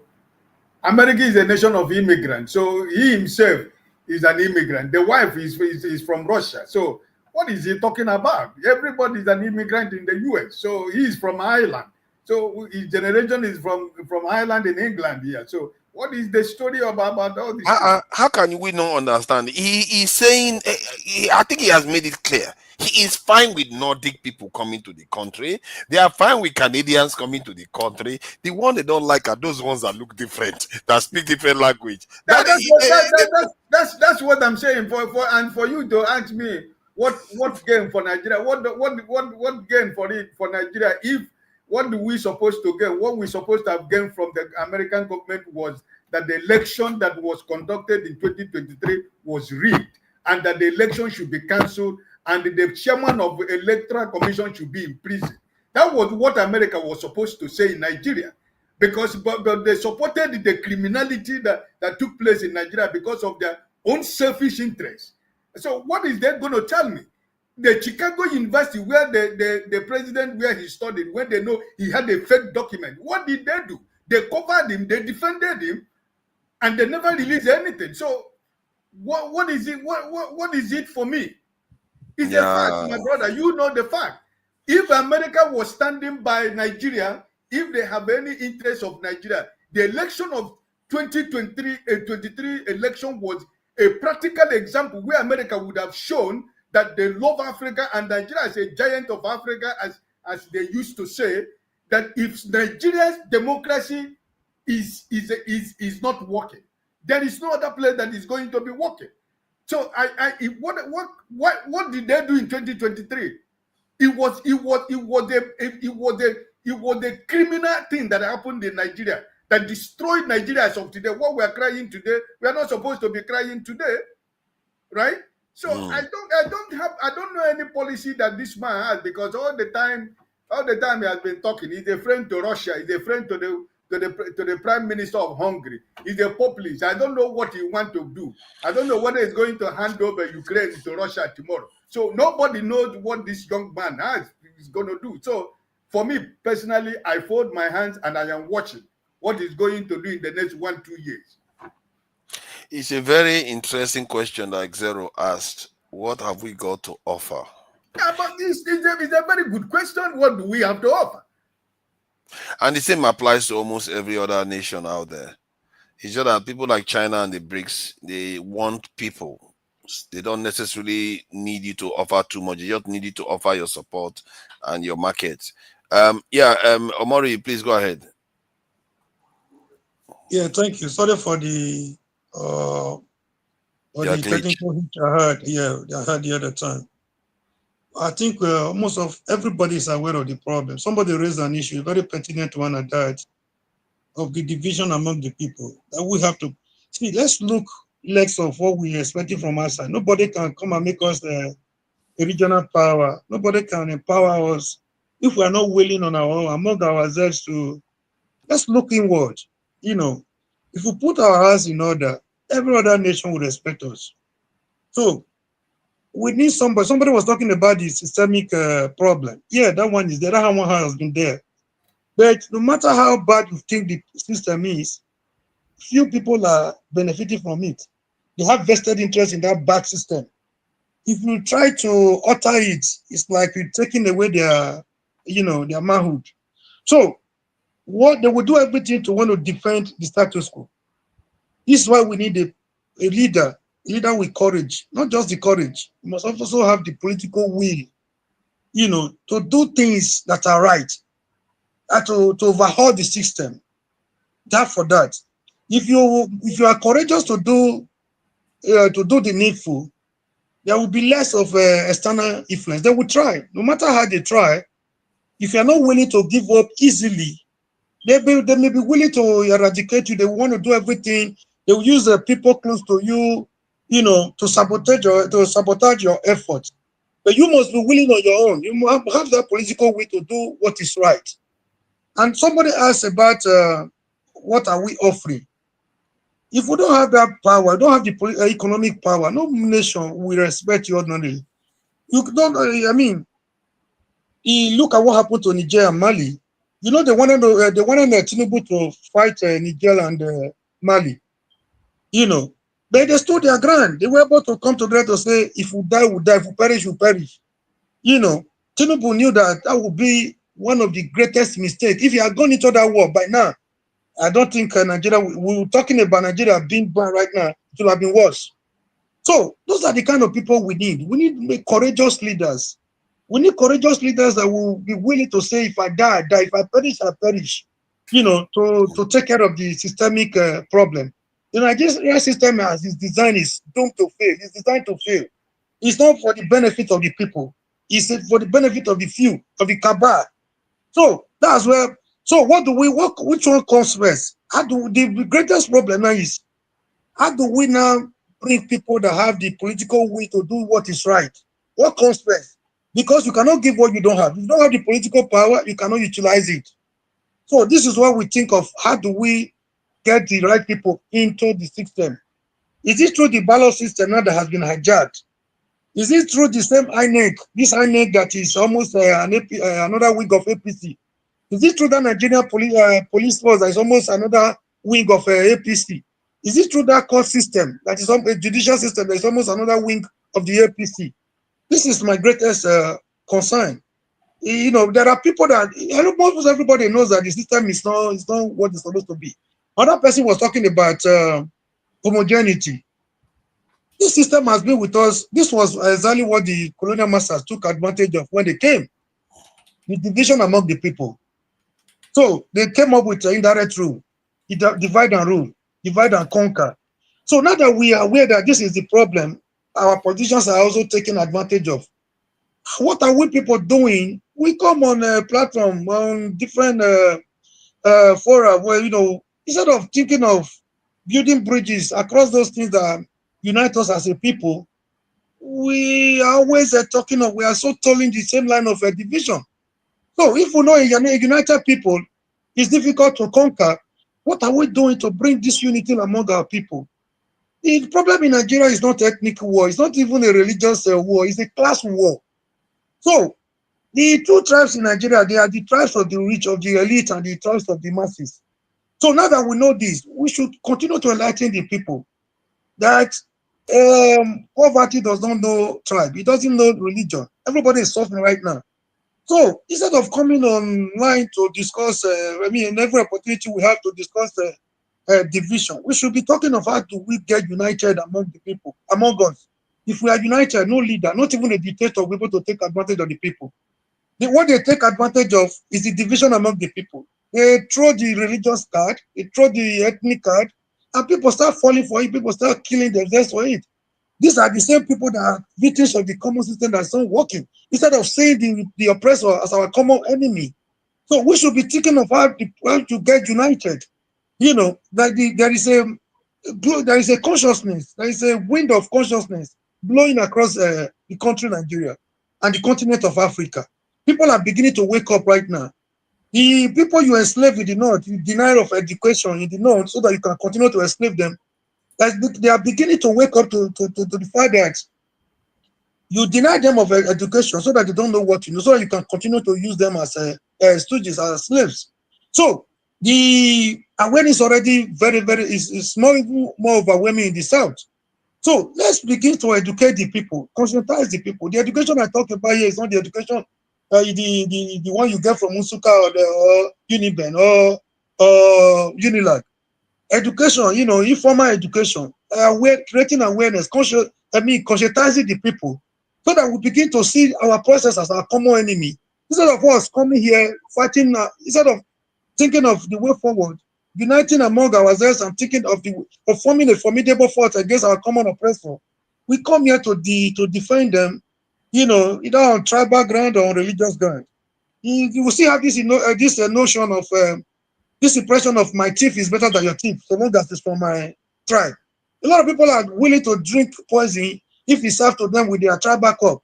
So by the time we limit all these things, then we know that the game is up. They are not as powerful as we think, because the people are more powerful. They know. Each time the people want to come together, they will do everything to disorganize the people. Look at this, the election in Lagos. When they discovered that the man was losing it, they turned it to tribal war. They make it look as if it was Igbo versus Yoruba. That was not the game, and people fell for that. So this is my point. This is my point. They're not as strong as we think they are. Sometimes we exaggerate them. We overrate them. So that's why they will do everything humanly possible to divide the people, and the people are fighting among themselves. We are all common enemies. We are all common victims of the system that is not working. It's only working for the few. So we need somebody that has the courage to change the status quo. So how does that person get to the power? How does he get the power? Which one that comes first? Because he cannot begin to change this from the outside. He has to get on the inside. So what do we do? Thank you. Let I speak the truth add to this. Regarding this thing, the Trump election. You've had all the views so far. So I speak the truth. Where do you stand on this before Eccentric has this go again? Really nothing. Like, I gotta wait till what, the 20th, when he gets on inauguration day, figure out his foreign policy. I'm not gonna go based on guesses. Just gotta wait. That's why I'm listening to everybody else. Okay. I think Eccentric, have you said something about the election? Nope, not yet. Okay, go ahead. Go ahead. What do you think? How is it going to affect Africa? And what do you think So, Africa should do? Like so Nigeria? Donald Trump is Ragnarok. All right, that was my prediction on his first term. It didn't work out. I'm like, yep. He came back second time. I'm like, yep, Trump is Ragnarok. So there was a prediction, right? Someone made that I hold to heart. He said that United States of America will become isolated country. And if you look at Trump's policies, it's a policy of isolation. He's going to impose tariffs on every country, imports and whatnot. Guess what? Guess who's going to pay for the tariffs? The people that lives here internally, right? So Trump is going to help speed up multipolarity. You know, that will be it for the benefit of the so-called global South, which is the majority of the world population. You know, Trump is good. You know, it's good for helping speed up multipolarity because because of what's coming, right? We all know about climate change, you know, and its effect on the planet. I can't overemphasize it, right? The effect it will have on humanity will not be overemphasized, right? Some people predicted 2050, right? No one is going to escape it. You know, there are some predictions that are almost doom and gloom, which I kind of go with, you know, because you know, look at the planet like a body that's sick, right? You know, like when you're sick, your body gets hot, you know, fever. It gets so hot and becomes inconducive for any invading agents. It will kill all the bacteria, right? That's the planet right now. You know, getting hot, trying to get rid of what's making her sick. You know, so with what's coming up right now, you know, what's going to happen? We need a global South that will transform, right? Because the West is like if you guys are familiar with Lord of the Rings, Saruman, you know, the Saruman, the guy that was manipulating the wizard, that's like the global, that's the global North, right? The global North are the Saruman, you know, holding the global South hostage, right? With Donald Trump, you know, doing his isolationist policies, it will allow the global South to unite. You know, Africa needs to become part of any emerging multiple organization, BRICS or whatever. Even we can form our own. Africa can form their own. Like Africa needs to be united.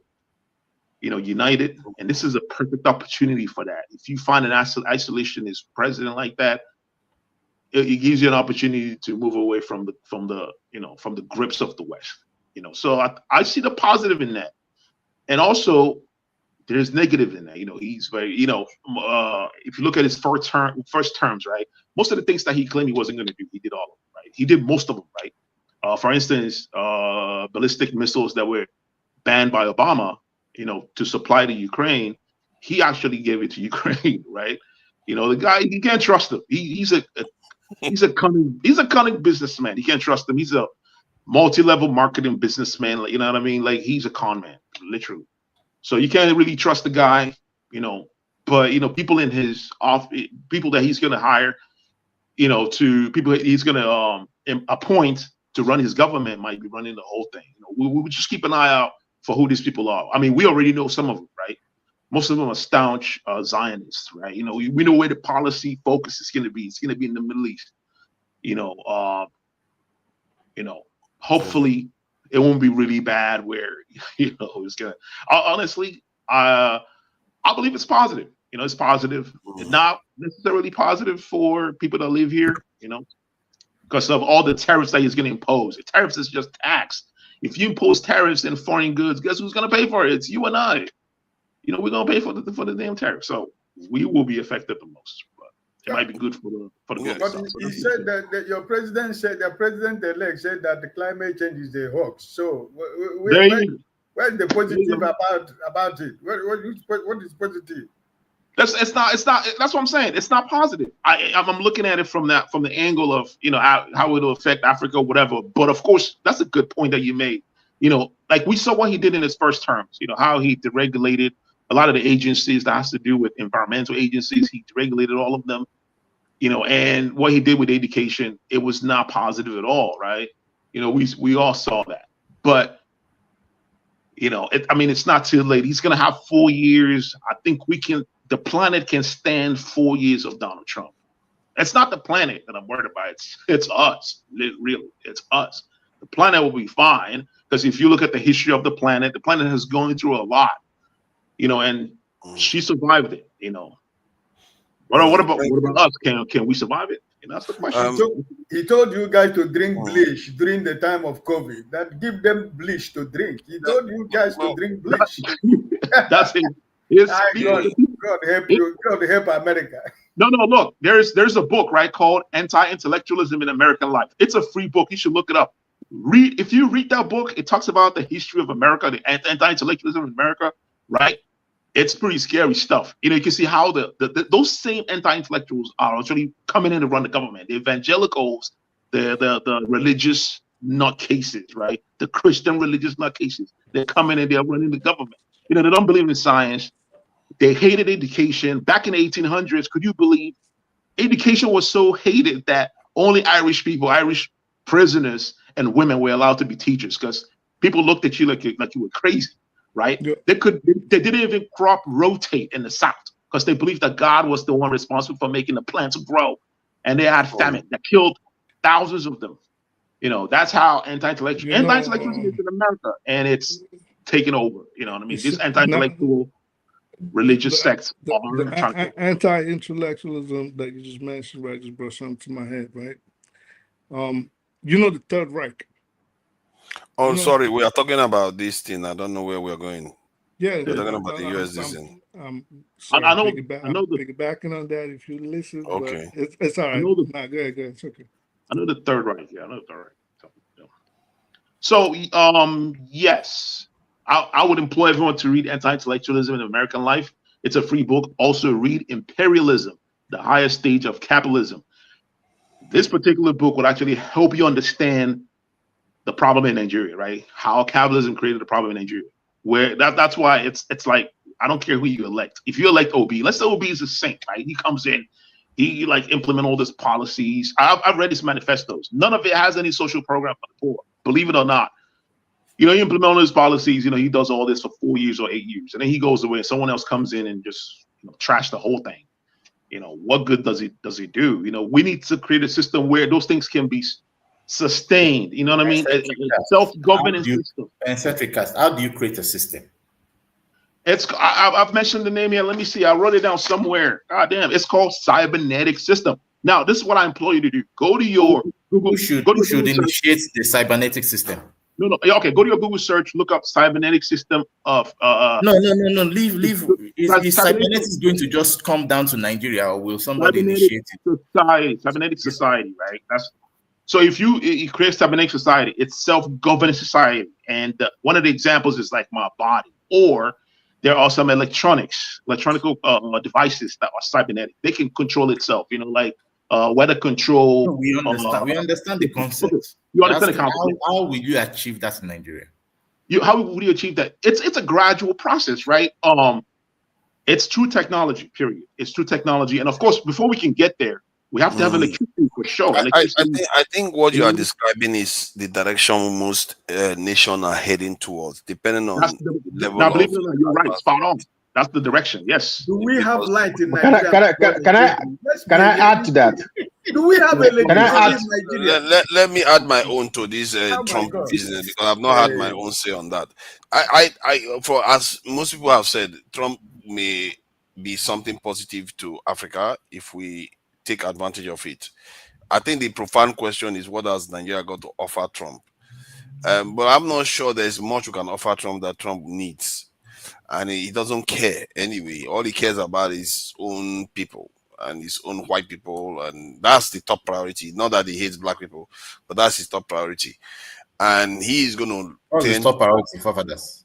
His top priority are his people, white people, making sure that their power is maintained. Priorities are Americans. Don't just say white people. Please let me just finish what I'm saying. See, you have to understand. I'm not saying he hates white people. I'm not saying he hates black people. I mean, but his top priority is the power of white people. If you make that mistake of thinking the opposite, then it's on you.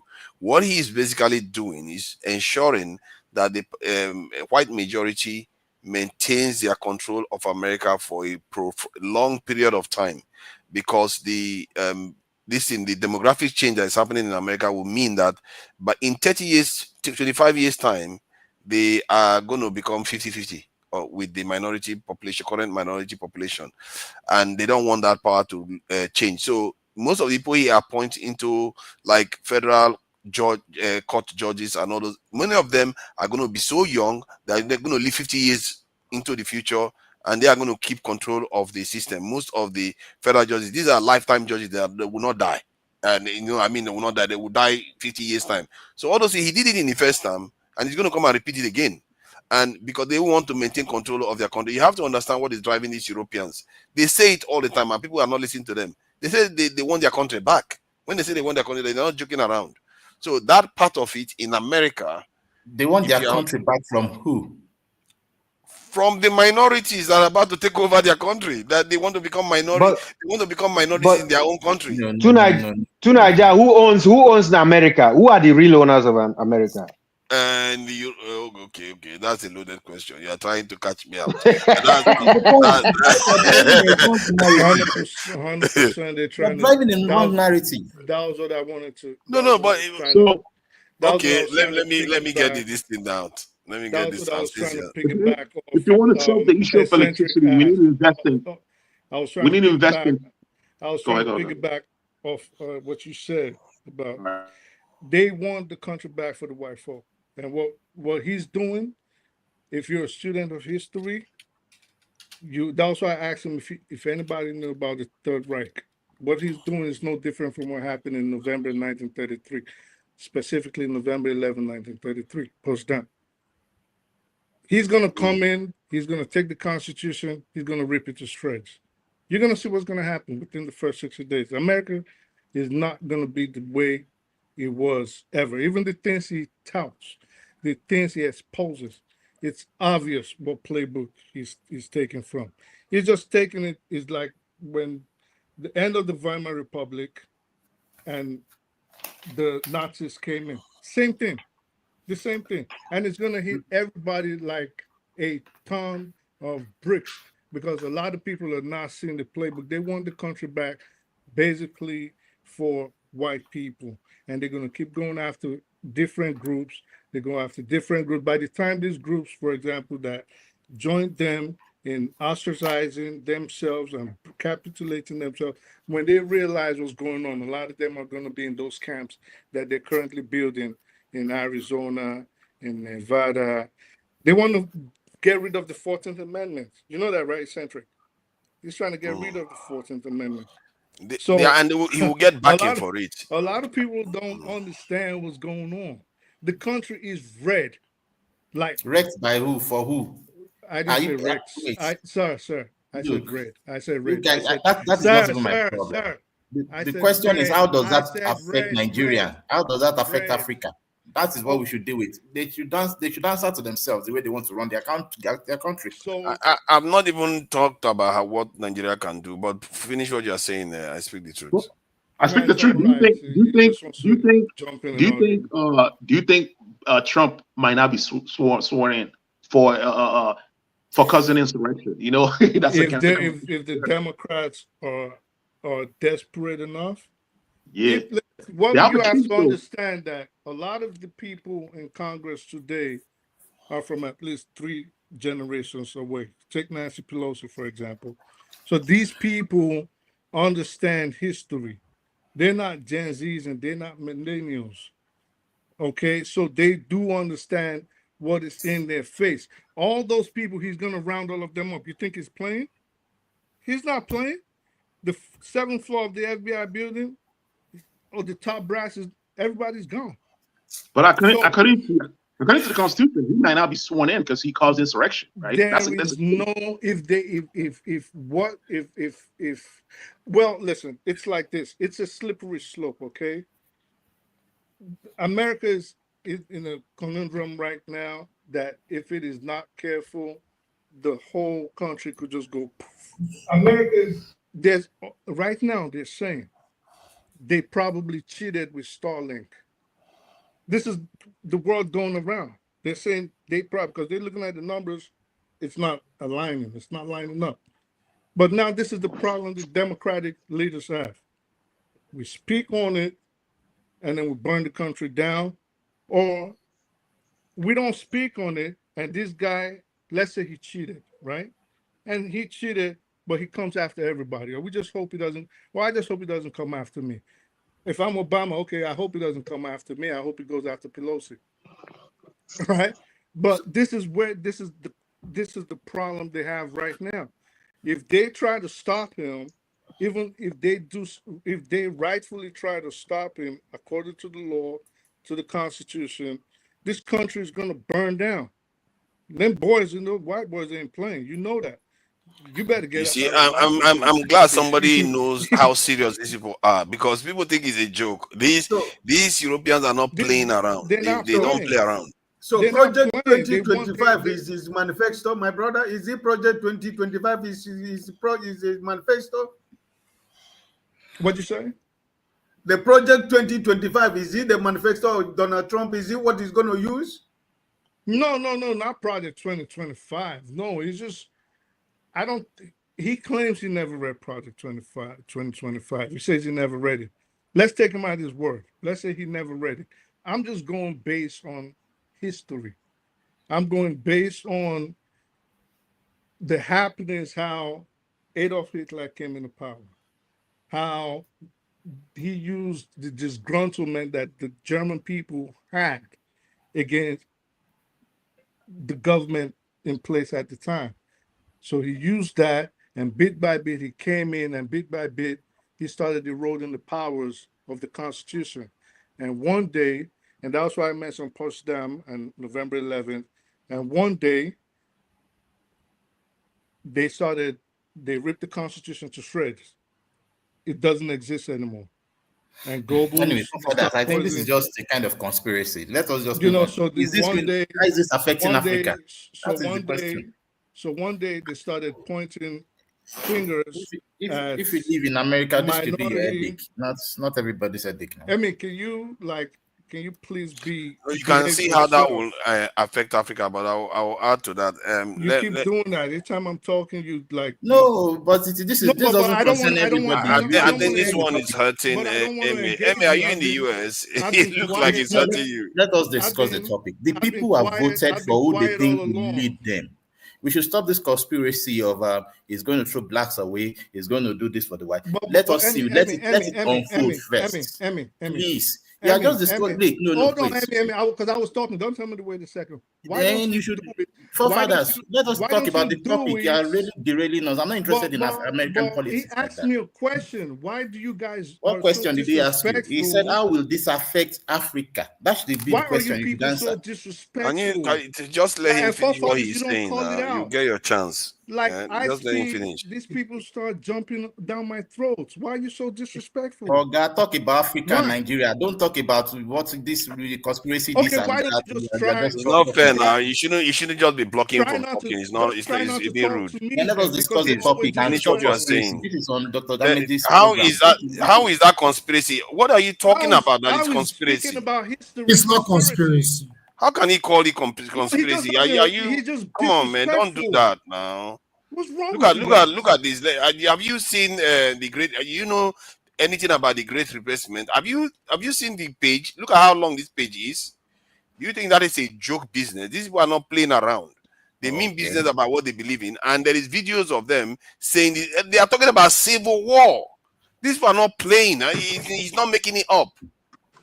You know, I don't know why you think that is a joke. It's not a joke. You're also part of the conspiracy now. That's why won't you talk like this? It's not a conspiracy. They exist. It is. Has it happened? Can I come in? But so you want them to get on the street and make it happen first before you know. But that was why I took it to history. But because you want to be disrespectful, I was trying to draw comparison with what had happened in the past. But because, he's the one speaking, I'm going to attack him. But go ahead. I'm not going to be getting in this nonsense with you guys because a lot of y'all I don't understand how you guys think. I swear to God. Okay, go and develop your channel and come and discuss that. This is what Hundeyin was talking about. See, not all together in this topic. So let us move on to what we are discussing. That's not telling us what topic to discuss. Don't do that now. Why are you acting as if you're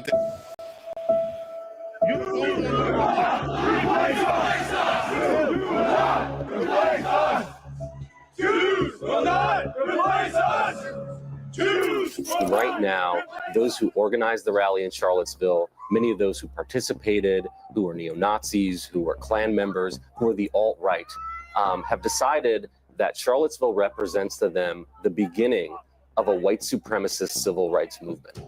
Replacement theory, also known as the Great Replacement, is not a new idea. Though this racist worldview has been around for more than a century, it's now part of our present-day political and media landscape. There are two versions of replacement theory. The first is promoted in explicitly white supremacist and anti-Semitic circles. It claims that Jews are orchestrating the replacement and eventual destruction of the white race. We're talking about the ethnic cleansing of America and the destruction of the American way of life and a new Bolshevik-style society with no freedom of speech in this country. That's really where we're going in America, and that's got to change. This paranoia plays into racist fears of quote-unquote white genocide. The second take on replacement theory used by right-wing media figures and elected officials promotes the racist idea that so-called real Americans are being replaced by Black and brown immigrants. The goal of this replacement? To force a demographic shift in the U.S., favoring Democrats and their liberal policies. They're trying to change the population of the United States. And they hate it when you say that because it's true. Our country's being invaded by the rest of the world. As mainstream figures continue to normalize replacement theory, they provide cover to extremists who can say they're only repeating what they heard on the radio or on TV. Extremist readings of replacement theory, combined with racist anxiety about a so-called white genocide, are the core motivator for some of the most horrific acts of violence we've seen over the past few years, targeting people of color, Jews, immigrants, and Muslims. The continued mainstreaming of this dangerous conspiracy puts vulnerable communities at serious risk and deepens the social and political divisions that allow extremists to thrive.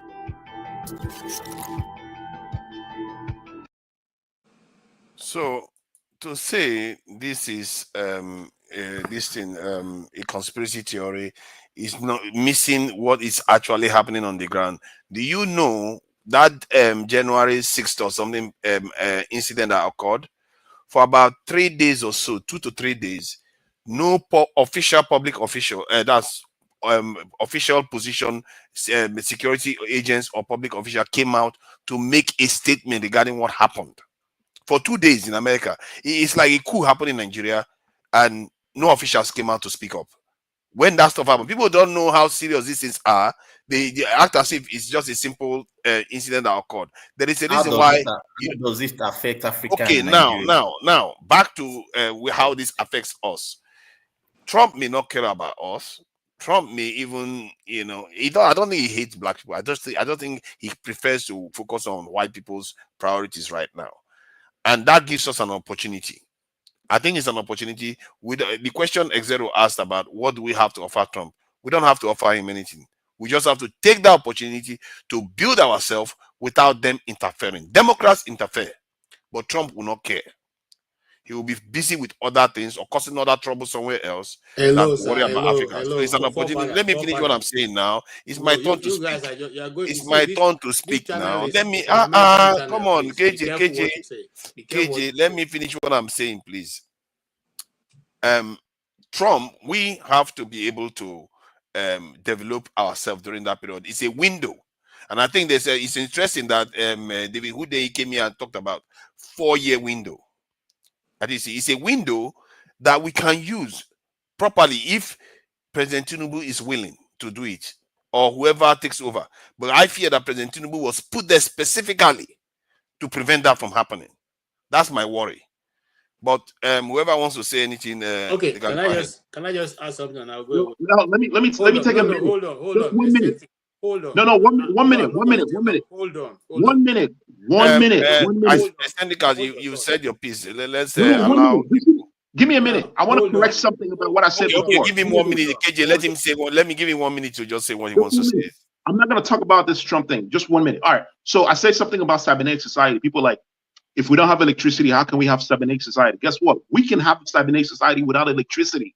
People need to learn what that is. Also, I also propose that we need nuclear and we need investment in nuclear energy, right? That's how we can fix our energy problem, right? Cybernetic society does not require electricity to run.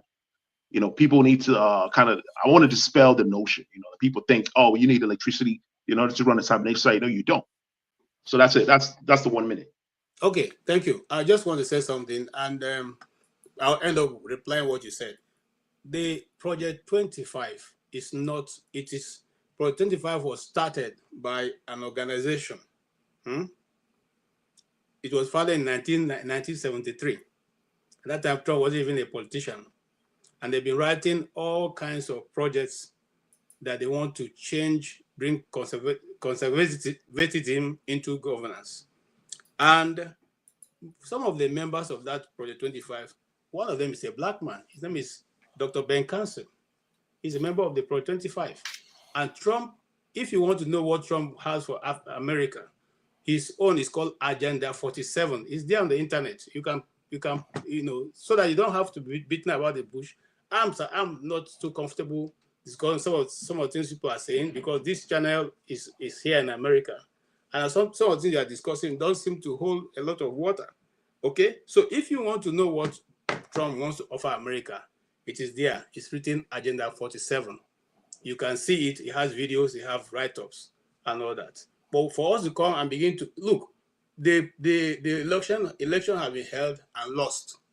The person we are here trying to find a way to justify or to otherwise say he because of the mistake in American society, won both he won both the popular vote and he won the election.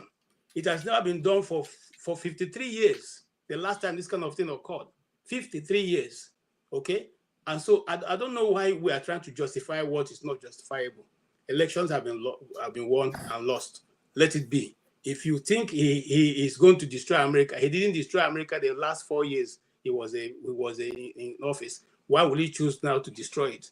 Let us stop this and just see what we need to deal with. Secondly, Mr. Eccentric, why I will not agree with you immediately is because we don't even have a safety net yet in our own society. People are very careless. Okay, people are, even sometimes you're even looking for certain things. Aviation lights go off when planes want to land. So if you bring up the nuclear site and put it there, somebody's going to one day forget what the procedures and do whatever he wants. And that's how many times now have our national grid shut down just in 1 year? So you find out that some of these things put in a society, in a community, you are just going to one day wake up and those people have been wiped out because of somebody's mistake. So I think that we should just deal with the one we're dealing with now, build turbines and make sure that they're functional. Thank you. And that's all I have to say. Well, yeah, thank you. Can I contribute? Yeah. Let's Jide, please go ahead, Jide. Yeah, thank you so much, guys. Thank you to Nigeria. Thank you, everyone. So like I've listened to a lot of things about the Trump saga, the election and his victory and everything, and what are his plans for Africa. So the thing is, we tend to still miss the point. Like we still don't understand how the American empire really operates. So whoever is in power, either it is the Democrats or the Republicans, they have a standard foreign policy for different countries and different continents. I'll give an example so that everyone will understand. There is the overall objective of America's foreign policy is no rival power can compete and outcompete them militarily, economically, and politically. That's why countries that are in different parts of the world, like I'll give an example. If you look at the Middle East, in Asia, in West Asia, Iran carried out the revolution in 1979, and they are a very powerful country.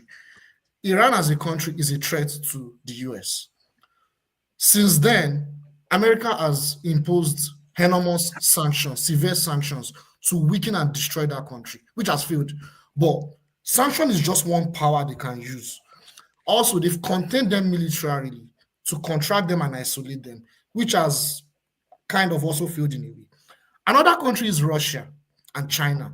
The same thing. With the Russia saga, they're using Ukraine and Georgia and the Baltic states to contain Russia. I don't want to go into the details, but you guys get the point. China, the same thing. They are using Taiwan and to some extent South Korea and the Five Tigers to contain China, because China, they see China as a threat. Not like China would do anything to American country as a threat to American territory, but that is how they dominate. Iran. So, given that example, if you look at Africa, now let's go to where we came from in Africa. The policy in Africa is very simple. They don't need to create wars. Like, I mean, Libya is a one-off. Libya and Somalia is a one-off. They don't necessarily need to go and invade Nigeria or invade Congo or send troops. They don't need to do that. Even though under the Democrats with Joe Biden and Obama, they send troops to Libya and Somalia. They don't have to do that. Historically, they've not done as much of that. What they use institutions like IMF and World Bank to wreck our economy. That's number one. That is why a lot of our so-called leaders, all these things we're talking about all the time, about bad governance, bad leadership, corruption, everything is manifested from the Bretton Woods institution, IMF and World Bank. I don't want to go into the details of that. I don't want to go into the economic analysis and all.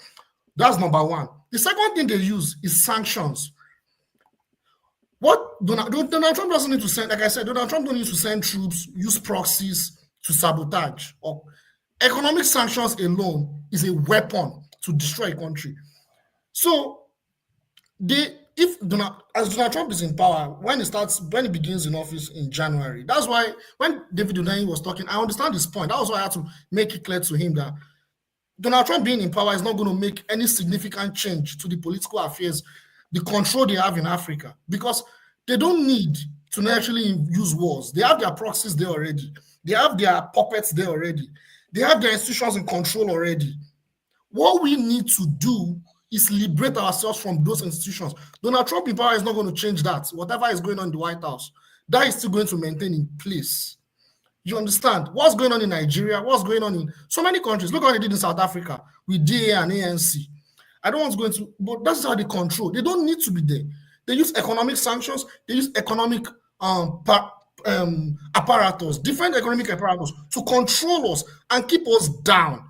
That's why you will see that the countries that are not affected by IMF and World Bank, they are doing very well. Libya under Gaddafi, Botswana, they've never received any aid from IMF and World Bank.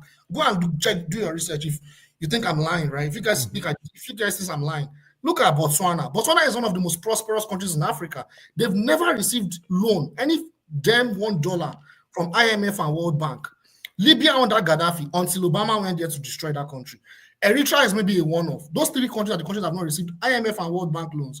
And what they do to Eritrea, they use economic sanctions to wreck Eritrea. Well, I will stop there. But the idea that Donald Trump will come to power and we can take advantage of, what are we taking advantage of? We're not taking advantage of anything. Like, what's going on in the Sahel will still continue. France is there. They will continue to supply those terrorists to continue to sabotage. And if there's any opportunity, because it's a collective effort, it's not just the US, it is the collective West. Even Russia does not do anything. Yeah, I don't want to digress. Yeah, that's really different. Like, I don't want to go into that angle. That's a different topic, right? But the point is, they have their tentacles in Africa already. Donald Trump doesn't need to do anything. That tentacles, we need to liberate ourselves from those tentacles. Are we ready to do that? I am not sure. Okay, thank you. So as the earlier conversation was implying, in America, if you are in America and you are black and you say whatever you like, I think any redneck, they will be a little bit more confident about doing what they need to do to get their way in America. They may not come out openly, not today, not tomorrow, but by the end of the term of this president, you probably see a decline on some of the rights that some of the minorities experience. That is the trend. Already the previous term that he was in office, the consequences of that previous term led to the removal of Roe v. Wade. They were actually debating removing I think they've even removed it at colleges, some element of affirmative action. They've actually removed it at college. I think they used an Indian or Asians to do that, and they removed. So they are rolling back a lot of changes that were put together in the 60s and late 50s.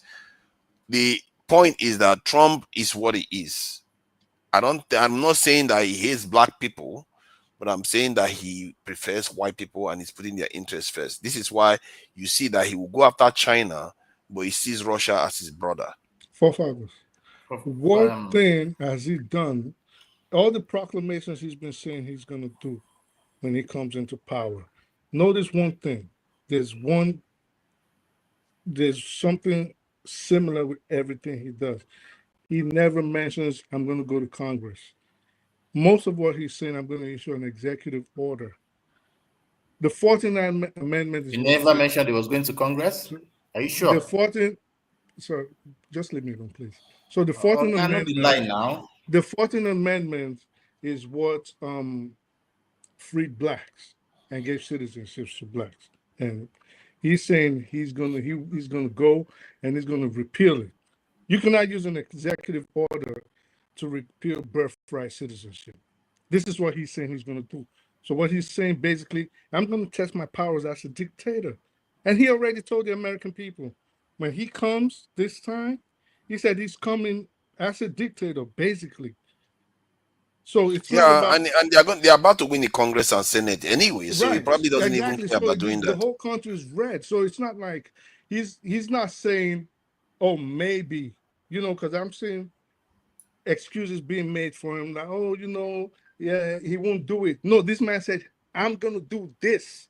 So how can you speak for him when he said, I'm gonna do it? If he's never said, I'm gonna do it, and if he's not been saying, we're going to repeal birthright citizenship, for example. We're going to repeal this and we're going to repeal that. I'm going to sign executive orders taking this back and taking this back and instituting this and instituting that. Then that's a different thing. But he's coming out telling y'all what he's going to do. And everybody's like, he's not going to do it. And this is why I keep going back to the Third Reich. And I think someone like Gita will appreciate that because he obviously is a student of history. This was the same thing Hitler did. Same thing. So the thing is, you're right. So the thing is, the historical analysis you are giving makes sense. But in this context of the Trump administration that is coming in January, I think it is different. We need to be careful. Like comparing the Third Reich with the current situation. Because it started similarly. But what happened before then? We need to understand what happened. Exactly. So nobody took it It's serious. different from what we have now. No. Can I explain? Can I talk? I'd love to listen. Good. After the First World War, right? You're talking about the Third Reich and Adolf Hitler. After the First World War, Germany lost that war.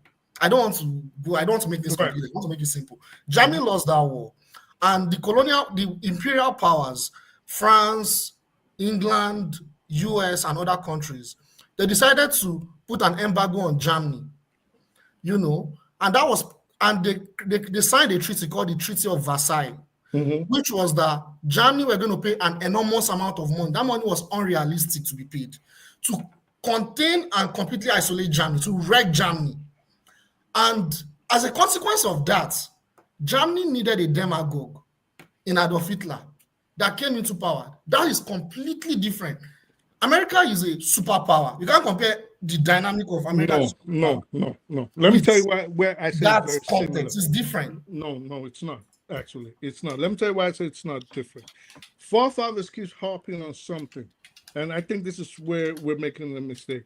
What is the interest of Trump? If you ask on a layman's term, if we go with what people call conspiracy theories, for example, like Forefathers rightly said, and I'll answer this, he wants power for his people because he thinks there's a threat to them in terms of numbers at the very least. So you have this influx of minorities coming into the country, the white people are not giving birth. So basically he's fighting for the white people. Yeah, but it's not a new thing in the US. No, but hear me out. So please, I sent you a link. Can you listen to it, please? It's just like 2 minutes long, huh? If we look at what did I will Hitler get it and I will share some information too. Yeah. Sorry, I speak it too. I just want to confirm some of the stuff you were saying. See, when Trump was in office, he appointed federal appeal court judges. 53 of them, I think just one out of 53 confirmed appeal court judges is Hispanic and none are black. So you have to understand the direction. And they selected young people. They deliberately do it so that this will last very long time into the future in office. They've tipped in short, if you look at the polls, they've tipped everything in favor of the population. If you look at this one that says the ones I say account for 1 in 5. Okay, this one is for women, and this one is for this is non-white. If you look at the appeal court judges that they appoint, and in short, all judges, not only appeal court judges, this one he appointed 226. This man appointed 53 in the same period of that for 4 years, while Obama appointed 54 for 8 years. He did that in 4 years. That's somebody that is in a hurry. And then look at the total number of judges he appointed. Obama appointed 36% of them that are non-whites, which almost reflects the actual dynamics of the nation. But Trump, 16%. And at the top of it, amongst these 226 that you see here, at the top of it is that 53. That 53, and those are federal level ones. No black person there at all. Not only one Hispanic is present there. So this guy he knows exactly what he's doing. If you look at Trump appointed more than a quarter of all active federal judges. That's in 4 years. The judges he appointed, a quarter of them are active. In 4 years, he did all that. And people don't understand the structure that he is creating. He was able to accomplish. This is why they elected him again. And because he's actually doing what they want. They don't want to lose their power. And they've tipped the power, this thing from Democrats to Republicans. If you look at the appointees by the Democrats, 36% or so. And this one Republican, this one Republican. If you count all of them, you see that there's more from Democrats, from Republicans. Republicans have taken over the law. And if you control the law, you practically control the country. Who is going to stop Trump? Good luck trying to stop him. You are not going to stop him because those, if you look at the judges, they control it. They control the majority of them. Who owns America? Who owns America? Don't start now. All these gotcha questions. You guys should stop. I'm not here to answer that question. We know it started with the Indians and then Americans. White people. Can I look at the data? White people. Pardon? Oh, I was going to say, can I look at the data? I was going to highlight something. I saw something. Okay, you want to look at the data? Okay, I will bring it back. Okay, I just wanted to check this video that Amy America, white folk. Play, but let's check the data again. Let me get the data up. What is it you want to see in here? Yeah, like I could see. Okay. Wait. I think please can you scroll up, please? Like nothing. I think it is. Yeah, this one. Thank you. So I could see that under George W. Bush, you have 18% whites. George H.W. Bush, you actually had less percentage, which is at 10%. But from this trend, what I could see is that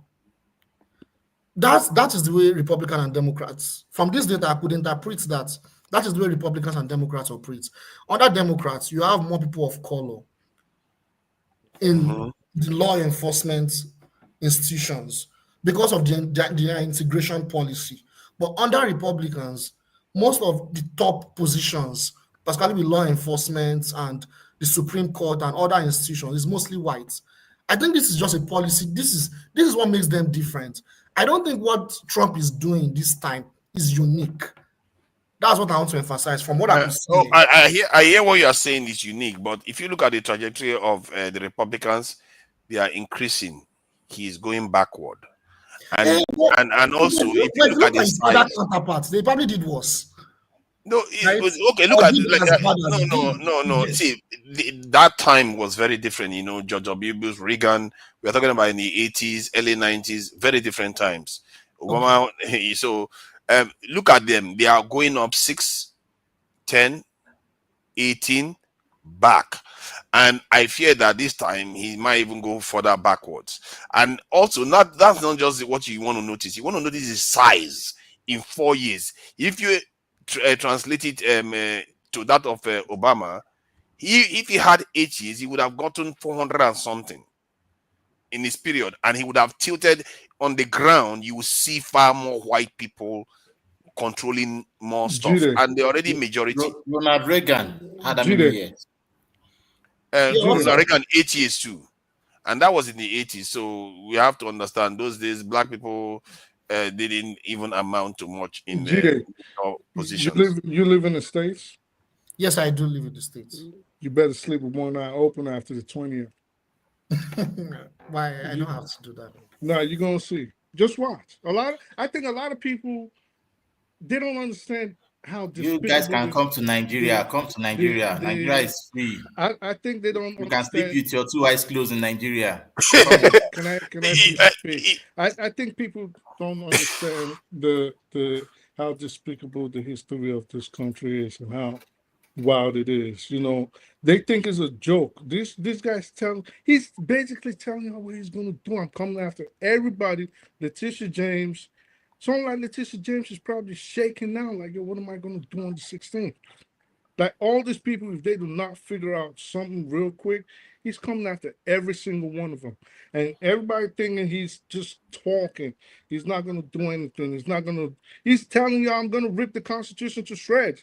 I don't care. But we don't necessarily know whether he can do that, though. I speak the truth, though. We don't know whether he can do that. You guys are making me feel like he will just get into power and make policies. He's going to try. He's going to try a lot of things. He's going to use a lot of power. It's can I please speak? So it's not about. There'll always be pushback. Like, Jide, please. So it's not about if he can't. It's will he. Every democracy. That's why you go look at every democracy. All it takes is one guy to come and say, "I'm ripping this." A constitution is only worth as much as the paper it's on. So if he comes now and he has the courts behind him, he has Congress behind him, and most importantly, he has his people behind him. What is the rest of you? What do you reasonably So the Democrats will be sleeping, right? What are they gonna do? It still doesn't. I speak the truth. I speak the truth. What are the Democrats gonna do? Yeah, but that's the point. That's what I want to answer. You see, this is my fear in America. There's going to be quite a lot of unsettled period that is coming in America. It could even lead to a lot of armed clashes. I don't know about a civil war. See, I will ask Amy one pertinent question so that he understands, so that you try to get yourself in the shoes. In short, I'm not going to spike it. Point is, let's say anywhere you are from in Nigeria, you know that region you are from in Nigeria, and then another people from another region start moving in, and then they want to totally take over the whole place. They become majority in that place. What do you think your people are going to do? Well, whatever they do, you think they are supremacists, but they have to take their land back, which is the exactly normal. And that is what American whites are doing. And you are when they tell you that this is what they are, and I don't have a problem with that. So why are people having problem with people taking their land back? No, because you are acting as if it's a conspiracy. It is because it's not a conspiracy. You just said you are going to do the same thing. Wait. It is a normal thing. Will you forefathers, what will you do? Because you're acting like you're not going to be. I'm saying yes, because I've never seen it happen peacefully in history. I'm saying that is exactly the problem America is facing. America is going to face a serious tumult. I speak the truth. You know, when they start taking their land back, you can come back home, bro. Why are you on my ass? Like, listen. Centricas, come back home. But tonight, please read. Can you play the video so that we can just move on? And stop being. Oh yeah, that's 3 minutes. Hold up. Can you do me a favor? If you're not gonna be polite to me, because I'm trying to be polite to you all along. Don't talk to me. You keep coming at me. Let's go and listen to this, Jare. Get used to this way of talking. We talk like this. I speak it to take it easy. Let's just listen. Chemical, physical, and emotional mutilation of our youth. On day one, I will revoke Joe Biden's cruel policies on so-called gender-affirming care. Ridiculous. A process that includes giving kids puberty blockers, mutating their physical appearance, and ultimately performing surgery on minor children. Can you believe this? I will sign a new executive order instructing every federal agency to cease all programs that promote the concept of sex and gender transition at any age. I will then ask Congress to permanently stop federal taxpayer dollars from being used to promote or pay for these procedures and pass a law prohibiting child sexual mutilation in all 50 states. It'll go very quickly. I will declare that any hospital or healthcare provider that participates in the chemical or physical mutilation of minor youth will no longer meet federal health and safety standards for Medicaid and Medicare and will be terminated from the program immediately. Furthermore, I will support the creation of a private right of action for victims to sue doctors who have unforgivably performed these procedures on minor children. The Department of Justice will investigate Big Pharma and the big hospital networks to determine whether they have deliberately covered up horrific long-term side effects of sex transitions in order to get rich at the expense of vulnerable patients, in this case, very vulnerable. We will also investigate whether Big Pharma or others have illegally marketed hormones and puberty blockers, which are in no way licensed or approved for this use. My Department of Education will inform states and school districts that if any teacher or school official suggests to a child that they could be trapped in the wrong body, they will be faced with severe consequences, including potential civil rights violations for sex discrimination and the elimination of federal funding. As part of our new credentialing body for teachers, we will promote positive education about the nuclear family, the roles of mothers and fathers, and celebrating rather than erasing the things that make men and women different and unique. I will ask Congress to pass a bill establishing that the only genders recognized by the United States government are male and female, and they are assigned at birth. The bill will also make clear that Title IX prohibits men from participating in women's sports, and we will protect the rights of parents from being forced to allow their minor child to assume a gender which is new and an identity without the parents' consent. The identity will not be new, and it will not be without parental consent. No serious country should be telling its children that they were born with the wrong gender, a concept that was never heard of in all of human history. Nobody's ever heard of this, what's happening today. It was all when the radical left invented it just a few years ago. Under my leadership, this madness will end. Thank you very much. I'm not so sure that is a national policy. It's a more of a transgender policy. So I think who asked me to play this? Can you raise your head up so that we send you up for Cynthia? I don't know why somebody will ask me to play this. It was There's no point. just trying to, the point he was just trying to make was because I said he didn't go to Congress. That was the only point. That was what he's putting there, like especially point 3. Just kick rocks, man. Leave me alone, bro. Okay, anyway, we should be rounding up. I think we've had today is Sunday anyway, so we didn't have our philosophy Sundays. We should have, but I guess David Hundeyin, it deserves it. It's been an interesting conversation. Who is that for the link? We are closing out. Today people are going to work, and we need them to start. Tomorrow Veterans Day here. Yeah, it's for you now. Veterans in America, like you put up fighting up wars. How many days you guys celebrate?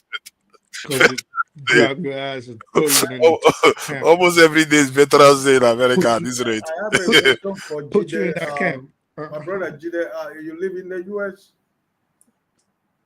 Yes, I'm in the States. Okay. I wanted to know if all the result of the House of Rep is out. Is the Republican in control of the House also? I think it's still being contested. It's not yet concluded yet. Okay. All right. All right. So let's wish our Nigerians a great week ahead. So I'm spiking it. You don't have to wish them. You can wish them a terrible week, but it's your choice to decide what you want to wish Nigerians. So Oscar Blackbone is saying something already. Knowing all these, why were you advocating for his victory, and what take what land back? Indian land. Indian land. You keep saying that now. See, I think it's an illusion to think you own anything when you don't have the power to kind of claim it. You don't own it. It belongs to the person that can claim it. They took it from the white people own the land. Like, it's sad to say, but that's just the reality. They got the guns, they got the power. And I'm sure the Indians arrived there sometime and took it from someone else. It's just the way the world works. The Native Americans always been here. They've been here. Oh, they grew from the soil, eh? I don't know. All I know is they there came was from no Africa. other They race. came from Africa, and they more and more keeps coming and taking over. And this is what tends to happen. The Native Americans, the First Nations in Canada, they've been here for thousands of years, tens of thousands. Yeah. I'm talking. Yeah, I'm not. It could be long. They removed. They also removed the Homo erectus, and you keep. People. I Okay, mean, the point is if that. you want to get technical like that, yeah, I get it. Yeah. So the point is that what do we have? What message do we have for our fellow Nigerians? Okay, I think let me answer the question. Sorry about that. Of Oscar Blackburn asked about why do I support Trump? I support Trump because it's going to force us to become self-reliant. Trump is going to tell you, when somebody is pretending to be your mother and your father, when they know full well that they are not, and they are helping their own people stylishly and making sure you don't get the best out of them. But the other person shows up and says, get out of here, you're not one of my own, and these are really my people. Then that person, the other person has been lying to you all this while. You actually now have to start catering for yourself properly, and that gives you, in a way, it's empowering. It gives you the scope to now start taking for yourself, and I think that's what we need, because Democrats are quite dangerous actually, because if somebody makes you feel like you are part of the system and there's progress for you coming on when they don't mean to provide it, that is some of the worst cruelty. And look at Nigeria. But they've all been pushing white supremacist agenda, but with different Trump is methods. open about it. Yeah, Trump is more open about it. That is the beauty of it. You could say he's more open, maybe because he's more belligerent. Yeah, but I also feel like there's this narrative in the US where they'll say, Democrats are communists, Republicans are fascists. They are none of that. Like, I hear that and I'm like, oh my God, this is so wrong. Like, Trump is not near fascist. That was why I said that. Trump is a fascist. He's not fascist. You don't want to live under fascism. He does fancy quite a lot of fascists, and he talks like one. No, he's not fascist. He makes some rhetorics about fascism, fascism, but it's not fascist. After the 20th, how far he can push his desires and his plans while circumventing the Constitution, we'll see. I'd say at least within the first 90 days, we'll have an idea what the trajectory of I don't think if he wins the Congress and Senate, I don't think he's going to circumvent the Constitution. He's just going to do radical things, like when Democrats were asked to pile the courts, like something that the Democrats used to do because they want to follow conventions. He's going to break any convention there is to get what he wants. As long as he's going to give him what he wants, he's going to break any convention, and I think that is where a lot of people will feel uneasy about what he's going to do in America. If he wins both houses, I don't think he needs to really violate the Constitution. He's not playing when he's talking about deep state, and they're shaking in the Pentagon right now. They're shaking. The intelligence bureaus, they're shaking right now. People think it's a joke. It's not. He's trying to clean up. No one is talking about the sponsors of his campaign. Have everyone actually checked the people that actually sponsored this campaign? The guys that provided the billions of dollars. I mean, not billions of dollars. The people that support him, like Elon Musk, are supremacists too. Elon Musk is the white supremacists. These people are the people that support him, and they are. I don't know why we see them as. There are a lot of powerful people. The so-called deep states. There are a lot of funders that funded this campaign that are connected to the deep state. So I don't think it's against the deep states. Who's the deep state they keep talking about? When they keep talking deep, who's deep state? There's no deep state. They leave them. I don't see these people are necessarily bad. They just care for their people. See, what will make this very dangerous for Trump himself? Trump's life could be forfeit. He has to be careful because this is, and the reason why they're not going to touch him, because they know if they touch him, there will be civil war. Once Trump falls, see civil war. Forget it. There's nothing that is going to stop it. So that's the only reason why they may not touch him. But he has to be very careful because what he's trying to change here. See, people don't understand. you know, I feel it would like to say backing down this thing is crazy, but what Trump is doing is trying to touch that needle. He's trying to change it, and that thing hasn't been changed since the Second World War, and maybe even since the First World War, it hasn't been changed. Pardon? To contain Russia. He doesn't want to contain Russia. So the reason why he doesn't want to contain Russia, this is the thing. Yeah, I was going to talk about that. Sorry. No, let's not talk about it. We are closing. Sorry. No, briefly, I want to say that this is the game they play. They separate. No, let's not talk about it. Even Oga Ike wants to wish Nigerians good night and best and all the Oga Ike. So, what do you wish to our Nigerians for the week ahead? Yeah, first of all, I want to thank everybody that was part of the platform today for sharing our opinions and for learning from each other. Sometimes it can be frosty, but at the end of the day, we are all Nigerians. We are all, pursuing one goal for a better country for Nigeria. Even though we are not there, we have people who we went to school together that are still living in Nigeria. We have families, we have friends. So, east, west, north, and south, Nigeria is still our home. But my prayer and my hope for Nigeria is for a better Nigeria tomorrow.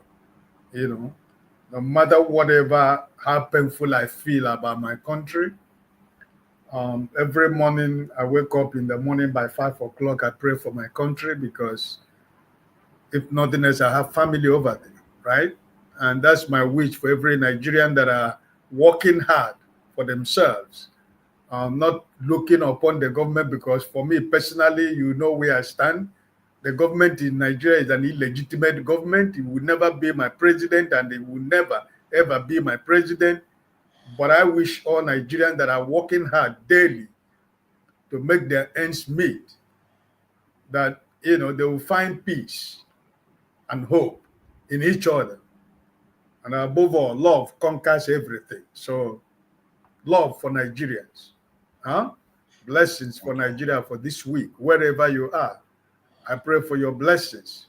Madam Luke, God bless you. You are just coming in while we want to sign off. It is well. So my brother Jid, I think it was my first time to see you here today, but it is well. God bless you and have a wonderful day in your respective places of abode. Let me try to see my wife and Peter to go to bed before I can sleep myself. Okay, God bless you all, and we see you again.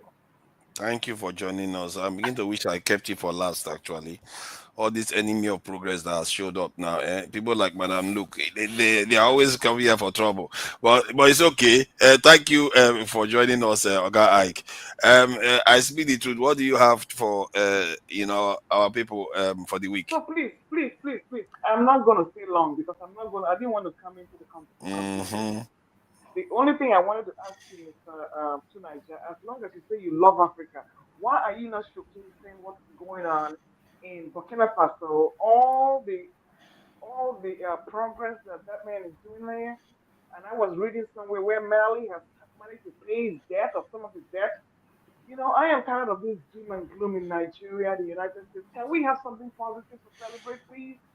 That's the only reason I'm here, because I'm tired of your Nigerian doom, no hope. America doom, no hope. Can we showcase something more positive in Africa, please? Thank you. That's all I came to ask. Thank you. Yeah, I actually wanted to, there's so much topic. I wanted to talk about that debt that was paid by Mali and Burkina Faso. These towards some, people that want to destabilize the nation, because they always send destabilizing agents to disrupt the nations. As you can see, I had it open already.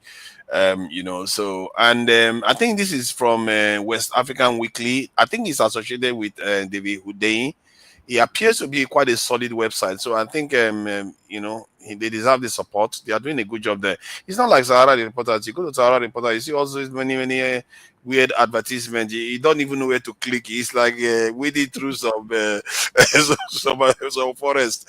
But this one is a clean site, well put together. I really admire the work that is being done here.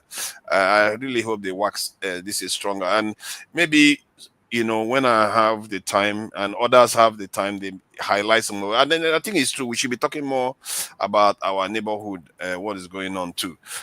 So I speak the truth. What do you wish for, you know, viewers and you know, black community all over for the week? Not much, man. Not much. Just not much.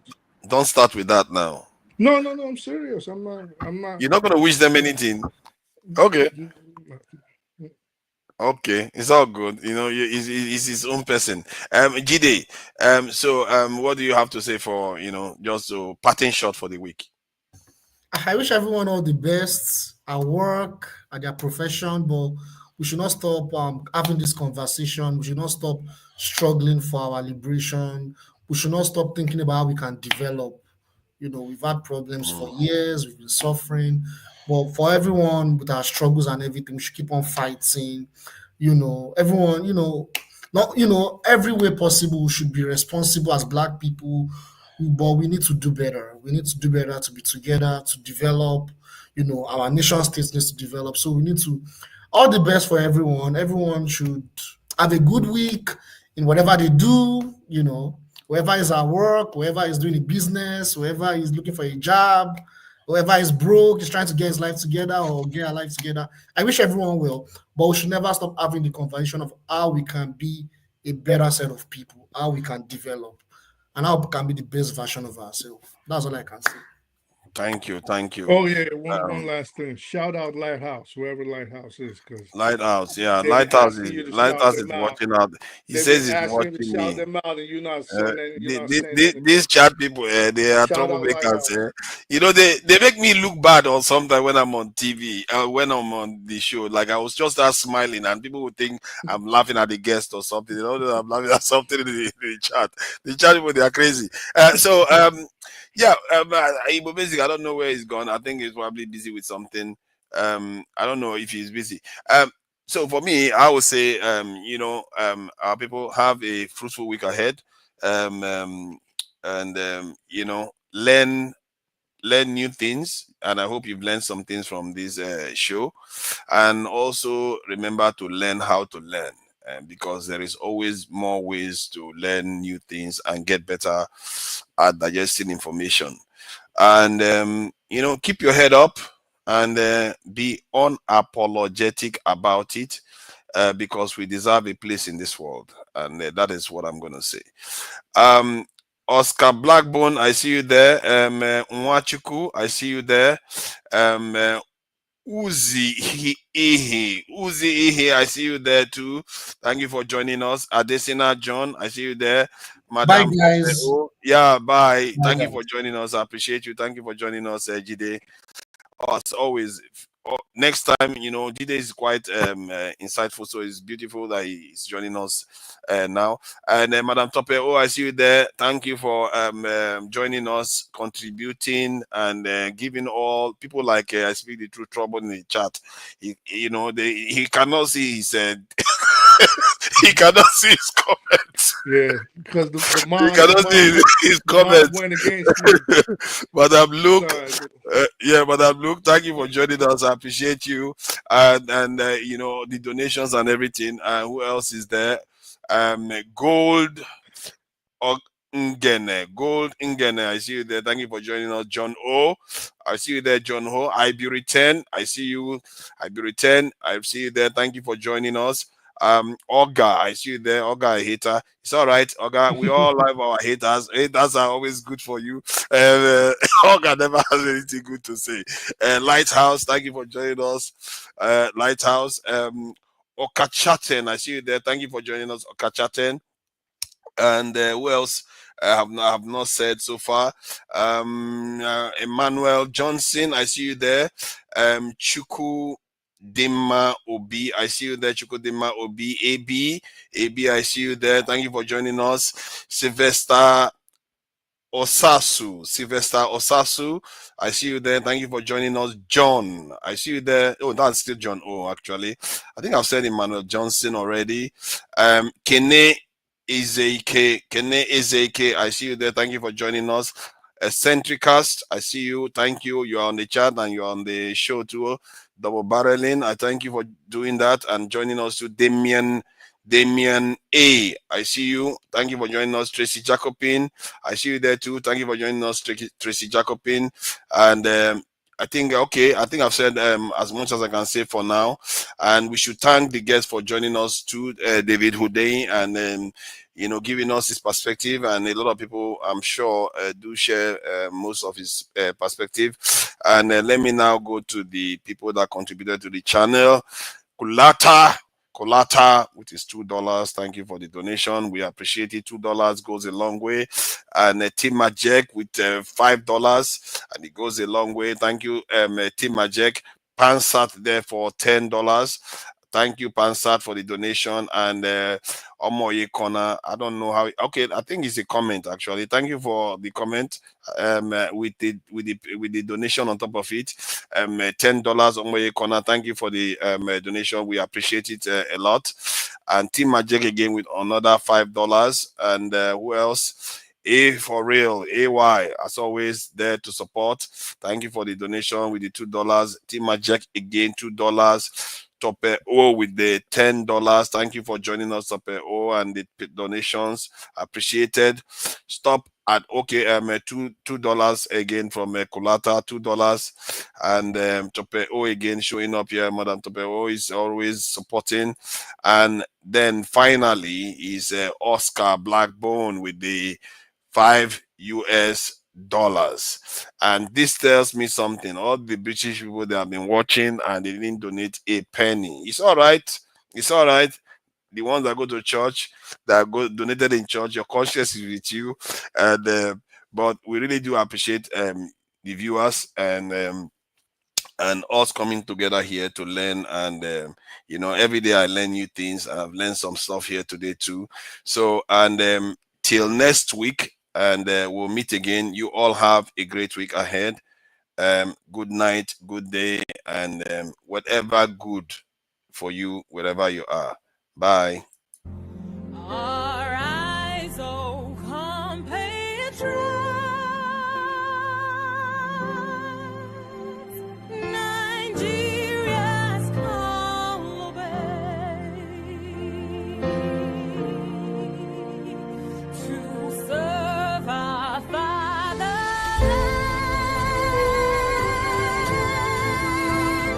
with love and strength and faith. The labor of our heroes past shall never be in vain. To serve with heart and might, one nation bound in freedom,